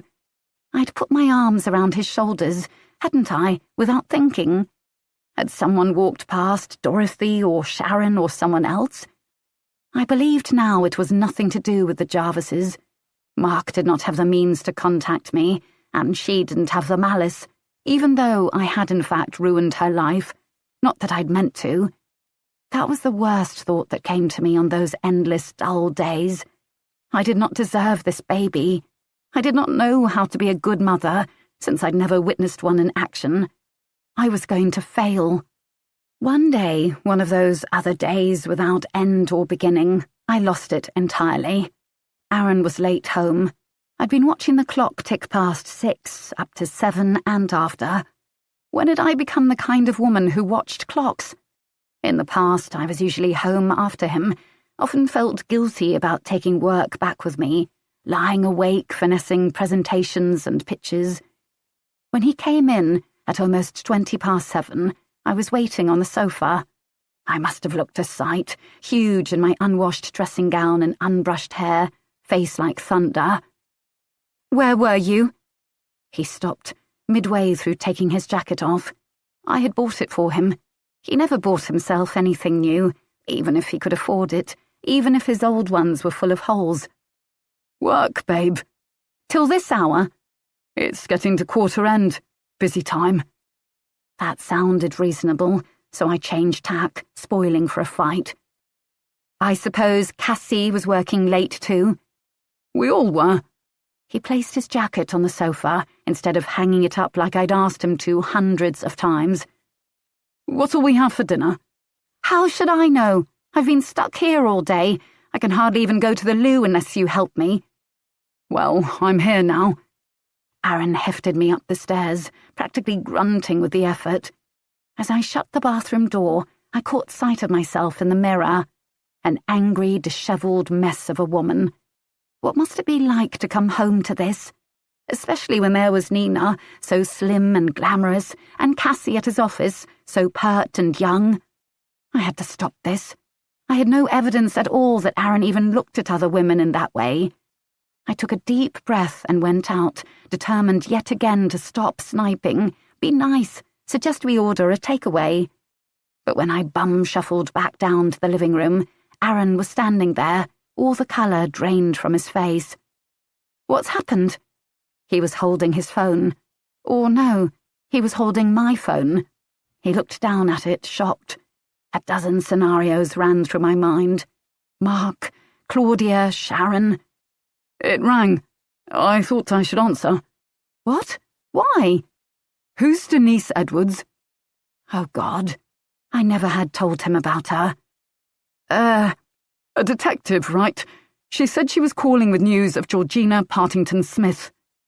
Aaron's voice was flat. Not quite calm. Something else. I held out my hand for the phone. "I was doing it for you, okay? I'd have told you if she found something. Did she?" "She traced her to a place in Wales. Some farm, like a commune or something, she said. But she doesn't live there anymore. She's gone. No one knows where." "Oh. I can't believe you didn't tell me." "Aaron, all this time getting on at me for hiding things. Who's texting me? Why am I talking to Nina or Cassie? And you're the one keeping secrets. You didn't tell me about Mark Jarvis either, did you?" I stood very still.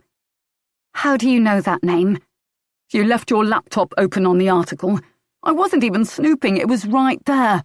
I didn't want to bring it up and upset you when you're like this, but Christ, Jax, you were mixed up in a court case and you never told me. You basically broke a paedophile ring." That wasn't exactly the truth.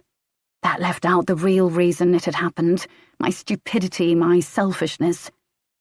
"Aaron, give me back my phone. You shouldn't be answering my calls."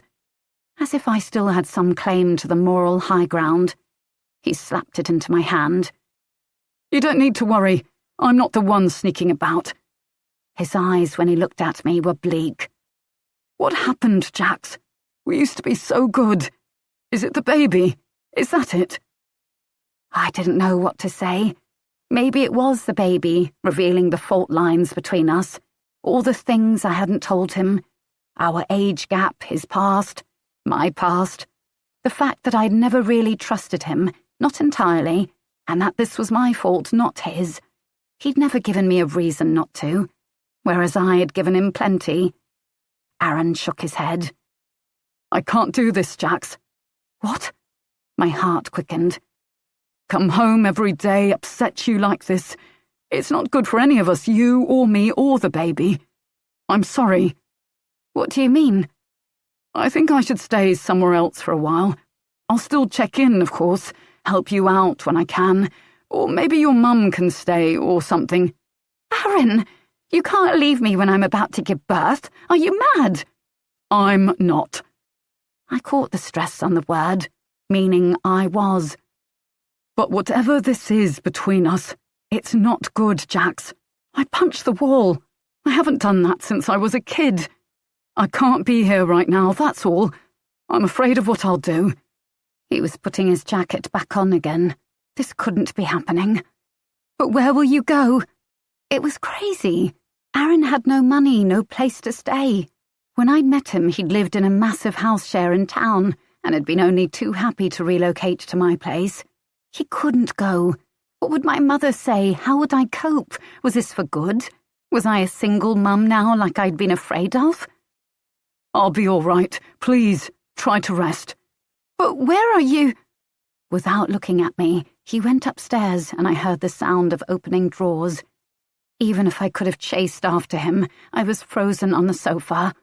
Was this happening? He was leaving me. Even though I wasn't supposed to move, I dragged myself to the bottom of the stairs, pathetic. Aaron, please talk to me. No answer, just the sound of packing. After about 10 minutes, the doorbell went, and I was just getting up when Aaron bounded downstairs. Sit down, Jax. I saw who it was who'd come to pick him up. I shouldn't have been surprised, really. She came in. She wore yoga pants and a tight vest top, her hair piled onto her head. Nina. Hello, Jax. Her tone was gentle, as if to an invalid or mental patient. Aaron said, to her rather than me, Sorry, 1 second, and went upstairs again, feet thundering in his urge to be away from me. I spat. You're taking him to yours, is that it? How is that appropriate? Nina twirled keys. I heard about a sublet available, that's all. Why are you doing all this? You don't even know him. I just want to help. It's a stressful time for all of you.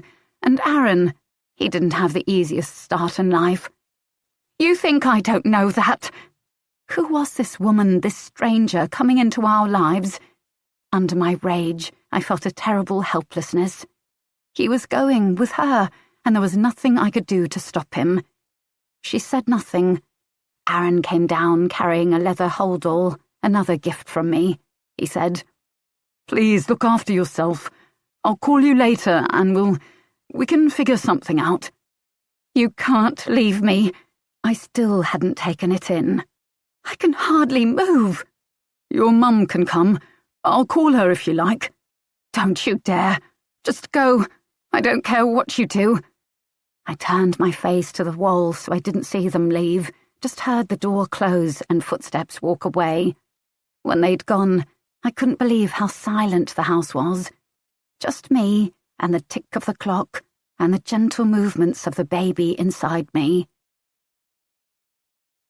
The day of. Aisha. 2:59 p.m. What was on Rahul's phone? She'd been wondering this for some time now. Why did it get so much of his attention, pulling his eyes from her and from the baby, clutched in his hand so the screen was sweaty and smeared? Once or twice he'd left it in the room with her, and she'd seen how quickly he reversed, dived back in and scooped it up. She'd seen how he tensed if she idly picked it up to dust underneath, or clear space for a cup of tea.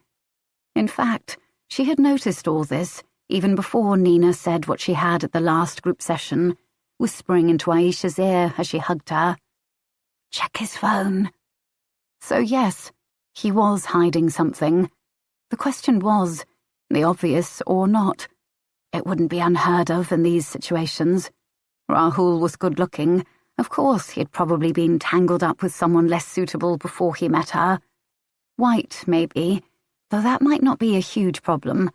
Jewish, possibly, based on where he'd been living. That might cause issues with his family.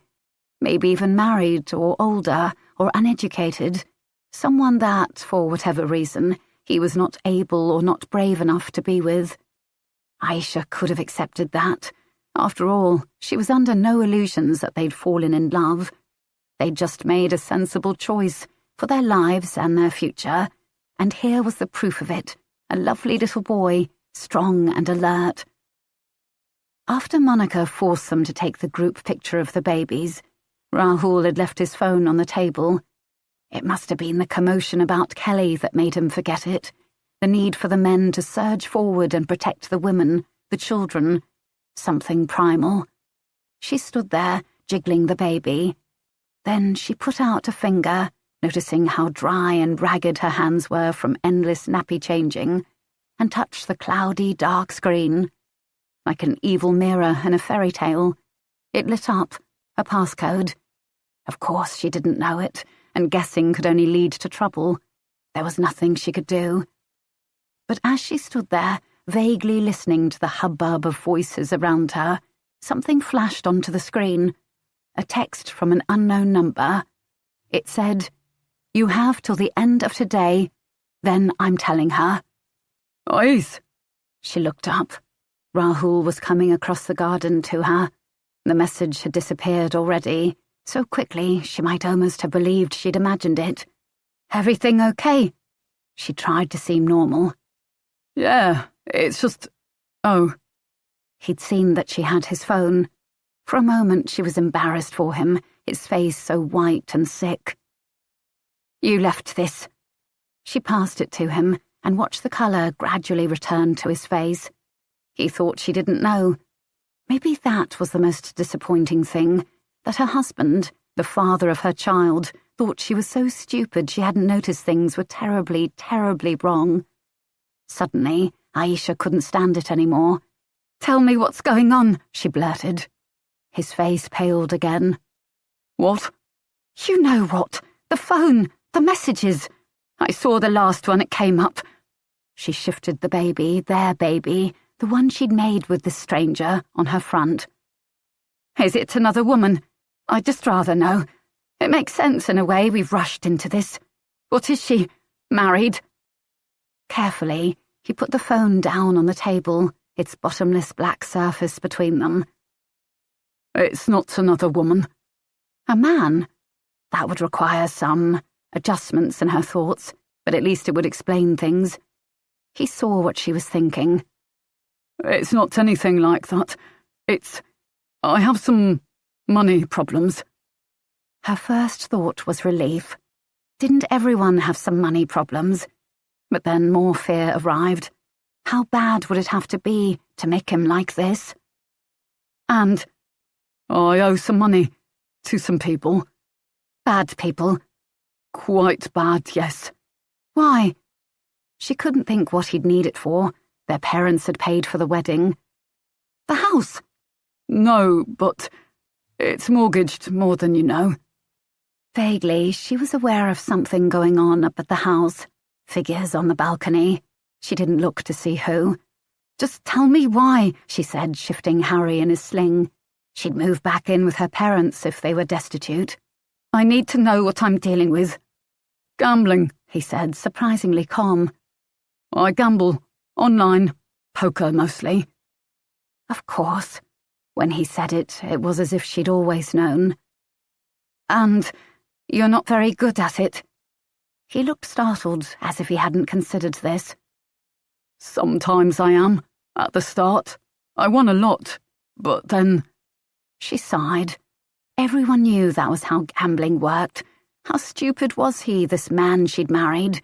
She'd seen enough films about it. "How much do you owe?" Was it just him, or was she liable for his debts? He told her the sum. Aisha swayed on her feet for a moment, thinking, the house, the car, we'll lose it all, then made herself speak. "First thing tomorrow we'll go to our parents and tell them, work out what to do." Oh, all right. "These men, do they know where we live?" Yes. "Will they come to the house if you owe them money?" It hasn't come to that. But it would. She could have been in danger, her and Harry, over a stupid debt, and he'd never have told her. What a stupid, cowardly man. If you pay them, will they go away? I mean, probably. So, we'll pay them. That's the first thing to do. Assuming he could stop running up more debts. And then... She didn't even know. Could someone be fixed with a problem like that? But before she could answer, she heard a scream. Jax, 2 weeks earlier. It's hard to live permanently in a state of medical emergency. I'd always been so healthy, so strong, that it was difficult to believe the doctor when he said I had to lie flat on my back for at least 23 hours a day, or else I'd hemorrhage. Apart from the first short, shocking bleed, I felt fine. Or not fine, bored out of my mind. Lonely, sad, scared, but not sick. Would it really matter if I got up, did a few things? Perhaps it was my mother's recent visit reminding me that I was slacking. She'd rearranged all the cupboards, decanting the cereals and pulses into Tupperware and throwing away the boxes. She didn't believe in recycling, and cleaned out each of the shelves and lined them with greaseproof cloth she bought from Lakeland. I would never be able to find anything, and Mum did not approve of the contents of my cupboards. Whose is this sugary cereal? Not for the baby, I hope. So I had to explain that no, the cereal with the cartoon bird on the front belonged to my child's father. Had belonged. Aaron was gone, that was for sure. He was diligent about checking in, visiting every day after work, but wouldn't discuss when he was coming back. I was alone, and days off giving birth. I hadn't told Mum he was actually gone, and luckily she hadn't noticed his things weren't there. Probably because she preferred not to think about him at all, if possible. Whatever it was, something compelled me to get up from the sofa that day and finally go outside, turn my face up to the sky.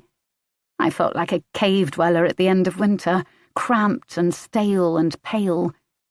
Outside was a cool but beautiful day, a slight haze of light over South London.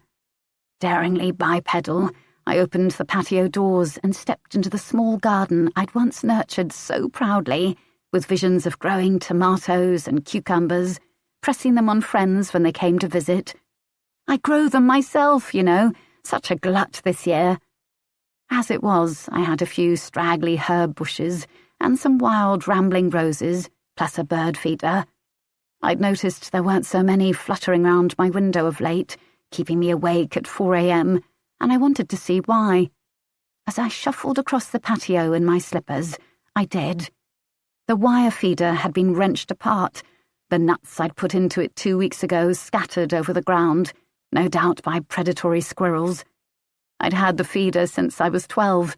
My dad had made it for me in his shed, not long before he died, and now it was ruined. I stooped to pick it up from the ground, then realised I couldn't. Worse, as I bent, I saw a dead bird under the feeder, its feet curled up and black eyes dull. What would have done this? A cat? Minu was so good about not killing things. Perhaps in her absence something else had colonised the space. Or a fox again. They couldn't climb, though, could they? I would have liked to bury the poor thing, but I couldn't bend, and anyway, it probably wasn't a good idea to touch a dead bird. I'd have to ask Aaron if he ever came round again. I'd have to sort that out too, somehow, persuade him to come home. We couldn't go into labour not getting on. I had to make him see how crazy this was. I sighed, thinking how this time dragged, this waiting, having to follow my body's timetable and not that of work, social life, London.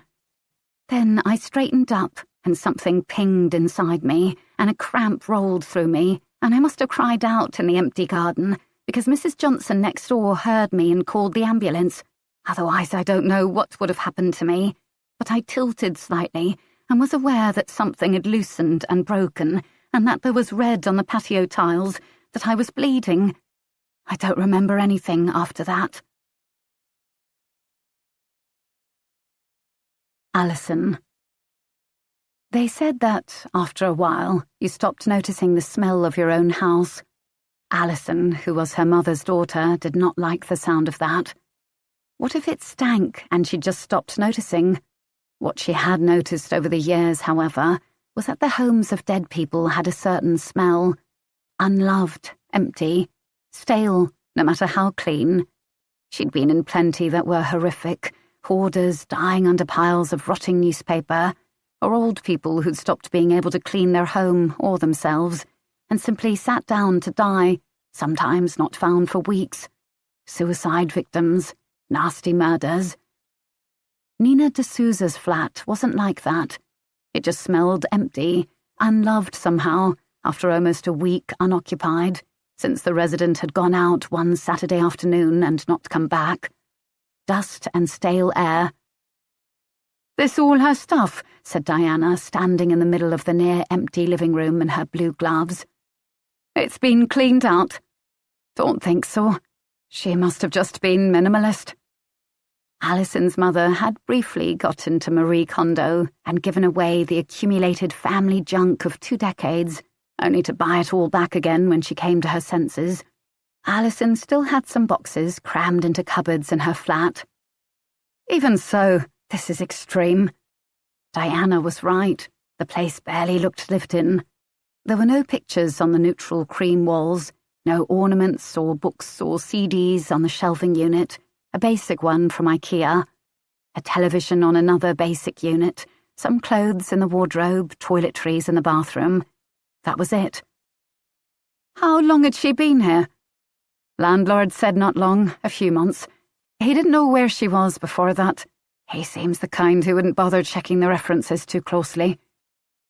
Alison had got the impression Nina was paying over the odds for this place, little bigger than a studio in a shifty part of town.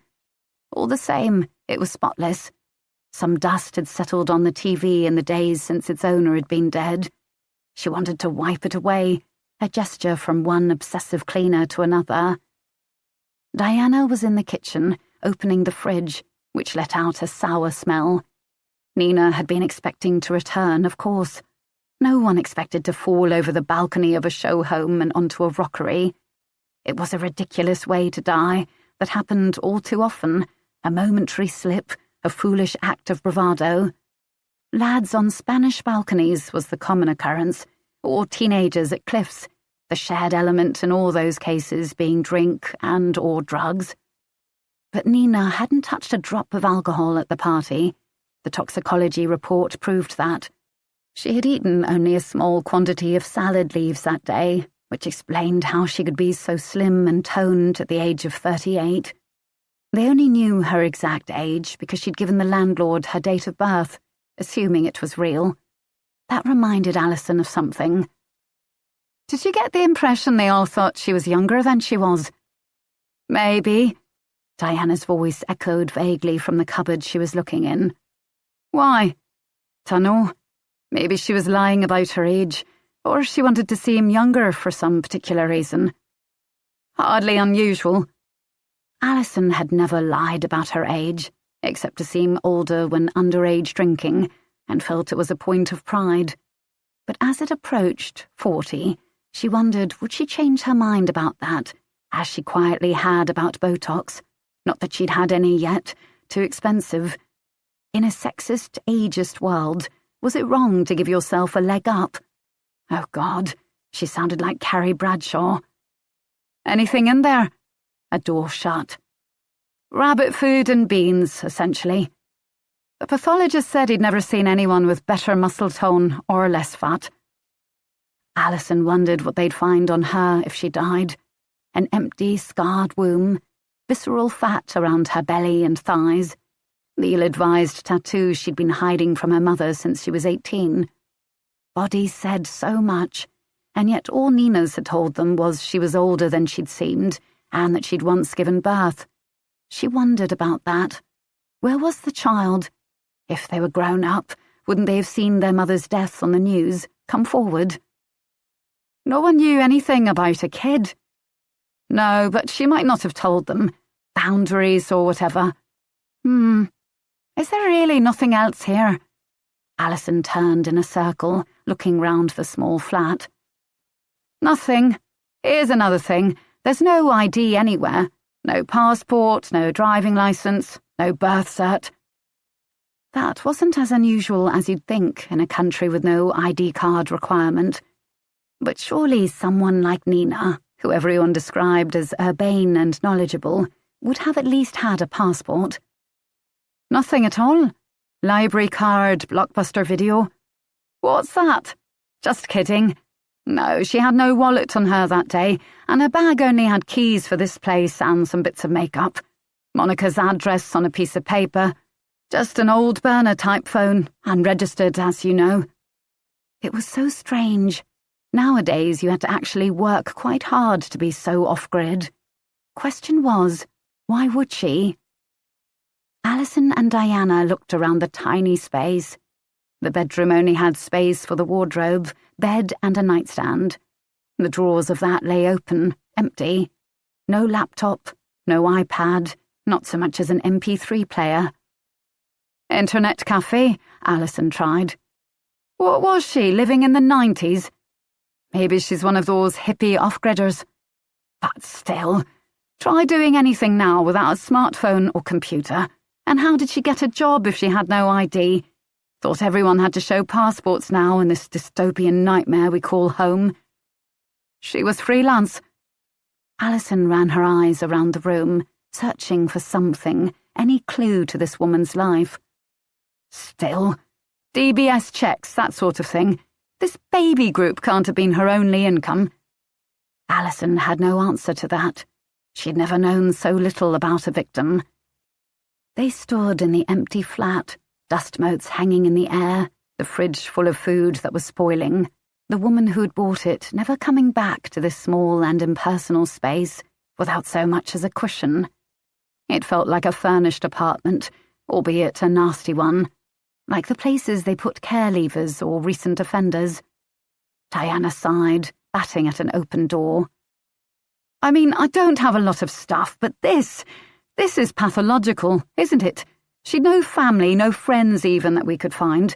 The group are the only people we found who even knew her.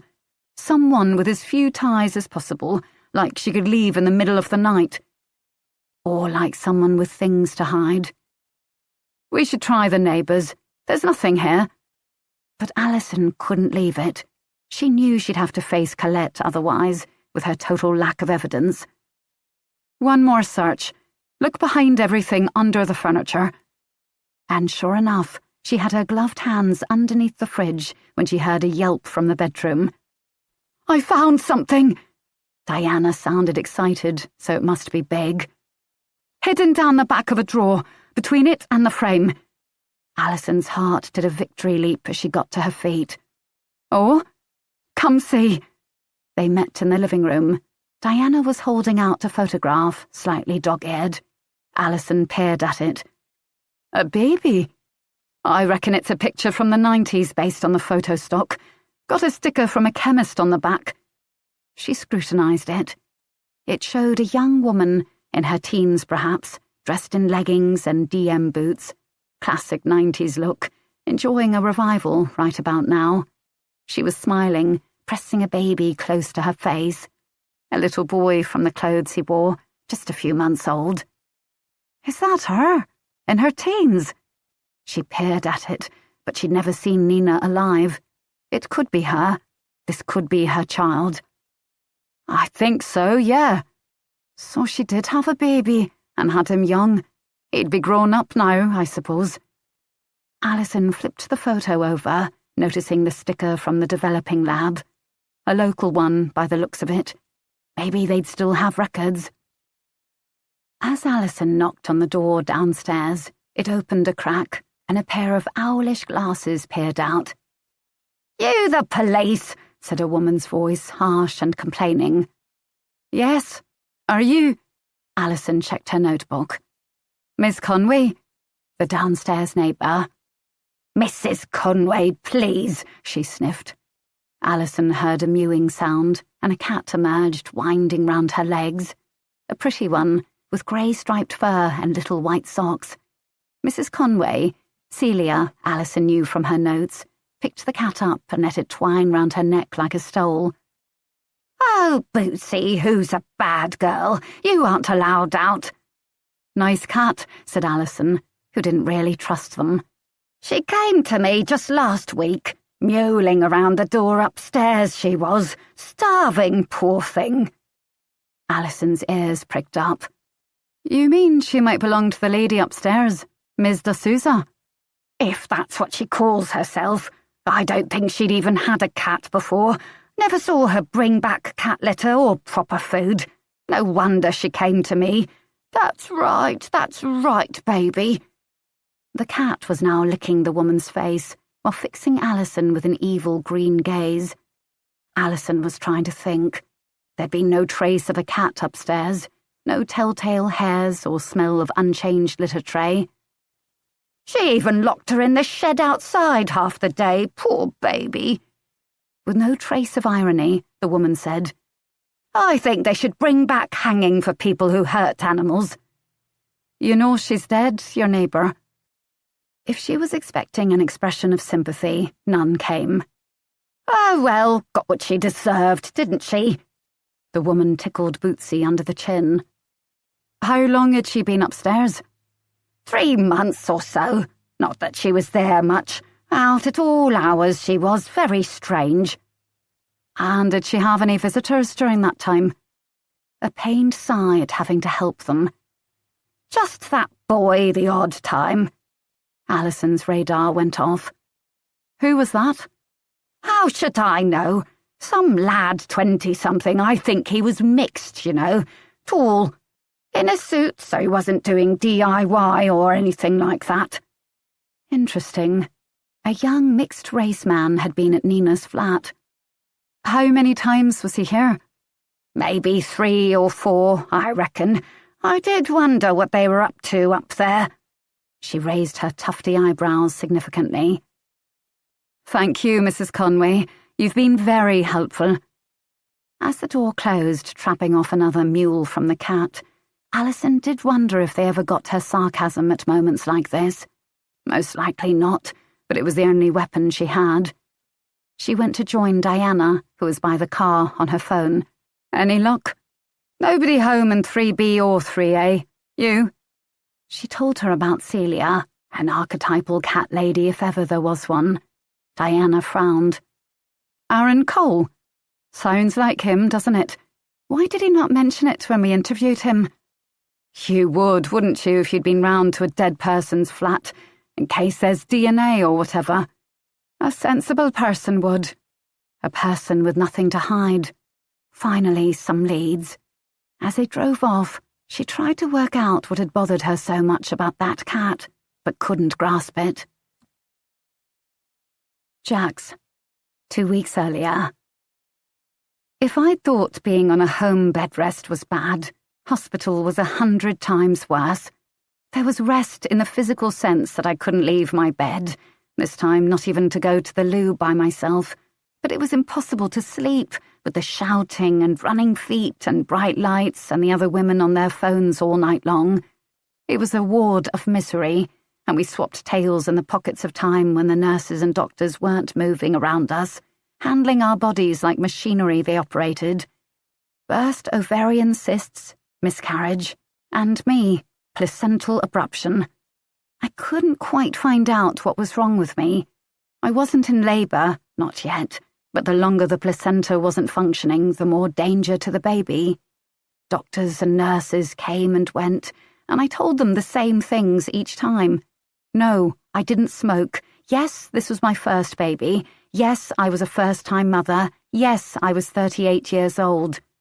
I don't know why they make you repeat these details so often in hospital, to everyone who comes to see you. Perhaps because it's so easy to lose yourself, your clothes taken away and replaced by soft, well-washed rags, your bag God knows where, your identity softened by drugs, your free will gone, handed up to the people who wheel you here and there and take your pulse and put needles in you. Aaron arrived what seemed like hours later. I couldn't see a window, so I didn't know what time of day it was. He looked very young, like a teenager on work experience.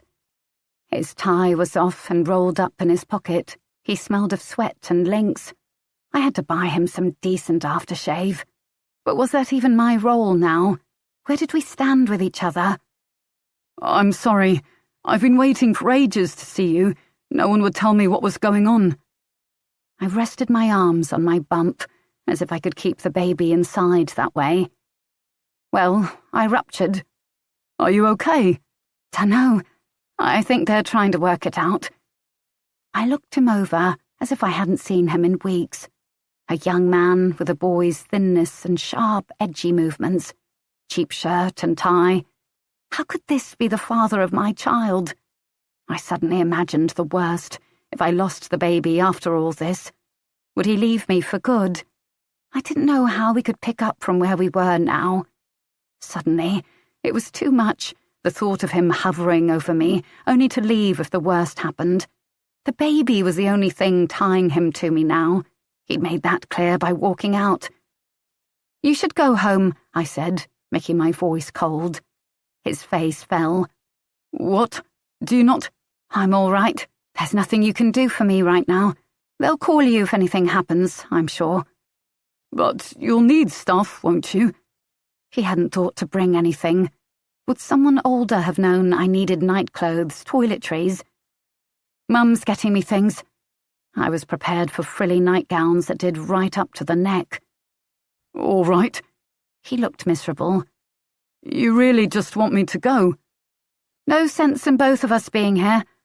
I was being cruel, but I was just so tired. I didn't have it in me to care for myself and the baby and him as well. Aaron lingered a while longer, his cheap clothes rustling, and then he turned and went away. I had no sense of time in there. People came, introduced themselves as the nurse practitioner or the surgeon or the anaesthetist. A variety of accents and coloured scrubs. Someone started coughing in a curtained bed opposite and didn't stop, and there was a vague flurry of rushing feet and a woman was wheeled away. I found I couldn't care much. The clock on the wall ticked around, and still I lay there. My mother came, bringing home decoration magazines and some huge pyjamas. She didn't ask where Aaron was, and I didn't tell her. I'd not been allowed to eat or drink in case I needed surgery, but when the clock said 8, someone came and told me it wouldn't be today. They offered me what they said was food, and I opted for plain toast and tea, and it tasted amazing after a day of fasting. The women on the ward were nearly all pregnant too, and husbands came and went, and other children too, and sometimes you could see other women, the not pregnant ones, flinch at the sound of the high voices and pattering feet, and I could only guess at why, what horrors they'd been told were happening inside them. My baby was apparently still alive. The heart monitors showed it was clinging on, although as the placenta died, it would begin to struggle. I waited. Eventually, though the lights were never turned off, I must have slept. Someone was there. I woke with a start sometime in the night and found I couldn't move. My arms and legs were weighed down, and my eyes seemed too heavy to lift. A dark figure stood over me, and I couldn't see. I tried to cry out, "Help!" Nothing came out. The figure reached out their hands and put them on my belly, and I tried to wriggle away, but I couldn't. I was aware how vulnerable I was, the catheter in my hand, the wires and monitors I was linked to. Why was this happening? Had I been given something, or were the blankets too tight? I couldn't seem to figure it out. My eyes closed again, as if of their own accord, and everything was gone. When I woke up, it seemed to be morning, judging by the bustle and terrible noise and searing light. I lifted an arm experimentally, and it seemed fine. A nurse was dispensing little packets of cornflakes and tea from a big metal pot. There was something comforting about it, the simplicity, and I wondered if I could have some. "Was something wrong with me last night?" I asked. My voice was croaky in my dry throat. "I woke up and couldn't move." She was busy, bustling about. "Sometimes people have bad dreams in here. I don't think it was a dream. But maybe it was. I didn't even know what drugs I'd been given. I could easily have been hallucinating, though I felt fine now. Was someone standing over me, touching me? Night nurse doing the rounds, most likely. But it didn't feel like that. Would a nurse not have spoken to me? Would I have felt such dread? I was so vulnerable here, where anyone could walk in and get to me. But I didn't know how to explain this without sounding paranoid. Alison. Look at these houses, mansions. Where did they get the money? Banking, law. Jobs that a lot of people in the police could do as well, since they were certainly smart enough, but which paid up to 100 times what Alison earned in a year. She felt her socialist hackles rising as they drove through the small town of Wilmers Wood in Buckinghamshire. On the high street was a Bowden, a Waitrose, a branch of De Beers. Not a fried chicken shop in sight. The chemist that had developed the photo was still there, unbelievably, and had been easily able to identify the family in it. Very good customers over the years. Finally, they were getting somewhere, and not a moment too soon. She'd have to report back to Colette by the end of the day. Is this it? She was driving up to a large house surrounded by high brick walls, the gatepost topped by crouching lions. What number is it? Diana consulted her phone. No number. It's called The Ridings. What the hell? It's another world here, comrade. Press the button there. She pulled into the driveway, and Diana leaned out into the light drizzle and buzzed it. After a few moments, the gates swung back without a sound and let them in. The car crunched on the gravel as she pulled up beside a Mazda and a BMW. The front door was open, and a woman of about 70 stood there, holding a small dog with big ears. A chihuahua. It was panting hard, staring at her with beady eyes. The woman was wearing cream slacks and a cream jumper and a lot of jewellery. Are you the police? I expected you some time ago. Traffic, said Diana as they clattered into the marble entryway. Shoes, please, said the woman, Elaine Bracknell, and they obliged, throwing small glances at each other. They'd bitch about this on the way home, Alison knew, and looked forward to it. It wasn't a nice house, despite its opulence. Chilly marble floors and cream carpets, stiff-looking sofa, lots of ugly vases with huge twig-like arrangements in them. The air felt cold. I imagine you'd like a coffee or something. Just to be annoying, Alison gave a complicated order involving 1.5 sugars and non-dairy milk, which was of course available. Diana asked for water. When they were sitting down in the cream wasteland of the lounge, Alison regretted having such a potentially staining drink. She set it down carefully on a coaster on the side table, also cream. Elaine and the dog were opposite. Her hands were bony, weighed down by rings. So, this is about Georgina, is it? She was going by Nina, we believe. Her name is Georgina. Was. We're very sorry for your loss, said Diana, though not as sympathetically as she might have. When did you last see your daughter? Not for 20 years. She was very wild, you see. Even then, I believe she was overseas up to all manner of things. It's very difficult, but that's how it was. Mrs. Bracknell, formerly Mrs. Partington Smith, mother of Nina de Souza, as she was calling herself, seemed more upset at her daughter's behaviour than the fact that she was dead, pushed from a balcony. Do you know where the de Souza came from, by any chance? Is it just made up? Some marriage, I assume. She was in Brazil for a time. That sounds Brazilian. Her mouth twisted. And were there any children that you know of? That is, any other children? Further twisting. I wouldn't know. And the boy? Can you tell us more about him? If I must. She set down her own cup of coffee with a sharp ting and a sigh. We called him Edward at first, after Georgina's grandfather. Of course, it wasn't ideal, a pregnancy at 14, but at first we thought we could manage. David, my late husband, he was keen on the idea of a grandson, take over the family business and so on. Because a girl couldn't do that. Alison clenched her fists by her side, tried to nod politely. But it didn't work out. She hesitated. You have to understand, we tried. Georgina simply would not tell us who the boy's father was, no matter what we did. At first, we couldn't see it. It wasn't obvious. But as he grew up and his hair came in, well, he just looked darker and darker, and we couldn't take that. We felt it would be better for the boy to be with people like him. What do you mean? Said Diana coolly, though she must have known very well. Well, isn't it obvious? The father was black. Goodness knows how she even met a boy like that round here. Wild, as I said. Adoption seemed kindest. I see. So your grandson was taken into care at what age? Her hands twisted on the dog, who yelped slightly. I believe he was 2, almost 3. Old enough to know his mother, to remember a little of the life he'd had. And Georgina? Oh, she wanted to keep him. Ridiculous. She had no money, wasn't even 18. She threatened to run away with him, but we just made sure she was gone the day they came. She made quite a fuss when she found out, but it was in everyone's best interests.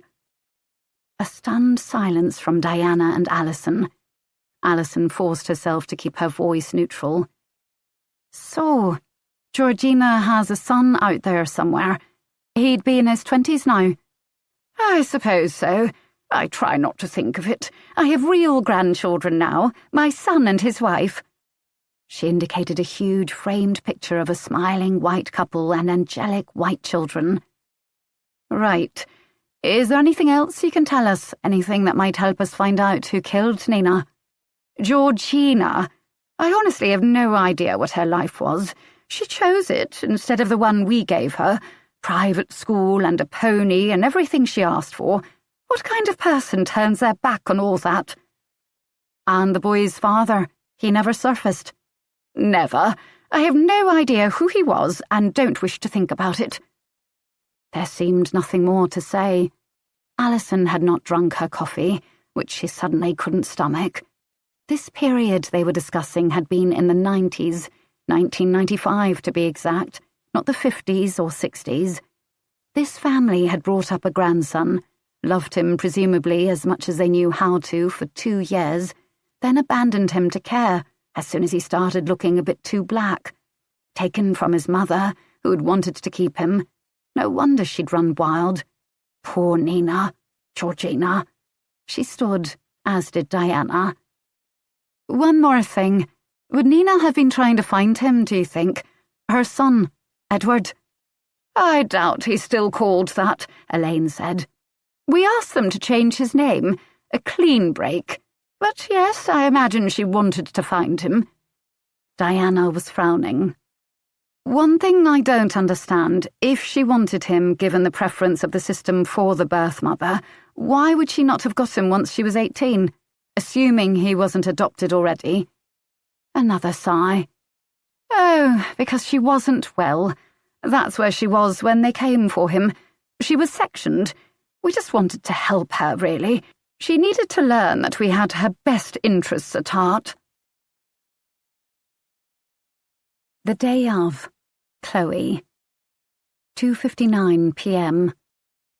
Her mother was the worst of the worst. She'd been ignoring Isabella all day, leaving her alone in the room, then dressing her up in that horrible frilly pink horror to parade her about these strangers. Who even were they? Why did it matter what they thought? Chloe knew her mother wanted her to stay in her room as well, as helpless as the baby. But after an hour or so listening to the party downstairs, she snapped. She picked Isabella out of her cot and took her downstairs.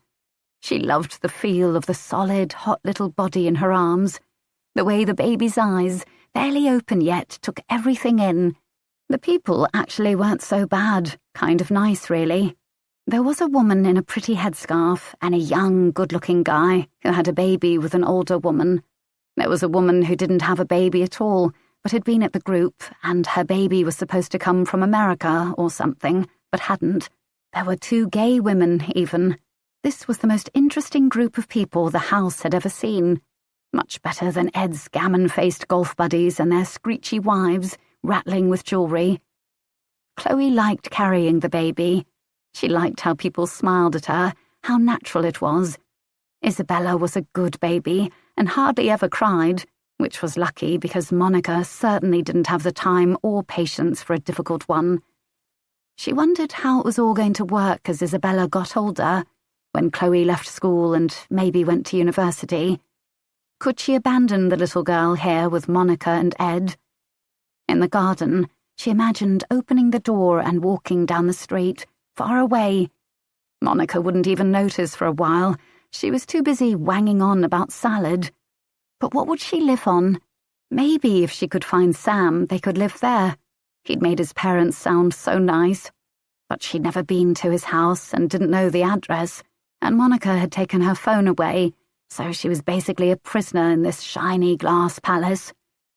She missed Sam, the shy way he smiled at her in debate club, the way he took off his glasses and rubbed his eyes, the red marks on his nose. Monica tolerated her being at the party for a while, probably because it would look weird if she stayed upstairs.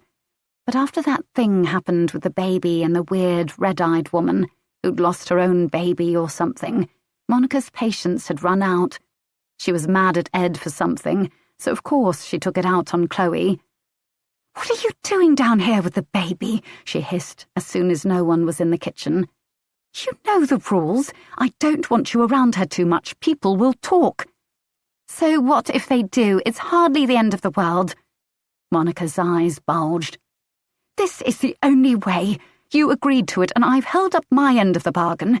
Just behave yourself for 3 years and you can be out of this house. We'll give you an allowance and you can live your life. That's what we agreed, isn't it?" God, why did money have to be such a powerful thing? Chloe had always had it growing up and knew she couldn't find a job and live in a bedsit all by herself, or even not by herself as she sometimes dreamed of. "Yeah, right. So go upstairs before someone puts 2 and 2 together. Take her and put her down." Her, not Isabella. There seemed to be no love between Monica and the baby, just as little as there was between her and Chloe. It wasn't fair, Chloe thought, to put another person through that. But she went upstairs all the same, thinking she'd bring the baby into her own room. Monica wouldn't find out. As she went up, she saw people on the balcony, a few different people, talking, arguing, actually. She could hear the raised voices through the glass, but not the words. She should take the baby away, keep her safe. But something sent Chloe forward, towards the door. Jax, 2 weeks earlier. In the middle of the night, I broke in two. That was how it felt, anyway. Ripples of fire rolled down my middle, and I was sure I was going to die soon, which was something of a relief, if it would make the pain stop. I tried to call a nurse and found I didn't have a bell. I also couldn't seem to speak. Ugh! Ugh! I disturbed the woman in the bed next to me. "What's up with you?" "Ugh!" I flailed around some more. "Oi!" She was able to shout anyway. "There's something not right with this one." A bored nurse sauntered over. "What's the matter?" I tried again. "Ugh! Come on, let's sort you out then." I still couldn't speak. Perhaps I had, in fact, had a stroke, on top of labour. As they wheeled me away, I was thinking of Aaron, how he hadn't chosen the name for the baby, how he hadn't made up yet, and I hadn't told him that none of it was his fault, despite what I'd said. It was mine. The day of. Jax.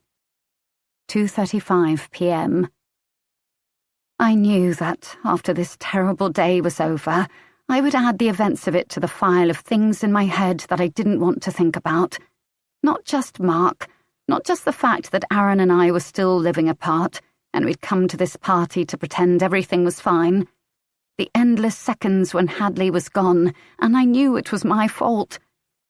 Kelly's broken-hearted crying, knowing we'd accused her of child abduction when she'd just taken the baby into the park because no one was looking after her. This was true.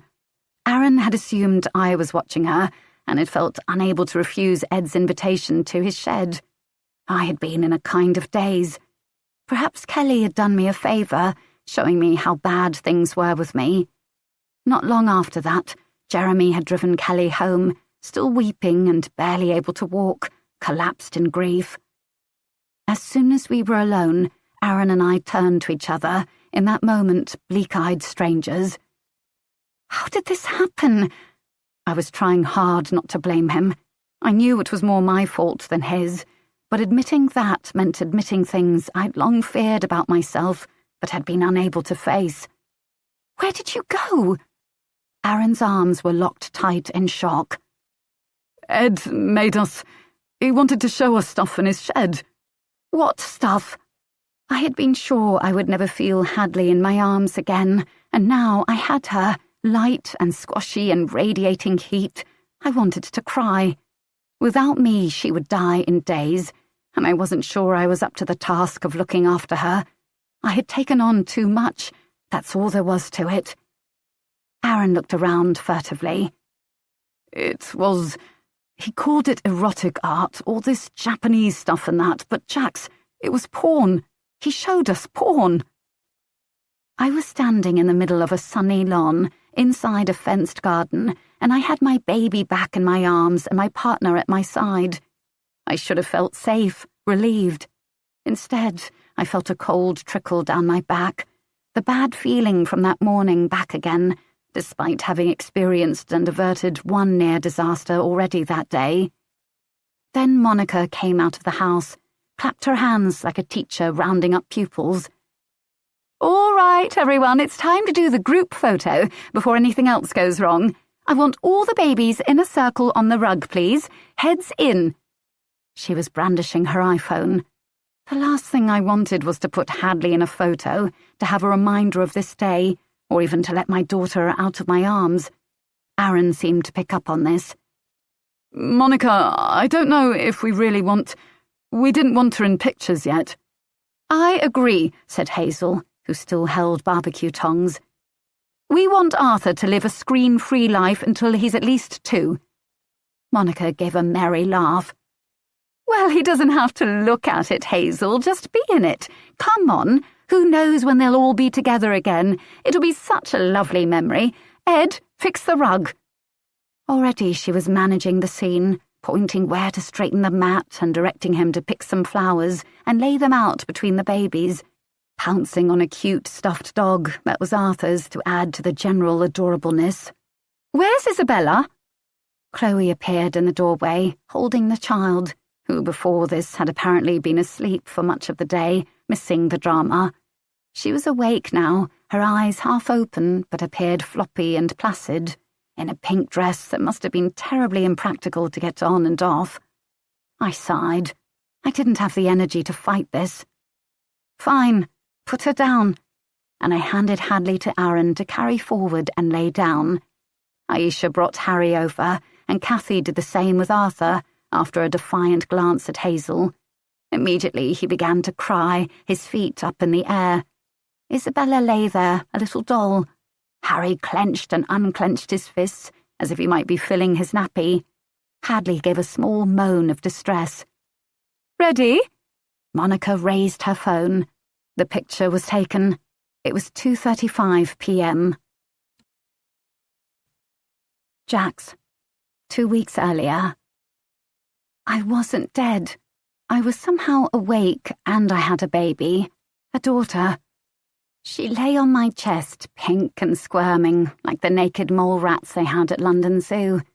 The past few hours, 30 hours it seemed, a whole day of my life swallowed up by anaesthetic, C-section, and the sheer time-warping properties of a medical emergency, was a blur to me. The contours of my body seemed changed. The bump gone, packing gauze in odd places, but I appeared to be alive. Aaron was sitting beside me. Have you been here the whole time? I had no memory of him arriving, and yet it was a different day, like an especially hellish kind of jet lag. Most of it, yeah. I don't remember anything. I vaguely recalled being told I'd had a caesarean. I bet Monica would have had her baby naturally, with an intact perineum too. In some distant corner of my mind, I cared about that, but it was so far away, a different galaxy. Aaron was pale, like a boy soldier back from the trenches. Probably for the best. I wondered if he'd ever find me sexy again, and reflected that maybe the old-fashioned way was best, whiskey and cigars in the waiting room. Is she all right?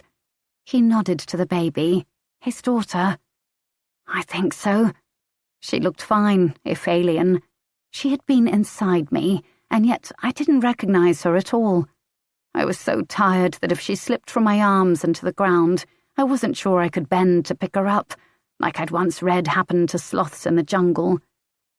You can hold her, you know. Had he been waiting for permission? I passed her over and he held her, looking stunned. What's going to happen now? I don't know. My mother would arrive at some point.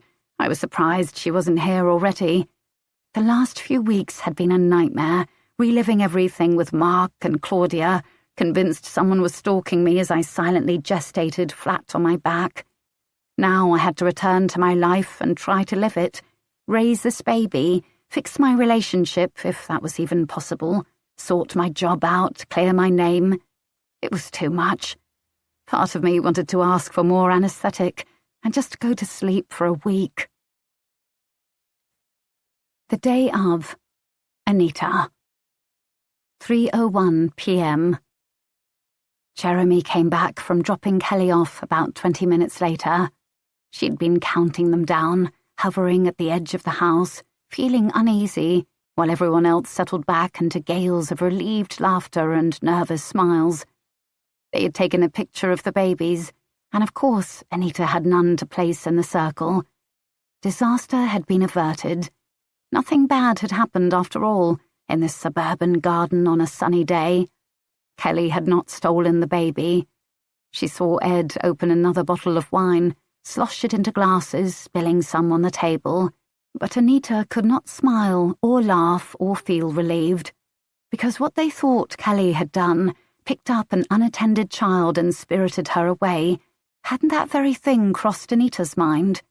She had seen Hadley alone and worried that she was too hot in the sun. She'd seen a bee crawling on the nearby bush and worried she'd get stung. She'd thought about picking her up, taking her out of danger, and then the thought had progressed. Walking out to the car, taking her home, holding her on her knee in the nursing chair she'd already bought, not that she would be able to feed Victoria when she came. Kissing the silky soft top of her head, stroking her tiny fingers and the soft pads of her feet, never walked on yet. She'd understood that impulse, and it scared her. She wasn't that woman, the one people were afraid of, desperate for a baby, snatching one from a pram outside a shop. She'd never been desperate. If she had, she wouldn't have waited until 36 before even trying. It was simply a madness that had taken over her, the disappointment that came from outside yourself, the smugness of mothers, the clinical way you were herded through the IVF system. A sunk-cost fallacy. We've come this far, we may as well carry on. Jeremy pulled in at the curb, and she went to meet him. She saw him take out his phone and frown at it. He removed his glasses and rubbed his eyes. She thought how tired he looked. She went over. Is Kelly all right? I don't know. I asked if I should ring her mother, but she said no. He was still looking at his phone, frowning. News, she said lightly. He hesitated. I've had an email from Madeline, the adoption lawyer. Oh? Darling, She's not coming, is she, Victoria? It was as if she'd always known it. Strange how strongly you could picture it, play out scenes in your mind as if they had already happened, and then in a single moment it was all gone. She would never meet that baby from Alabama, if there even was a baby. I'm sorry. Jeremy looked wretched. All that time and money and heartache. The mother's gone AWOL. They think she wants to keep the child after all. Apparently she'd been dropping hints about it. They'll try to track her down, but Madeline thinks we could sue the agency for our costs at least. She found she didn't much care about that. She'd brought home almost £1 million that year. So much money, and nothing she really wanted that could be bought. So, what can we do if they don't find her? Legally, there's not much to be done, even if we track her down. She still has parental rights, and the cost of a civil case, well... She took his hand. Let's just go home, Jeremy. I don't know why we came here, put ourselves through this. She had taken a whole antenatal class and had no baby to show for it. She was childless in a house full of babies. Her and poor Kelly. It's okay. Anita felt the small, soothing feeling of giving up. She would not throw herself any more at this barbed wire fence. She was never really ours, you know. I'm so sorry. You wanted this so much. I think I just went a little mad. I did want a baby, but not instead of everything else, not instead of my life. I just want you to be happy, he said shyly. It's all I ever wanted. I know that, and I will be. She knew it was true. Perhaps not today, perhaps not for a long time. Already she was dreading going home and looking into the nursery with the beautiful Victorian nursing chair and the frieze of bunnies on the wall, and having to dismantle it. But one day, yes, one day she would feel happy again. They turned back towards the house, and so they were perfectly positioned to see what took place on the balcony. It was Jeremy who made the first phone call to the police at 3:04 p.m. Jax, 1 week earlier. The problem with holidays from your life is that your life is still waiting when you get back. After a day, I was booted from hospital and sent home to care for the baby they'd saved for me. We had to get a taxi, and I knew Aaron was worried about the cost. What's her name, then? Aaron had asked me again that morning as I packed up to leave. I don't know. What do you like? I don't know. Don't you want to pick it? You're her father. Do you want maybe Georgina? He actually flinched. I don't... Or whatever. Fine.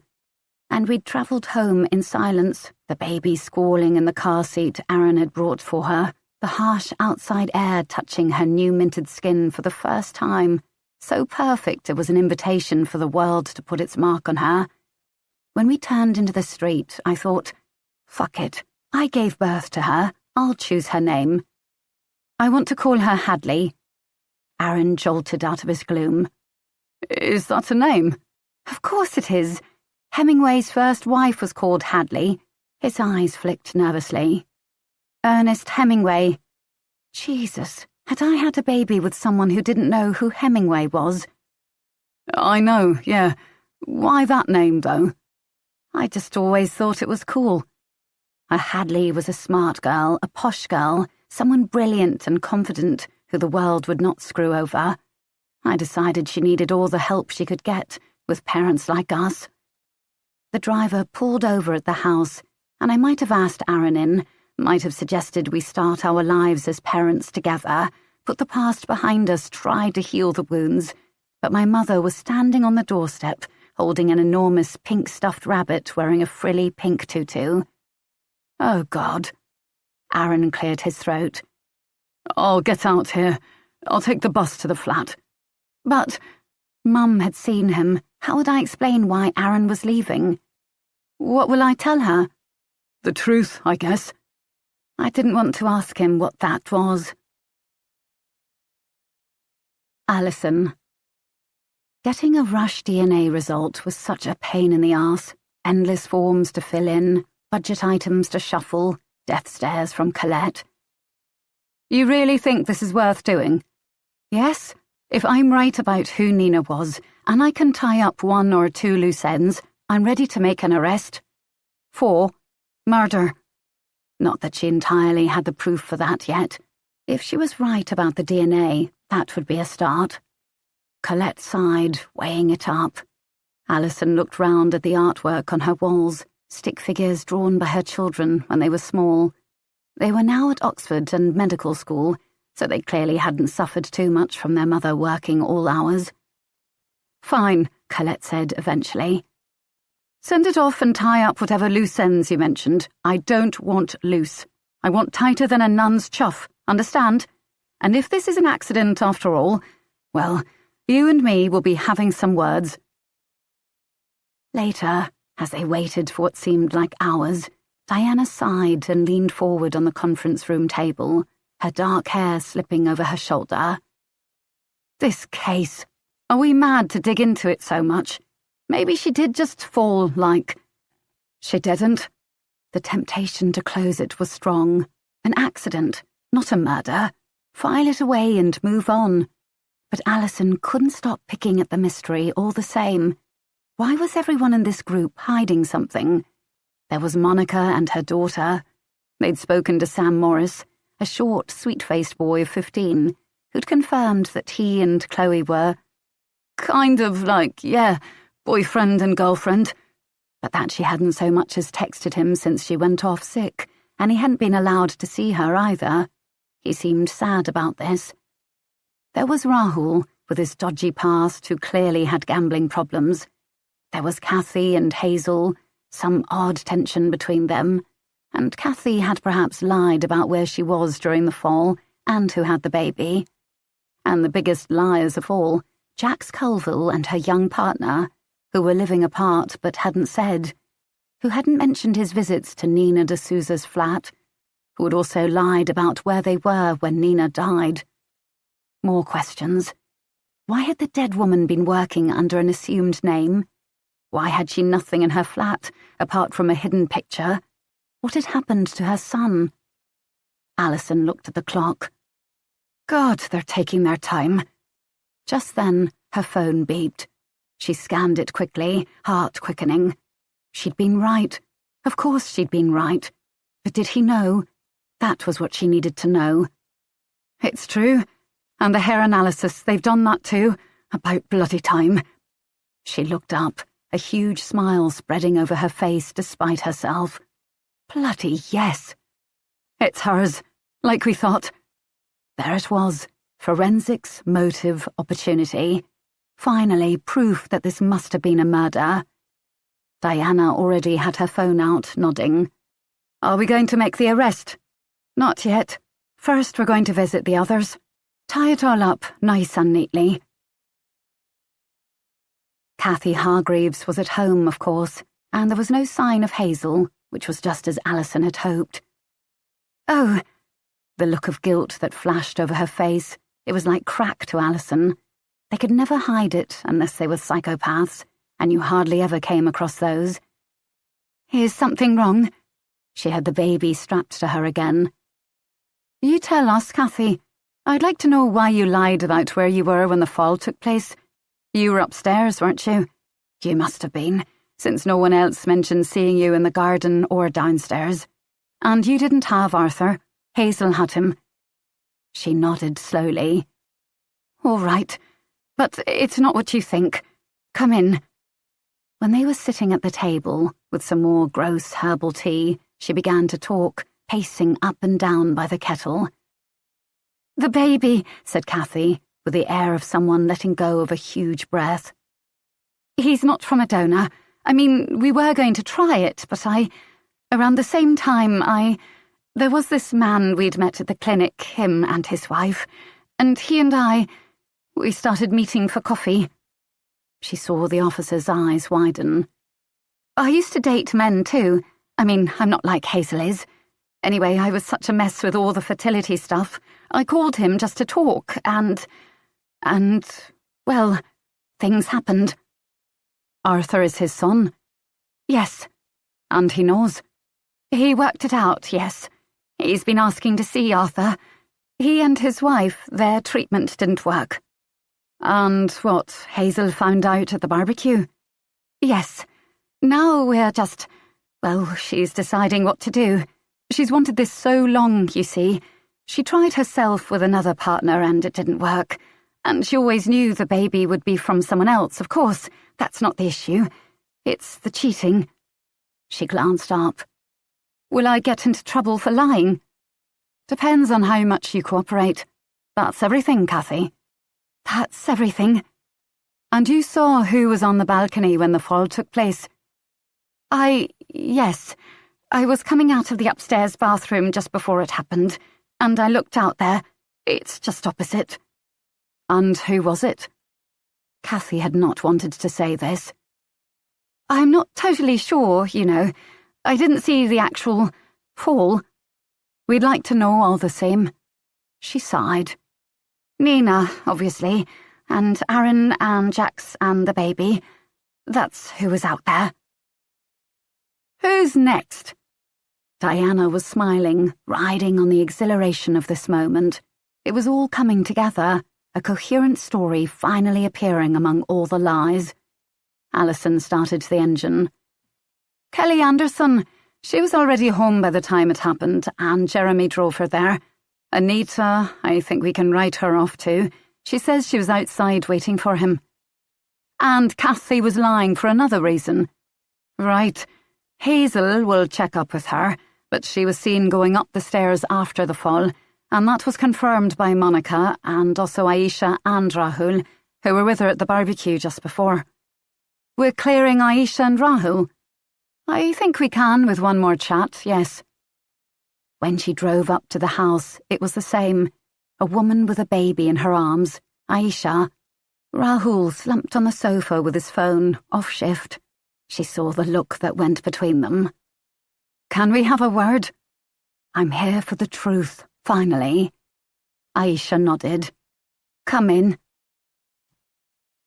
The day of. Cathy. 3:02 p.m. It was a game, really.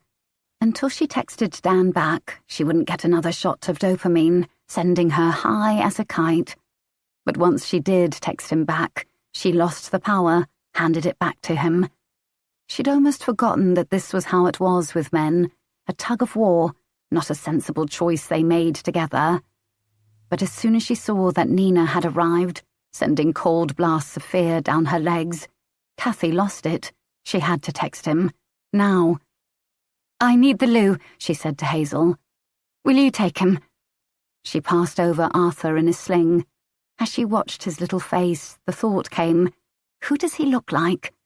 Would this happen every time she looked at her son, for the rest of his life? Peering for dark eyes and a cowlick of hair? Praying Hazel would not remember the couple they'd chatted to at the IVF unit. Then she remembered her phone was in the sling. Oh, wait. She fumbled it out. Hazel watched her curiously. Why do you need that for the loo? Oh, I said I'd text Mum. Forgot. She crossed the green lawn, aware that Hazel had noticed something that wasn't right. Hazel was sharp. She had to be careful. She went to the bathroom upstairs, although the downstairs was in fact free, needing some space. She sat on the edge of the clawfoot bath, breathing hard. Was it worth it? Excitement felt so close to terror, like her brain couldn't tell the difference. Why did it matter? Hazel knew Arthur's father was some random man. Did it matter which one? Of course it mattered. Her hands were sweaty and left marks on the screen. I want you to see him, she replied. Where and when? A delay. She waited, looking round at Monica's pristine bathroom. Not even any toys or nappies or a baby bath. Not to mention the detritus of a teenage girl, spilled makeup and strips of hair-covered waxing paper. Perhaps Chloe had an ensuite. As she waited, she let herself remember it, the terrible thing she had done, and which, even worse, she couldn't manage to regret. Because there was Arthur, and because it had been so good with Dan, that afternoon at his garden office, when Rachel and Hazel were at work, on an old red sofa with a blanket over it, his books and drawing table all around. It had been chilly in there, and he'd put his hands on her skin to warm her up. She'd been craving it ever since, like just one hit of a dangerous drug. A buzz. Cathy jumped, her heart rocketing into her chin. Same place. Tuesday, 3 p.m. Okay. I can't wait, he said. And it was everything that he'd said it. Delete this now. It was part of the beautiful pain of it that messages could not be kept. She gorged on it a few times more, those 3 words. I can't wait. The same place meant a coffee shop in the park in Beckenham, where they'd met the first time. It had been casual. Hey, it's hard going through all this. If you want to get coffee sometime, I'm free during the day a lot. Dan was a freelance web designer. She said yes. No reason she couldn't have male friends. Hazel had plenty. Guys from work she held pint-drinking competitions with and earnest conversations about macros. But Kathy didn't tell her, and when the day came, she found she was nervous, putting on mascara. They'd talked for 4 hours, until it grew dark and the cafe staff were putting the chairs on the tables to sweep up. That had been the start of it. Then, of course, Kathy was pregnant, and Rachel, Dan's wife, was not, and that made everything different. Dan had told her he didn't want to try IVF again, that it was destroying their marriage, making sex all about procreation, or the lack of it, about failure, not about love. Kathy wondered if that was true on some deep level. She'd always known she would need intervention to have a baby with Hazel. The fact that it had happened so easily with Dan, without even trying, seemed like a message. She needed to go back to the party. Her heart was soaring. She was going to see Dan, this week. Thank God, oh thank God. Kathy went out, crossed the landing by the balcony. The bathroom was directly opposite the doors to the balcony, doors made of squeaky clean glass.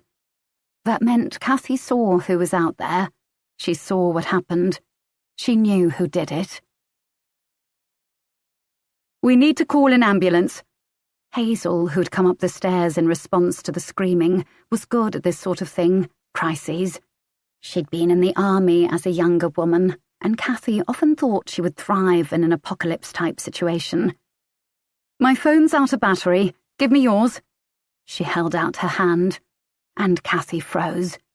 The last message from Dan had not been deleted yet in all the confusion, but she could not refuse to hand it over, not when she'd gone out on the balcony and seen Nina's arm hanging over the edge of the rockery down below and a trickle of red blood running down it. Hazel saw the hesitation, the phone right there in Kathy's hand, and in that split second, everything between them was ruined. She could hardly remember what happened after that. Kathy dialed 999 herself at 3:07 p.m., and it felt so strange to say the words she'd heard on TV so many times, to explain that someone had fallen from a balcony. She knew she'd put it that way, fallen, because the call operator had read it back to her, and she asked Hazel what the address was, and Hazel had told her, and that was the last time she spoke to Kathy all day. The day of. Jax. 10:13 a.m. I had spent the 2 weeks since Hadley's birth in the grip of terror. It wasn't supposed to be like this. I wasn't meant to hide in the bathroom for a few seconds longer while she howled in her cot. I wasn't supposed to fantasize about being at work, behind a peaceful desk with a gently ringing phone far in the distance. I was supposed to love every moment of this, a baby at my age. I was supposed to lie adoringly in bed with her and take artfully arranged Facebook shots declaring how lucky I was to have my beautiful, funny little girl. Could children be funny at 2 weeks old? Was it normal now to praise your kids publicly? The best my mother had ever said about me was that I wasn't too much trouble. Now it was non-stop boasting, leaving the rest of us feeling crap about our mothering skills. I stood over her cot and watched her move, hands groping blindly, eyes scrunched up as if she hated the world. Did I not love her? I went to pick her up, press her satin skin to mine, and she howled. Did she not love me? I had no sense of time, falling asleep and waking to a thin grey light, hearing the howls of the baby in my ears, even when she wasn't crying, like tinnitus. Aaron had to go back to work after 2 weeks, so he wouldn't be around during the day to help me. I was not coping. We both knew it. I hadn't been dressed in days, and I spent most of my waking hours in tears, leaking milk and salt water and blood, and 1 or 2 other things as well. At night, Aaron went back to his own place, some horrible little studio to sleep apart from me. One day, Could have been morning, could have been evening. Aaron came into the bedroom. I was wrestling the baby onto my nipple. Wasn't she supposed to want this? Not arch her back and make a noise like a lawnmower? He said. That was how he started talking to me now, with a nervous throat clear, like I was Alexa or something. What? I raised my voice over her cries. This party today. What party? Monica. She's having a barbecue, remember? Oh, Jesus, really? That's going ahead? Yeah, to get to all the babies together. Everyone's had theirs now. The idea of going to a party seemed absurd. So did the idea of getting out of bed, showering and putting on clothes. Are you serious? I can hardly move. He hovered there. Jax, I'm worried about you. Jax, not babe. Maybe he'd never call me that again. And using my mother's phrase, I'm worried about you. I sniped back. Been chatting to Mum, have you? A pause. He actually had. Things must be bad. Maybe if you helped me more, I'd be better. What can I do? I can't feed her. I'm doing her bath, dressing her. Yes, and then she craps herself 4 more times during the day. I can't help that, he said quietly. You could have not moved out and left me.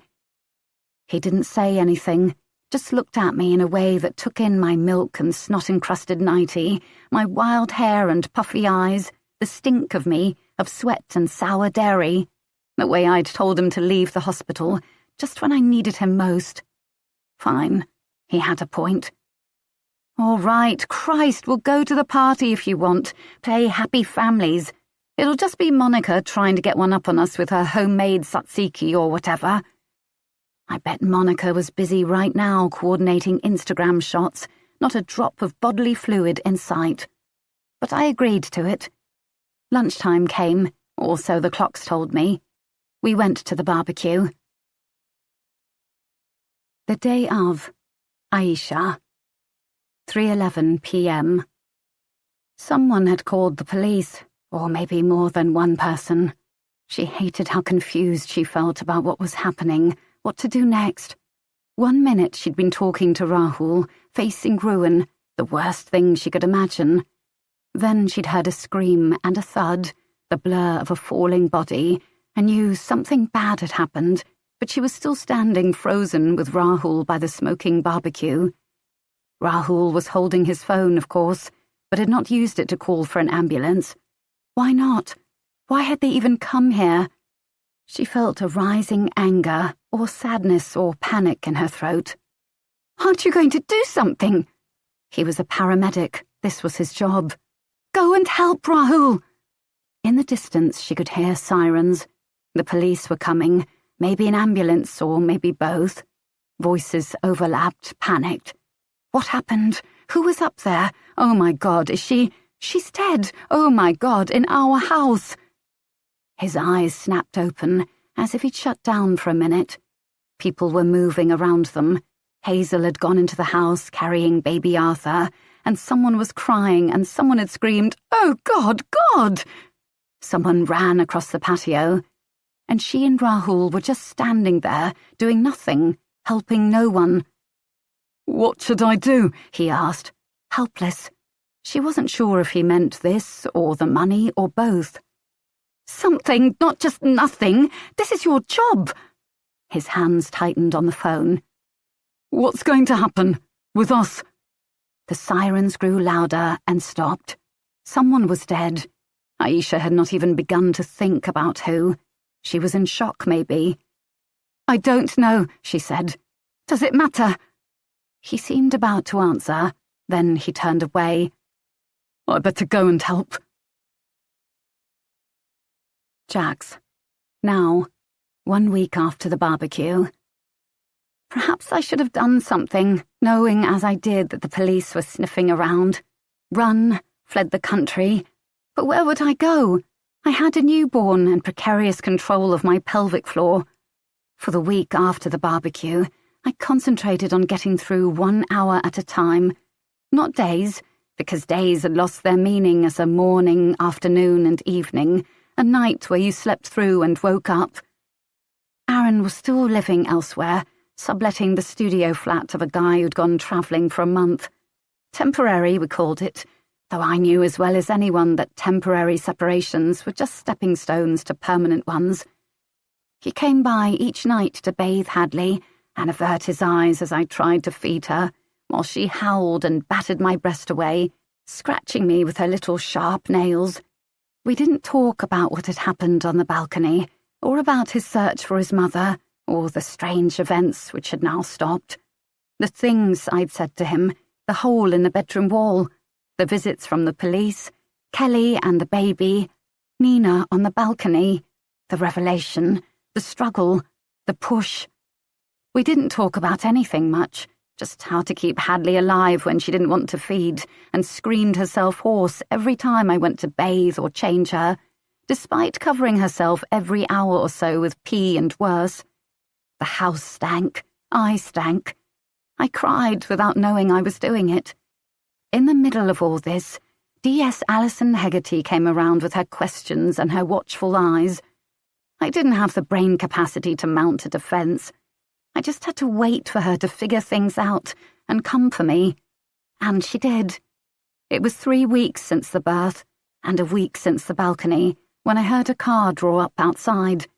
It was 2 in the afternoon, though this meant nothing to me. I'd last slept an hour before, for 10 minutes on the sofa. I'd last showered almost 3 days before. I'd last washed my hair for the barbecue. I heard the car, then the footsteps on the path, and I knew the doorbell would ring, and I waited, and it did. They were here. Alison. Aisha and Rahul had confirmed what Kathy and Chloe had both said. Nina was on the balcony right before the fall with Aaron and Jax. Nina was up there first, Aisha had volunteered. Then Jax and the baby. Then I think Aaron got a text or something. I remember Rahul thought it was his phone. They had the same tone. And he jumped, and then Aaron sort of ran off into the house. Did you see what happened next? No. Rahul and I were talking. We weren't looking, until we heard the scream. A significant look passed between them. Rahul cleared his throat. The sound of his voice came as a surprise to Alison. It was much more confident than before. I have some gambling issues, he said. Like you guessed. I owe some money. That's why what we were talking about. I'd been hiding it from Aisha. I've told her everything now, even about the caution I got. But I promise neither of us had anything to do with the fall. Aisha looked anxious. Poor Jax. She won't get in trouble, will she? I always liked her. I'm sure it was just an accident. She would get in a lot of trouble if Alison had anything to say about it. You should have told me this to start with. It's very serious withholding evidence. Aisha bit her lip. I know, but we weren't sure, you know. We only knew they were up there, and she's just had a baby. All right. If you need any resources to help with gambling debts, I can suggest some. Rahul's head was bowed, ashamed. Thanks, he mumbled. I'll get it sorted. Back to their car, closing their doors with pleasing matching clunks. Diana mimed a clipboard. Tick and tick. Next up was Monica Dunwood, who they caught in the middle of doing Pilates in front of the TV, in yoga pants that Alison knew cost £100. No sign of Chloe or the baby. What do you want now? Is it about the rockery clean-up? That bloody rockery. Just some clarifications. They got little more from Monica. Chloe had been sick all term, she maintained, and she'd sent the note, but the stupid school had lost it. She was, however, keen to agree that, yes, Jax and Aaron had been on the balcony with Nina before the fall. I mean, I didn't see for sure. I was in the kitchen, but when I went upstairs, they were there, and Kathy. No one else? She flexed her hamstring. No one else? And why did you not mention this before? Oh, I don't know. Like I said, I didn't see anything, and of course one doesn't like to incriminate people. Alison could have said something to her about withholding information, but decided it wasn't worth it. And hopefully, after today, She'd never have to see Monica Dunwood again. So there it was. 5 witnesses had confirmed who was on the balcony, plus the DNA results and the hair analysis, which showed the strands in Nina's bracelet belonged to Jax Colville. More than enough for an arrest, and she couldn't wait to see Colette eat her words about this being a simple accident. She swung away from the curb. God, I feel like Mulder and Scully today. Who? Alison shot Diana a look. If you try and tell me you're too young. Only kidding. Bags me be Scully, though. The day of. Jax. 2:57 p.m. The party had felt like a series of shocks, each one worse than the last. I wanted to go, but Aaron had disappeared again, so I'd taken Hadley upstairs to cool her down. Guiltily, I saw she did look red. I'd left her too long in the sun. My mother had been right. I wasn't coping. I was messing this up. In Monica's upstairs bathroom, shockingly tidy, I splashed water over the baby at the sink, making her flinch and cry. I was close to crying too. I'm sorry, darling, I'm sorry. Why'd I thought I could do this? After 38 years of only thinking about myself. Aaron was trying, but he was so young. Hadley cried some more. Baby, I'm sorry, I'll take you home. And when we were there, Aaron and I would have to have a serious conversation. I'd have to go to the doctor and confess I wasn't well, maybe take medication. If I was lucky, they wouldn't call social services. I went out onto the landing and saw someone hovering there, their face in shadow. It was Nina. I hadn't realised she was coming today and couldn't face her. Whether she meant well or not, she'd played a role in tearing Aaron and me apart. Now I just said, Hi, I think we need to head off. I couldn't read her expression, but no surprise there. Already? I was hoping to talk to you. Oh? Why don't we go out on the balcony? There's a nice view over the park. I hesitated. Hadley had already had too much sun, but Nina had a pull over me, or rather my craven need to impress her was strong. I followed her out, and the glass door closed behind us, sealing off sound from the house. In the garden below, I could see Rahul and Aisha, their body language stiff, like people arguing, Hazel turning sausages at the barbecue. I saw Anita head round the side of the house, and the noise of a car drawing up that must be Jeremy, returning from dropping off Kelly. I didn't know where Aaron was. The park spread out below us, and I wondered how much Ed had paid for this house, if we'd ever be able to move from my small one. Nina said, Hadley looks quite red. I know. I didn't quite realise how strong the sun was. I'll take her home and put some cream on her. You shouldn't have left her, you know. Kelly was right to pick her up. I bowed my head. I know. Nina shifted, her shadow falling over me. I've always thought it was strange, who gets to be a mother and who doesn't. Take Anita. She'd be a wonderful mum, and she can't make it happen. But here you are, and it's easy, even at your age. Our age, I should say. I hadn't known we were the same age, but that was hardly the important point to note in what she'd said. Hang on. My baby was taken from me, you know. Not because I wasn't a good mum. I mean, I was young. I was only 14, but I loved him. And that's what mattered. I'd never have left him out in the sun, and they took him off me all the same. What was she talking about? She had a child. I don't... But I swore I'd find him one day. It took 20 years, but I did. And imagine my surprise to find he's shacked up with someone my age, literally old enough to be his mother. I didn't understand what was happening. My head hurt. Maybe I'd had too much sun as well. The baby was heavy in my arms. She started to cry again, the sound ear-splitting. Nina, I don't think you should be talking to me like this. But it was feeble, because I was used to women telling me off, of course. Someone needs to, Jax, before you put this little baby at risk, before you corrupt my boy. What are you talking about? You have a son. Why did you never— How old would he be now? She said she'd had him at 14, and that she was my age. That meant— Here he is, she said, her voice glowing with pride and love, and I turned and saw Aaron at the balcony door, and then I understood. Aaron looked worried, even more so than usual. I got your text. To Nina. Is she okay? Meaning me. My head was spinning. Did he know? Was Nina really his mother? Georgina was Nina? How was it possible? Well, not really, said Nina, looking at him with her head tilted. She's no good for you. You know that really, don't you? She's too old for you. Not a good mum to Hadley. You need better, Edward. He looked so confused. So he didn't know. I felt frozen to the spot, as I had after the anaesthetic. Nothing made sense. How could she be his mother?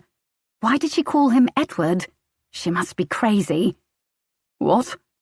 Darling, it's me. Don't you know me? She held her arms wide. I'm your mum. They took you away from me, sweetheart, but I found you at last. I didn't even know your new name. I had to pay a detective, but I found you. Aaron's frown deepened. What are you talking about? It was me who spoke.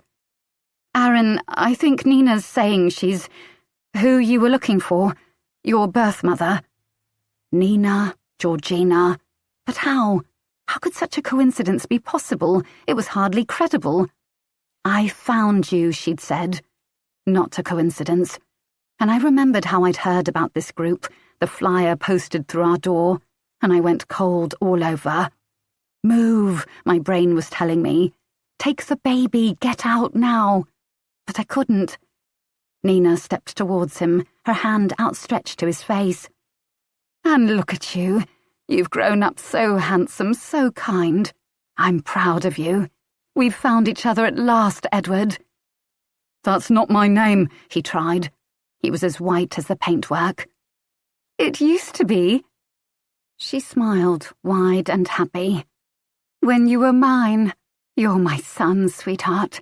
I've found you at last. Jax. Now. I felt my life had taken a nightmare turn, and I couldn't seem to get it back on track. How far back could I trace the misstep? Meeting Aaron, getting pregnant, or further back? Did I sow the seeds of this, waiting to grow up around me like a thicket, the moment I met Mark Jarvis? The detective, Alison, she was someone I might have been friends with in other circumstances. I could see us moaning about our jobs and men over a bottle of white wine. She'd be direct but kind. He's not good enough for you, love. Move on. You deserve better. That sort of friend, who buoys you up but doesn't flatter. But we weren't friends. Instead, she had come to my house and arrested me. I'd been sitting in a cell for an indeterminate amount of time when she finally came in to get me. Blue mattress, cold walls, high, dirty window.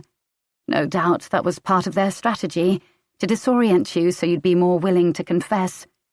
I wanted to say I didn't know what I should confess to, but I did. The guilt was scrawled across my face like lipstick on a mirror. She knew it and I knew it. Jax.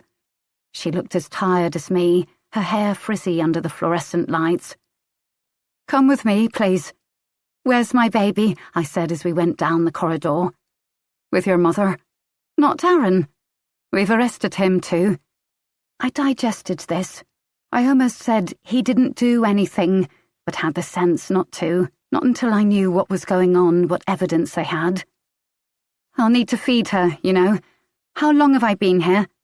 40 minutes or so. It had felt longer. Well, she'll need a feed in an hour or so. All right, noted. She sat down opposite me, fixed me with some intense eye contact. She said some things about being under caution and having a lawyer if I wanted, and switched on a tape machine, and it was all so much like the TV that I could hardly take it in. Do you know why you're here, Jax? I thought about blustering it out, but I knew I wouldn't be here unless she had some pretty compelling evidence.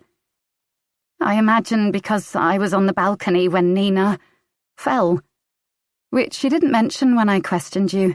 In fact, you lied about where you were. I didn't want you to get the wrong idea, which would be... She put her elbows on the table, leaned forward.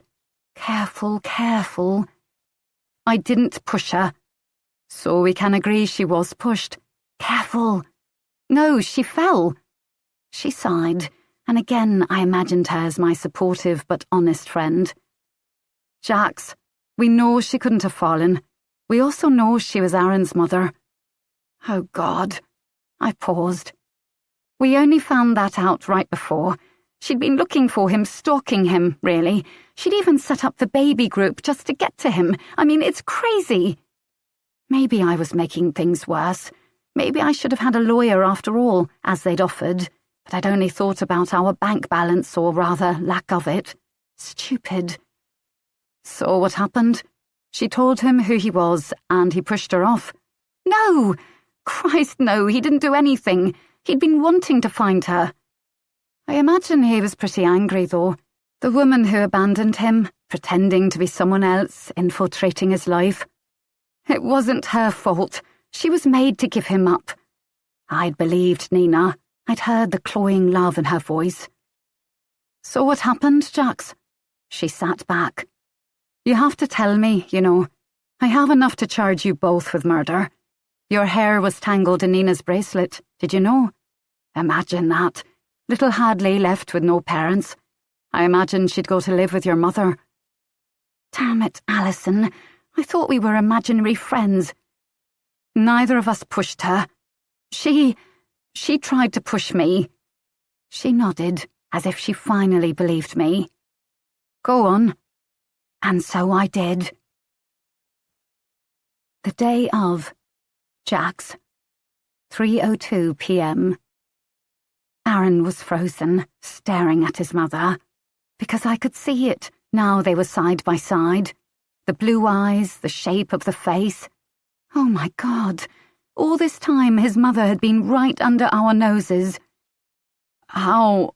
I don't understand, he managed. I've been looking for you, and you've been looking for me, haven't you? Of course, I've changed my name, so I couldn't do it through official channels. But I found you. A little note on Facebook, of all places, just the tiniest reference to you in among all that rubbish. And imagine my shock. You're about to be a dad yourself. With a woman my age. She's my age, Edward. He couldn't have known, but the thought did blaze across my mind like a comet. Mother issues. The Oedipus complex, wasn't that what they called it? Aaron had been 2 when he went into care, old enough to have bonded with her, to have a memory of some kind. I was the same age as my partner's mother, and here we were, trapped on this balcony with her.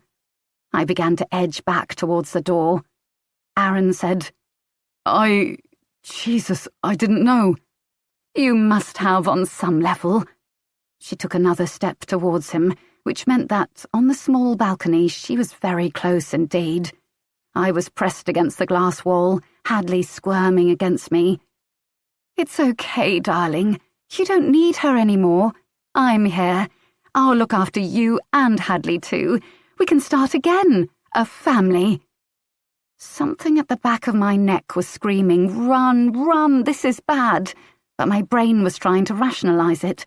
She wanted me to break up with Aaron. Well, we were well on our way to that without her help. Or, my cat, I blurted out. The milk, the car, Christ, the emails, the mailing. Was that you? Aaron looked confused. Nina tilted her head in my direction, irritated. Imagine how you'd feel if you found your son and he was shacked up with someone your age. Naturally, I was a little angry. Your office, they're quite lax, aren't they? It was easy to walk right in. You'd left your computer on, the spreadsheet open.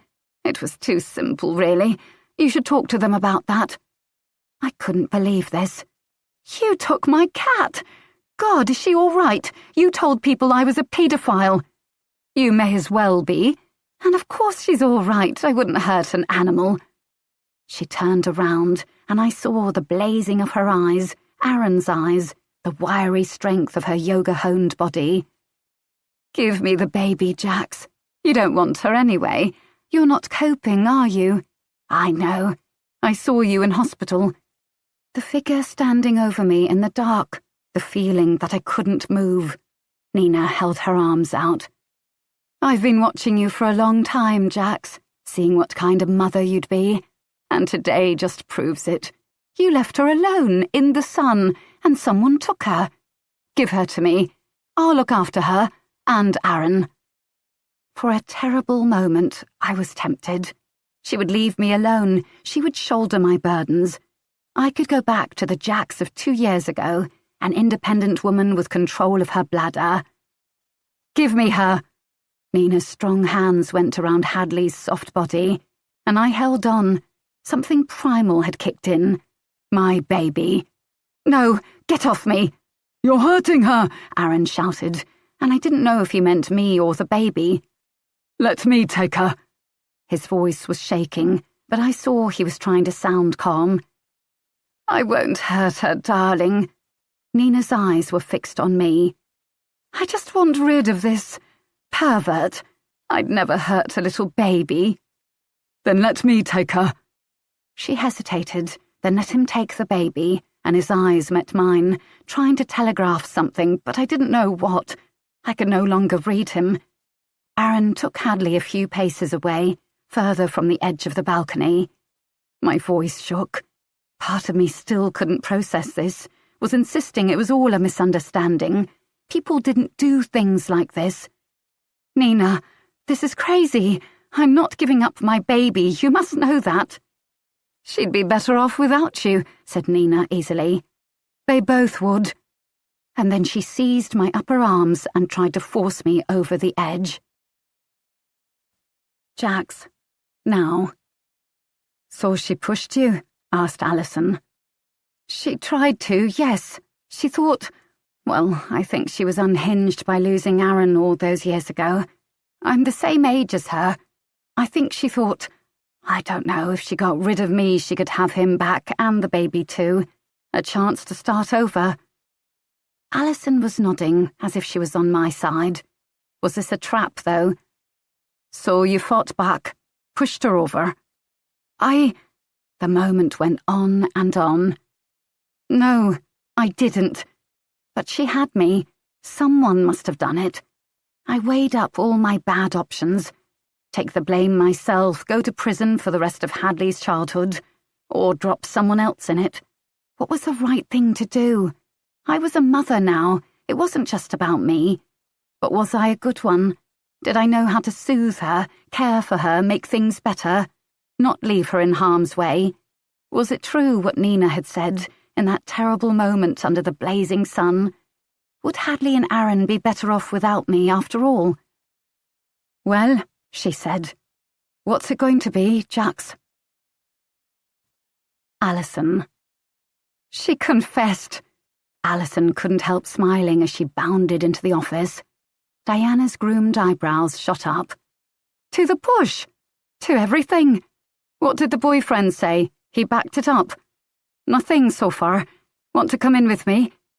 The feeling had begun to break over Alison, her favourite in the world, when the case was almost wrapped up, when the loose ends were all tied off for one glorious day, sometimes less, sometimes an hour was all you got, and the mystery was solved, justice would be done, before the next murder or rape or burglary came in, and it all started again. Colette was standing outside the other interview room, leaning back on her high heels, which Alison knew were Manolo Blahnik, and not even bought in the sale. "Jax Colville confessed," Alison couldn't help but boast. "Oh, I was going to talk to the boyfriend, see if he corroborates." "Well, there's a slight problem with that, Alison. He's confessed too, says it was him that did it, not Jax." After days of lies and obfuscations, here she was with 2 confessions on her hands. Alison slumped against the wall in the corridor, with its peeling paint and smell of old dust. Aaron Cole in one room, maintaining he had pushed Nina D'Souza, aka Georgina Partington Smith, aka his mother, in order to protect Jax and the baby. Jax Colville in the other, insisting she had struggled with Nina in self-defense, and Nina had gone over. Just when she thought she'd wrangled the case into submission, it had come back and knocked the legs from under her. How can we break them? Send them both down, Diana shrugged. Joint enterprise. They have a baby. She was inclined to save Jax. Surely a woman with no history of violence would not have done this. Whereas Aaron had punched a wall and learned moments before the fall that his long-lost mother was stalking him. But was she just biased, thinking of Jax having to give up her newborn, see her once a week at most, depending on what prison she ended up in? Murder's murder. Diana was not sympathetic. It wouldn't be murder now, most likely. There was evidence of self-defense, of provocation. All the same, time would have to be served. She honestly didn't know what to do, and so when the desk sergeant bustled up and said there was someone in reception for her, she was pleased, put the decision off for a few minutes. Under the harsh lights of reception was a girl in school uniform, along with a noisy drunk singing a Katy Perry song. It was Chloe Evans, Monica Dunwood's daughter. What the hell was she doing here? Are you all right, Chloe? You have Jax and Aaron here, right? You arrested them. I can't discuss that with you. Well, you have to. Chloe laid her hands with bitten nails on the counter. They didn't push her off, you see. It was me. I did it. The day of. Chloe. 3:06 p.m. Chloe couldn't stop crying. Someone was trying to take Isabella from her. Kathy, she saw. A group of people had gathered on the landing. Jax was staring at her, her own baby pressed tight to her chest. Aaron was staring over the balcony where Nina had just fallen, plunging over as if into a swimming pool. Hazel had just come up the stairs, holding Arthur in a sling. She fell! She fell! I know, said Kathy soothingly. But won't you give me the baby, sweetheart? Look, she's frightened. Chloe held Isabella tighter. She's fine. Her mother was coming up the stairs now, eyes flashing. You stupid girl. Chloe, what have you done? Always assuming it was Chloe's fault, everything that went wrong. Kathy said, Chloe, won't you give your sister to your mum? Chloe couldn't bear it any more. Monica didn't even love Isabella. She'd locked her up in her room most of the day, and Chloe had seen the bottle of baby Calpol on the side and knew what that meant. She wasn't stupid. She'd noticed that every other baby at this party had been crying and fussing, and Isabella was quiet and floppy. She's not my sister, she burst out. She didn't give birth 2 weeks ago. Look at her. Can't you see? All eyes swiveled to Monica, her stomach flat, her body toned. Chloe, you stupid girl, shut up, Monica shouted. I won't shut up. She held the baby close to her face, breathing her in. She's my baby. I had her, and Mum made me stay off school so she could pretend it was her. She put a pillow up her jumper. Look! And Chloe lifted her own baggy dress so they could see what was underneath, the scarring, the stretch marks, and the women there understood what it meant because they had them too. All hell erupted then, but holding her daughter in her arms, being acknowledged as her mother at last, Chloe found that she didn't even care. She'd move out, she'd manage somehow. She never had to see her mother again. And oh, the freedom of finally knowing that. Finally, she allowed herself to think about what had just taken place on the balcony a few minutes before. She had seen the 3 people out there. Nina, the instructor woman, had hold of Jax by the shoulders. Chloe wasn't sure what she was seeing. Was she trying to help her, stop her falling? But then she saw that no, Nina was trying to force Jax over the edge. The young, hot guy was holding their baby close to his chest and trying to get his arm in between them. He saw Chloe standing there and shouted, "Help! Help me! She's gone mad!" So Chloe did. With Isabella pressed tight to her body, making 2 babies and 4 people on the small balcony space, she charged out, and tried to help Aaron pull Nina's hands off Jack's. They only had one free arm each, what was holding the babies, and Nina was strong, so strong, bracing her legs against the small ledge around the bottom of the balcony, where Monica kept pot plants and tea lights. Finally, Aaron managed to get her hands off Jack's, and Jack slumped down, white and winded, but Nina was free, her hair blowing in a faint breeze, her eyes wild. Her gaze flicked to Aaron's arms. She's going for the baby. Chloe was never sure if she'd said it out loud or not, but she had seen what was going to happen, just like she was watching a film, and it wasn't right. It wasn't fair that people kept taking babies that weren't theirs, like her mother coming into the hospital that day and taking Isabella and saying she was hers, and no one had even noticed or cared. It was all too much, and she hadn't thought. She'd lunged forward at Nina, and that was that. Alison. Chloe, you need to wait. We can't talk to you like this. Alison was staring at the slight teenage girl in front of her, trembling in the cold air of the interview room. How old was she even? 15? They hadn't had time to find an appropriate adult or contact her mother, as she'd walked right up to them and started blurting out her story. Likely none of this would be admissible. But I pushed Nina. I could see she was trying to take the baby or hurt the baby, and she already tried to push Jack's. I didn't mean to do it, not really. I was just sick of people taking babies. What? Was she talking about Kelly and Hadley? Like my mum. My mum taking Isabella. Again, what? You'll have to explain more about that, Chloe, but could you just wait until... Chloe sat back in her chair. She seemed tired, but not afraid, just adrenalized, as people often are when the truth finally tears its way out of them. Isabella, she isn't my mum's. Come on, she's 44 and weighs 8 stone, like she really just had a baby. She's mine. Mum made me pretend, and to be honest, I'm sick of it. I just pushed Nina to save the baby. She looked at Alison, who was totally lost for words, eyes clear with youth. So what happens now? Do I, go to prison? The day of. Monica.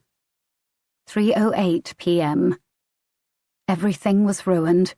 Not only had her party been disrupted by that chavvy Kelly, taking a baby that wasn't hers for goodness sake, but she was enraged with Ed for showing people his disgusting collection. But even worse than that, she herself had been exposed as a liar and a fraud, as the mother of a slutty teenager who'd got herself knocked up by some boy from a council estate. When Monica had first found out, too late to do anything about it, since Chloe had hidden her bump for months under those awful baggy jumpers she liked, she'd been thrown into turmoil. What would Ed say? He'd been reluctant enough to take on a stepdaughter, let alone a step-grandchild. She'd had to use every trick in the book to get him to commit, and he still wasn't there. Adventurous sex, helping with his career, and above all appearing perfect at all times. Having a pregnant teenage daughter was not perfect. If only she'd been the one who was pregnant, Ed would have had to marry her, and it would all have been ideal. That was what gave her the idea. Then it was just a matter of convincing Chloe, who was scared out of her wits anyway, and telling the school she had glandular fever and needed several months off. They'd asked for a doctor's note, but Monica had stalled and stalled, claiming she'd posted it and it must have got lost, that the doctor hadn't sent it. She'd move Chloe to a different school if she had to. It would be worth it, to be married again, and to a much richer man than Thomas, her ex. She'd told Chloe that Ed would put them out if he knew the truth. And with her feckless dad refusing to pay child support, what else could they do? No matter that Thomas was doing his best to support his daughter. Served him right for leaving and knocking up a 20-something. Amazingly, Ed had not noticed. Monica had never let him see her naked in the light anyway, and the stuffing she wore around her waist was simply kept on at night. She'd slept in another room for most of the pregnancy, saying she was hot and uncomfortable. They had plenty of rooms. He'd been so proud of himself, knocking her up when she was 44 and he was older. Strong lead in the pencil, eh? She'd had to pretend it was a surprise to her too, that she hadn't noticed she was pregnant for a while. She'd hinted delicately that things were not as regular as they could be. They made sure he wasn't at any medical appointments or the birth itself, which wasn't hard since he was squeamish about women's bodies and worked non-stop. It had gone perfectly. She had a pretty little girl to dress up and parade, and Chloe would be away to university in a few years anyway. Monica was even toying with making some new friends and knocking a few years off her age, since she had a little baby to back up her claims. The only difficult moment had been when Nina seemed to know. She'd leaned into Monica in that group session where they'd all been so rude about vaccines, touching her bump, and told her to be careful, that not everyone was so easily fooled. Now, standing at the top of her stairs, her hands sticky from cleaning up the melted cake because stupid Ed had left the bloody fridge open, she realised it was all ruined. These people she had met and brought to her home to be dazzled by her success, they would see her for what she was. Worse, Ed was coming up the stairs.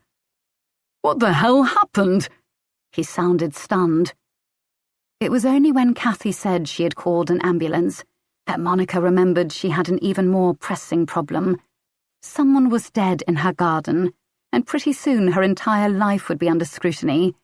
She'd had a reason to get rid of Nina herself, hadn't she?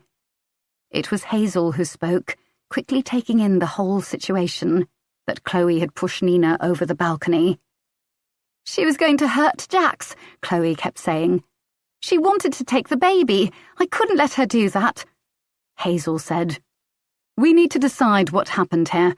Kathy's already called an ambulance. The police will come too." Monica didn't understand for a moment.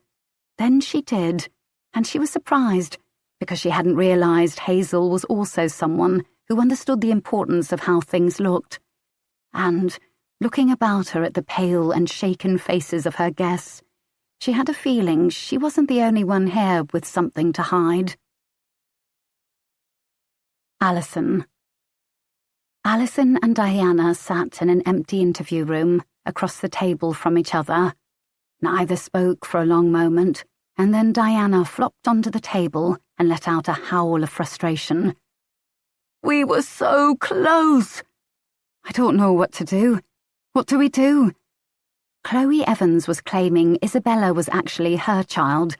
This would explain her absence from school, and Monica's lie about her wedding date, why she'd gone to such a down-market antenatal group where she wouldn't see anyone she knew. It could easily be proven with a DNA test. Chloe had confessed to the push, but maintained it was done to protect baby Hadley and Jax, so she might get off with any charge. How to prove any of it? Only the people on the balcony could say what had happened, and they'd all lied to her already. And Chloe was a child, with rich parents who could afford the lawyers. By the time Alison got a proper admissible interview set up, she might have clammed up again. "Only thing we can do," said Diana. "Question them again, all of them. Tell them what Chloe said. Ask if it's true." Alison thought about dragging herself up from the chair and walking out of the room and starting all over again. Would they really all do that, though? Lie, cover it up just to protect Chloe? None of them had even met her before. Diana thought about it. They would, maybe, if they wanted to cover something up themselves. And to be fair, it was very convincing. Everyone thought it was just an accident. Alison pushed herself to stand. "True, but they didn't reckon on us." Diana mustered up a smile. "That is very true. They didn't." One day later, Aisha. "That was the police on the phone. They're closing the case." Aisha stood in the living room watching Rahul as he held Harry, feeding him from a bottle. "Apparently there won't be any charges brought." So maybe it was just a fall. Aisha had told the police everything she knew, that Jax and Aaron were on the balcony, and that was all she'd seen. The death had always seemed abstract to her, which she was vaguely ashamed of. Oh, that's good. Yes. It was over a week since the barbecue. Since then, she had been holding her breath, waiting for a knock on the door, for bailiffs, for strangers to come and take her things, afraid to go out in case she came back and the locks had been changed. She had considered moving back in with her parents every day for a week, but was still here. Rahul assured her that between their families, the debts were paid off to a manageable level, at least for now. He'd promised to go to Gamblers Anonymous, however much shame it brought. She knew she would always be watching him, wondering when he'd slip up. That kind of problem was like a sickness. It didn't just go away. But for now, they'd witnessed a murder and not been involved. They'd swerved away from danger at the last minute, and Rahul had been leaving his phone in the other room for most of the day. She held out her arms. "I'll take him." How funny it was to look at this virtual stranger holding their baby in his arms. Maybe they hadn't known each other very well to begin with, but they had this little boy now, and that meant they were locked together forever. That meant she had to find a way to make it work for the rest of their lives. Kathy. When Kathy's mobile buzzed, Hazel gave her a quick look, and Kathy was reminded of what she'd forfeited: the right to ever hide her phone, to casually receive messages, to keep secrets, perhaps forever. Kathy was washing the dishes after their dinner of couscous and tofu, and had to take off her rubber gloves to read the text. "It's the police," she said quickly. "Jax and Aaron are cleared. They're not going to charge Chloe in the circumstances." The day before, she'd finally told the entire truth, what she saw happen on the balcony, the decision to protect Chloe, protect them all, really, by saying it was an accident. After all, Kathy had a motive to kill Nina too, didn't she? Nina had guessed her pregnancy was more advanced than she claimed, and one word to Hazel would have been enough to bring her life crashing down. Of course, that had happened anyway. Wow, I hoped that'd be the case, but you never know. Kathy wasn't sure why Hazel had so readily agreed to lie about what happened on that balcony, pretend they hadn't seen who'd pushed Nina. For her, it was self-preservation. But Hazel, perhaps it was just kindness to save ruining the life of a teenage girl. Hazel was a kind person, under all the bluster. Kathy had to remember that, and hope she'd be forgiven one day. "It's over then, I guess." Hazel reached past her to take an apple from the fruit bowl. "I suppose." The murder inquiry was over, but was it over for them? Would the lie she'd told be between them always? "So, that's good." Hazel weighed the apple in her hand, then half-turned away towards the living room. "Just one thing I want to know," she said. Kathy's heart quickened. "Oh? Will you ask Dan about his medical history, his family and so on, same as we did with the donor?" She had already promised she would never speak to Dan again, had deleted his number while Hazel stood over her. Dan might protest, but what could he do without blowing his life up, his marriage? It was harsh. Kathy felt the loss as a constant ache in her chest, but it was the only way. And she understood what Hazel was saying with this question. "I will accept what you did. I will fold it into the dough of our relationship. I will think of him as a donor only, not as your lover." "I'll have to talk to him to do that," she ventured. Hazel nodded. "Just the once, and no more." "Of course." Hazel moved towards the door. "That Scandi drama's on tonight." "Great. I'll just finish these and we can watch it." "Okay." And that, it seemed, was that. Kelly. She was grateful that someone at the police had taken the time to tell her the investigation was over, but it still meant she somehow had to get on and live the rest of her life, with no baby and no boyfriend. Funny, just 2 months ago, she'd felt weighted down by her life, stable and secure for the first time ever. Now she was single, alone, not a mum. Now she could do whatever she wanted. She'd already been looking into courses at the local uni. She kind of fancied doing something like what Nina had done. Not that Nina actually had any qualifications, or was even using her real name. Counselling, listening to people when they were desperate, helping women who'd lost babies, and still had to go out and about in the world, haunted by the ghost of someone who didn't officially exist. Kelly was thinking about all this as she got home to the little flat, with the empty spaces where Ryan had taken his staff. She knew she couldn't really afford it on her own, especially if she went to uni. She was vaguely thinking she might leave London, go somewhere cheaper. She'd be far from her mum and family, but on the other hand, she'd be far from her mum and family. As she got to her door, it was already dark, and she was taking her keys out.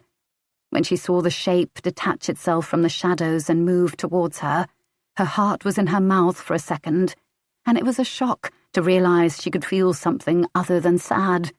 Even fear made a change. "Ryan." Sorry, didn't mean to scare you. He was wearing his Sainsbury uniform, his shoulders hunched. Her heart gradually slowed to normal. "What are you doing here?" Got a text off the police. Case is closed. "Yeah, I know." Just wanted to check you was all right. Was she all right? Would she ever be all right again? Her baby was gone, and she knew she and Ryan were done as well. She was on the verge of a whole new life, one that didn't include him. It was strange now to look at him and think how close they'd been, how she'd carried a child that was half him and half her. "I will be. Will you?" He shrugged. I'm sorry for what I did. Losing my temper. I wasn't ready for a kid. Doesn't mean I'm not sad about him. "I know." The sadness would always be there, the imagined feel of a small hand in hers as she walked down the street. But she was only 22. To the women in her group, that was nothing. There was 10 years, 15 years to think of having kids. There was a whole life to live in between. Kelly took out her keys. "Come in for a cup of tea," she said, and she knew it was the last time she'd ever see him. Anita. She and Jeremy got the text at the same time as they sat on the sofa watching the latest BBC crime drama. Now that she'd been up close to a murder herself, she'd seen how silly it all was. How much of police work was mundane, or just sad rather than mysterious. "Chloe did it. Goodness me, she's only a child. Pushed her right over, apparently." I did wonder how she'd managed to fall like that. Strange how little attention she'd paid to the murder that had taken place in front of them. So consumed had she been with the loss of Victoria. There had never been a Victoria, she knew now. There was a baby, yes, but she would be called something different, be brought up in a trailer in Alabama instead of in their nursery. And, after all, Nina had been rather unkind to Anita with her comments about adoption. It was sad, of course, that she'd died, but it wasn't all that sad. "So what now?" said Jeremy, his finger hovering over the remote control's play button. Would you want to try local adoption? She thought about what they'd been told. Only older children, only damaged ones. Behavioural issues, trauma.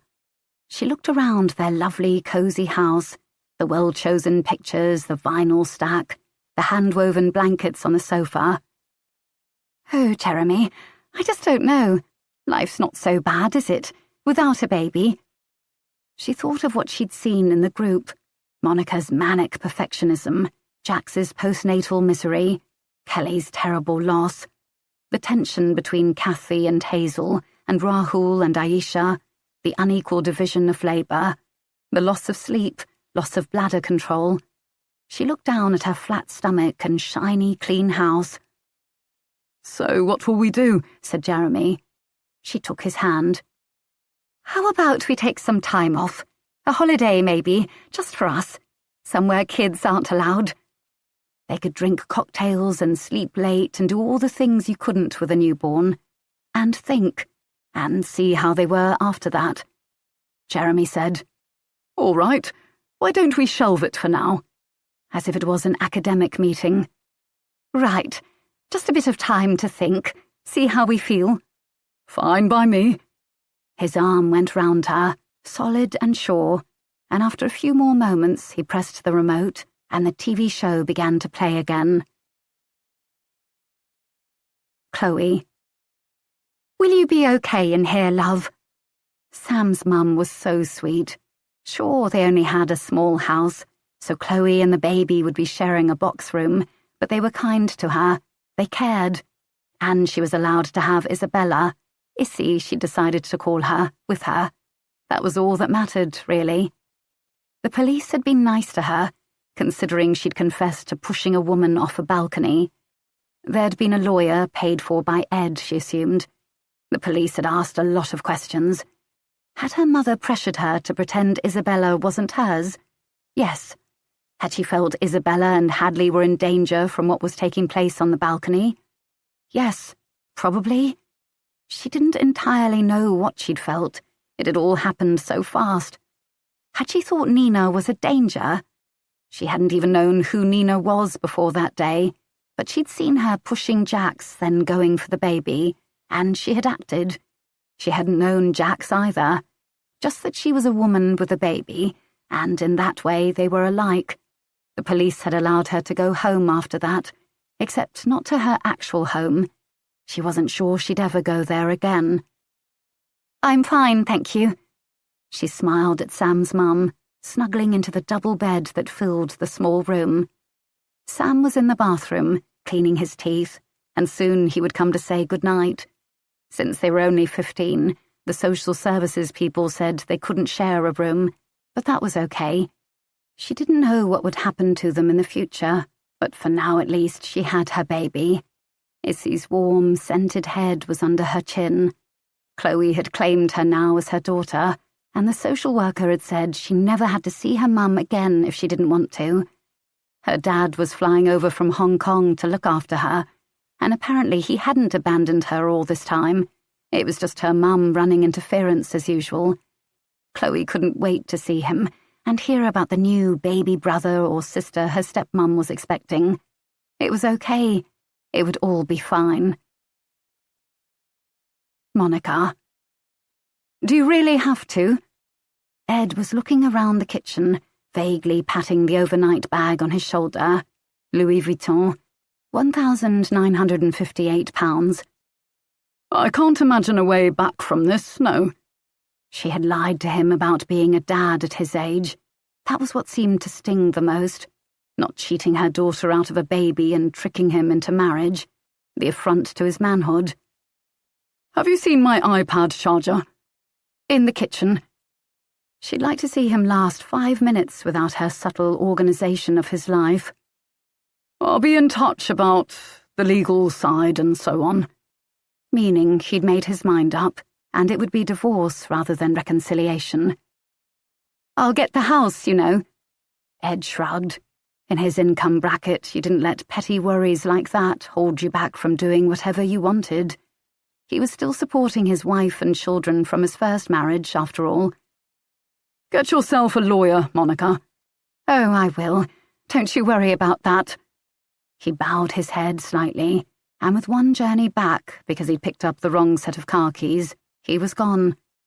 Monica stood alone in a 5-bedroom house that had recently held her daughter, her husband, and her granddaughter, who, she'd almost convinced herself, was her daughter too.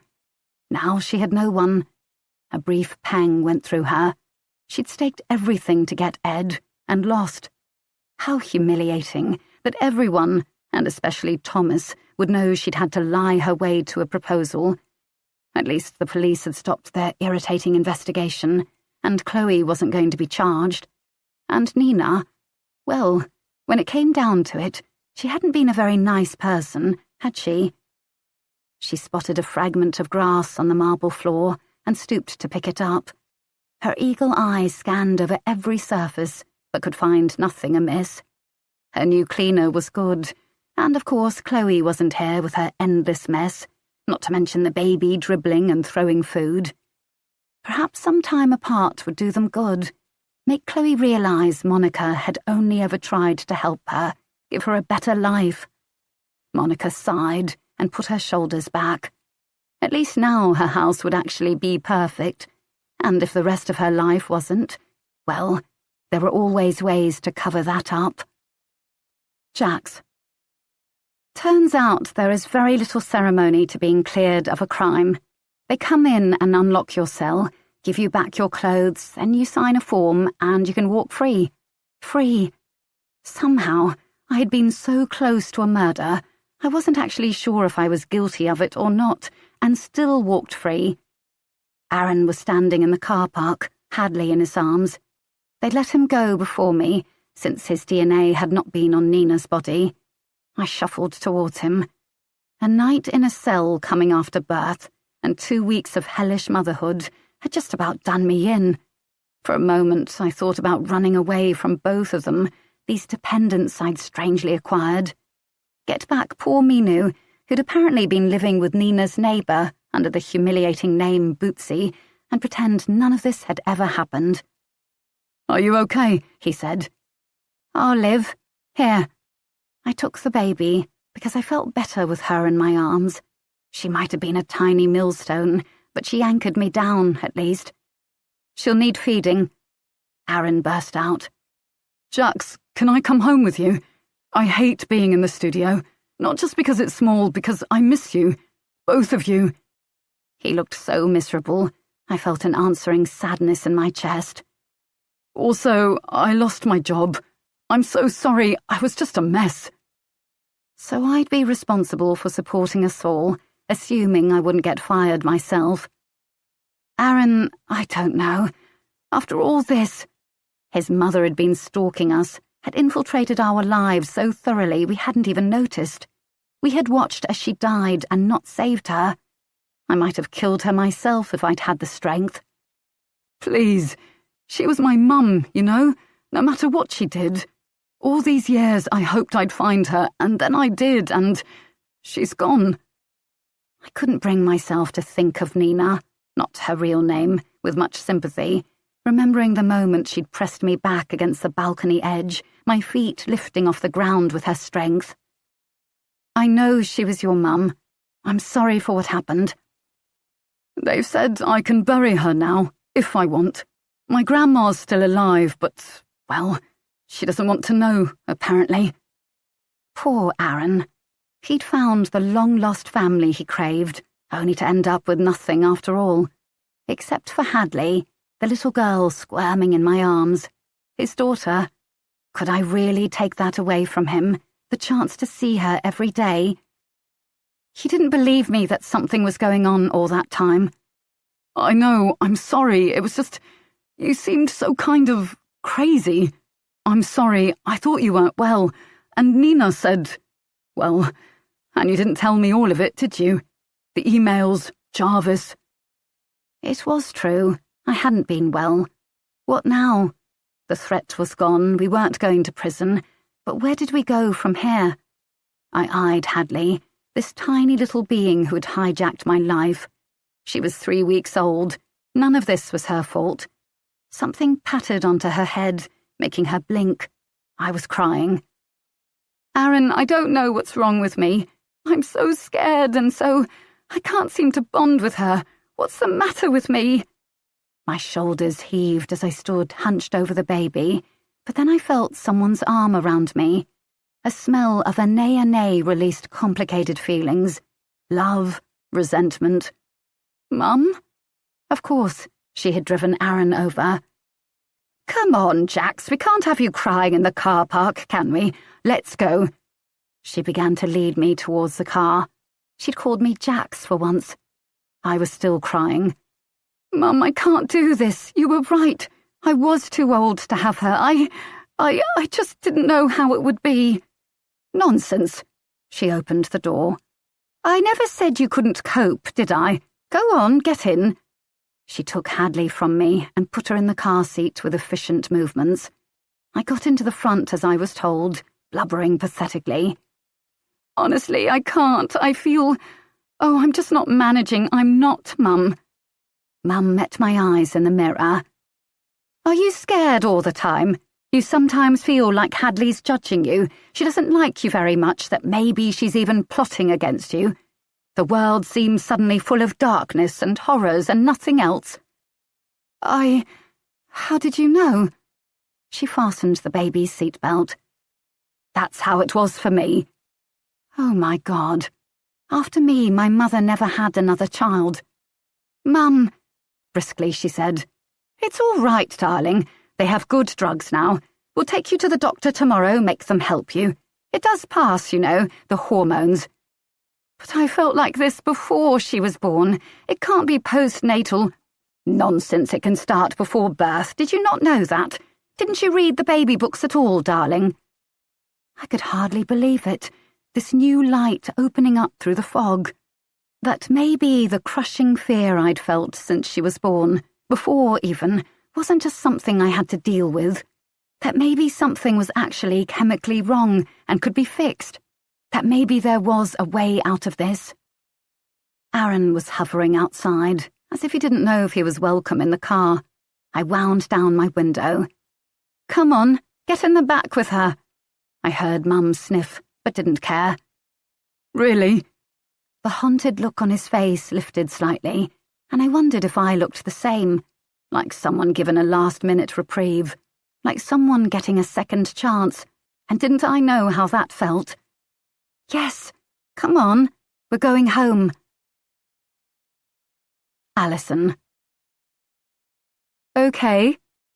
It was a different way of looking at the world, flat on your back. Alison felt pleasantly helpless, her clothes left back in the ward with her purse and ID and phone and bag. She was wearing surgical stockings and mesh pants, a gown of much-washed cotton with a gaping back, a hairnet. The anaesthetist asked her the same questions she'd been asked a dozen times. Her name and date of birth, if she had any loose teeth or crowns, if she had allergies. Someone was fiddling with her hand, attempting to get in a cannula. She knew she'd have bruises when she woke up. This was it, like taking a deep breath and diving in, unsure if you'd surface. Such an act of trust, giving herself up to the doctors and nurses, the unseen hands that would touch her and undress her and open her up to the air, the secret parts of her. Okay, Alison, start counting down from 5. The bed was moving, and she had the impression of dazzling overhead lights. When she woke up, with her laparoscopy done, she might be able to have a baby. Or it might be bad news, it might never happen, an abrupt end to a road that had already been so much longer than she'd thought. Tom would be there to take her home. Her life would be waiting for her, but at least she had solved the case. At least she knew now what had happened on the balcony on that hot summer's day, though there would be no charges brought. Chloe Evans would get off, given her youth and the circumstances, the 2 small babies present, the fact that Nina had tried to kill Jax. Most of the crimes of the group had, it turned out, not been illegal ones, just ones of the heart, which are so often harder to forgive. But at least she had. By the count of 3, she was unconscious. We hope you have enjoyed our presentation of The Push by Claire McGowan, performed by Justine Eyre. Performance copyright 2020 by Brilliance Publishing, Inc. All rights reserved. For further information concerning this program or other Brilliance audio titles, please visit our website at www.brilliancepublishing.com. No part of this recording may be played for an audience or reproduced in any form. It may not be streamed, downloaded, broadcast, or copied without written permission. Address all inquiries to Brilliance Audio, P.O. Box 887, Grand Haven, Michigan, 49417. Audible hopes you have enjoyed this program.